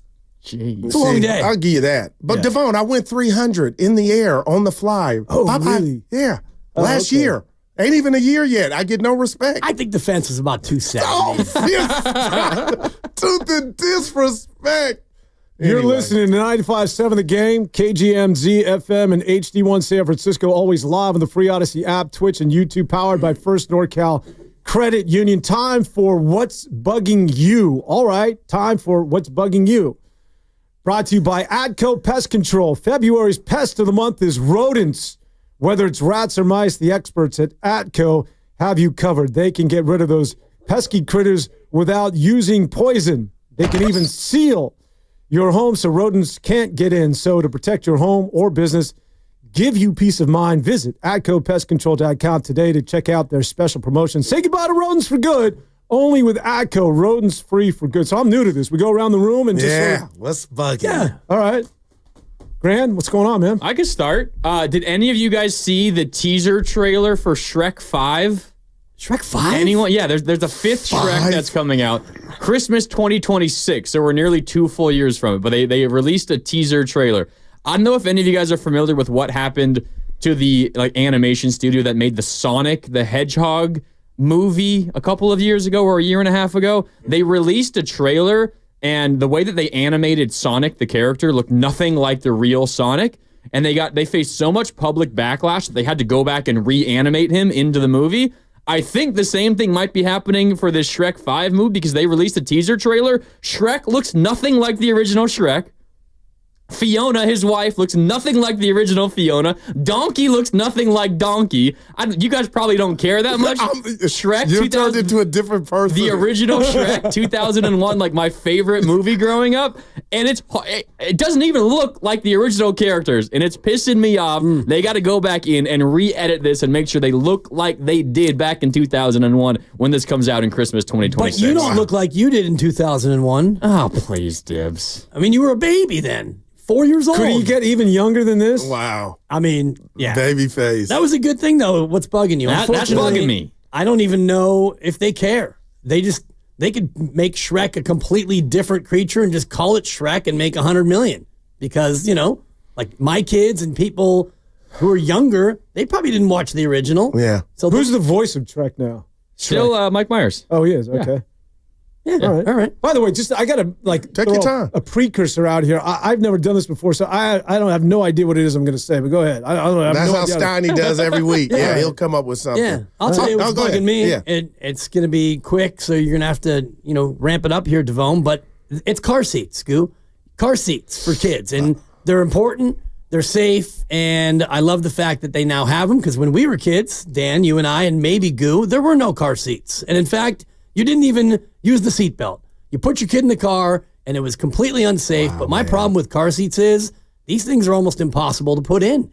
You've got to tighten 7 straps. You got to dig underneath the seat with the clips, and then you got to take it out because the clips aren't tight enough. I was bleeding in like 5 different areas yesterday putting that thing in there. Make it easier, people. Graco and Una or Up a Baby and all the rest of you. Make it easier on the parents. These car seats, Dan. Not easy.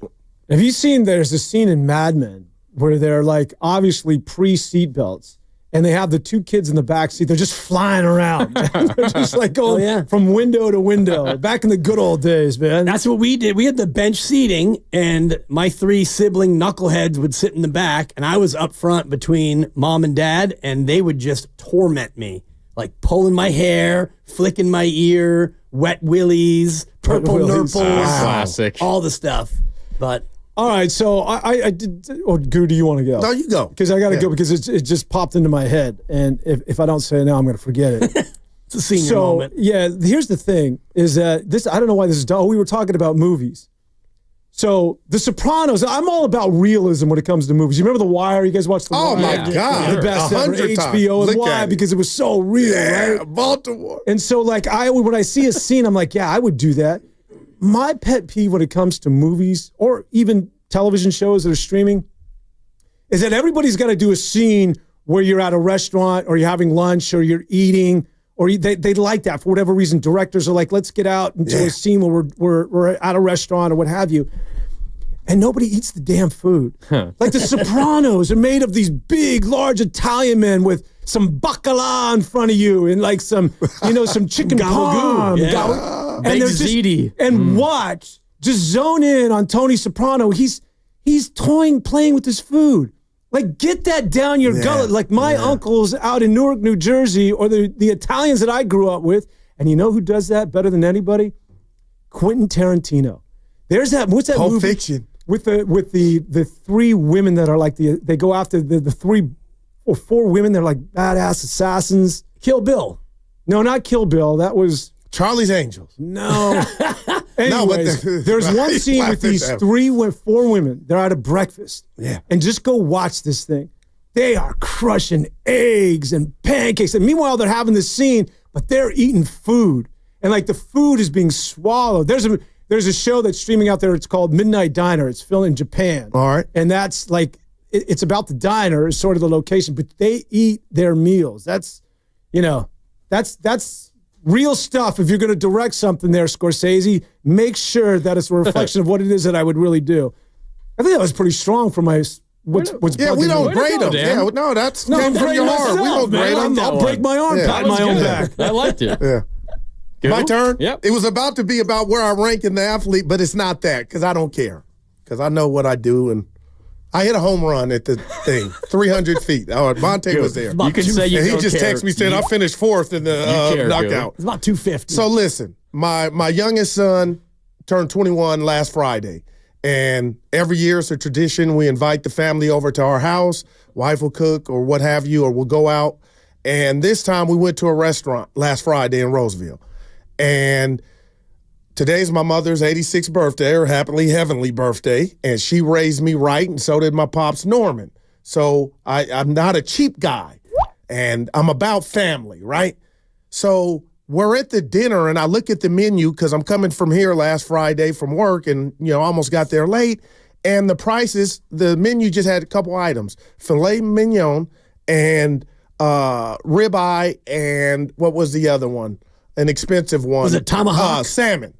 Those were the 3 that you could order.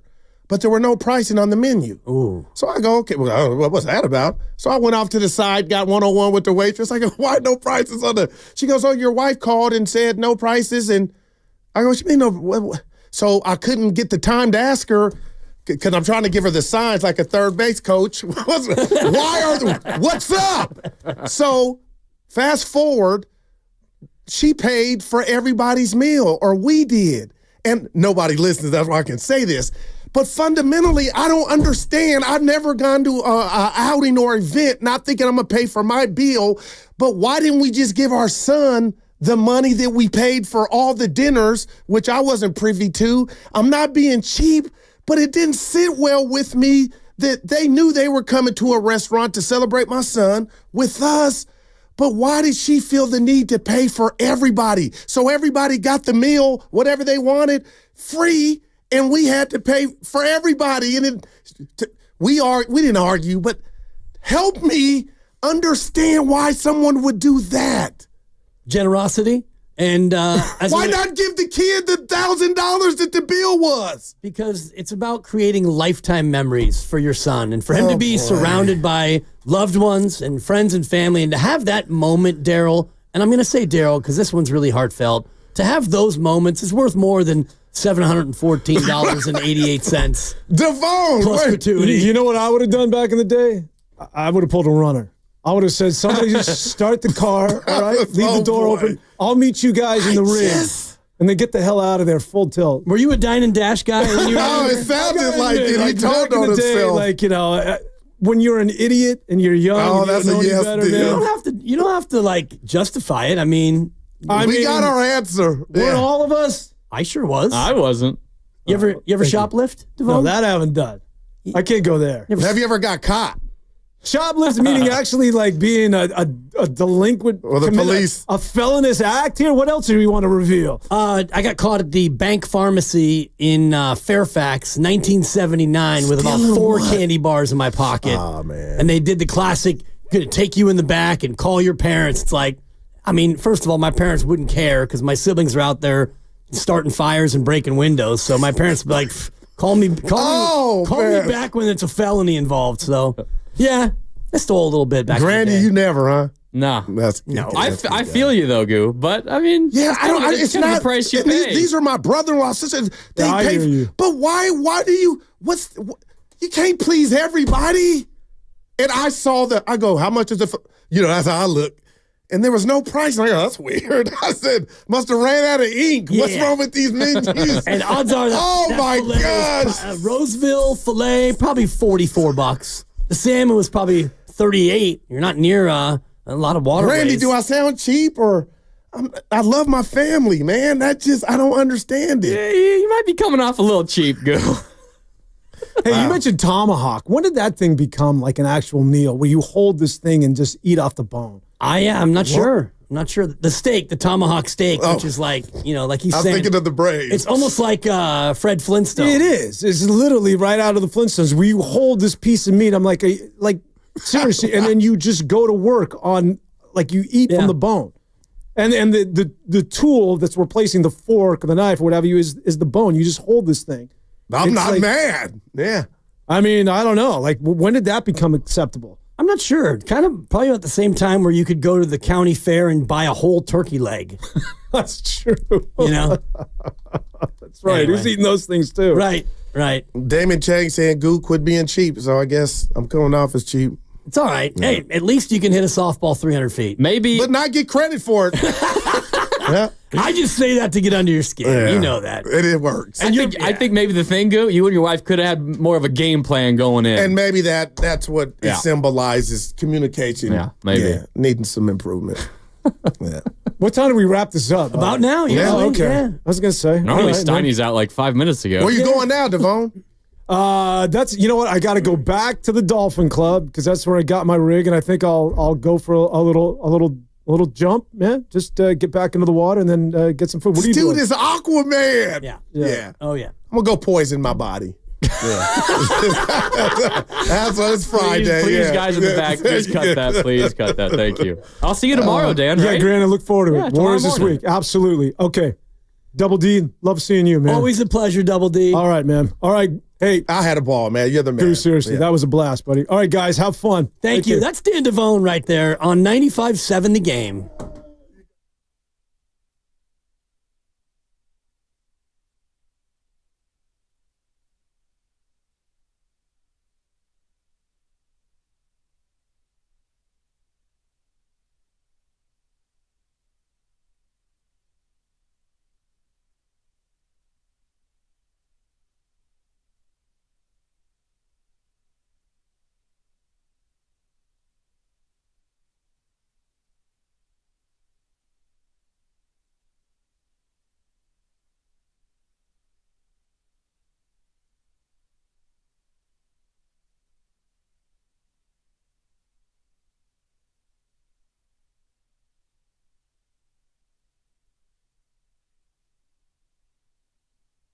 Happy Friday.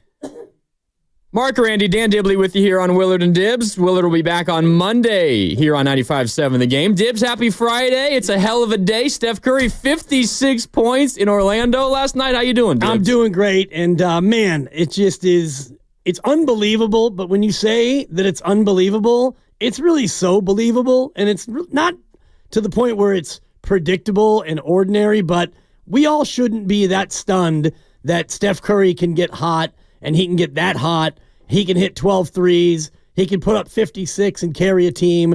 How many times have we seen Steph go on that sort of a heater? I know he's only had 3 games with more points, but we've seen that act before, and I'll just say this, it doesn't get old. No, I can it doesn't. watch that thing again and again and again, and man, I think you already have watched it again and again and again. Exactly. I hope to see it again and again and again. And we can take calls on where that ranks among your favorite Steph Curry games, but that one's up there.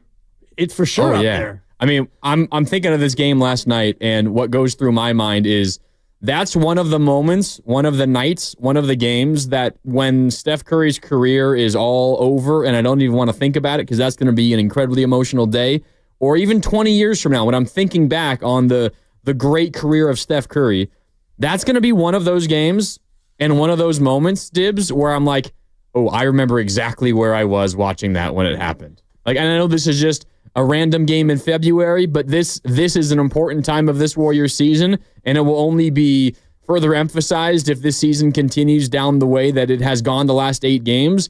But this is a game that's akin to some of his other top performances that actually happened on the same calendar day, February 27th. You go back to 2016, that was the 12 3-pointers, the double bang in Oklahoma City.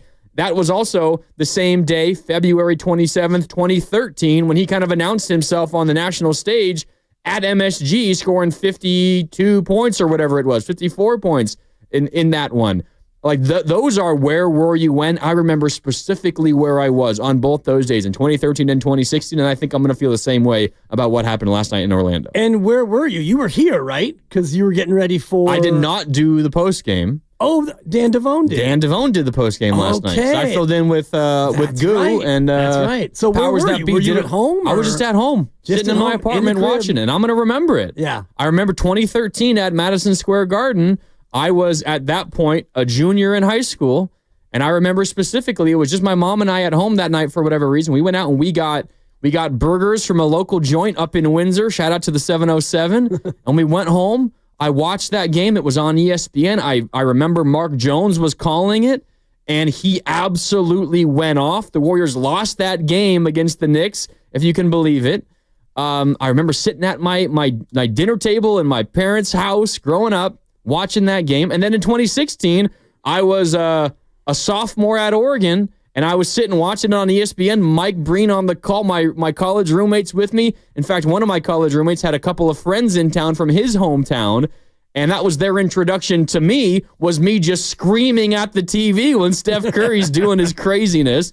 But I'm gonna remember watching that game like 10 years from now, because it's what Steph Curry does. He creates those sort of memories that stick with you for a long, long, long time. And even with the 56, and you can think about all the different shots that he made, and some of them were just completely ridiculous, but we've seen it so many times, and yet he pulls up from, according to the official ledger, it's 50 feet. It was more than that. It was closer to 65. You and I were looking at it pre-show, and he's barely past the opposite end three-point line, and he just flicks it like Willard was talking about earlier in the week, how he's able to just flick the shot from however far. And this one, that thing went so fast and hard through the net, and he had about 7 or 8 shots that were just thwack, like ultimate swishes where the ball almost doesn't touch the net. He was so locked in last night, and yet he hits it from almost three-quarter court, and you're like, wow, that was a great shot. But again, you're not that amazed. You're not that surprised. It's what he does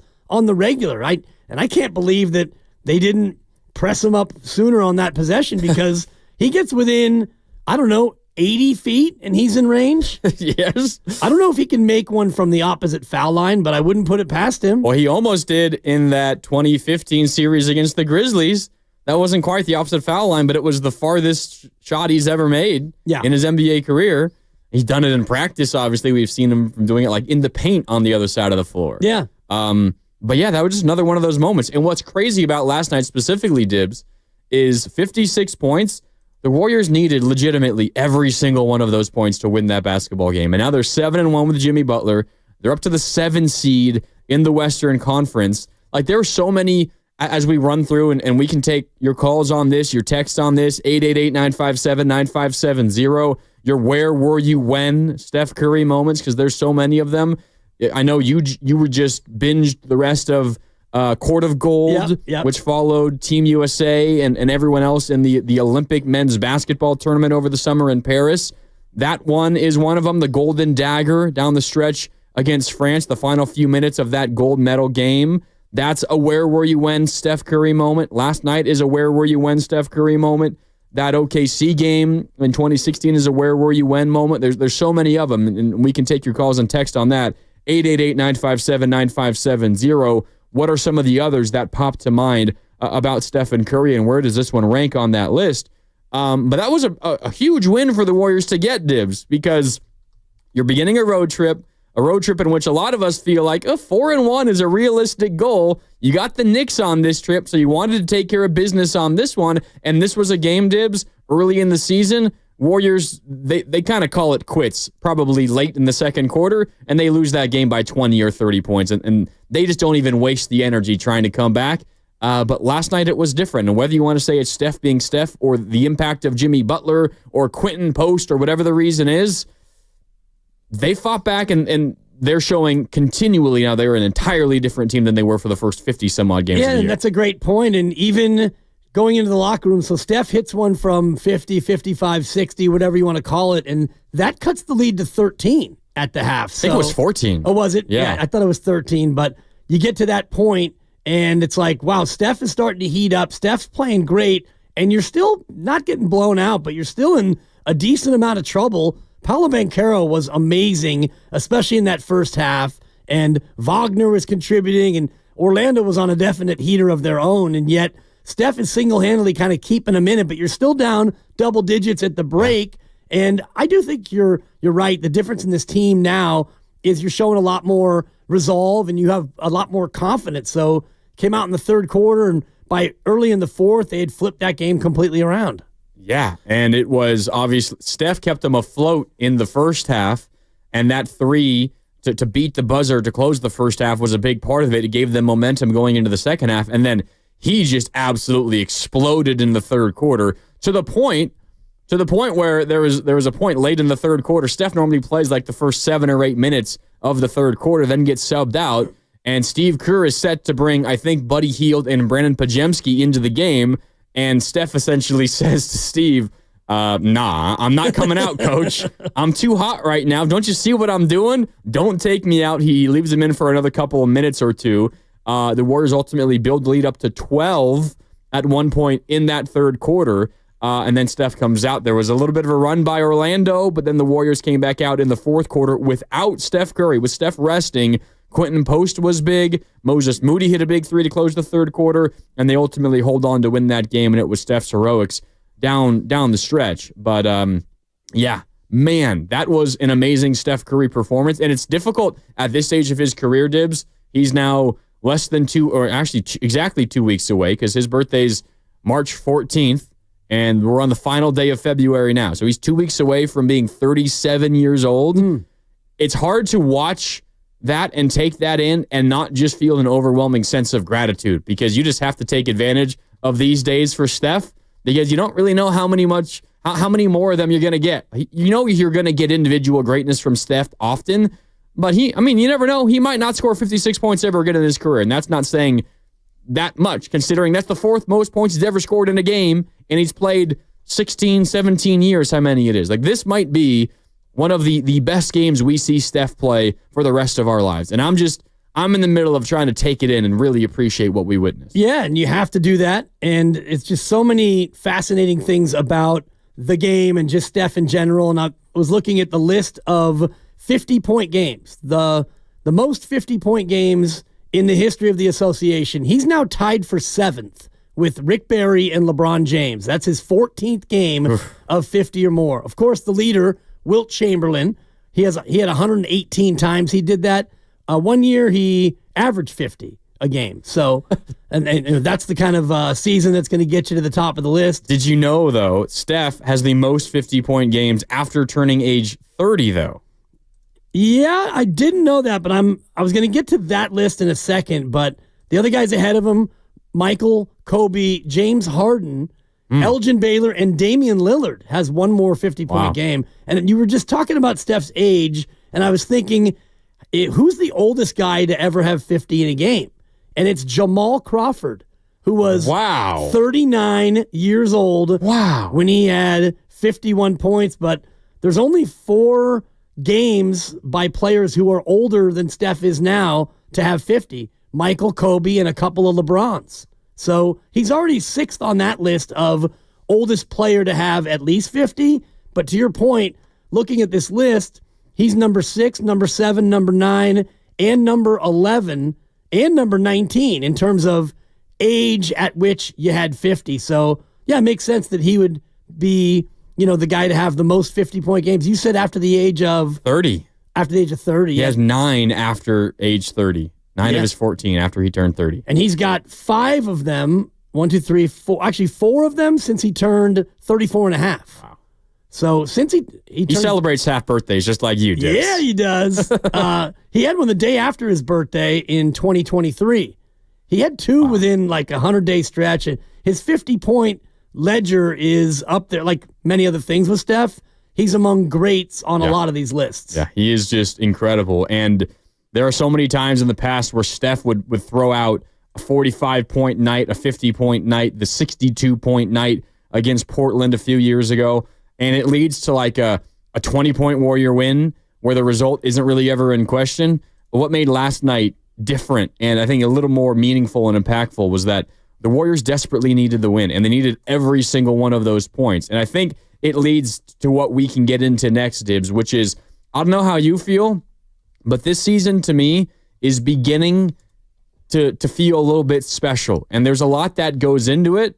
I know there's only 8 games into the Jimmy Butler era, but they're 7-1 in those 8, and they just have a different feeling around them. And for me, it feels pretty darn special. Doesn't mean I'm saying I think they're going to win a championship, but I have a pretty familiar feeling about this team right now, and we felt it a lot. And generally, when we've had that feeling, they've gone pretty darn far in the playoffs. So we can get into that coming up on the other side. And when they've gone pretty darn far, they've made it to the finals. Like they've won one series and that's it just once.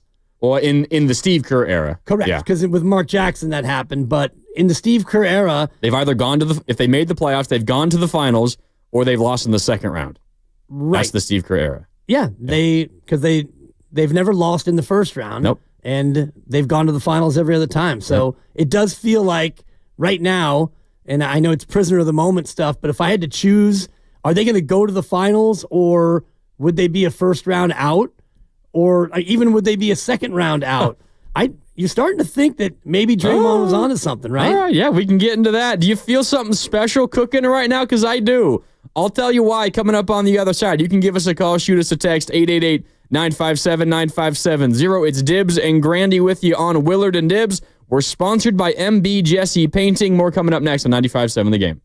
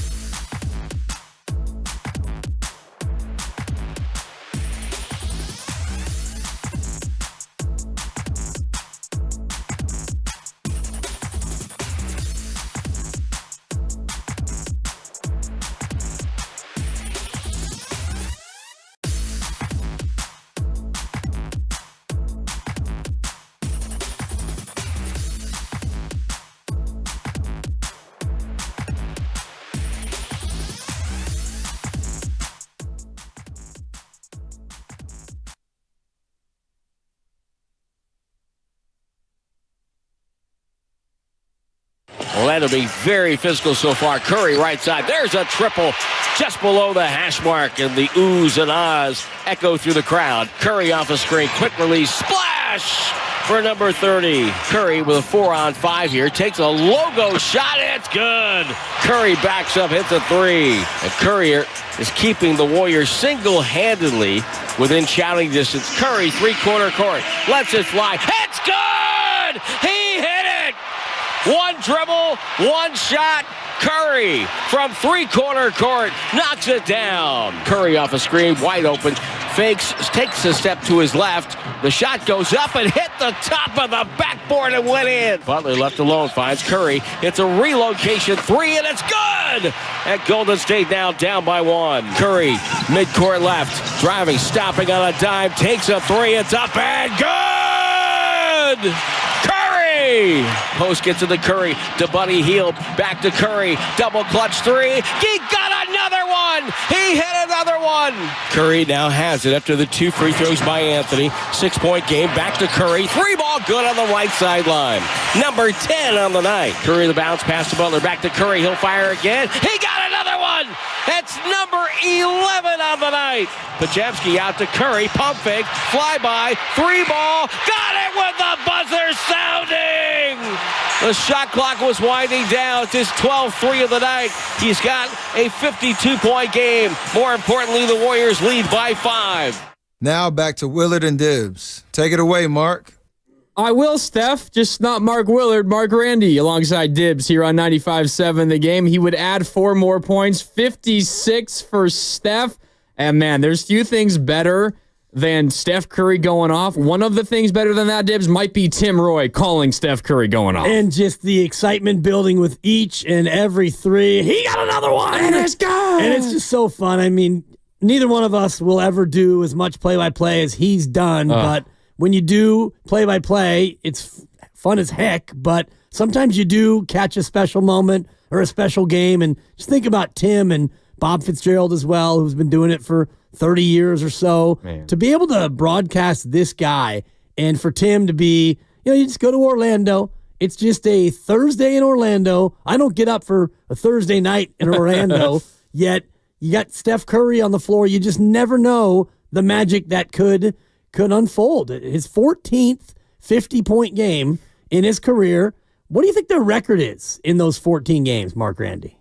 14 50-point games. Regular season, he's scored 50 or more 14 times, which is the 7th most. I know there's at least a couple losses in there. Mm-hmm. I would imagine the vast majority of them are going to be wins. So 14, I'll say 11-3 in the 14. Thank you for playing. I'm sorry. And you'll get a copy of our home game. 9-5. Oh, wow. 9-5, yeah. And we talked pre-show about his 60 burger against Atlanta, a loss. Yep. And you mentioned the game at New York, 54, I forgot. a loss. I wasn't thinking about that one. At Dallas, we talked about this one too. 57 loss. And a loss. And then he had 50 against Phoenix in 2022, a loss. And then he had 50 against the Clippers almost 2 years ago to the day. That was the day after his birthday in a loss. So I guess it kind of tells you when Steph, obviously some of those are like probably he's putting up 30 shot attempts in a game. What made yesterday special was only 25 shot attempts to get 56 points, 16 for 25, 12 for 19 from downtown, also got to the line 12 times. But I would imagine some of those losses are nobody else is doing anything. We're down big. I just got a chuck, and that's the only chance we have to winning this game, which is kind of what last night was.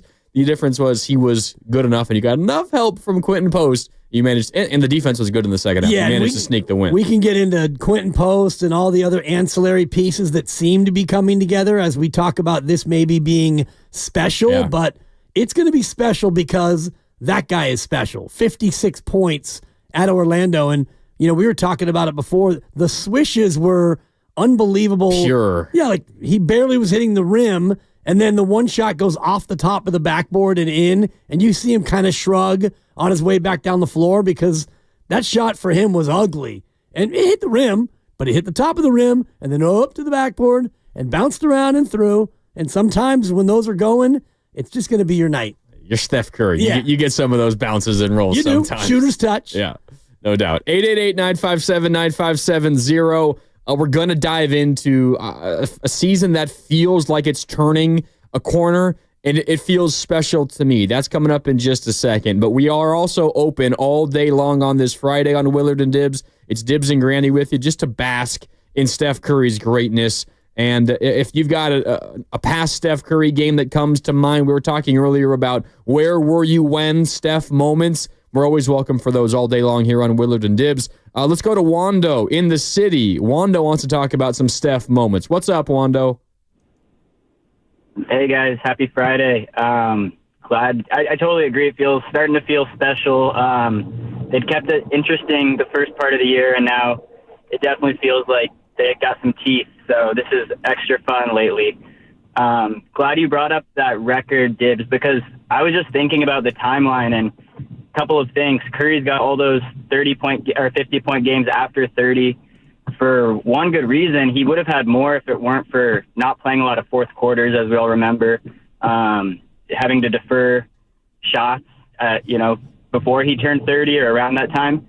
But I was thinking about his early 50-point games, and wasn't it at the Knicks he dropped 50 and at MSG, and we got the loss. I think we didn't get the win. So I remember in those days telling some people, like, let's have Steph be passing first. And, I mean, I want to say we lost a couple of those early games. You have the schedule in front of you with those 50-pointers, but I want to say a couple of his first 50-point games were losses, and it just felt weird. But, just want to throw that out there. No, it's great, and appreciate the call. Actually, the Knicks game was the first, 54, and then he proceeded to get 50 and win the next 6.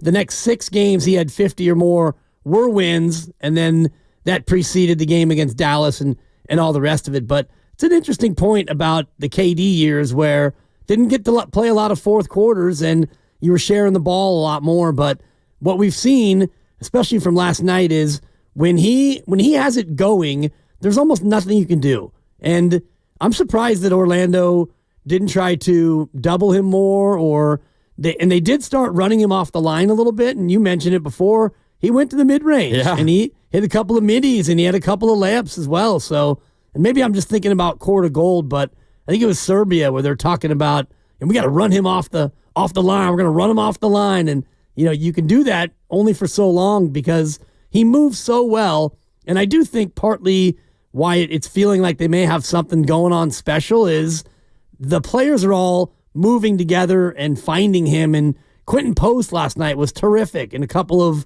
passes that he made. And, Jimmy Butler is such a heady distributor of the ball. It feels like you can't really stop Steph as easily anymore. Yeah. No, and there was one moment, I think it was his last 3. I think it was the 12th one. It was either the 11th or the 12th. And you just heard Tim Roy call it as it sounded here last night on 95.7 The Game. Tim Roy's going to be joining us at 4:15, by the way, so we can ask him about some of his favorite Steph Curry memories. He has so many to choose from. It might take him a while to find the one that he cherishes the most. Of course, there's so many of them. But there was one moment, Dibs, and you're talking about Orlando and how they defended him.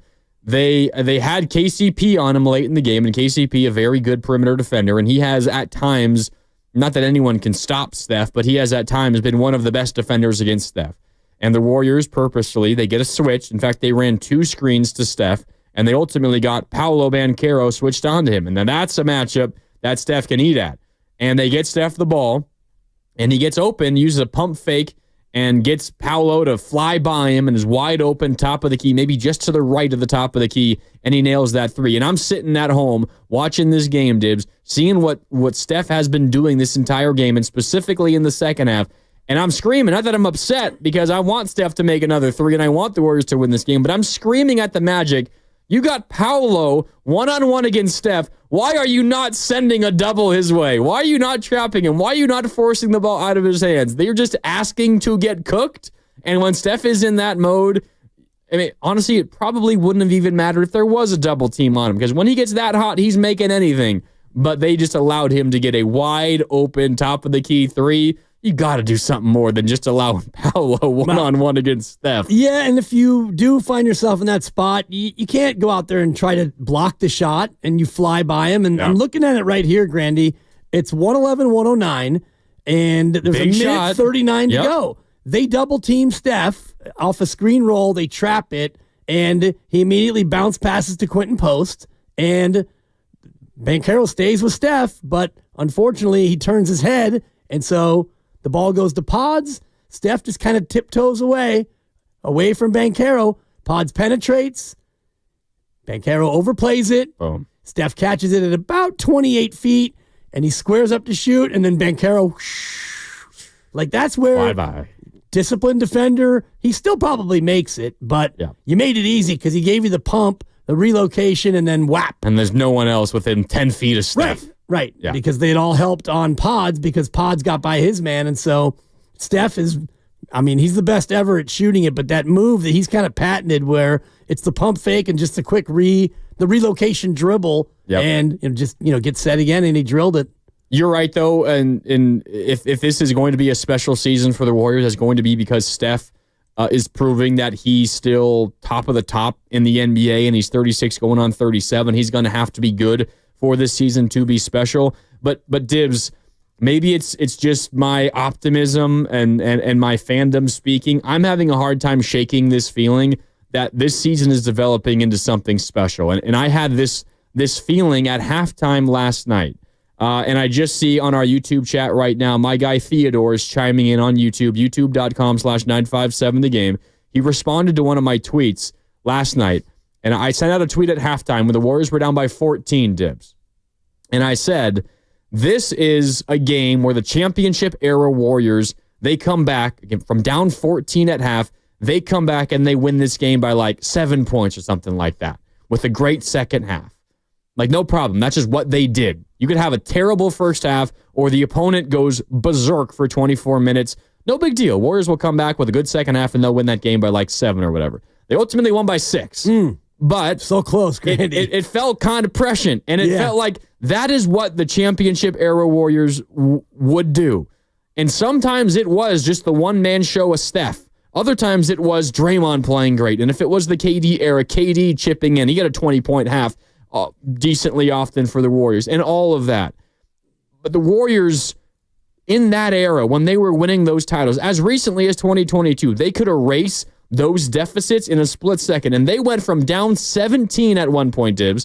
17 very late in the second quarter before Moses Moody hit that, before Steph Curry hit that buzzer beater three-quarter court shot. They went from a 17-point deficit to a 10-point lead in a span of 7.5 minutes of game time. Incredible. Spanning the first and second halves. That is what the championship-era Warriors would do. And maybe, and it's only an 8-game sample of the Jimmy Butler-era Warriors, and they're 7-1 in those 8, and maybe I'm overreacting. I don't really give a damn, Dibs. Right. I can't shake this feeling that there's something special brewing, and I really had a feeling last night.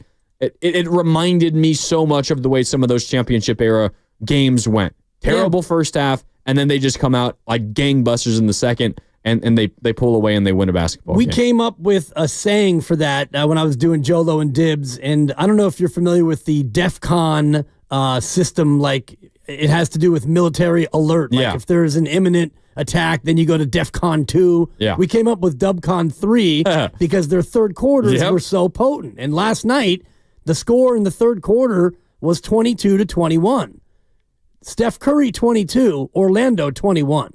And the Warriors had 40 as a team, but Steph had 22. Outscored a whole team. And he did play 9.5 whole minutes, and Orlando played 12 minutes with 5 guys, so 60 minutes worth of Orlando versus 9.5 minutes of Steph. Steph wins. Steph better. So that, I do think that is a good example of the reminiscence of the championship run, because that third quarter, they would flip the switch. They would come out. They could be down 11, 14, whatever. You come out in the third quarter, you flip the switch, you flip the game, and you go on and win handily. And last night, they kind of had to win that game again because Orlando, they were pesky. They would not go away. Yeah. The 3 we were just talking about, when Banchero flew by, if he misses that, which seems like a silly notion to even think that he would miss, but that's a 3-point game, and Orlando gets the rebound. They got a chance to tie.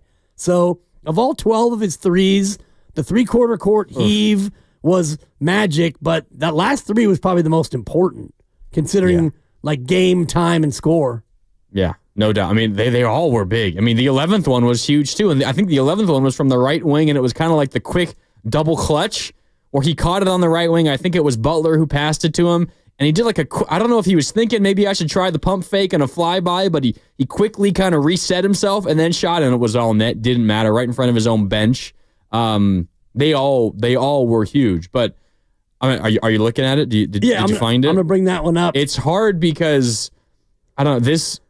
We look at the season as a whole and you say, well, they're only 5 games over 500. How could you possibly in your right mind think that this has special written on it, that this is something reminiscent of when they won championships? I'm kind of viewing the season, Dibs, in 2 different segments now, and it's pre-Jimmy and it's post-Jimmy. And post-Jimmy, while you could say you haven't beat an elite team yet, and I hear you, we'll see when the Warriors go to New York to take on the Knicks this road trip, how they perform there, and they will have some other opportunities against some good teams. They'll play Milwaukee again. They'll play Denver again. They'll play some other good teams once again before this season comes to a close. But they are also proving, Dibs, that they can win games a number of different ways. They can win the grinded-out basketball game like they did in Houston before the All-Star break, and they could dominate the bad teams like the okay teams like Sacramento and Dallas, Charlotte, yeah. And they can dominate the bad teams like Charlotte, and they can win a game in Orlando on the road to begin a 5-game road trip where Orlando is playing out of their minds for a half, maybe almost 3 full quarters. They play great basketball, and you managed to win when your others aren't playing that great. Like, they have proven that they have the ability, and of course, so much of it is just Steph being Steph, but he's a cheat code for you, and they have proven they can win a basketball game in a number of different ways and styles too. Well, if you're going to go on a run of any real substance in the playoffs, you're going to have to win games in different ways depending on who the opponent is. And the thing that has me so excited, beyond the obvious of Steph, and he's 56 points, he's had as good a night as he's ever had in the association, but you see Quinton Post, who's made unbelievable strides, and he's getting minutes and doing more than just standing and shooting. He's cutting, he's dunking, he's making some passes. Pods is playing with renewed confidence as well. And, even Jimmy Butler having a bad night, it did not necessarily mean that you were going to automatically lose. And he looked flat, and maybe he was tired from his trip to Disney World. I don't know, but he was not the Jimmy that we were getting used to yet.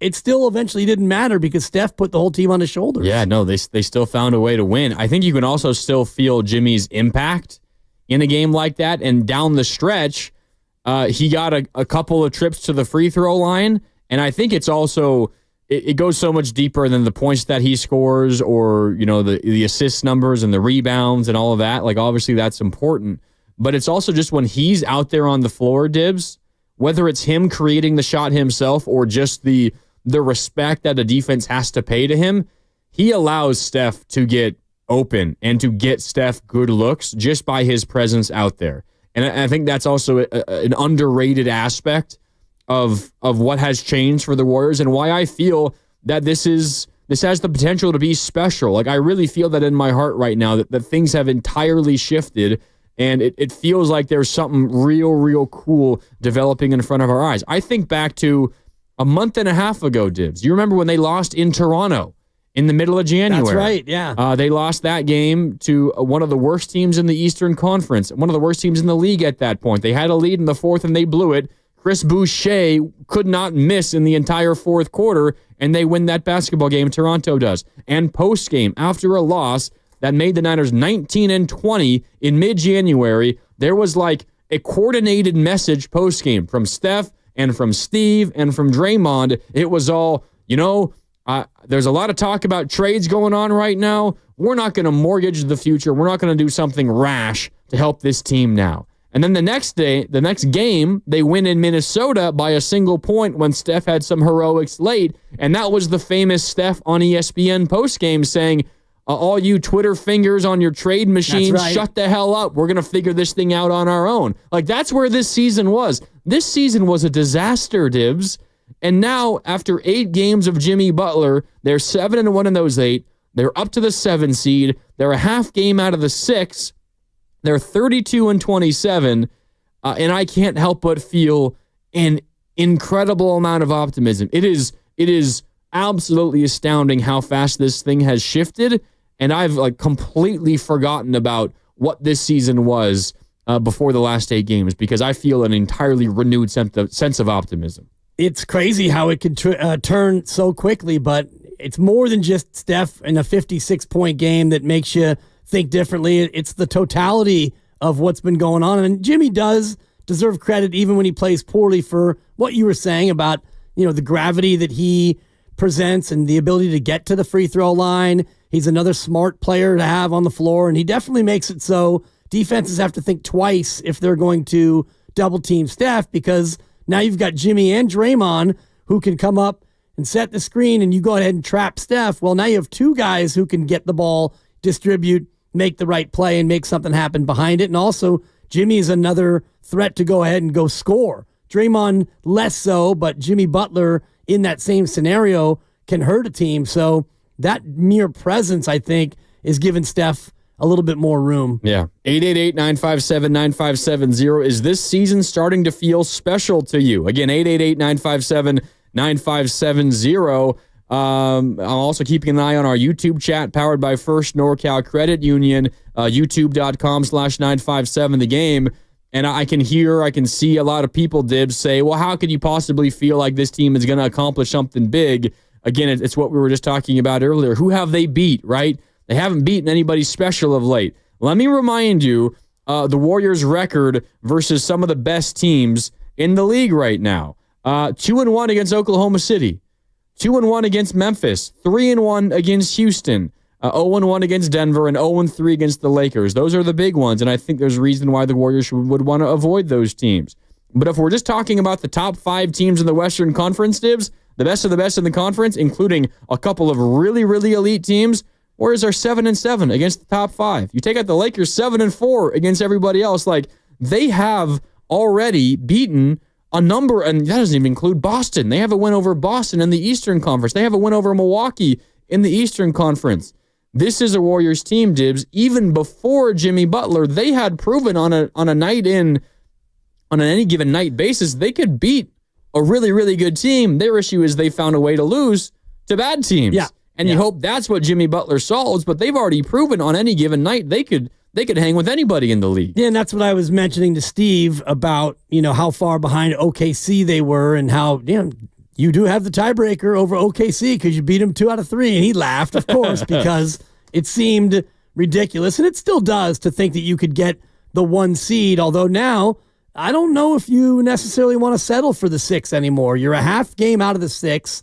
You're a full 5 back of LA and Houston for the 4 seed. And that doesn't seem reasonable until you think about what they've done, 7-1 with Jimmy Butler, and the schedule that they still have. Yep. They don't have a ton of difficult games. You've got a head-to-head against the Lakers as well, so maybe I will be on the hook for that bet with the great listener Liana Pons, who said they'd be a top 4 seed at the start of the year. I mean, that would be incredible if they were able to sneak in the top 4. It would be crazy. Yeah. We shall see. Right now, they are how many games out of the 4? They're 5 out of the 4. 5 out of the 4. The Lakers currently up to the 4 by percentage points over the Houston Rockets. Warriors, though, only a half game out of the 6th seed. All right, time for a break here on Willard and Dibs. It's Dibs and Grandy with you. I'm in for Willard. He'll be back on Monday, taking your calls, your texts. Also, we got Tim Roy coming up at 4:15. He was on the call, of course, right here on 95.7 The Game last night in Orlando.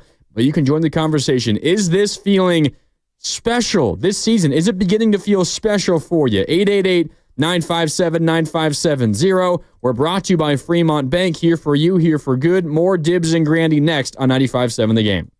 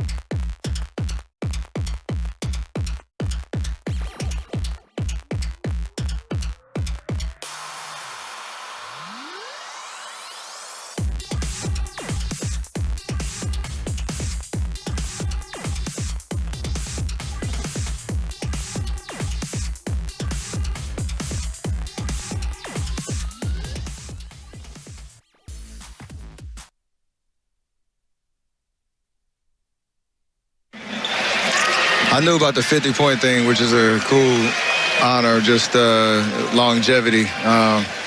With every gray hair that pops up on top of your head, you get to appreciate moments and milestones like this. So very, very special. Just scoring the basketball, and, I love to do it. I love to have nights like these, and I just want to, soak it all in.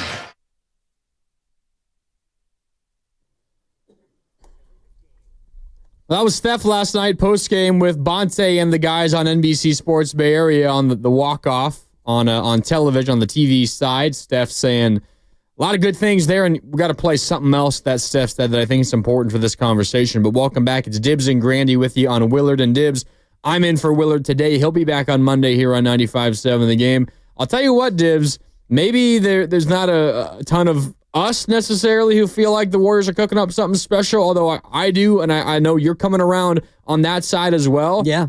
There's a lot of confidence in that locker room now. Like, they feel pretty darn confident, and you give Steph just a chance, and it's what Steve Kerr and everyone have been talking about for so long. Just give us an at-bat. We want to give Steph an at-bat in the postseason and see what happens. All Steph needs is a chance, just a sniff, right? And he gets that sniff. Oh, yeah. He's going to take it, and they're feeling pretty darn confident right now. Very confident, and it's kind of like his shot, where you don't need to give him any room at all. He can get a shot off, and the famous picture from the Olympics with Wemby closing out on him with all his limbs extended, and Steph has the ability to get the shot off, and all he needs is just a little bit of a breath of room to get it going. The only thing missing in his career is something that's held by his old teammate, Klay Thompson, 14 threes in a game. That is the record. And Steph he's got games where he's had 13. And he had the record for a little bit. And then Klay broke it with 14. He did. Yeah. And I was just looking at the list of players who have had 10 or more threes in a game. And there have been 104 instances in the NBA of a player shooting and making more than 10 threes, 10 or more threes. How many of those instances do you think Steph has? So how many total? There have been 104 total games where a player's had 10 or more threes. How many of those are the chef? I know he has the most, and it's like an absurdly high percentage. Like something like 30 of them? That's close, but we're going to go ahead and give you the buzzer just because we like to. That's fine. 26. 26. He's got 25% of all games where somebody's made 10 or more threes. That's insane. It's insane. And, you run down the list, and it's all the names you would figure. I think Klay has the second most. Yeah. And, you've got a lot of Damian Lillard in there. You've got a Dante DiVincenzo restaurant quality. Yeah, he's got one. Zach LaVine probably has one. He had 11 in a game, and Bogdanovich had one with 11. So anyway, I'm just thinking about like everything that Steph has accomplished and everything that he wants. And I know he wants another title, but I think somewhere in the back of his mind, a night like last night, he's probably thinking, I'm gonna at least tie Klay. Let me get 2 more threes. He was 12 of 16 from 3. So you can't really like look back and think he wasn't just hoisting them. Right. He was 12 of 16 from 3. So anyway, just another curiosity about Steph's night last night. I think that what like encapsulates Steph is he had, I think it was 9 threes through 3 quarters, I believe. Then he had 3 in the fourth. And he hit those 3 in pretty quick succession, especially those 2 down the stretch, the 11th and 12th, to kind of seal the game.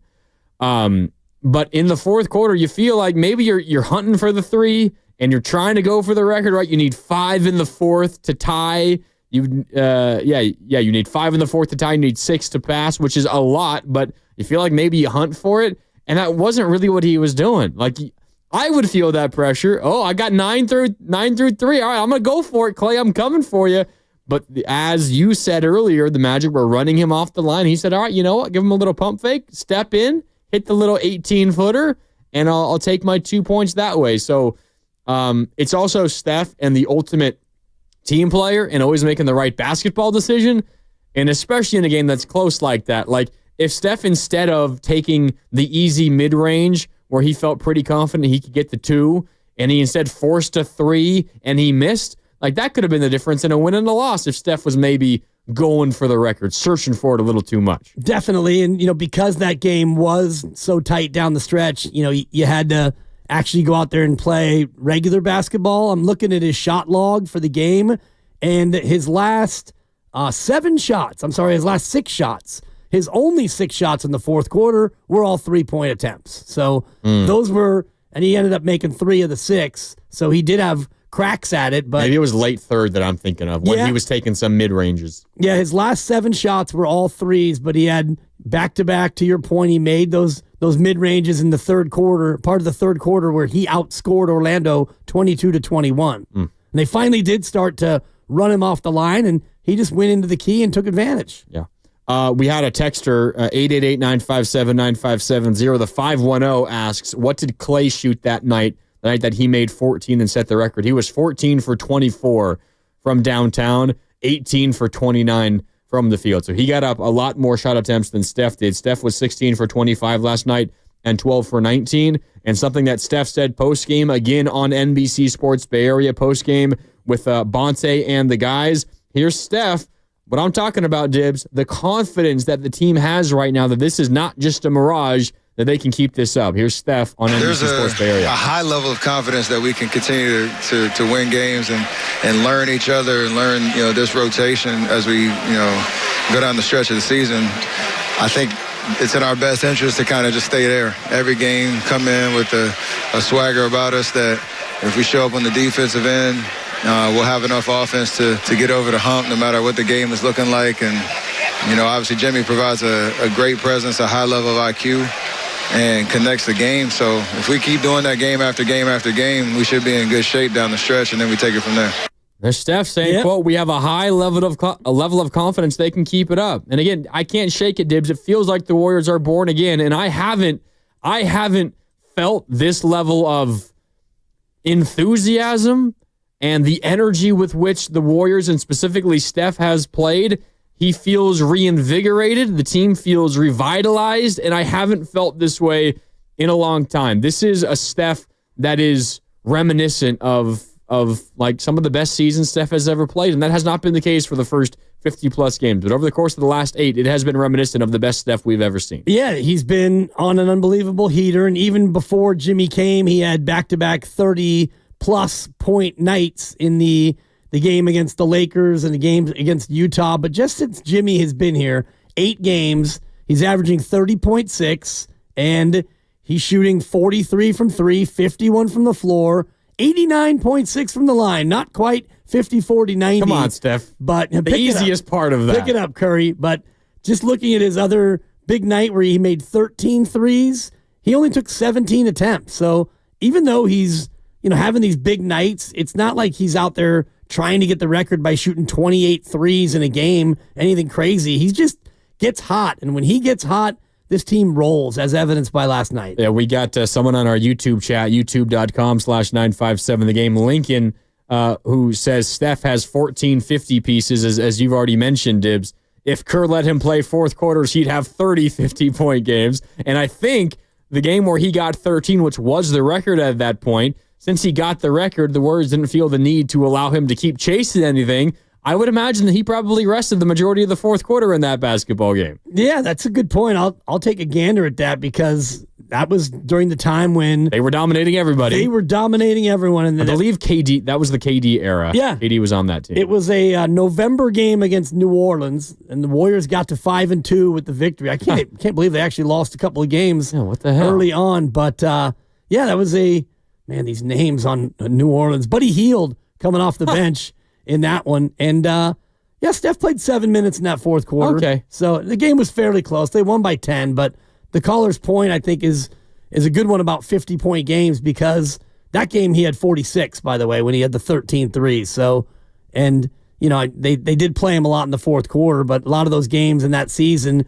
nobody was playing in the fourth quarter. Yeah, no doubt. All right, time for a quick break here on Willard and Dibs. It's Dibs and Grandy with you.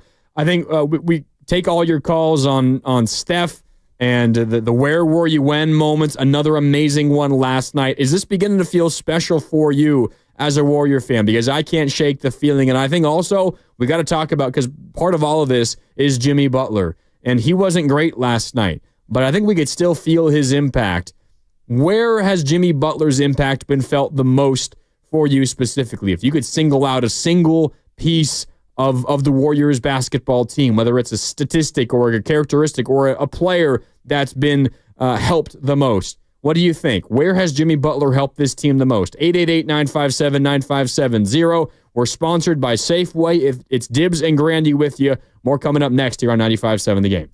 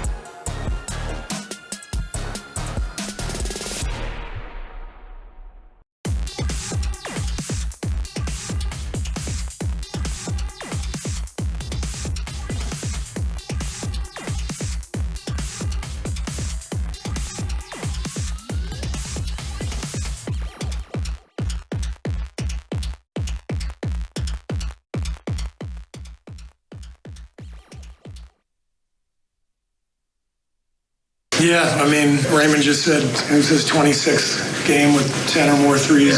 So we're spoiled around here. We're used to it. It never gets old watching. I can tell you that. The fans here tonight, even the Magic fans, they know they're witnessing the greatest shooter ever and one of the greatest performers ever. It's not just the shots going in. It's just the fluidity, the beauty of his movement and motion and his audacity, the shots that he's willing to take. He's an incredible performer, and he put on quite a show tonight.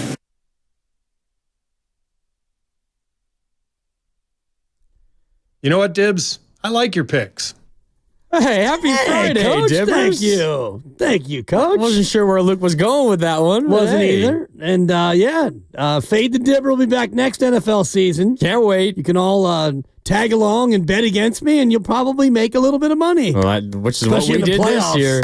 Yeah, you picked a hell of a time to get hot. Yeah. Get hot. Well, I actually made a real live bet on the Super Bowl, and I actually got that one right, so that felt good. There you go. Philly. You helped us out the rest of the playoffs, so we could give you the Super Bowl. Appreciate we could give you the Super Bowl. But Steve mentioned the stat that you brought up, Dibs, on the other side of the break. 26th game for Steph with 10 or more threes. Let's just run through them really quick. It was his 45th game with 9 or more threes, which is by far the most in NBA history. Okay. 26th game with 10 or more threes, as you mentioned, the most in NBA history.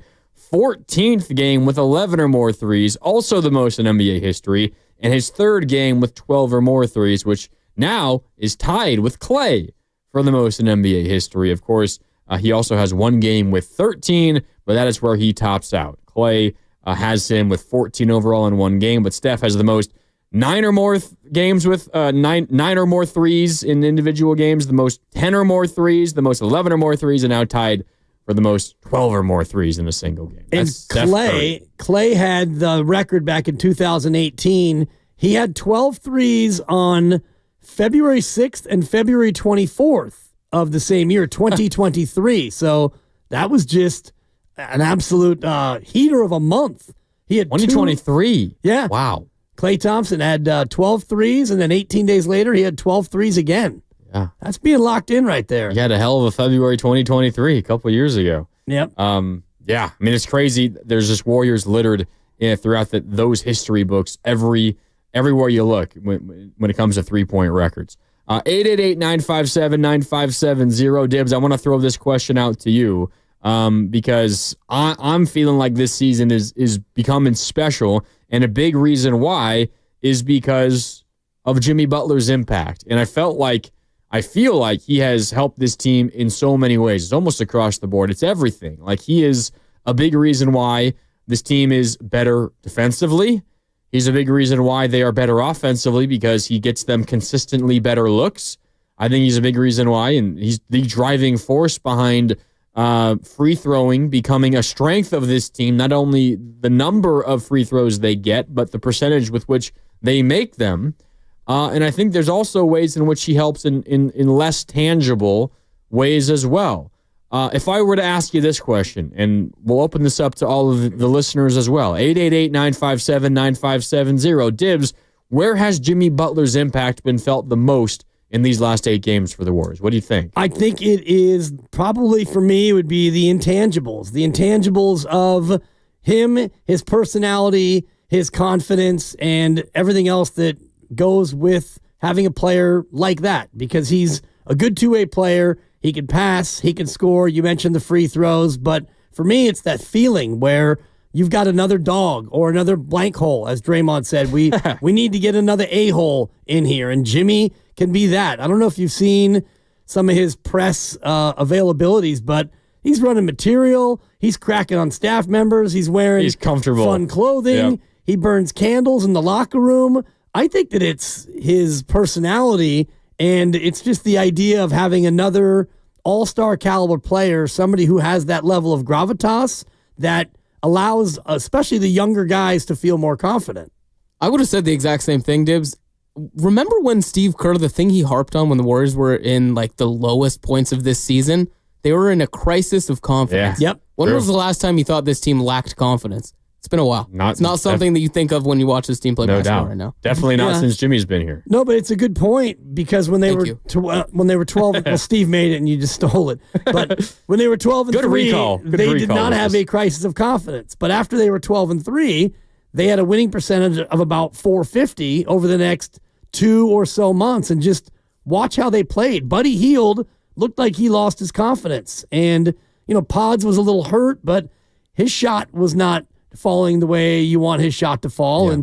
And, Steph was getting double teamed everywhere and harassed all over the floor. And none of them really looked like they were feeling like they feel now. And now they feel and they look like a team that they probably can't wait to play their next game. And no doubt. I like what Steph said in that cut you played where he's like, I like making baskets. It's like, yes, Steph, we like it too. We like when you go out there and make baskets. Please make more baskets, Steph. Pretty funny. The 707 chiming in. Again, we're asking Jimmy Butler's biggest impact. Where has Jimmy Butler's impact been felt the most? The 707 says turnovers, both on defense and on offense. And I have the numbers to back that up for you, 707. The Warriors are committing 2 fewer turnovers per game with Jimmy Butler than they were before, from 14 turnovers committed per game down to 12. Also, on defense, they are forcing more turnovers than they did before. Before Jimmy Butler, they were forcing 15 turnovers per game. With Jimmy Butler in these last 8 games, they're forcing 20 turnovers per game. So that's a big part of it. The 925 that was agreeing with you, Dibs, and you, Lucas, the 925 says Jimmy helped everything without a number of stats, intangibles. And I think that's where I fall too.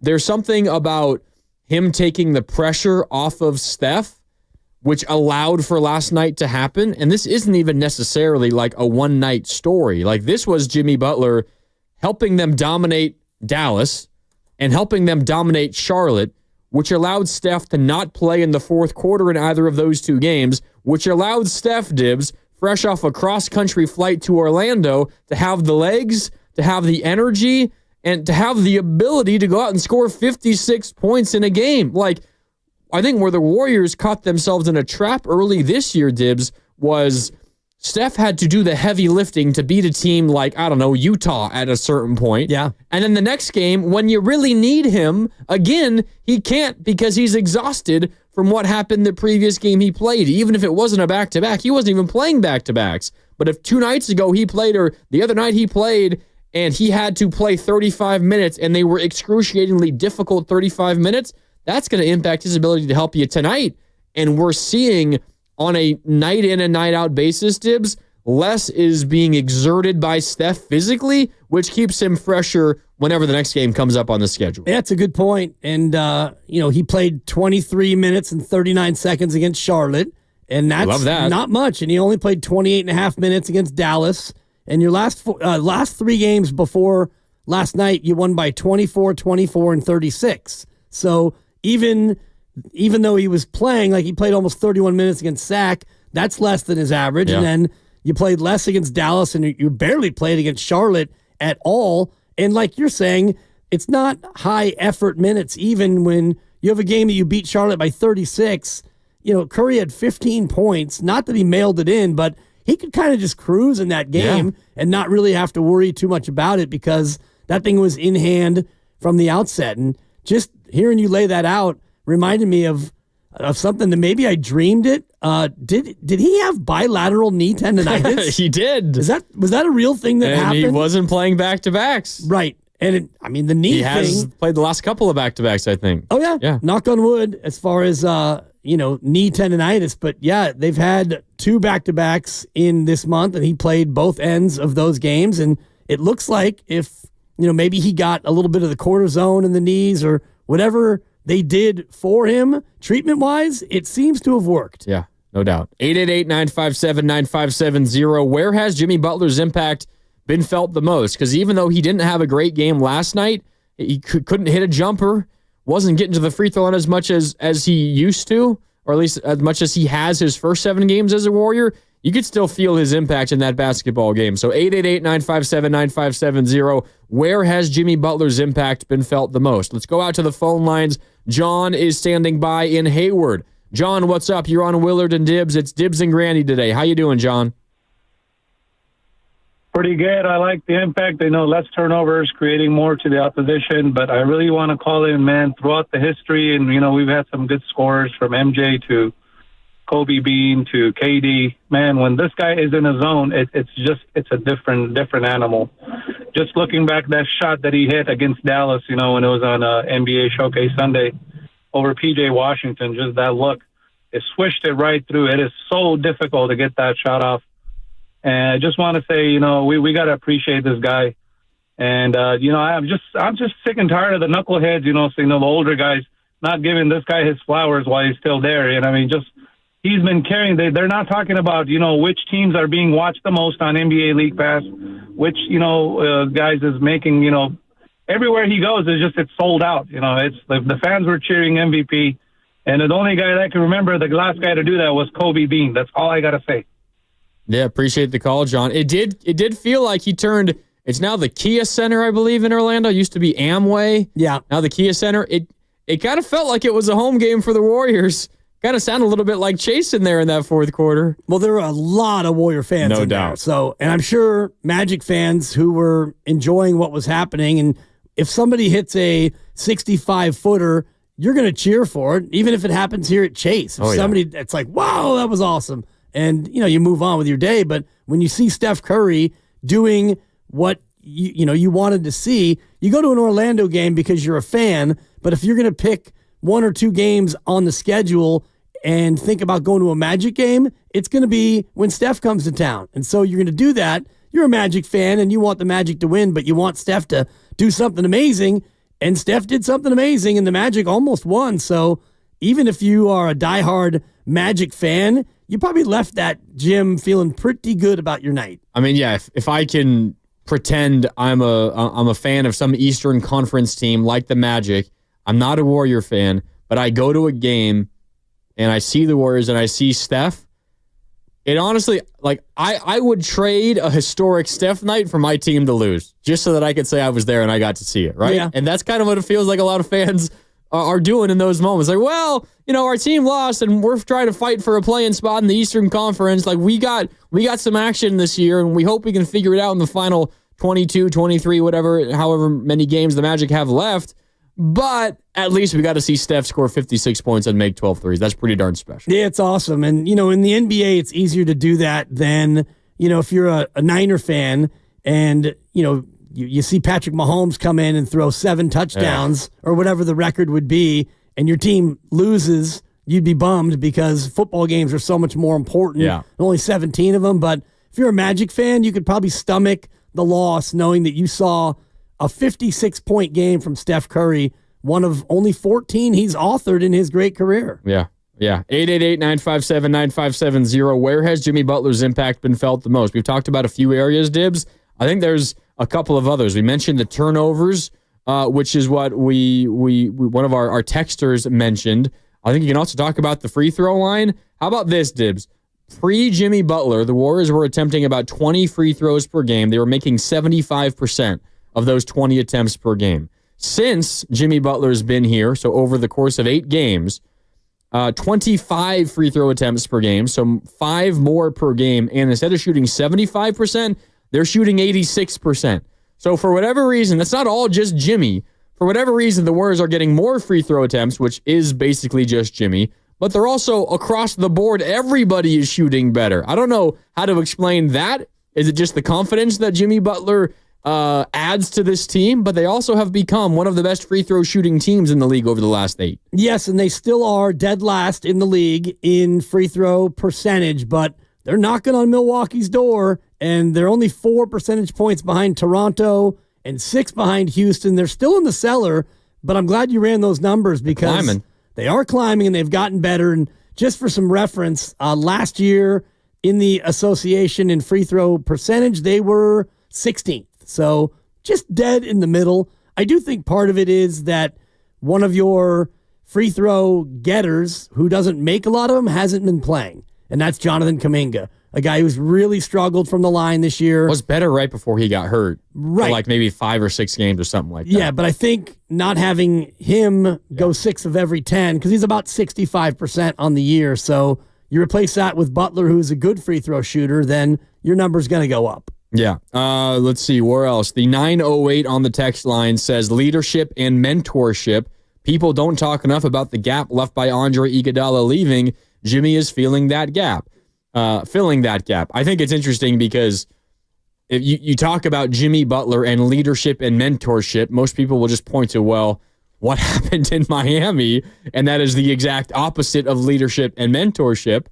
But it's hard to ignore, Dibs, given everything that he said and what the locker room has said about Jimmy over the course of the last couple of weeks since he's been here. Really more like 3 weeks now because there was the All-Star break mixed in there. The last 8 games of Warriors basketball.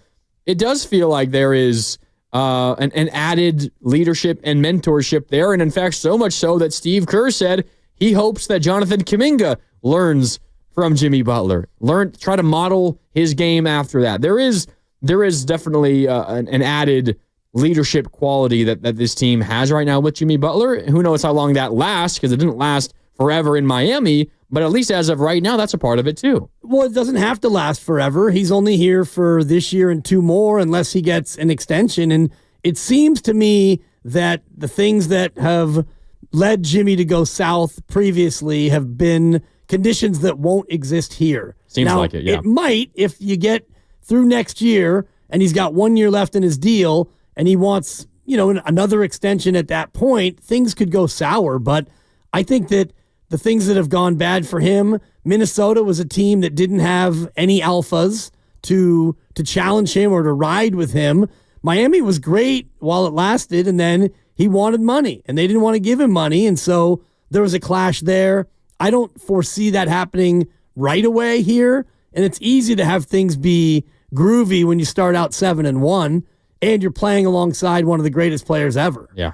No doubt. I'm with you. It doesn't feel like the characteristics, the way in which he got frustrated in those stops, it doesn't seem like that's, at least right now, anywhere near what the Warriors' reality would be or would become. 888-957-9570. Where has Jimmy Butler's impact been felt the most? Let's go back out to the phone lines because Eric in Millbrae is on hold. What's up, Eric? You're on Willard and Dibs. It's Grandy and Dibs today. How you doing?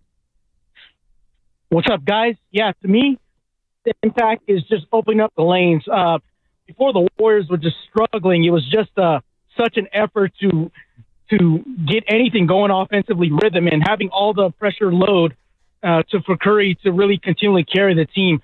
And his ability to attack, his ability to open up lanes, his passing ability is making it so much easier, especially for Curry, but even for the role guys. And a guy giving guys more confidence, and I think a guy you're seeing with Quinton Post now starting to be a force, and I'm really fascinated to see once Kuminga comes back, that should even give him another weapon. So this Warrior team plays, guys, I don't really fear anybody because Denver, to me, is not as good as they were in previous years.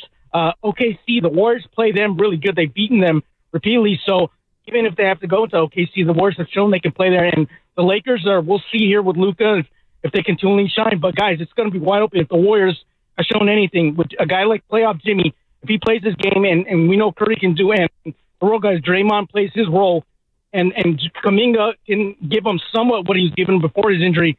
Guys, in the bench plays a role. I think this Warrior team, guys, can really challenge to come out of the West. I think it's wide open. I don't think there's a favorite. I want to get your opinion on that. Interesting, Eric. He's a little fearful of Denver, not fearful of Oklahoma City, not fearful of Memphis, not fearful of almost anybody else in the Western Conference. How do you view that, Dibs? Well, I think that I'm fearful of all of them, primarily Oklahoma City and Denver. Houston, not so much. I think that they're still a team that's going to have to prove it.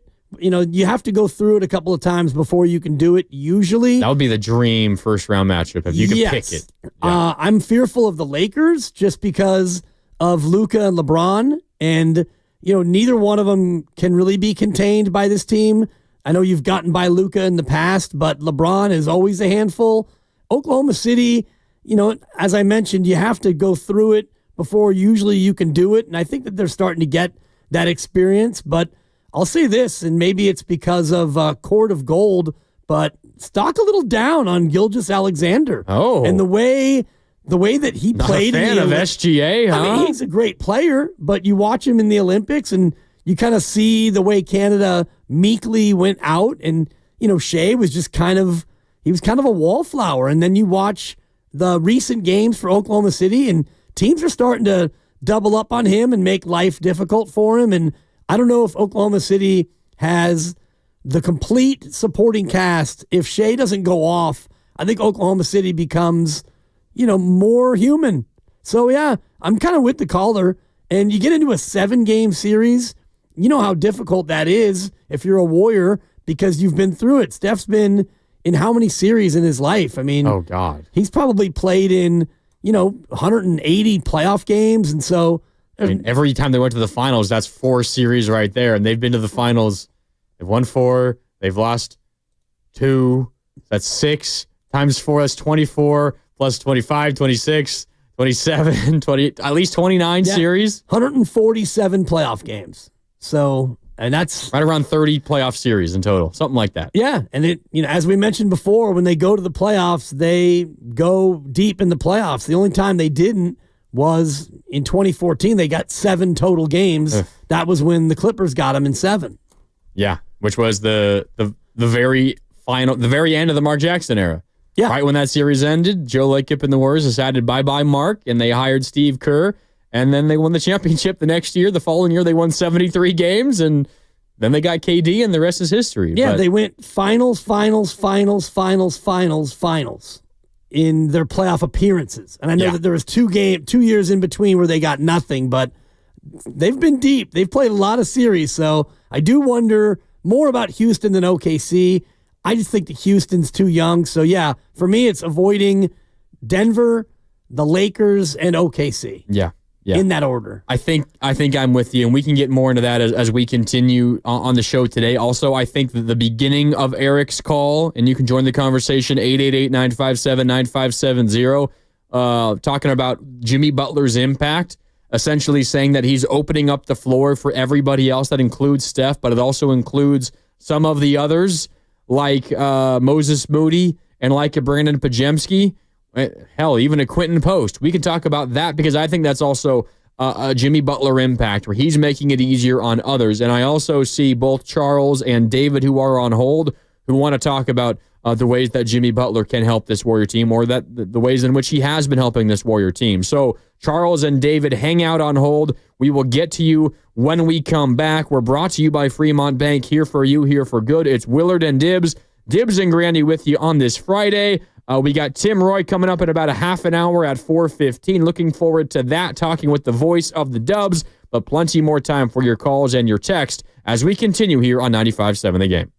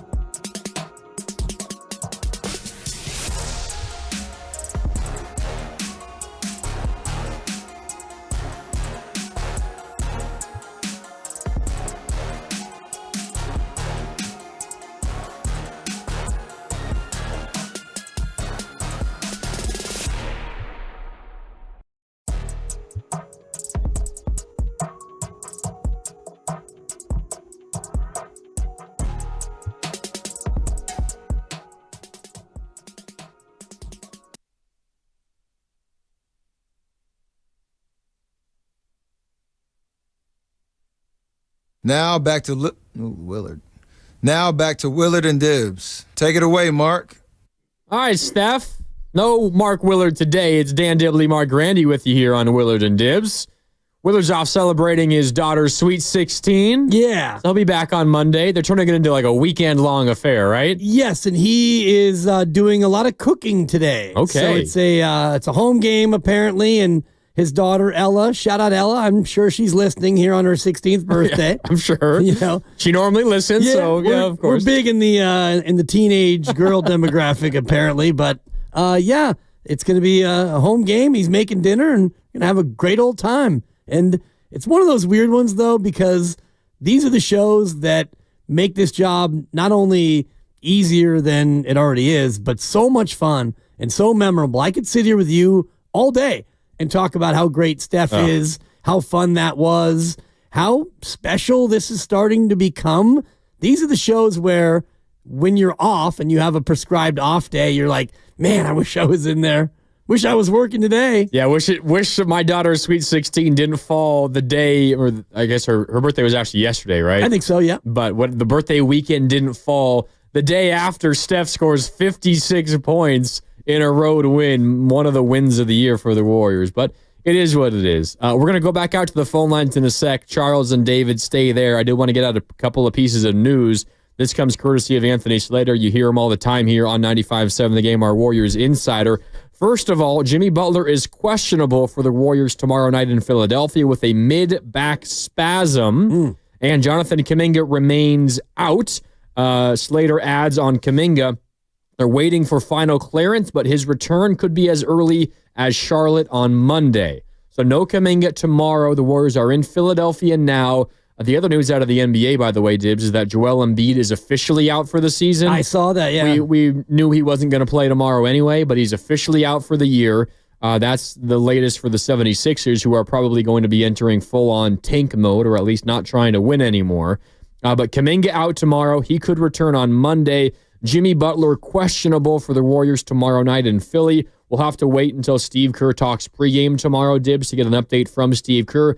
But I would imagine this isn't something serious, and it might just be the Warriors potentially identifying a day where maybe they don't need to play Jimmy, although that might be, honestly, Monday in Charlotte, where you might be able to get a win over that team without Jimmy Butler. But I wouldn't read too much into that.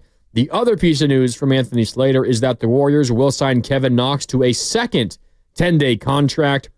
Knox has been with the organization back to the summer and impressed the main team the last 10 days. He did play some first half minutes last night in Orlando, the first time we saw him getting some regular run for the Warriors. But Kevin Knox, a second 10-day contract. Jimmy Butler questionable tomorrow. Jonathan Kuminga out tomorrow. There's the news. Yeah, Jonathan Kuminga. Good news, though, that maybe Monday is a day, and if it's not Monday, then the game after that, I think it's Tuesday. Yeah, they're in New York against the Knicks. Yeah, so he wouldn't play in both of those games, I don't think. Probably not. Anyway, and Monday feels like a soft landing spot for him against Charlotte. That's a great call, and if he's ready to go, then you can probably play him 16 to 20 minutes and let him get his wind back, and even if he's out of shape and out of sorts a little bit, you probably can withstand that, sustain it, and still go out and get the W. Yeah. All right, 888-957-9570. Where has Jimmy Butler's impact been felt the most? The Warriors are 7-1 in his 8 games as a Warrior. They could pretty darn easily be 8-0, although I guess a couple of these wins could have gone the other way as well. 7-1 is probably pretty darn fair. And they have completely turned their fortunes around. And for you, Dibs, for me, Dibs, it feels like they're building something special. But where has Jimmy Butler's impact been felt the most? 888-957-9570. Let's go to Charles as promised. Charles is in South City. What's up, Charles? You're on with Dibs and Grandy. How you doing? Happy Friday, boys. Good talking to you guys for the first time in a long time. How you guys doing? Doing great. But yeah, Jimmy Butler, that's good to know you're doing great, by the way. But yeah, Jimmy Butler coming here, he's definitely put everyone's mind at ease. Everyone's playing well, creating good shots, and then everyone's taking good shots. And on top of that, creating lanes. And on top of that, my opinion, of course, before Jimmy came here, Steph, it was hard. It was a hard knock life for him because he was getting doubled left and right. Now when guys see Jimmy out there, they're like, oh, we got to take care of Jimmy. But they kind of forget about Steph a little bit. And by the time you look at Steph, you see a 3-pointer just going above your head. On top of that, I feel like once we get Kuminga back, he's that missing puzzle piece right there. You put him in that lineup with Jimmy Butler, as long as everyone's healthy, boy, oh boy, you got yourself something out there. And one more thing for you, Dibs. This is for you and Willard, too. You too, Grady, might as well. So my little nephew, he's 2 years old. He enjoys listening to 95.7, and he calls you guys Dillard and Dibs. Okay. Dillard and Dibs. There you go. It'll work. Classic. Appreciate the phone call. Thank you, Charles. Yeah. You know, what do you do? Well, 2-year-old nephew's a big fan of you, Dibs. That's good. And, you know, I hear about that a lot back when I was doing mornings, especially where, you know, kids are going to school and their dads usually are putting it on. And so it's like, yeah, my 7-year-old's a big fan of you. And it's like, kid's got no choice. Poor kid's just trying to go to elementary school and sitting in the back seat. He can't change the radio from back there. No control, right? Just a captive audience, as my dad used to say. Yeah, I think Charles is onto something though when he talks about how Jimmy is making it easier for the others, Dibs. And I think there's a fine line here because I don't want to just say Podziemski on last night was kind of maybe the exception because he didn't play particularly well. I think most of it just comes down to the fact that he wasn't making his shots, and neither was Moody. Although Moody hit one of the biggest shots of the game that none of us are ever going to remember. It was at the end of the third quarter. So the Steph craziness and the Quinton Post couple of buckets pushed the Warriors from down 14 at half to up 12 at one point. And then the Magic went on a 10-0 run late in the third. And just before the third quarter buzzer sounded, Moody hit a 3 from the corner to push the lead back up to 5. That kind of gave the Warriors, much like Steph Curry's three-quarter court heave gave them momentum going into half, that Moody 3 gave them momentum going into the fourth. They added on to that run in the fourth, and they ultimately took, I think, like a 10 or 12-point lead again with Steph on the bench. So that was a big 3. But generally, Moody wasn't making his shots last night. Neither was Podziemski. It was another rough-heeled game, which is kind of frustrating because he had kind of been playing better of late.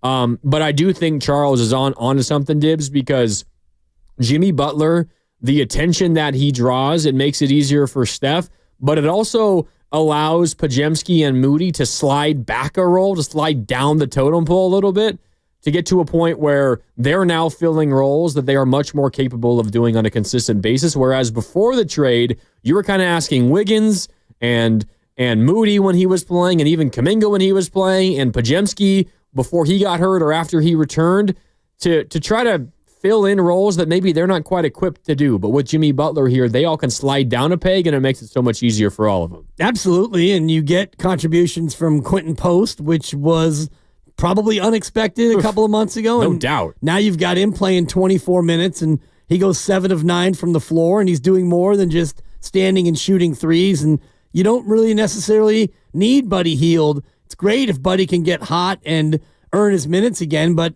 he's played 17 minutes last night in a pretty close game, a game that you trailed and a game that you obviously were competing to win. It wasn't garbage time, and Buddy Hield's just not getting a lot of minutes, and Pods has earned his minutes. And you mentioned Moses Moody, who still starting, and even though he didn't have a great night shooting, that 3 you mentioned was his only basket, and I just watched the replay. It's a nice little play because he catches the ball way behind him, and he's able to square it up and get it off in time, but just he had 10 points. He got to the foul line a bunch, but just the 1 3 ball was the only one he made. But he's doing so many of the little things regularly that Kuminga's minutes are have to come from somebody.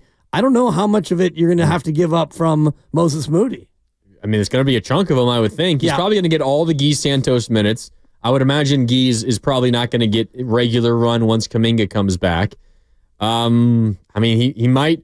Maybe the Warriors feel if they continue to win basketball games, maybe they take like 4 minutes a night from Draymond and give them to Kuminga too, if they can afford that. And then there's probably going to be a chunk that comes from GP2 and from Moses Moody as well to get Kuminga upwards of once he's fully ready to go. I mean, if he's playing good, he's got to get close to 30 minutes a night if possible, but we'll see how that does play out. Kuminga not playing tomorrow, but he could return as early as Monday when the Warriors are in Charlotte to take on the Hornets for the second time in their last 4 games played.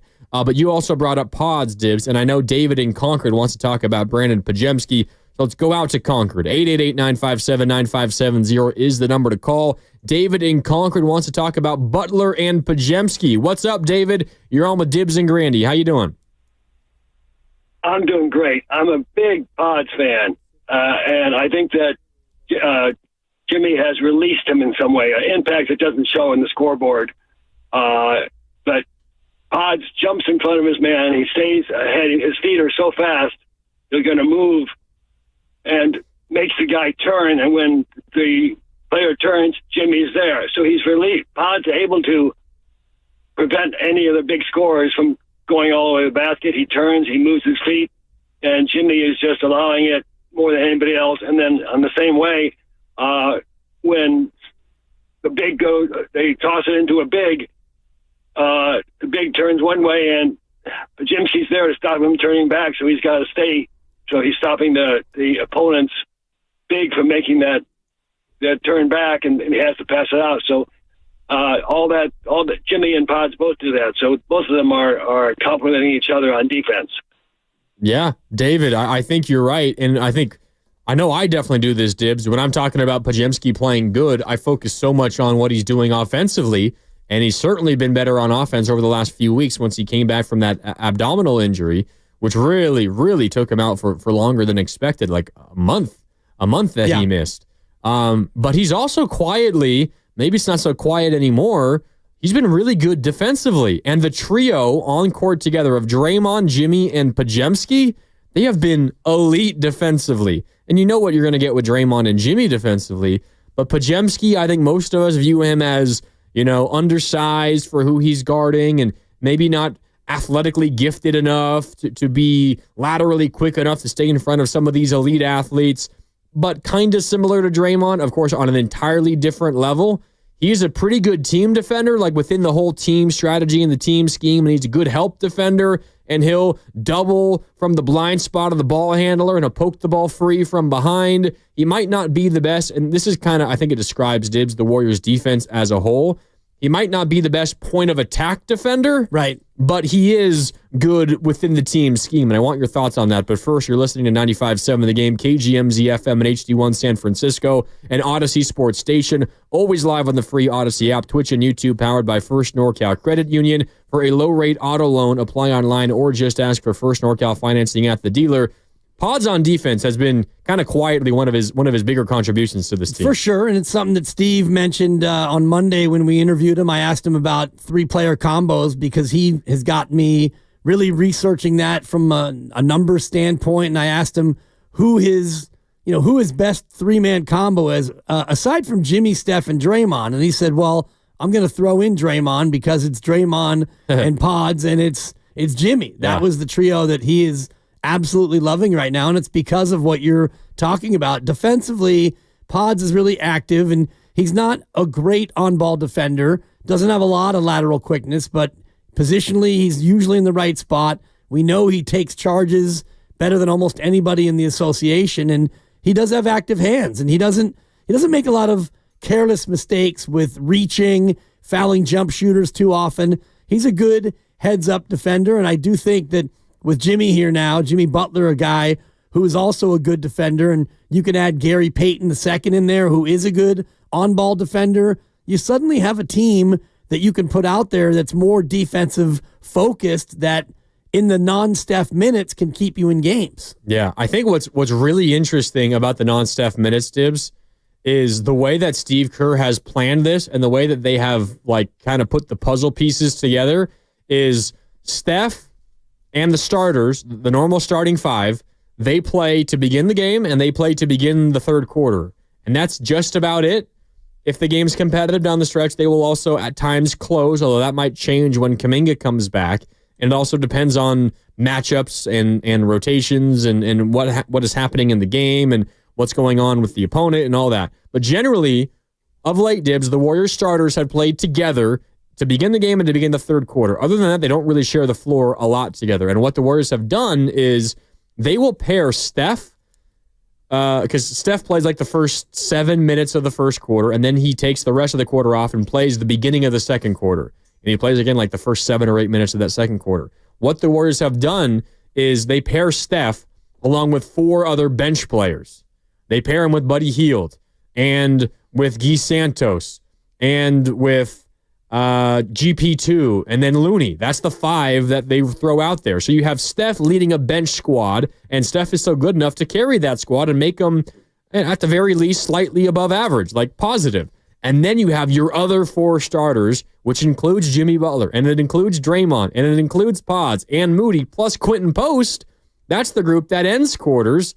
And suddenly you have those groups that are, without Steph, being able to help build you leads. And now, instead of trying to just tread water without Steph on the court, Dibs, you have a group that is actually adding to your lead without Steph. Last night wasn't the best example of it, but the previous 4 games were, where you are actually adding to your lead without Steph because you have 4 starters, and then with Steph on the floor and 4 bench players, he's still good enough to at least keep that group afloat by itself. Yeah, and I do think that a lot of that is because the 4 bench players have all been playing better, and maybe no doubt. That's Jimmy Butler, who's part of the influence, but it's also Quinton Post, who is just making huge strides, not only as a confident shooter, and he's been knocking them down almost 2 a game when he gets in there and gets minutes, but he's also learning and getting more offensive confidence. So you do have in your bench crew, if it is Guy and Kavan and GP2,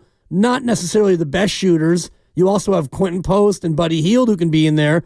Buddy should be a good shooter. He's been in kind of a long scuffle for the better part of a couple of months. He's actually been decent the last few games. I can bring up the numbers for you. Last night was rough. Yeah. There's no doubt. 1 of 5 and 1 of 3 from 3, but you do have some help when you have Steph out there with the bench crew.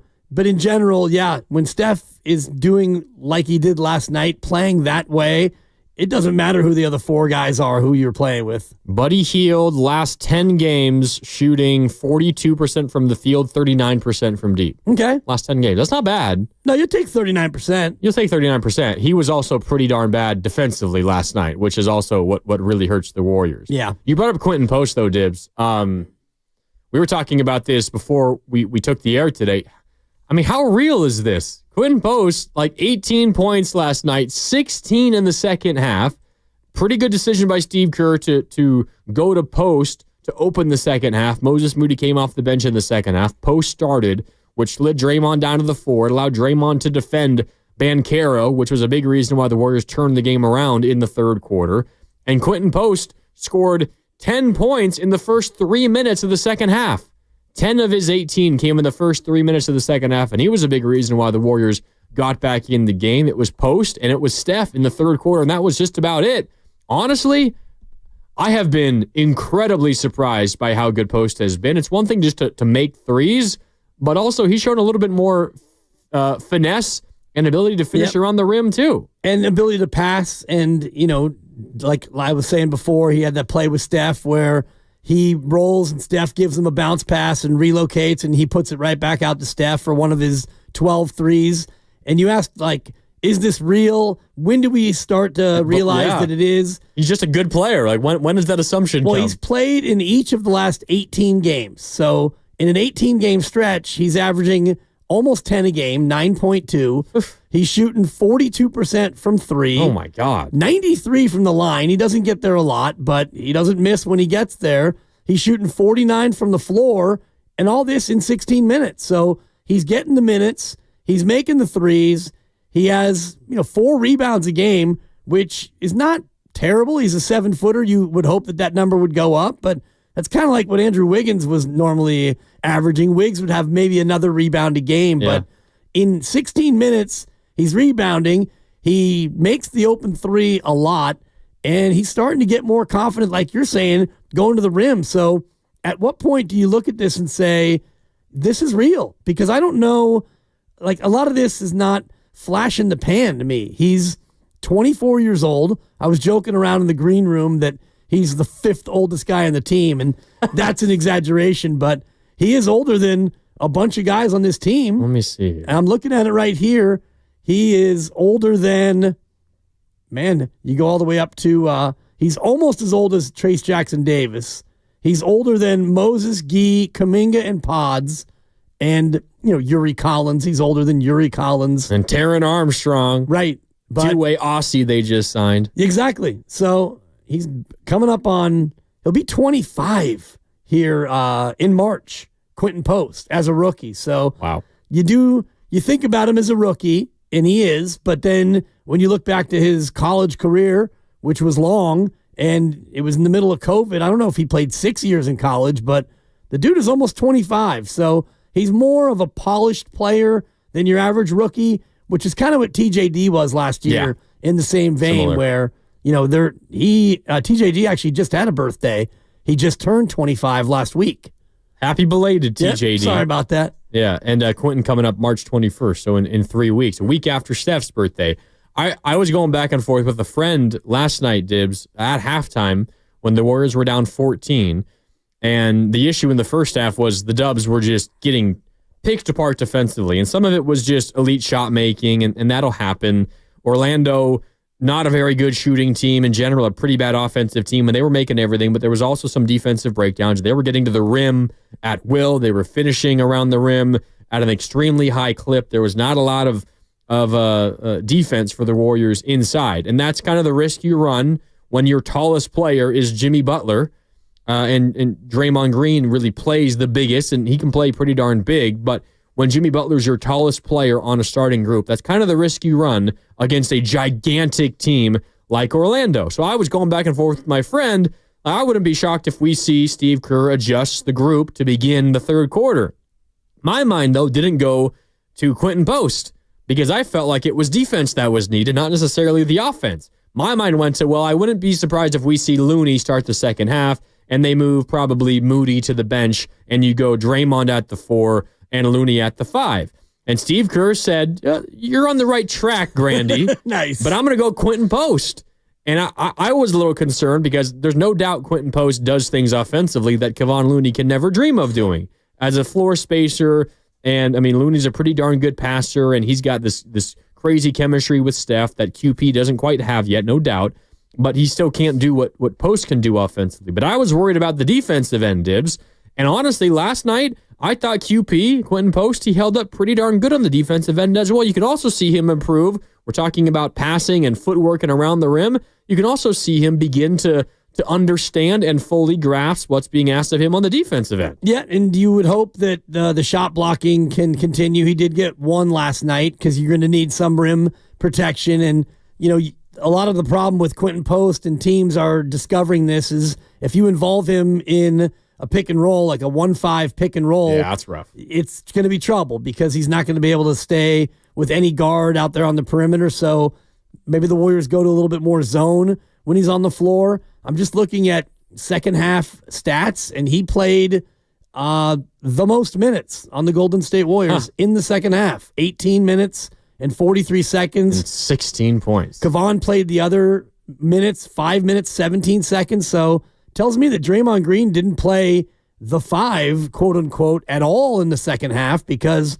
it was shared between Quinton and Kevon. And that might be another hidden blessing of Quinton Post is taking some of the burden off Draymond Green to have to go in there and play the 5. Yeah, we can ask Tim Roy about that. Tim Roy coming up on the other side. I imagine the team is in Philly right now as they gear up for the 76ers. We will ask Tim Roy about everything that happened last night in Orlando, including, where does that rank in his Steph Curry lexicon of great plays and moments that he's called? Because there are so many of them. We can ask him about that when we come back. Tim Roy will join us on I'll guess on 95.7 The Game, including Tim Roy up here on the River Islands guest line. Isn't it time for you to discover the islands, River Islands in Lathrop? It's Dibs and Grandy with you. Tim Roy, voice of the Dubs, coming up next on 95.7 The Game.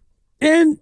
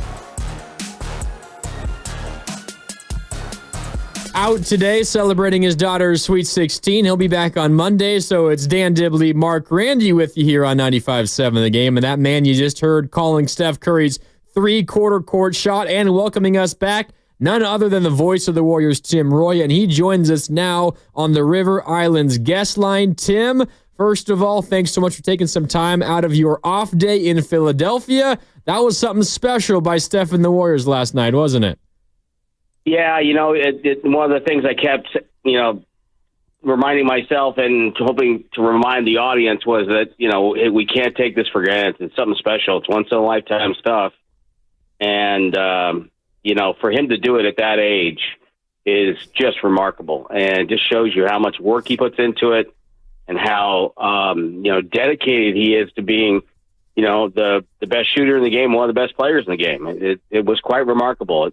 And, the last 7 games has been really a team effort, and Jimmy Butler was really good, but Jimmy, looked a little, maybe a step slow last night, and, Steph put the team on his back, and as he's done all these years, and, and once again, here we go. We're watching another unbelievable moment, and you just got to savor every second of it. Yeah, and I'm trying to stay in that same mind frame, and I just want to tip the cap to you, Tim, because with each successive 3, and Grandy put together a montage that we've been playing throughout the course of the day, and with each successive 3, you're getting more excited, more animated, and the Curry, the growl in your voice, and it's hard because you're actually doing it and going through it, but I just wanted to tip the cap because you captured the increasing excitement with each and every basket. Well, I appreciate that. It's easy with him, the well. Oh, I think we got a connection issue with Tim Roy's cell phone. Tim, did we lose you? I think we did. I think we did lose Tim. We'll get back with him in just a second, but yeah. I am curious, and I want to ask him, Dibs, just about like his personal rankings of Steph Curry moments. I guess there's a different conversation between moments and like individual moments, like one single shot or like a single game. Like those are different things. I was thinking the same thing, like, are 50-point games like your children where you love them all equally? 'Cause he's got 14 of them. Is there one that would stand out for him as, more meaningful or more powerful? Obviously, yesterday is, fresh in his mind, and 12 threes and a 65-foot heave that goes and all the rest of it. So, that'll be fun to get his thoughts on that. Yeah, but then you have like the more like stories of individual games where you have like, I don't know if you remember this, Dibs, but the double bang in OKC, obviously we all remember that game, or we all remember that moment, but that game was absolutely insane. It was the game where Steph rolled his ankle, I think, in the first half, and he missed the final few minutes of the half. I forget exactly when he rolled his ankle, but he rolled his ankle and it looked pretty gnarly. He missed a chunk, came back, and played great. That was also the game where at halftime, if you remember, it was a national TV game. It was on ESPN, and it was Lisa Salters was doing the sidelines. And that was the game where at halftime, Steve Kerr and Draymond Green had a gigantic blow up in the locker room. That's right. You remember? Yeah. And it was Lisa Salters, talking to Mike Breen. And I think I don't know if it was Mark Jackson, Stan Van Gundy, probably, or Jeff Van Gundy probably was, who were on the call at that one.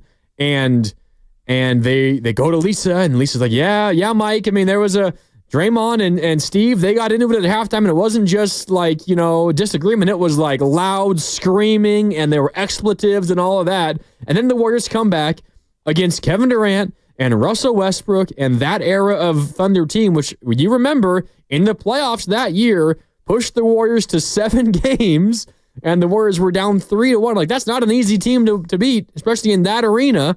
And you come back, you force overtime, and Steph hits that shot. So you have the individual moment, the shot, but you have the story of that entire game, which has to be, it might be the best regular season game, not only in Warriors history, but maybe in NBA history. It was amazing. That could be hyperbole, but coming off of yesterday, I'm not going to tell you you're wrong because, the things we've seen Steph do, and, we could all talk about favorite moments for the remainder of our career on the radio. Yeah, I think we got Tim Roy back here on the River Islands guest line. Tim, can you hear us?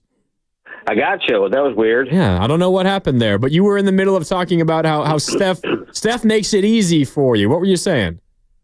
Well, it just makes it easy in the sense where, you always have to be on your guard. My statistician at halftime looked at me and said, I looked down. I didn't see the shot. I said, you can't look down when he has it because he's always going to take that end of quarter shot. He doesn't care about his percentage. He doesn't care. You see all these guys and they get the ball and they double pump and, they don't get the shot off because they don't want to take the miss.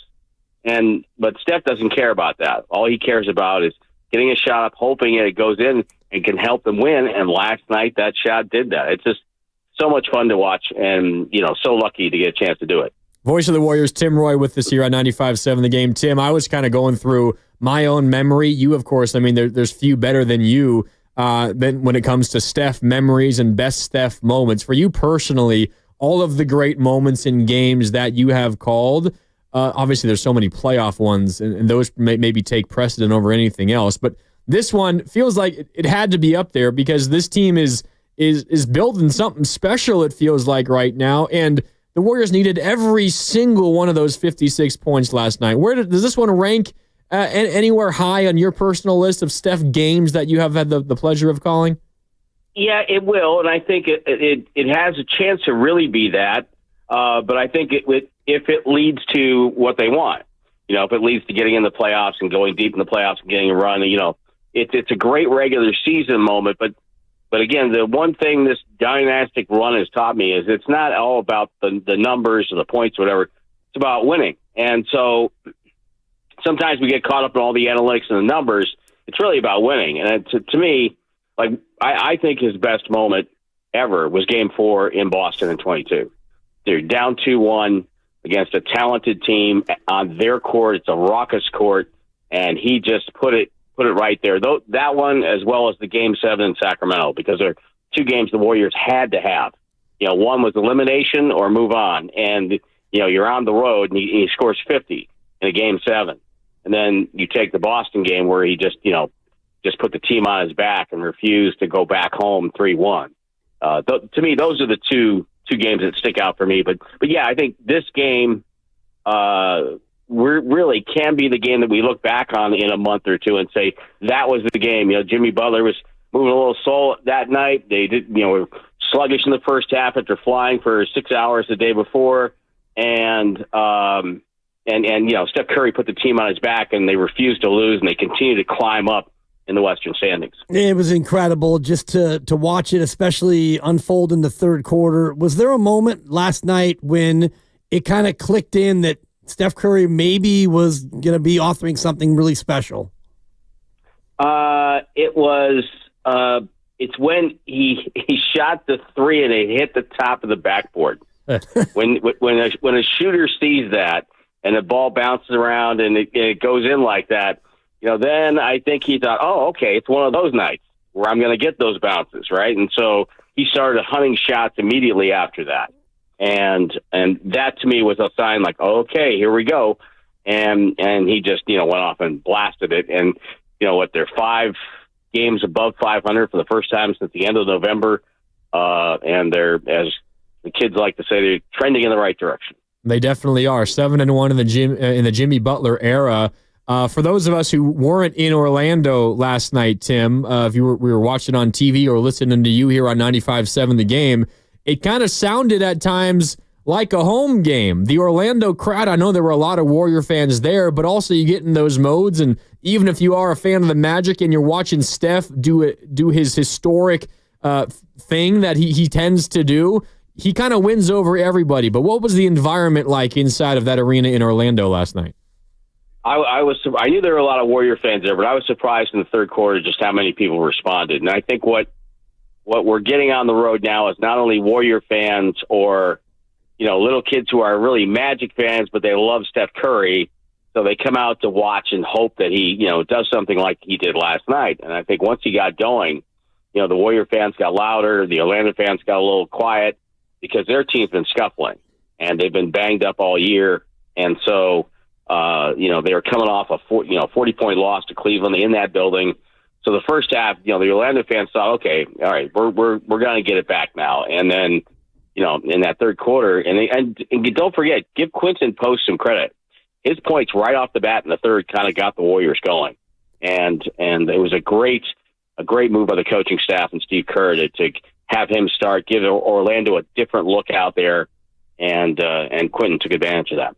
Can you quantify just what Jimmy Butler has meant to the team in terms of, not necessarily the points and rebounds and the rest of it, but the intangibles, Tim? Because Mark and I were having this discussion, and Quinton Post, to me, is, pun intended, a poster child of somebody who's benefiting from having a guy like Jimmy Butler around.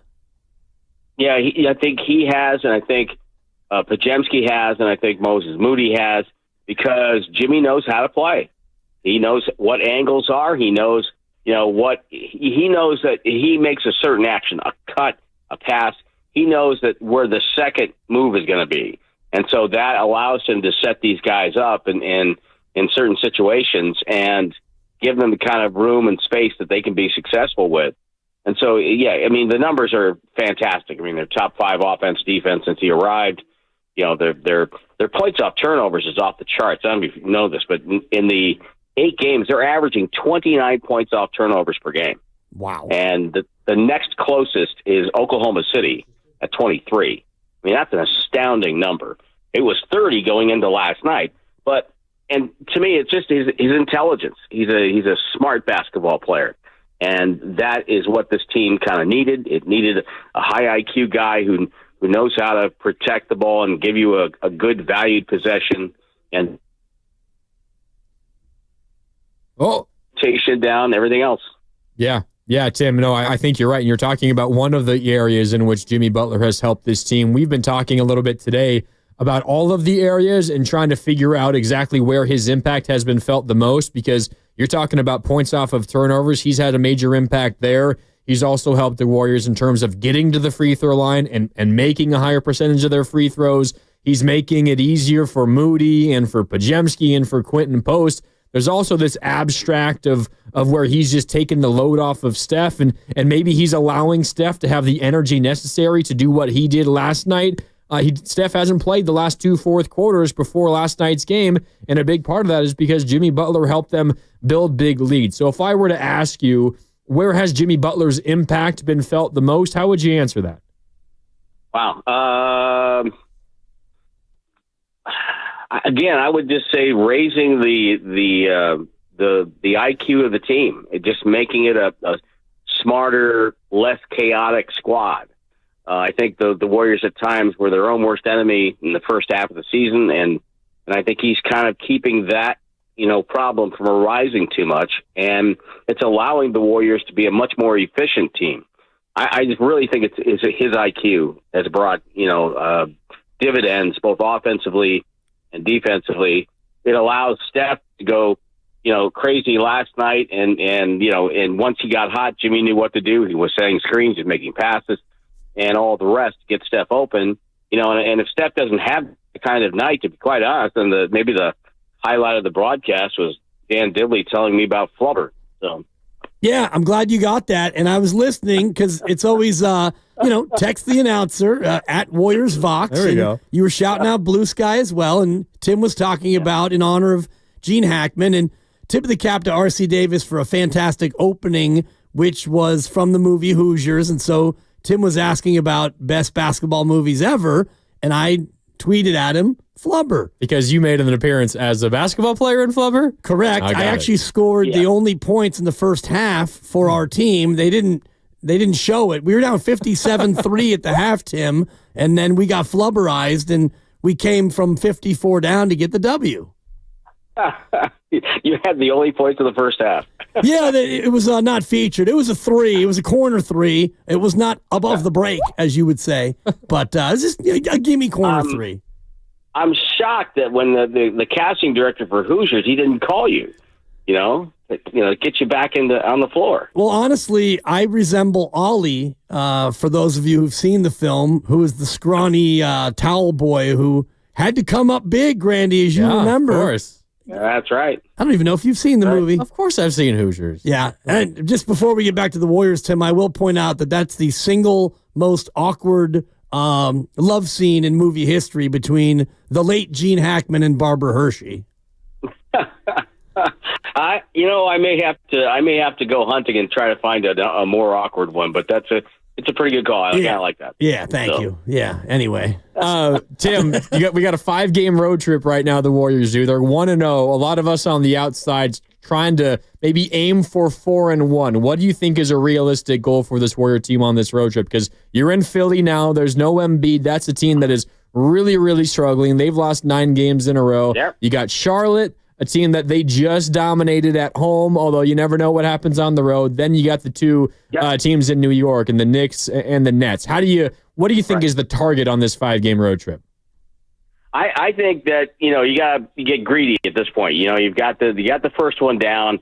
I think you can beat Philadelphia. I think you can beat Brooklyn and Charlotte. So I think you look for 4-1 or better. I think it's time to get greedy. We're going into March now. It's not October or November anymore, and I think it's time to look at that. And I think they can do that. They're playing at a level where they can do that.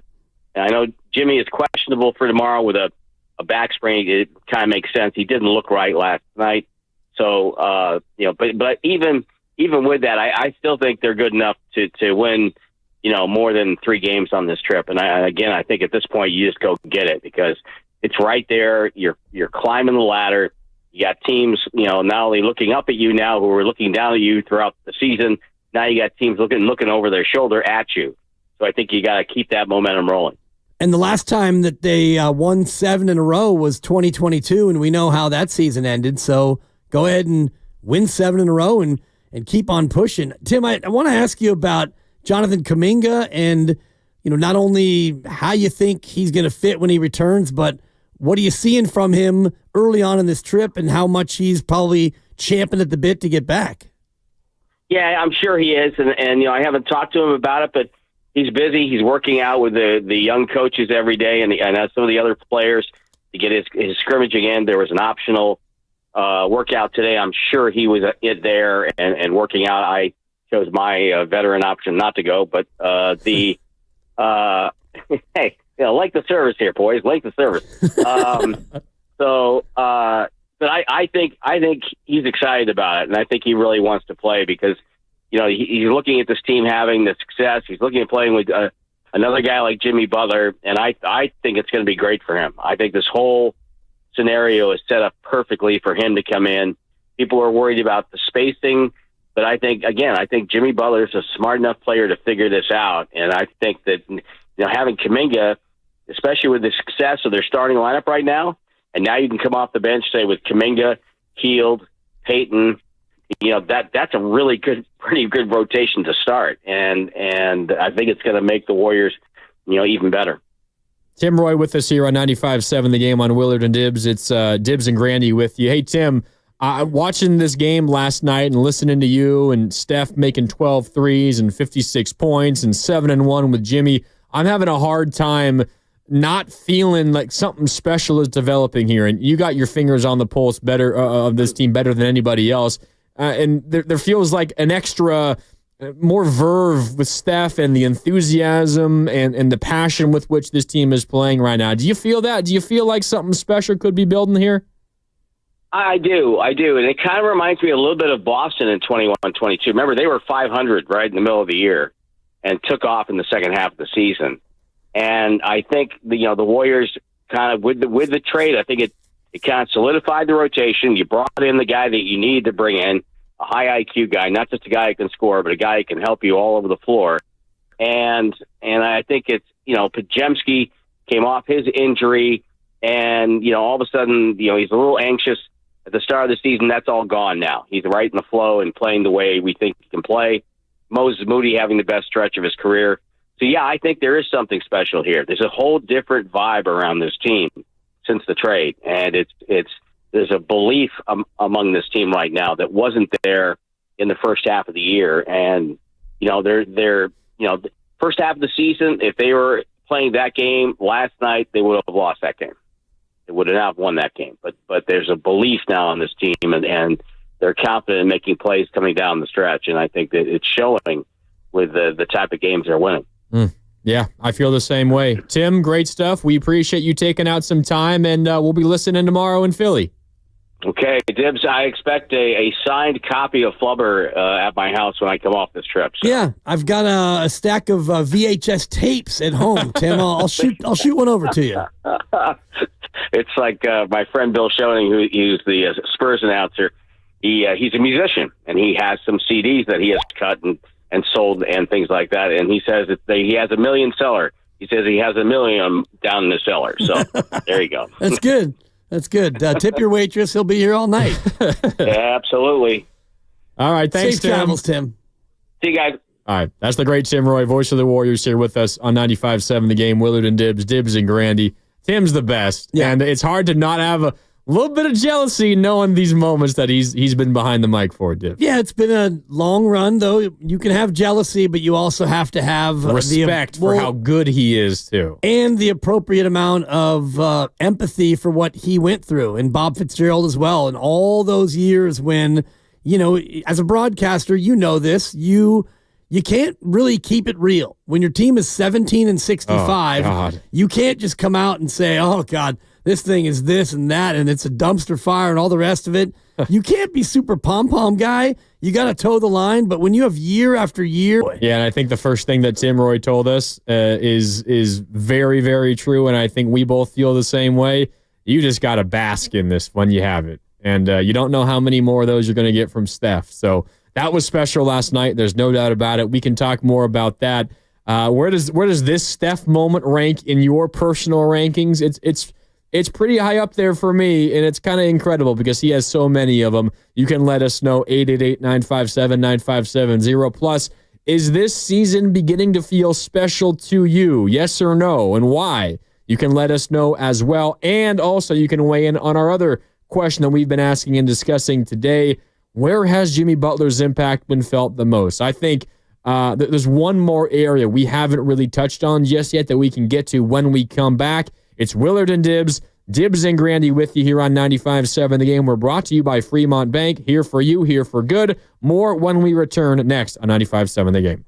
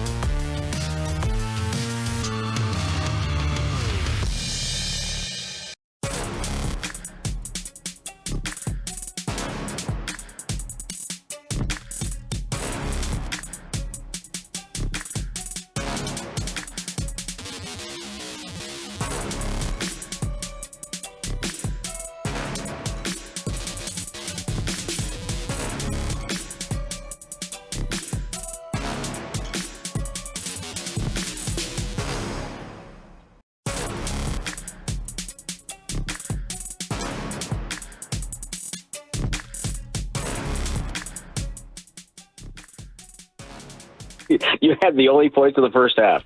Yeah, it was not featured. It was a 3. It was a corner 3. It was not above the break, as you would say, but it was just a gimme corner 3.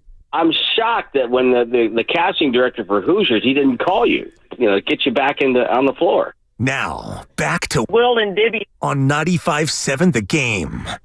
Would have been great if you were in Hoosiers. That would have been cool. Yeah, it also would have been great if I actually got to be on the court during Flubber.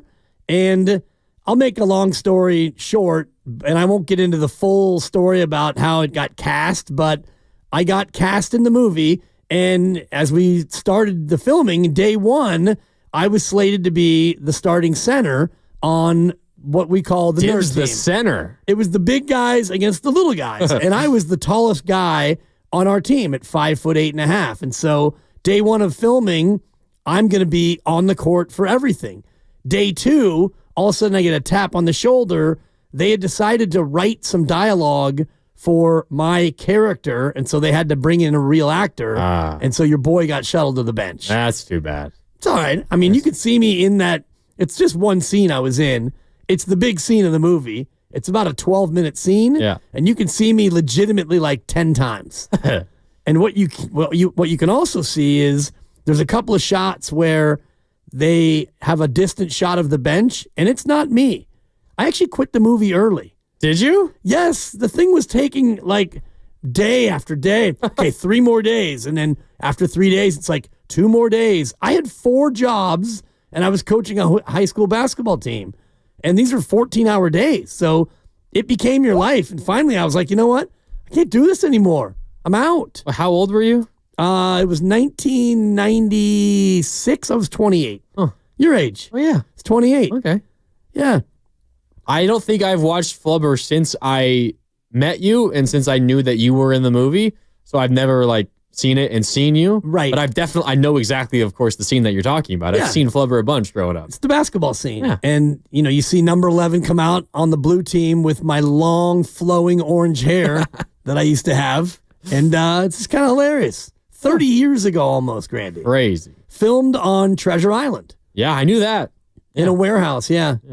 And the late Cap Lavin, father of Steve Lavin, currently coaching at the University of San Diego and having a very poor year, poor guy. But his dad was the one who hit me to the audition. And they had the audition at Drake High School, which is now Archie Williams in San Anselmo. So there you have it. And the rest is history. Yeah, that was a long story made long, and I apologize for that. I contributed to that. I kept asking questions and furthering the conversation, so we can share the blame. Yeah, super fun. One thing I learned about being in a movie is if you have to go get fitted for wardrobe, they pay you for that. Oh. There's like a wardrobe fee, and everything is a fee. And they got craft services where there's a table where there's just food. You just walk up if there's a break in the action, pop in a baked potato, and start eating. Sounds good to me. Boy got fat in that film. Fat red pumpkin. Kind of like me and you at a Niner game. Oh, I'm going grocery shopping at a Niner game. That's what I'm doing. All of us, right, Lucas? We were up there. I think I just recently ran through all my snacks from the Monday Night Football game against the Lions, and we're talking about 2 months ago now. Yeah, the 30th. So anyway. Warriors, hell of a win yesterday in Orlando. Steph Curry, 56 points. And I think, Dibs, even though Jimmy Butler had arguably his worst game since he became a Warrior, and I'll just read through his box score here. He had 5 points, 4 rebounds, 7 assists, and 2 turnovers, 1 for 7 from the field, 0 for 3 from downtown, and 3 of 4 from the free throw line. I think we can still feel his impact every single time he touches the floor. Even if he was scoring 0 points, you can feel the impact. And one question that we've been throwing out today, and we welcome your phone calls and your texts, is where has Jimmy Butler's impact been felt the most? And we talked through a bunch of tangible things like the free throws and the turnovers and making life easier for Moody and for Pajemski, impacting their games. Maybe something a little more abstract, like taking the onus off of Steph on a random game against Charlotte or against Dallas. As a result, Steph doesn't have to work as hard, and therefore he has the energy and the ability to do what he did last night in Orlando. I think what ultimately might be the biggest thing, Dibs, is that Jimmy Butler he provides just belief to this Warrior team, and belief that they are playing for something more meaningful now, that they have actually meaningful basketball that is ahead of them. And I think in turn that provides Steph and Draymond with energy. And the way that I asked the question to Tim Roy was, are you feeling like that verve and that little something extra right now around the team? And I think that comes from what Jimmy Butler represents as a player who is going to allow the Warriors to play that meaningful basketball once again. And, if you just give Steph a hint, of championship basketball being a possibility, just a possibility, not saying like a likelihood, but just a possibility. Like it's like the children's book, Dibs. Like if you give a mouse a cookie. Oh, we have all those. Right? If you give a mouse a cookie, he's going to ask for a glass of milk.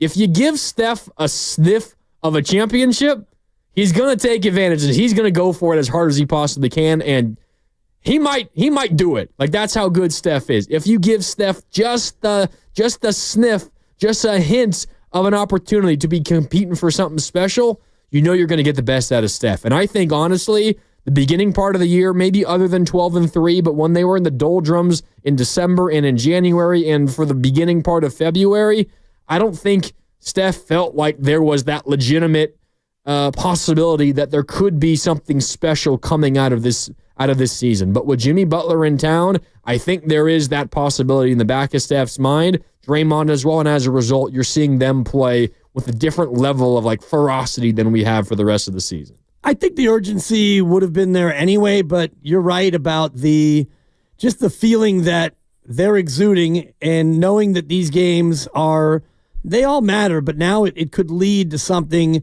even bigger and something that could be a grander accomplishment because of the team that they have now with Jimmy Butler. And it's fair to say that. It's not only because of Jimmy, but when you go 7-1, when a guy joins your team, and it's the way they've gone about it too. They are throttling teams. And yesterday is a great example of, you mentioned it before, that's a game that they probably don't win in November or December. No doubt, yeah. You get down, and it's hard to dig out of it. And I know a lot of that was Steph Curry dealing with the bilateral tendonitis in games and whatnot. But just since Jimmy has come, they've gone out there and just pounded people. 21-14. They lost to Dallas. Houston, they won by 7, but they were up by a lot more. And then it's 24-24, 36.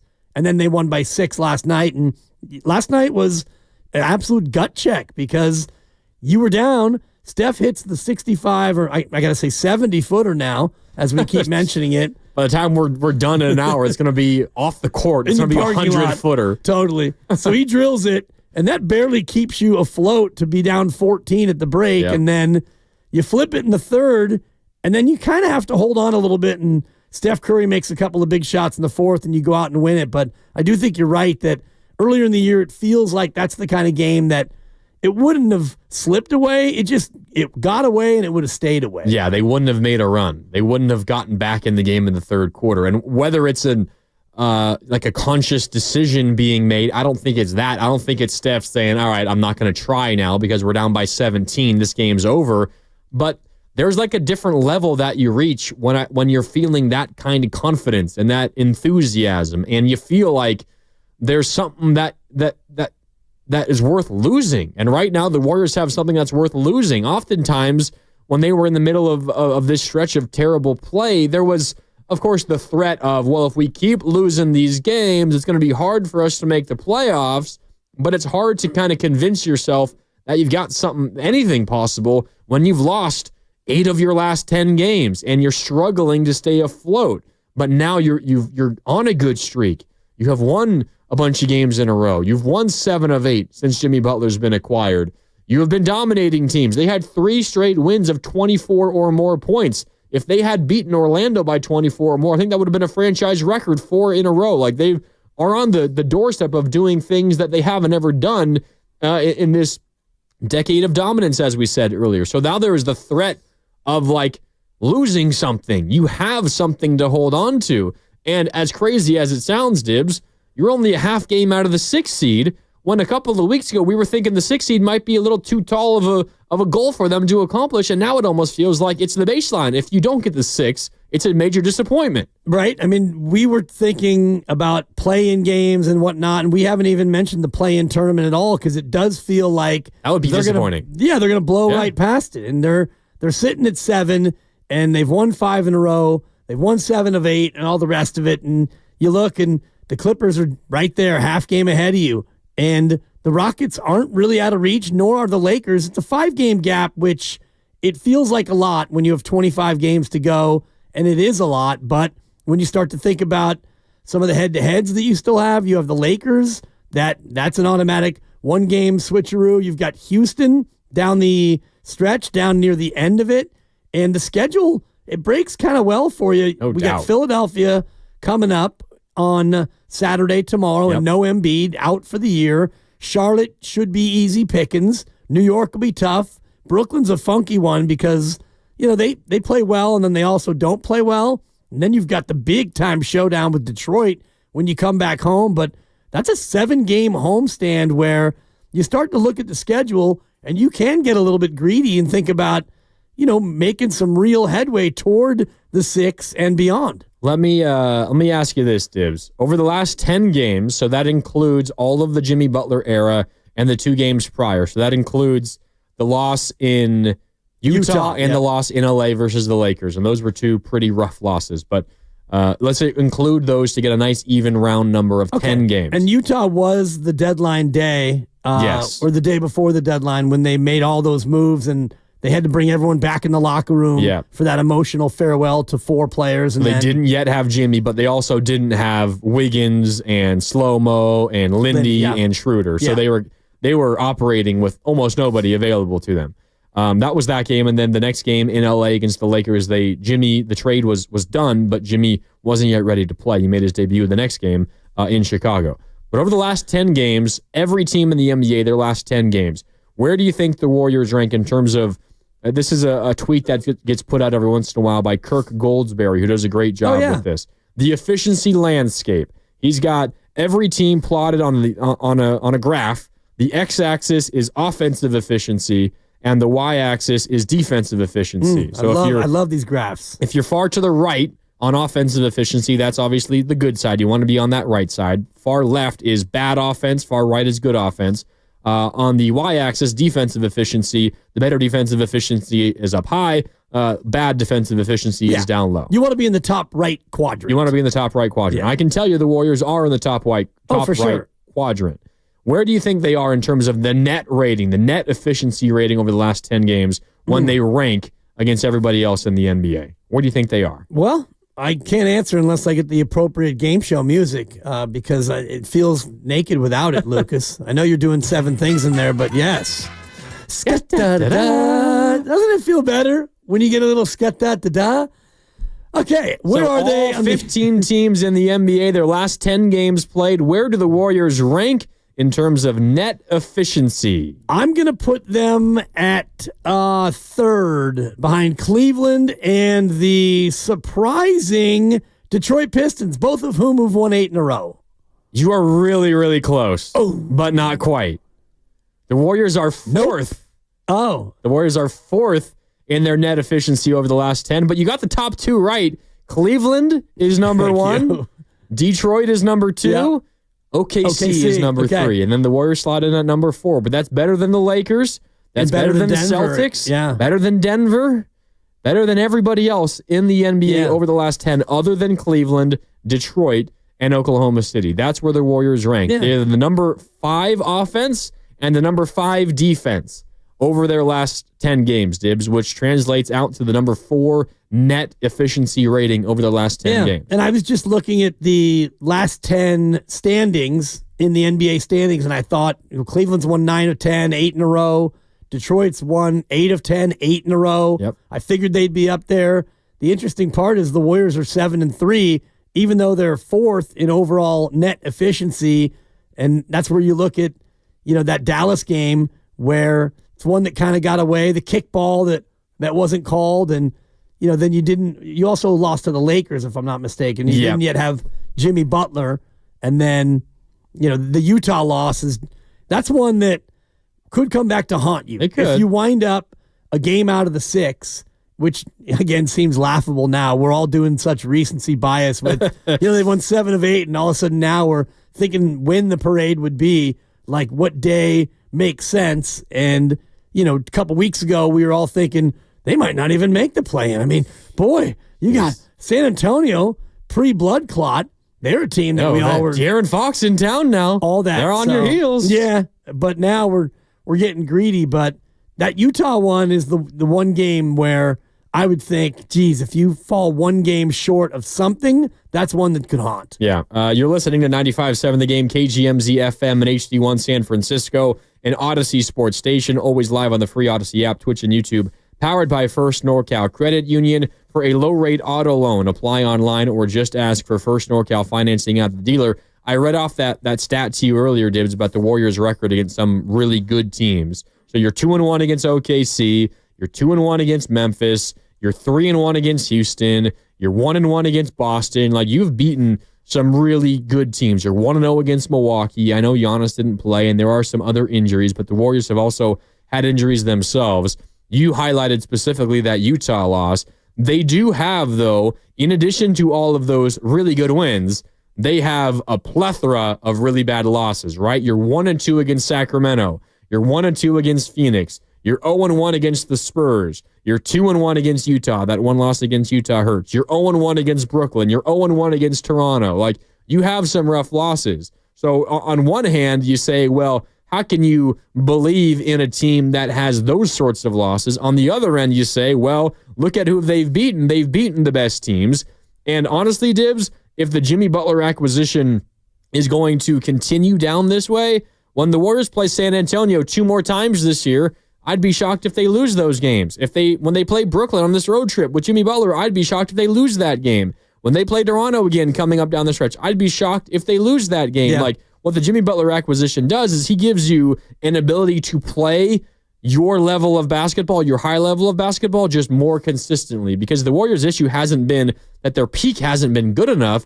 It's been that they've been too inconsistent, and they will beat a good team, and then they'll also lose to a bad team. And also what you said earlier about slotting, I think, is spot on, where, by having Jimmy Butler come in as your second best player, it moves everyone else down a peg in as far as what they need to do, especially offensively. And that's where it becomes interesting when Kuminga comes back. Where will he slot in when he gets back to full fitness and now he's really ready to go? Does he slot in alongside Moses? Do you just split the minutes at the 4 with those guys? Does he play his way to where he gets more minutes than Moses? It's also fascinating when you laid that out about their records against the good teams, because last year, all I kept talking about was their record against the good teams in the West, and it was bad. It was horrendous. Yeah. They were ferocious, as 1-3 against Dallas, 0-4 against Denver, 1-3 against the Clippers, 0-3 against Minnesota, 1-3 against OKC. And Phoenix, I mean, for whatever they were last year, they were a playoff team, 1-3 against Phoenix. And so this year, you just ran it all down. It becomes remarkable that they're beating the good teams this year. Now, if they can avoid the hiccups, which they haven't been able to do, losing to Utah and some of the other bad losses, Toronto and whatnot, if you can keep beating the good and avoid spitting the bit against the bad, well, now we can talk about a 5 seed and maybe even beyond. Beyond? Well, I mean, the 4 and the 5 right now are the same. They are. So, well, then hell, you might as well climb all the way up to the 2. There's only a game and a half separating 2 from 5. Yeah, and that's, I'm just looking at last year, for example, it was 57, 57, 56, and then 51, 50, 49. That was your top 6 in the West. I don't think that it's going to be that tightly packed this year, but let's just say 50 wins. If you get to 50 wins, the 18-5 in your final 23. Yeah, that's not. I mean, that's hot. Yeah, that's hot. That would mean you were 23-5 in your final 28, which is remarkable. 50 wins probably get you the 4 seed, I would guess. I don't know if you can get much higher than that. Probably not. Denver is at 38 wins already. They've got 23 games left. They'd have to go 12-11, 11-12, and you'd go by Denver. I don't know. You honestly might prefer the 6 versus the 4-5 because at 4-5 you're matched up with OKC in the second round most likely. And I know there's a lot of Warrior fans out there who aren't that fearful of OKC. Yeah. And I kind of get it, but OKC is amazing. They are so talented and so deep. And in the playoffs, I mean, their defense, I think they're going to be a real tough out. And I would try to avoid them as long as I possibly could. But if it means you get Denver or the Lakers in the first round as the 6 and one of them are the 3, I don't know what I feel like the trade-off is there. If you get up to the 5 and Houston's the 4, I think I'd prefer that. You get up to the 4, Houston's the 5, that would be great. If somehow Houston climbs to the 3, you could be the 6. That might be the dream scenario because then you might get someone like Memphis or the Lakers in the second round, and that might be the way to go. But I don't know. It's too early to play this game. It is. But it does. But we can do it. We can do it. It does feel like the dream, though, is find a way to match up with Houston. Well, I think the dream route, and then we'll go to the phones. I see a bunch of people are on hold waiting to get in here, 888-957-9570. But for me, the dream route would be you get Memphis in the first one. So Memphis falls down to 3. You get 6. You get Memphis. You avoid the OKC half of the bracket. And, then you have to take your chances with either Denver or somehow they get knocked off. You pray the Rockets upset whoever they play in the 4-5 matchup. Or no, in the 2-7 matchup. Yeah, the Clippers would probably fall to 7. You're right. And so maybe the Clippers somehow get by Denver. I don't know. But for me, first round opponent would be Memphis or Houston. Those are my preferred above anyone else. I think above OKC, above Denver, above the Lakers. Yeah. Of the other teams in the top 5, I think you'd want to play Houston and Memphis before anybody else. Yep. I agree. 888-957-9570. Joe wants to weigh in. Joe's in San Jose. What's up, Joe? You're on Willard and Dibs. It's Dibs and Grandy today. How you doing, Joe? Guys, thanks for taking my call. I saw the game last night. It was a good game. Steph Curry caught on fire. But not every game he's going to catch on fire. And for me, I was hoping Jimmy Butler would have been a little bit more aggressive going down in the stretch, but he kept dishing the ball out to the outside the paint. So my question to you guys is, do you guys disagree or agree that Jimmy Butler shouldn't be taking 3-point shots? That's just not his shot, and I don't know why he's taking it. And do you guys agree that Jimmy Butler should have been a little bit more aggressive down the stretch? Thanks for taking my call. And that's what Kuminga would come in at, to take some of the load off of Jimmy Butler in the paint. What do you guys think about that? Yeah, appreciate the call, Joe. I think you want Jimmy to score as much as possible, but there's going to be games, Dibs, I think especially early, when he continues to try to get into a rhythm offensively where he's just not going to be able to just score. First 6 games, he'd scored 17 or more points in all 6. Hasn't been as good the last couple of games offensively. That's going to happen like it happens to anybody. But I think the good thing about Jimmy is that he has the ability to, even when his shot isn't falling, to impact the games in other ways. But his shot is going to get better. Like, as he plays more basketball, he hasn't played a lot this whole season. As he plays more, his shot is going to look better. It looks pretty ugly right now, right? But it's going to improve. His shot, and you got to shoot your shot. It's all you got. All you got. We know that coming up here in about 45 minutes. But his shot is not the 3-pointer. For his career, he takes 2.5 threes a game, and he shoots 33%. So far this year, with the Golden State Warriors, he's shooting 9% from 3. One of 11? Yeah, something 12? Like that. 4, 6, yeah. 1 of 11 in the last 5. So, yeah, it's been rough. Only made 1, I think, as a Warrior. Yeah, and, so you don't really want him to shoot the 3, but the way this offense is, there's going to be times when he gets the ball behind the arc and he's open, and so you got to shoot your shot. It's all you got. We know that, and a shot created must be taken as another great NBA axiom, so to speak, and you hope that Jimmy can get back to at least 33%, like 1 of every 3 threes. That would be nice, and that's what he's been for his career. But, so far, it's a little bit tough to watch. It doesn't, not only the results are bad, it just looks pretty clunky and not smooth. Yeah. It's like, going from watching Steph taking a three, whether or not it goes in, it's just beautiful and it's pristine and it's smooth and it looks great every time he releases it, to watching Jimmy take a three right now. They're on opposite ends of the spectrum. Yeah, Quinton Post, good looking shot. And, Pods' shot, I think, is improved, and he's, gets the elbow in now, and he's starting to get confident from out there. But you didn't bring in Jimmy Butler to add 3-point shooting to this team. No doubt. That was not why he was brought in. So you hope that he is able to limit his attempts, but there's going to be times he's going to have to hoist. He will make a higher percentage in the playoffs than he will in the regular season, too. I will just absolutely guarantee you that. For his career, he has. Yeah. That's a great pull. Playoff Jimmy, it's real. 34.7 in the playoffs, 32.8 in the regular year. A couple percentage points higher. Yep. We'll take it. And I think we're going to see that as the regular season goes on, we're going to see him get better there, and then he's going to reach another level in the playoffs. Playoff Jimmy is a real thing. The other point that our caller made, Dibs, and you can join the conversation, 888-957-9570, is about Jonathan Kuminga.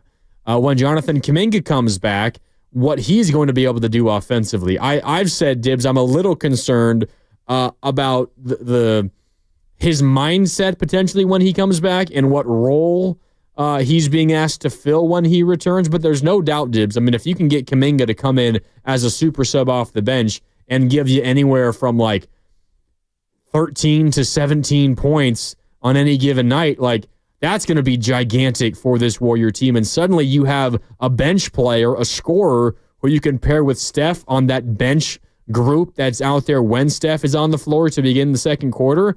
And suddenly you've got a player that really can help bridge the gap between a Steph bench group and when Jimmy Butler and Draymond and everybody else come back into the game. So if Kuminga is willing to take on that role, he's going to fit in seamlessly. The question is just how all right is he with maybe that bench role, super sub, come in and get you 12 points? Yeah, I think he'll be okay with it. And I think a lot of times, many of us, we put thoughts in his head, things that he's never exhibited. He had the one, comment or somebody from his camp last year that was expressing frustration about his situation and the way it's going here in Golden State, but he hasn't ever really put his words to it as far as I know, and all the reports you hear from those connected to the team are positive about Jonathan. And I'm looking at his splits right now. As a starter this year, 16.8 a game. As a reserve, 16.7 a game. So it's almost dead even. He plays 3 more minutes a game as a starter, and that's only 10 games. He started 10, and he came off the bench for 22. So it's not a completely small sample, but you look at the numbers, and efficiency-wise, he's been as good, if not a little bit better, as a reserve. I'm going to play you this piece of sound. This was Joe Lacob on the TK show with Tim Kawakami. If you haven't listened to it yet, it came out earlier this week. It's on the free Odyssey app. Just search TK show, and it will pop up there. This was Joe Lacob when Tim Kawakami asked him about his expectations for Jonathan Kuminga's return. Here's Warriors majority owner Joe Lacob. It's going to take him a little while. I think we have to be fair about this. He's been out 2 months with a significant ankle sprain. But he's going to come back, and my expectation is that he is going to be a phenomenal addition to our team. He represents that sort of power, athleticism, and scoring ability that I don't see how that doesn't help us. We're not the most athletic team in the league. We're really good, but we're not the most athletic team in the league. So I think he coming back is, if we were going to go to trade for somebody, I don't think you could find anybody that might fit in the team construct of what we might need here any better. So I'm very, very optimistic about it.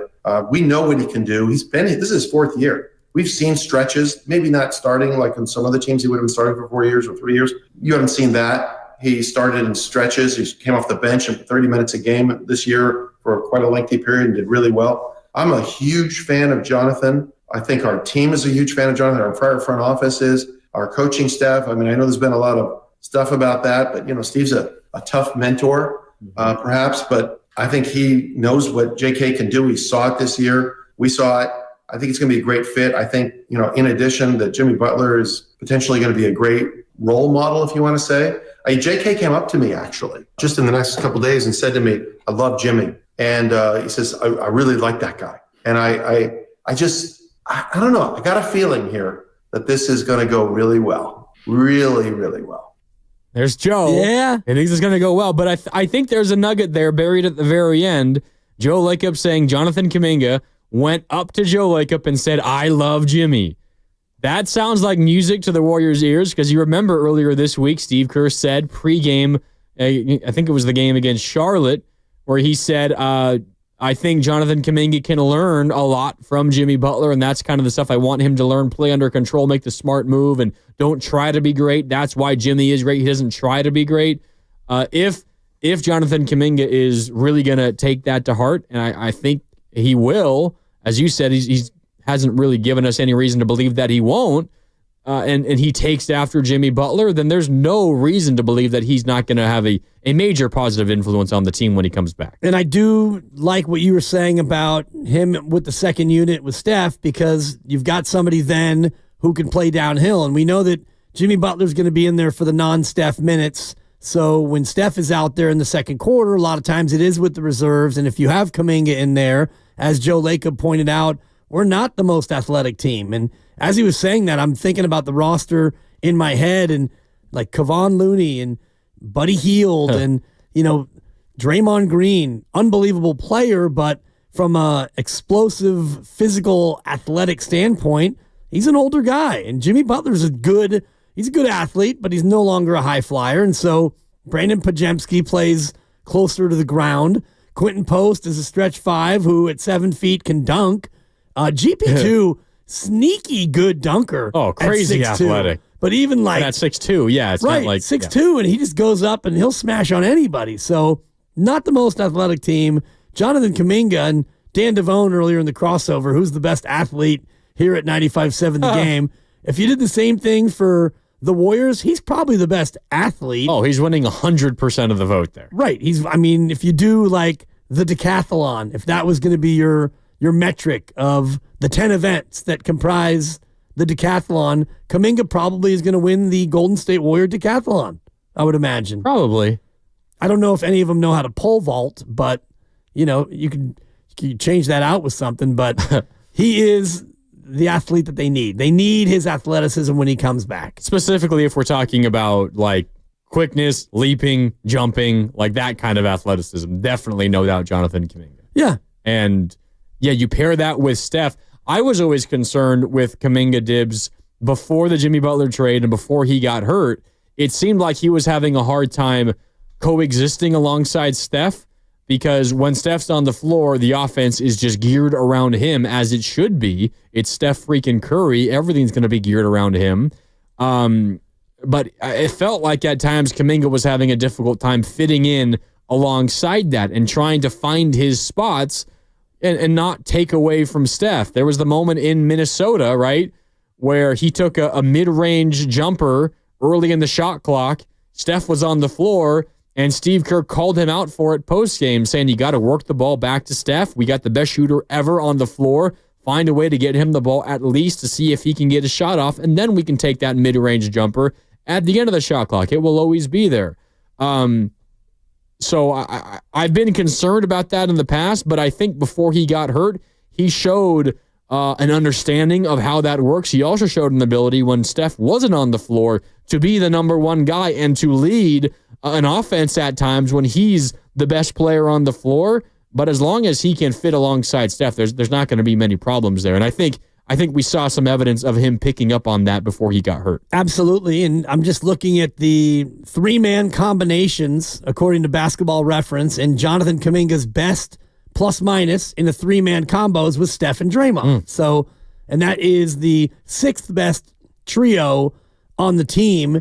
And I don't think that Jimmy Butler has played enough to qualify on these lists yet, but the number one three-man is Draymond, Moses Moody, and Pods. Wow. In terms of plus-minus, box score plus-minus when those three are together. So you start to think about Draymond and Moody and Pods, and that's three of your starting five.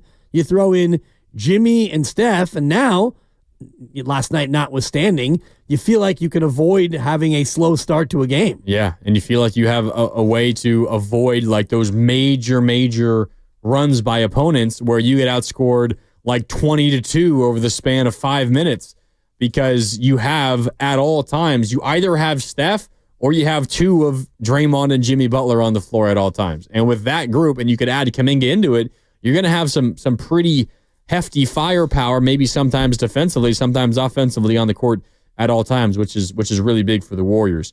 I think the other thing, Dibs, and you talked about it a little bit earlier with Quinton Post and with the decision that Steve Kerr made to open up the second half with Quinton Post in the starting lineup last night over Moses Moody. I mean, we are so quick when things go wrong and when there's a decision that was made that maybe we disagree with, that we blame a coaching decision, or we say, what the hell was he doing? I mean, starting Buddy Hield again. Steve, what are you doing? We're so quick to blame the coach for a decision when, by the way, when a player just plays poorly, like we blame the coach oftentimes. I think we got to spend a few minutes crediting Steve Kerr for the change that he made last night, Dibs. I mean, the Warriors were dead in the water. It was going to take a Steph miracle to get it done, and I guess it took it anyway. But it doesn't happen without Quinton Post, and Quinton Post doesn't happen without Steve Kerr saying, all right, realizing what went wrong in the first half, let's make an adjustment, and making the right adjustment. Again, I was going to say start Kevon Looney in the second half, not Quinton Post. But Quinton Post scored 10 minutes in the first 3 minutes of the third quarter, helped lead the Warriors back. If it wasn't for him, the Warriors lose, even if Steph gets 60. Warriors don't win without QP last night, and I think Steve Kerr deserves a little bit of credit for the decision that he made to begin that second half last night. Without a doubt. And, the dirty word we've all been saying for a couple years now, we don't say anymore. Rotations. What's up with Steve Kerr's rotations? And I guess it's better for a talk show when they lose, because then people can call 888-957-9570 and complain about the rotations. But you're exactly right. He sees something that needs to change, and maybe it's just getting a stretch five out there, and Quinton Post responded. So if Post doesn't go out and play well, then people criticize Kerr. Why'd you start Quinton Post? But when Post hits 4 of the first 5 shots of the half, Curry hits a 3, and then it's Post, Post, Post, and Post. And Orlando has to call timeout. Yep. The 11-point game is now a 6-point game. Just like that. Actually, it was 14 at the half. Yeah. Curry made it 11, but you go from 14 down to 6 in 3 minutes. All that happened.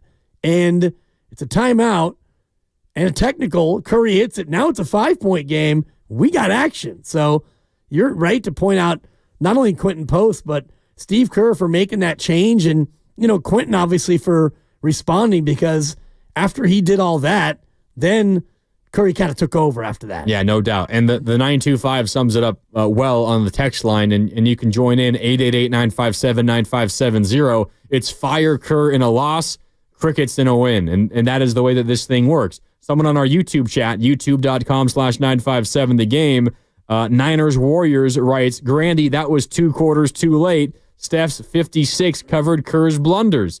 And yeah, I hear you, Niners Warriors.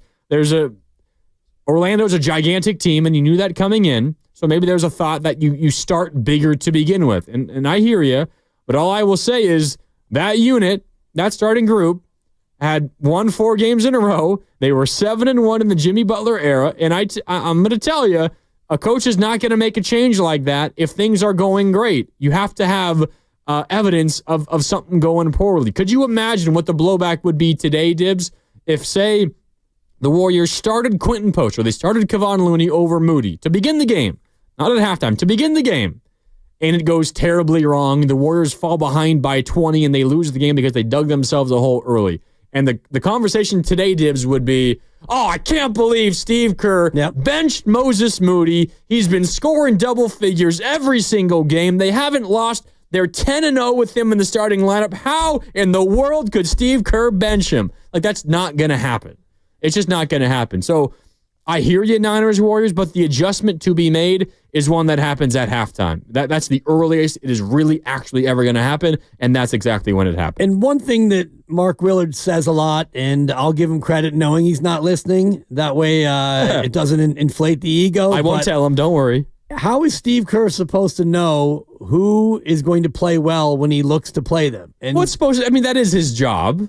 But he doesn't know that Draymond Green's going to go 0 for 4 in the first quarter. He doesn't know that Jimmy Butler is going to be somnambulant, which is a synonym for sleepy. Yeah. So he doesn't know that going in. You don't know these things, so you try to make adjustments. You go in with a plan, and the plan was Draymond, and then we'll go to Looney. And Loon came in for 5 minutes and had a couple of rebounds, but didn't do much else. And Draymond was a -7. And also, you got to give credit to Orlando. They shot 83% in the first quarter.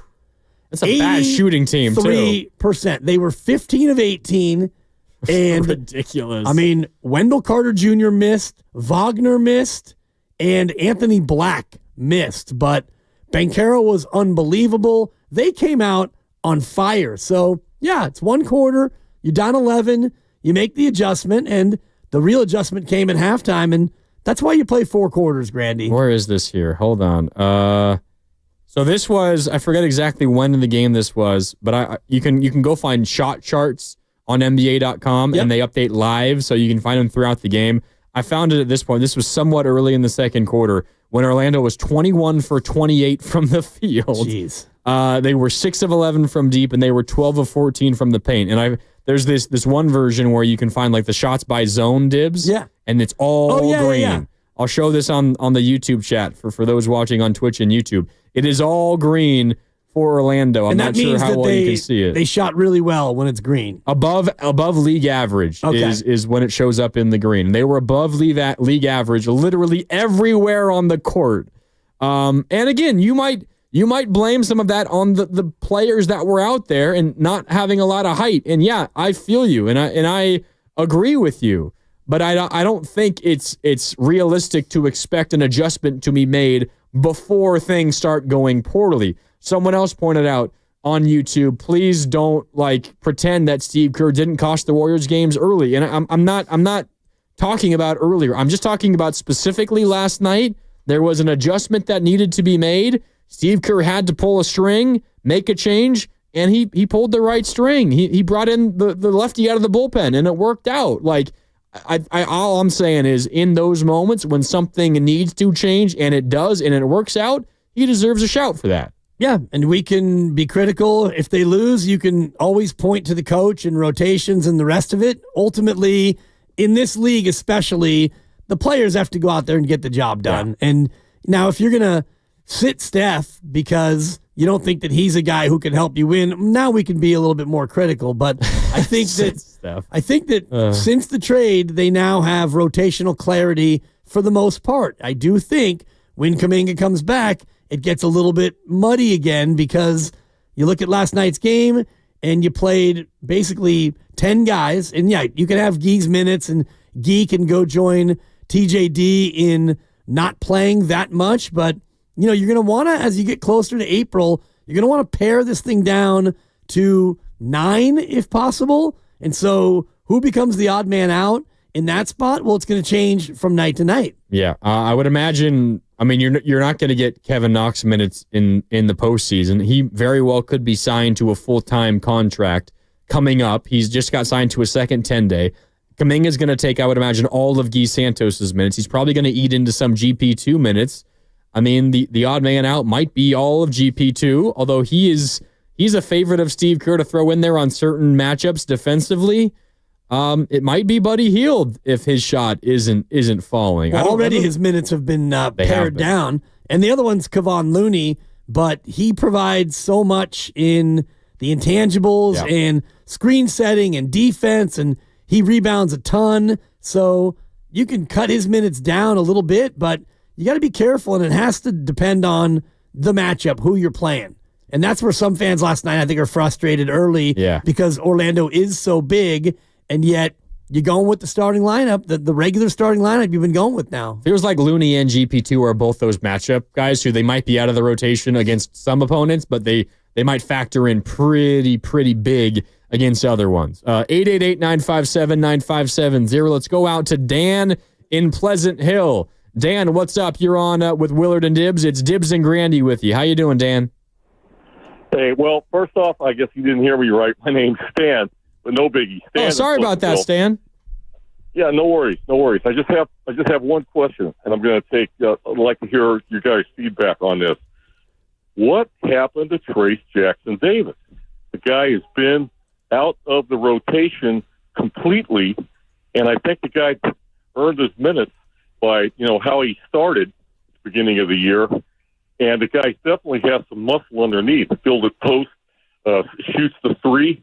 I'd like to see a little more muscle out of him, but I can't see why there's no minutes for Trace Jackson Davis. And I'll take you guys' comments off the air. Thanks. Have a good day. Yeah, appreciate it, Thanks, Stan. Stan. I said thanks, Stan. Oh, I heard Dan. I said Dan, but when you say thanks before it, you could say thanks, Dan, and it sounds like Stan. Unless you say thanks, Stan. Thanks, Stan. Thanks, Dan. He's not listening. He's Okay. off the air. Yeah, he said he'll take his answer off the air. Yeah, Which So. you know is my number one. We'll give it to him off the air. It's my Let's turn number our mics one off. radio pet peeve. Hey, Stan, I'll go ahead and write you a handwritten note with my response. What are we doing? So about TJD falling out of the rotation, Stan said that TJD, good player. He said he can shoot the three. On the season, TJD 0 for 1 from downtown. Yeah, not a 3-point shooter. He's had some good moments. He's had some good games. He's been good on the boards. One thing that I think has kind of earned him a spot on the bench, and he hasn't been playing in the rotation since the Jimmy Butler acquisition, but he was his minutes were dwindling even before then. Before that. In fact, a decent amount before that. He hasn't played a lot lately. I put the line at January 22nd against Sacramento. He played almost 24 minutes, and after that, it's been crumbs and DNPs. Yeah, so not a lot since then. But one thing about Trace Jackson Davis is, and I think this is probably one of the main reasons, is he has not been able to finish around the rim with any kind of consistency. I showed you the shot chart, the shot by zones for Orlando. Yeah. They did not miss inside the restricted area at that point. And it's obviously you're inside of like 5 feet. Like those are generally going to be high percentage looks. Trace Jackson Davis, from an efficiency standpoint, one of the worst efficiency finishers around the rim in the league. And like I'm not exaggerating. And for a guy who's a big, I know he's not as big as some other centers, 6'9" instead of 7 foot or 6'11". You should be finishing at very worst league average around the rim, and he has not been that. So I don't know how you feel, Dibs. I point to specifically how he finished around the rim as maybe reason number one why he's fallen out of favor. Yeah, I think that's a good way to put it. And I'm looking at his numbers this year, and he's shooting 70% at the rim. And I would imagine league average is probably closer to 80 or 85. And even beyond that, it's pretty alarming. Dunks. He's missed 14 dunks, according to Basketball Reference, which Great. That's a lot. And layups. He's shooting 39.6% on layups, according to Basketball Reference. So, yeah, when you add in layups and dunks and at the rim, you're only at 70%. I do think that's a big part of it. I think that, and the Warriors also just kind of have a logjam there. They've also done this thing, which they do this song and dance every year, Dibs, and I get you want to save Draymond as much as you possibly can, but they do this thing where they try to find the best group and who's the best at the 5, and then they ultimately always come crawling back to Draymond Green at the 5. It should never surprise anybody this time of year comes around, or whenever the standings force the Warriors to like put the pedal to the metal, and the standings have forced the Warriors to put the pedal to the metal now. Whenever that time comes, whether it's February or whether it's April or whether it's when the postseason kicks off, they will always go back to old reliable, which is Draymond Green at the 5, and they have tended to favor both Quinton Post and Kevon Looney. There's just no other room for another big, and Trace Jackson Davis is the other big right now. Yeah, and if you're going to be that other big, then you have to be exceptional at something. And for Quinton Post, that is shooting a 3, and you can space the floor with Quinton Post. And if it's rebounding, well, you have to have something else because Kevon Looney is a great rebounder. Great, yeah. Like TJD, and Kevon's a better screen setter. And defensively, I would say Kevon's a little bit more reliable. And Looney also a better passer. Yes. Yeah. And so you don't want to play Draymond exclusively at the 5, and they didn't yesterday. They ended up in the second half of the third quarter, as I mentioned, they had Post. The whole second half was Kevon and Quinton. So Draymond's able to roam a little bit more defensively. Yeah, no. Not that Trace Jackson Davis doesn't have a future in the league. I mean, from where he was drafted, 57th overall pick last year, He has a future in this league. He just doesn't really have a role on this team right now. We gave some credit to Steve Kerr, Dibs. I also think we got to give some credit to Mike Dunleavy Jr. Yeah. I mean, finding Quinton Post, being the guy in charge of getting that dude in here. We mentioned Trace Jackson Davis, even though he's out of the rotation now. I mean, pretty good value for a 57th overall pick. Brandon Pajemski as well, considering where he was drafted a year ago at 19th overall. That's pretty good value. And, I mean, whether or not you could say the Warriors lucked into Jimmy Butler or not, it was also Mike Dunleavy who was the guy who got Jimmy Butler in here, and that's the sole reason why the Warriors have turned this season around. Yeah, and he gets credit in my book for a sign and trade of Clay that got you Melton, that got you Schroeder, and then Schroeder was a part of what got you Butler. So True. He's been putting in work, and just being able to identify Quinton Post, and I was right. He played 5 years of college basketball. There you go. You remember the pandemic they gave guys that extra year. You got the 5th year if you wanted it. Where was he? He played at 2 schools. Mississippi State and then Boston College. Yeah. And so he ended up playing 124 games in college over 5 seasons. Played just a little bit as a freshman, gradually got better, and then last year as a senior, 43% from 3. So they identified a big. Everyone's wanted the Warriors to get a big for the better part of this dynastic decade, right? And they've had them. They might have found one. They've had Mo Buckets, and they had Bogut, and they had JaVale, and the rest of it. And now they have a real life stretch 5, a rookie about to turn 25. Yeah, that Quinton Post was the 52nd overall pick. And remember, they did the weird thing where they had the 52nd overall pick, and then they traded it to OKC for Lindy Waters, and then they went back and they bought that pick back. And they used their original pick, which they traded away and then bought back. You could have just traded OKC the money. I don't know why they had to make it separate deals. But they then used that pick on Quinton Post. They got Lindy Waters and Quinton Post essentially for money. And then you mentioned the Schroeder trade, the Melton acquisition, and then the Schroeder trade, who eventually resulted in Jimmy Butler. Lindy Waters is also in the deal. So that maneuvering before the draft last year also a small part in the acquisition of Jimmy Butler, too. Here's the NBA draft in a nutshell, and I'm looking at Wikipedia for the details. The Warriors used the 52nd pick on Quinton Post, a pick that they got from Milwaukee via Indiana that was traded back to Golden State via Portland. So, what the hell? I mean, the Warriors got the pick from Milwaukee, who got it from Indiana, and then they traded it, and then they got it back, and it's like, Can we just what the hell is going on here? Where we are? Please. Nearly every pick in the NBA draft is either traded or has been traded. And that's only going to continue because you have a team in OKC who has every first-round pick for the next 7 years.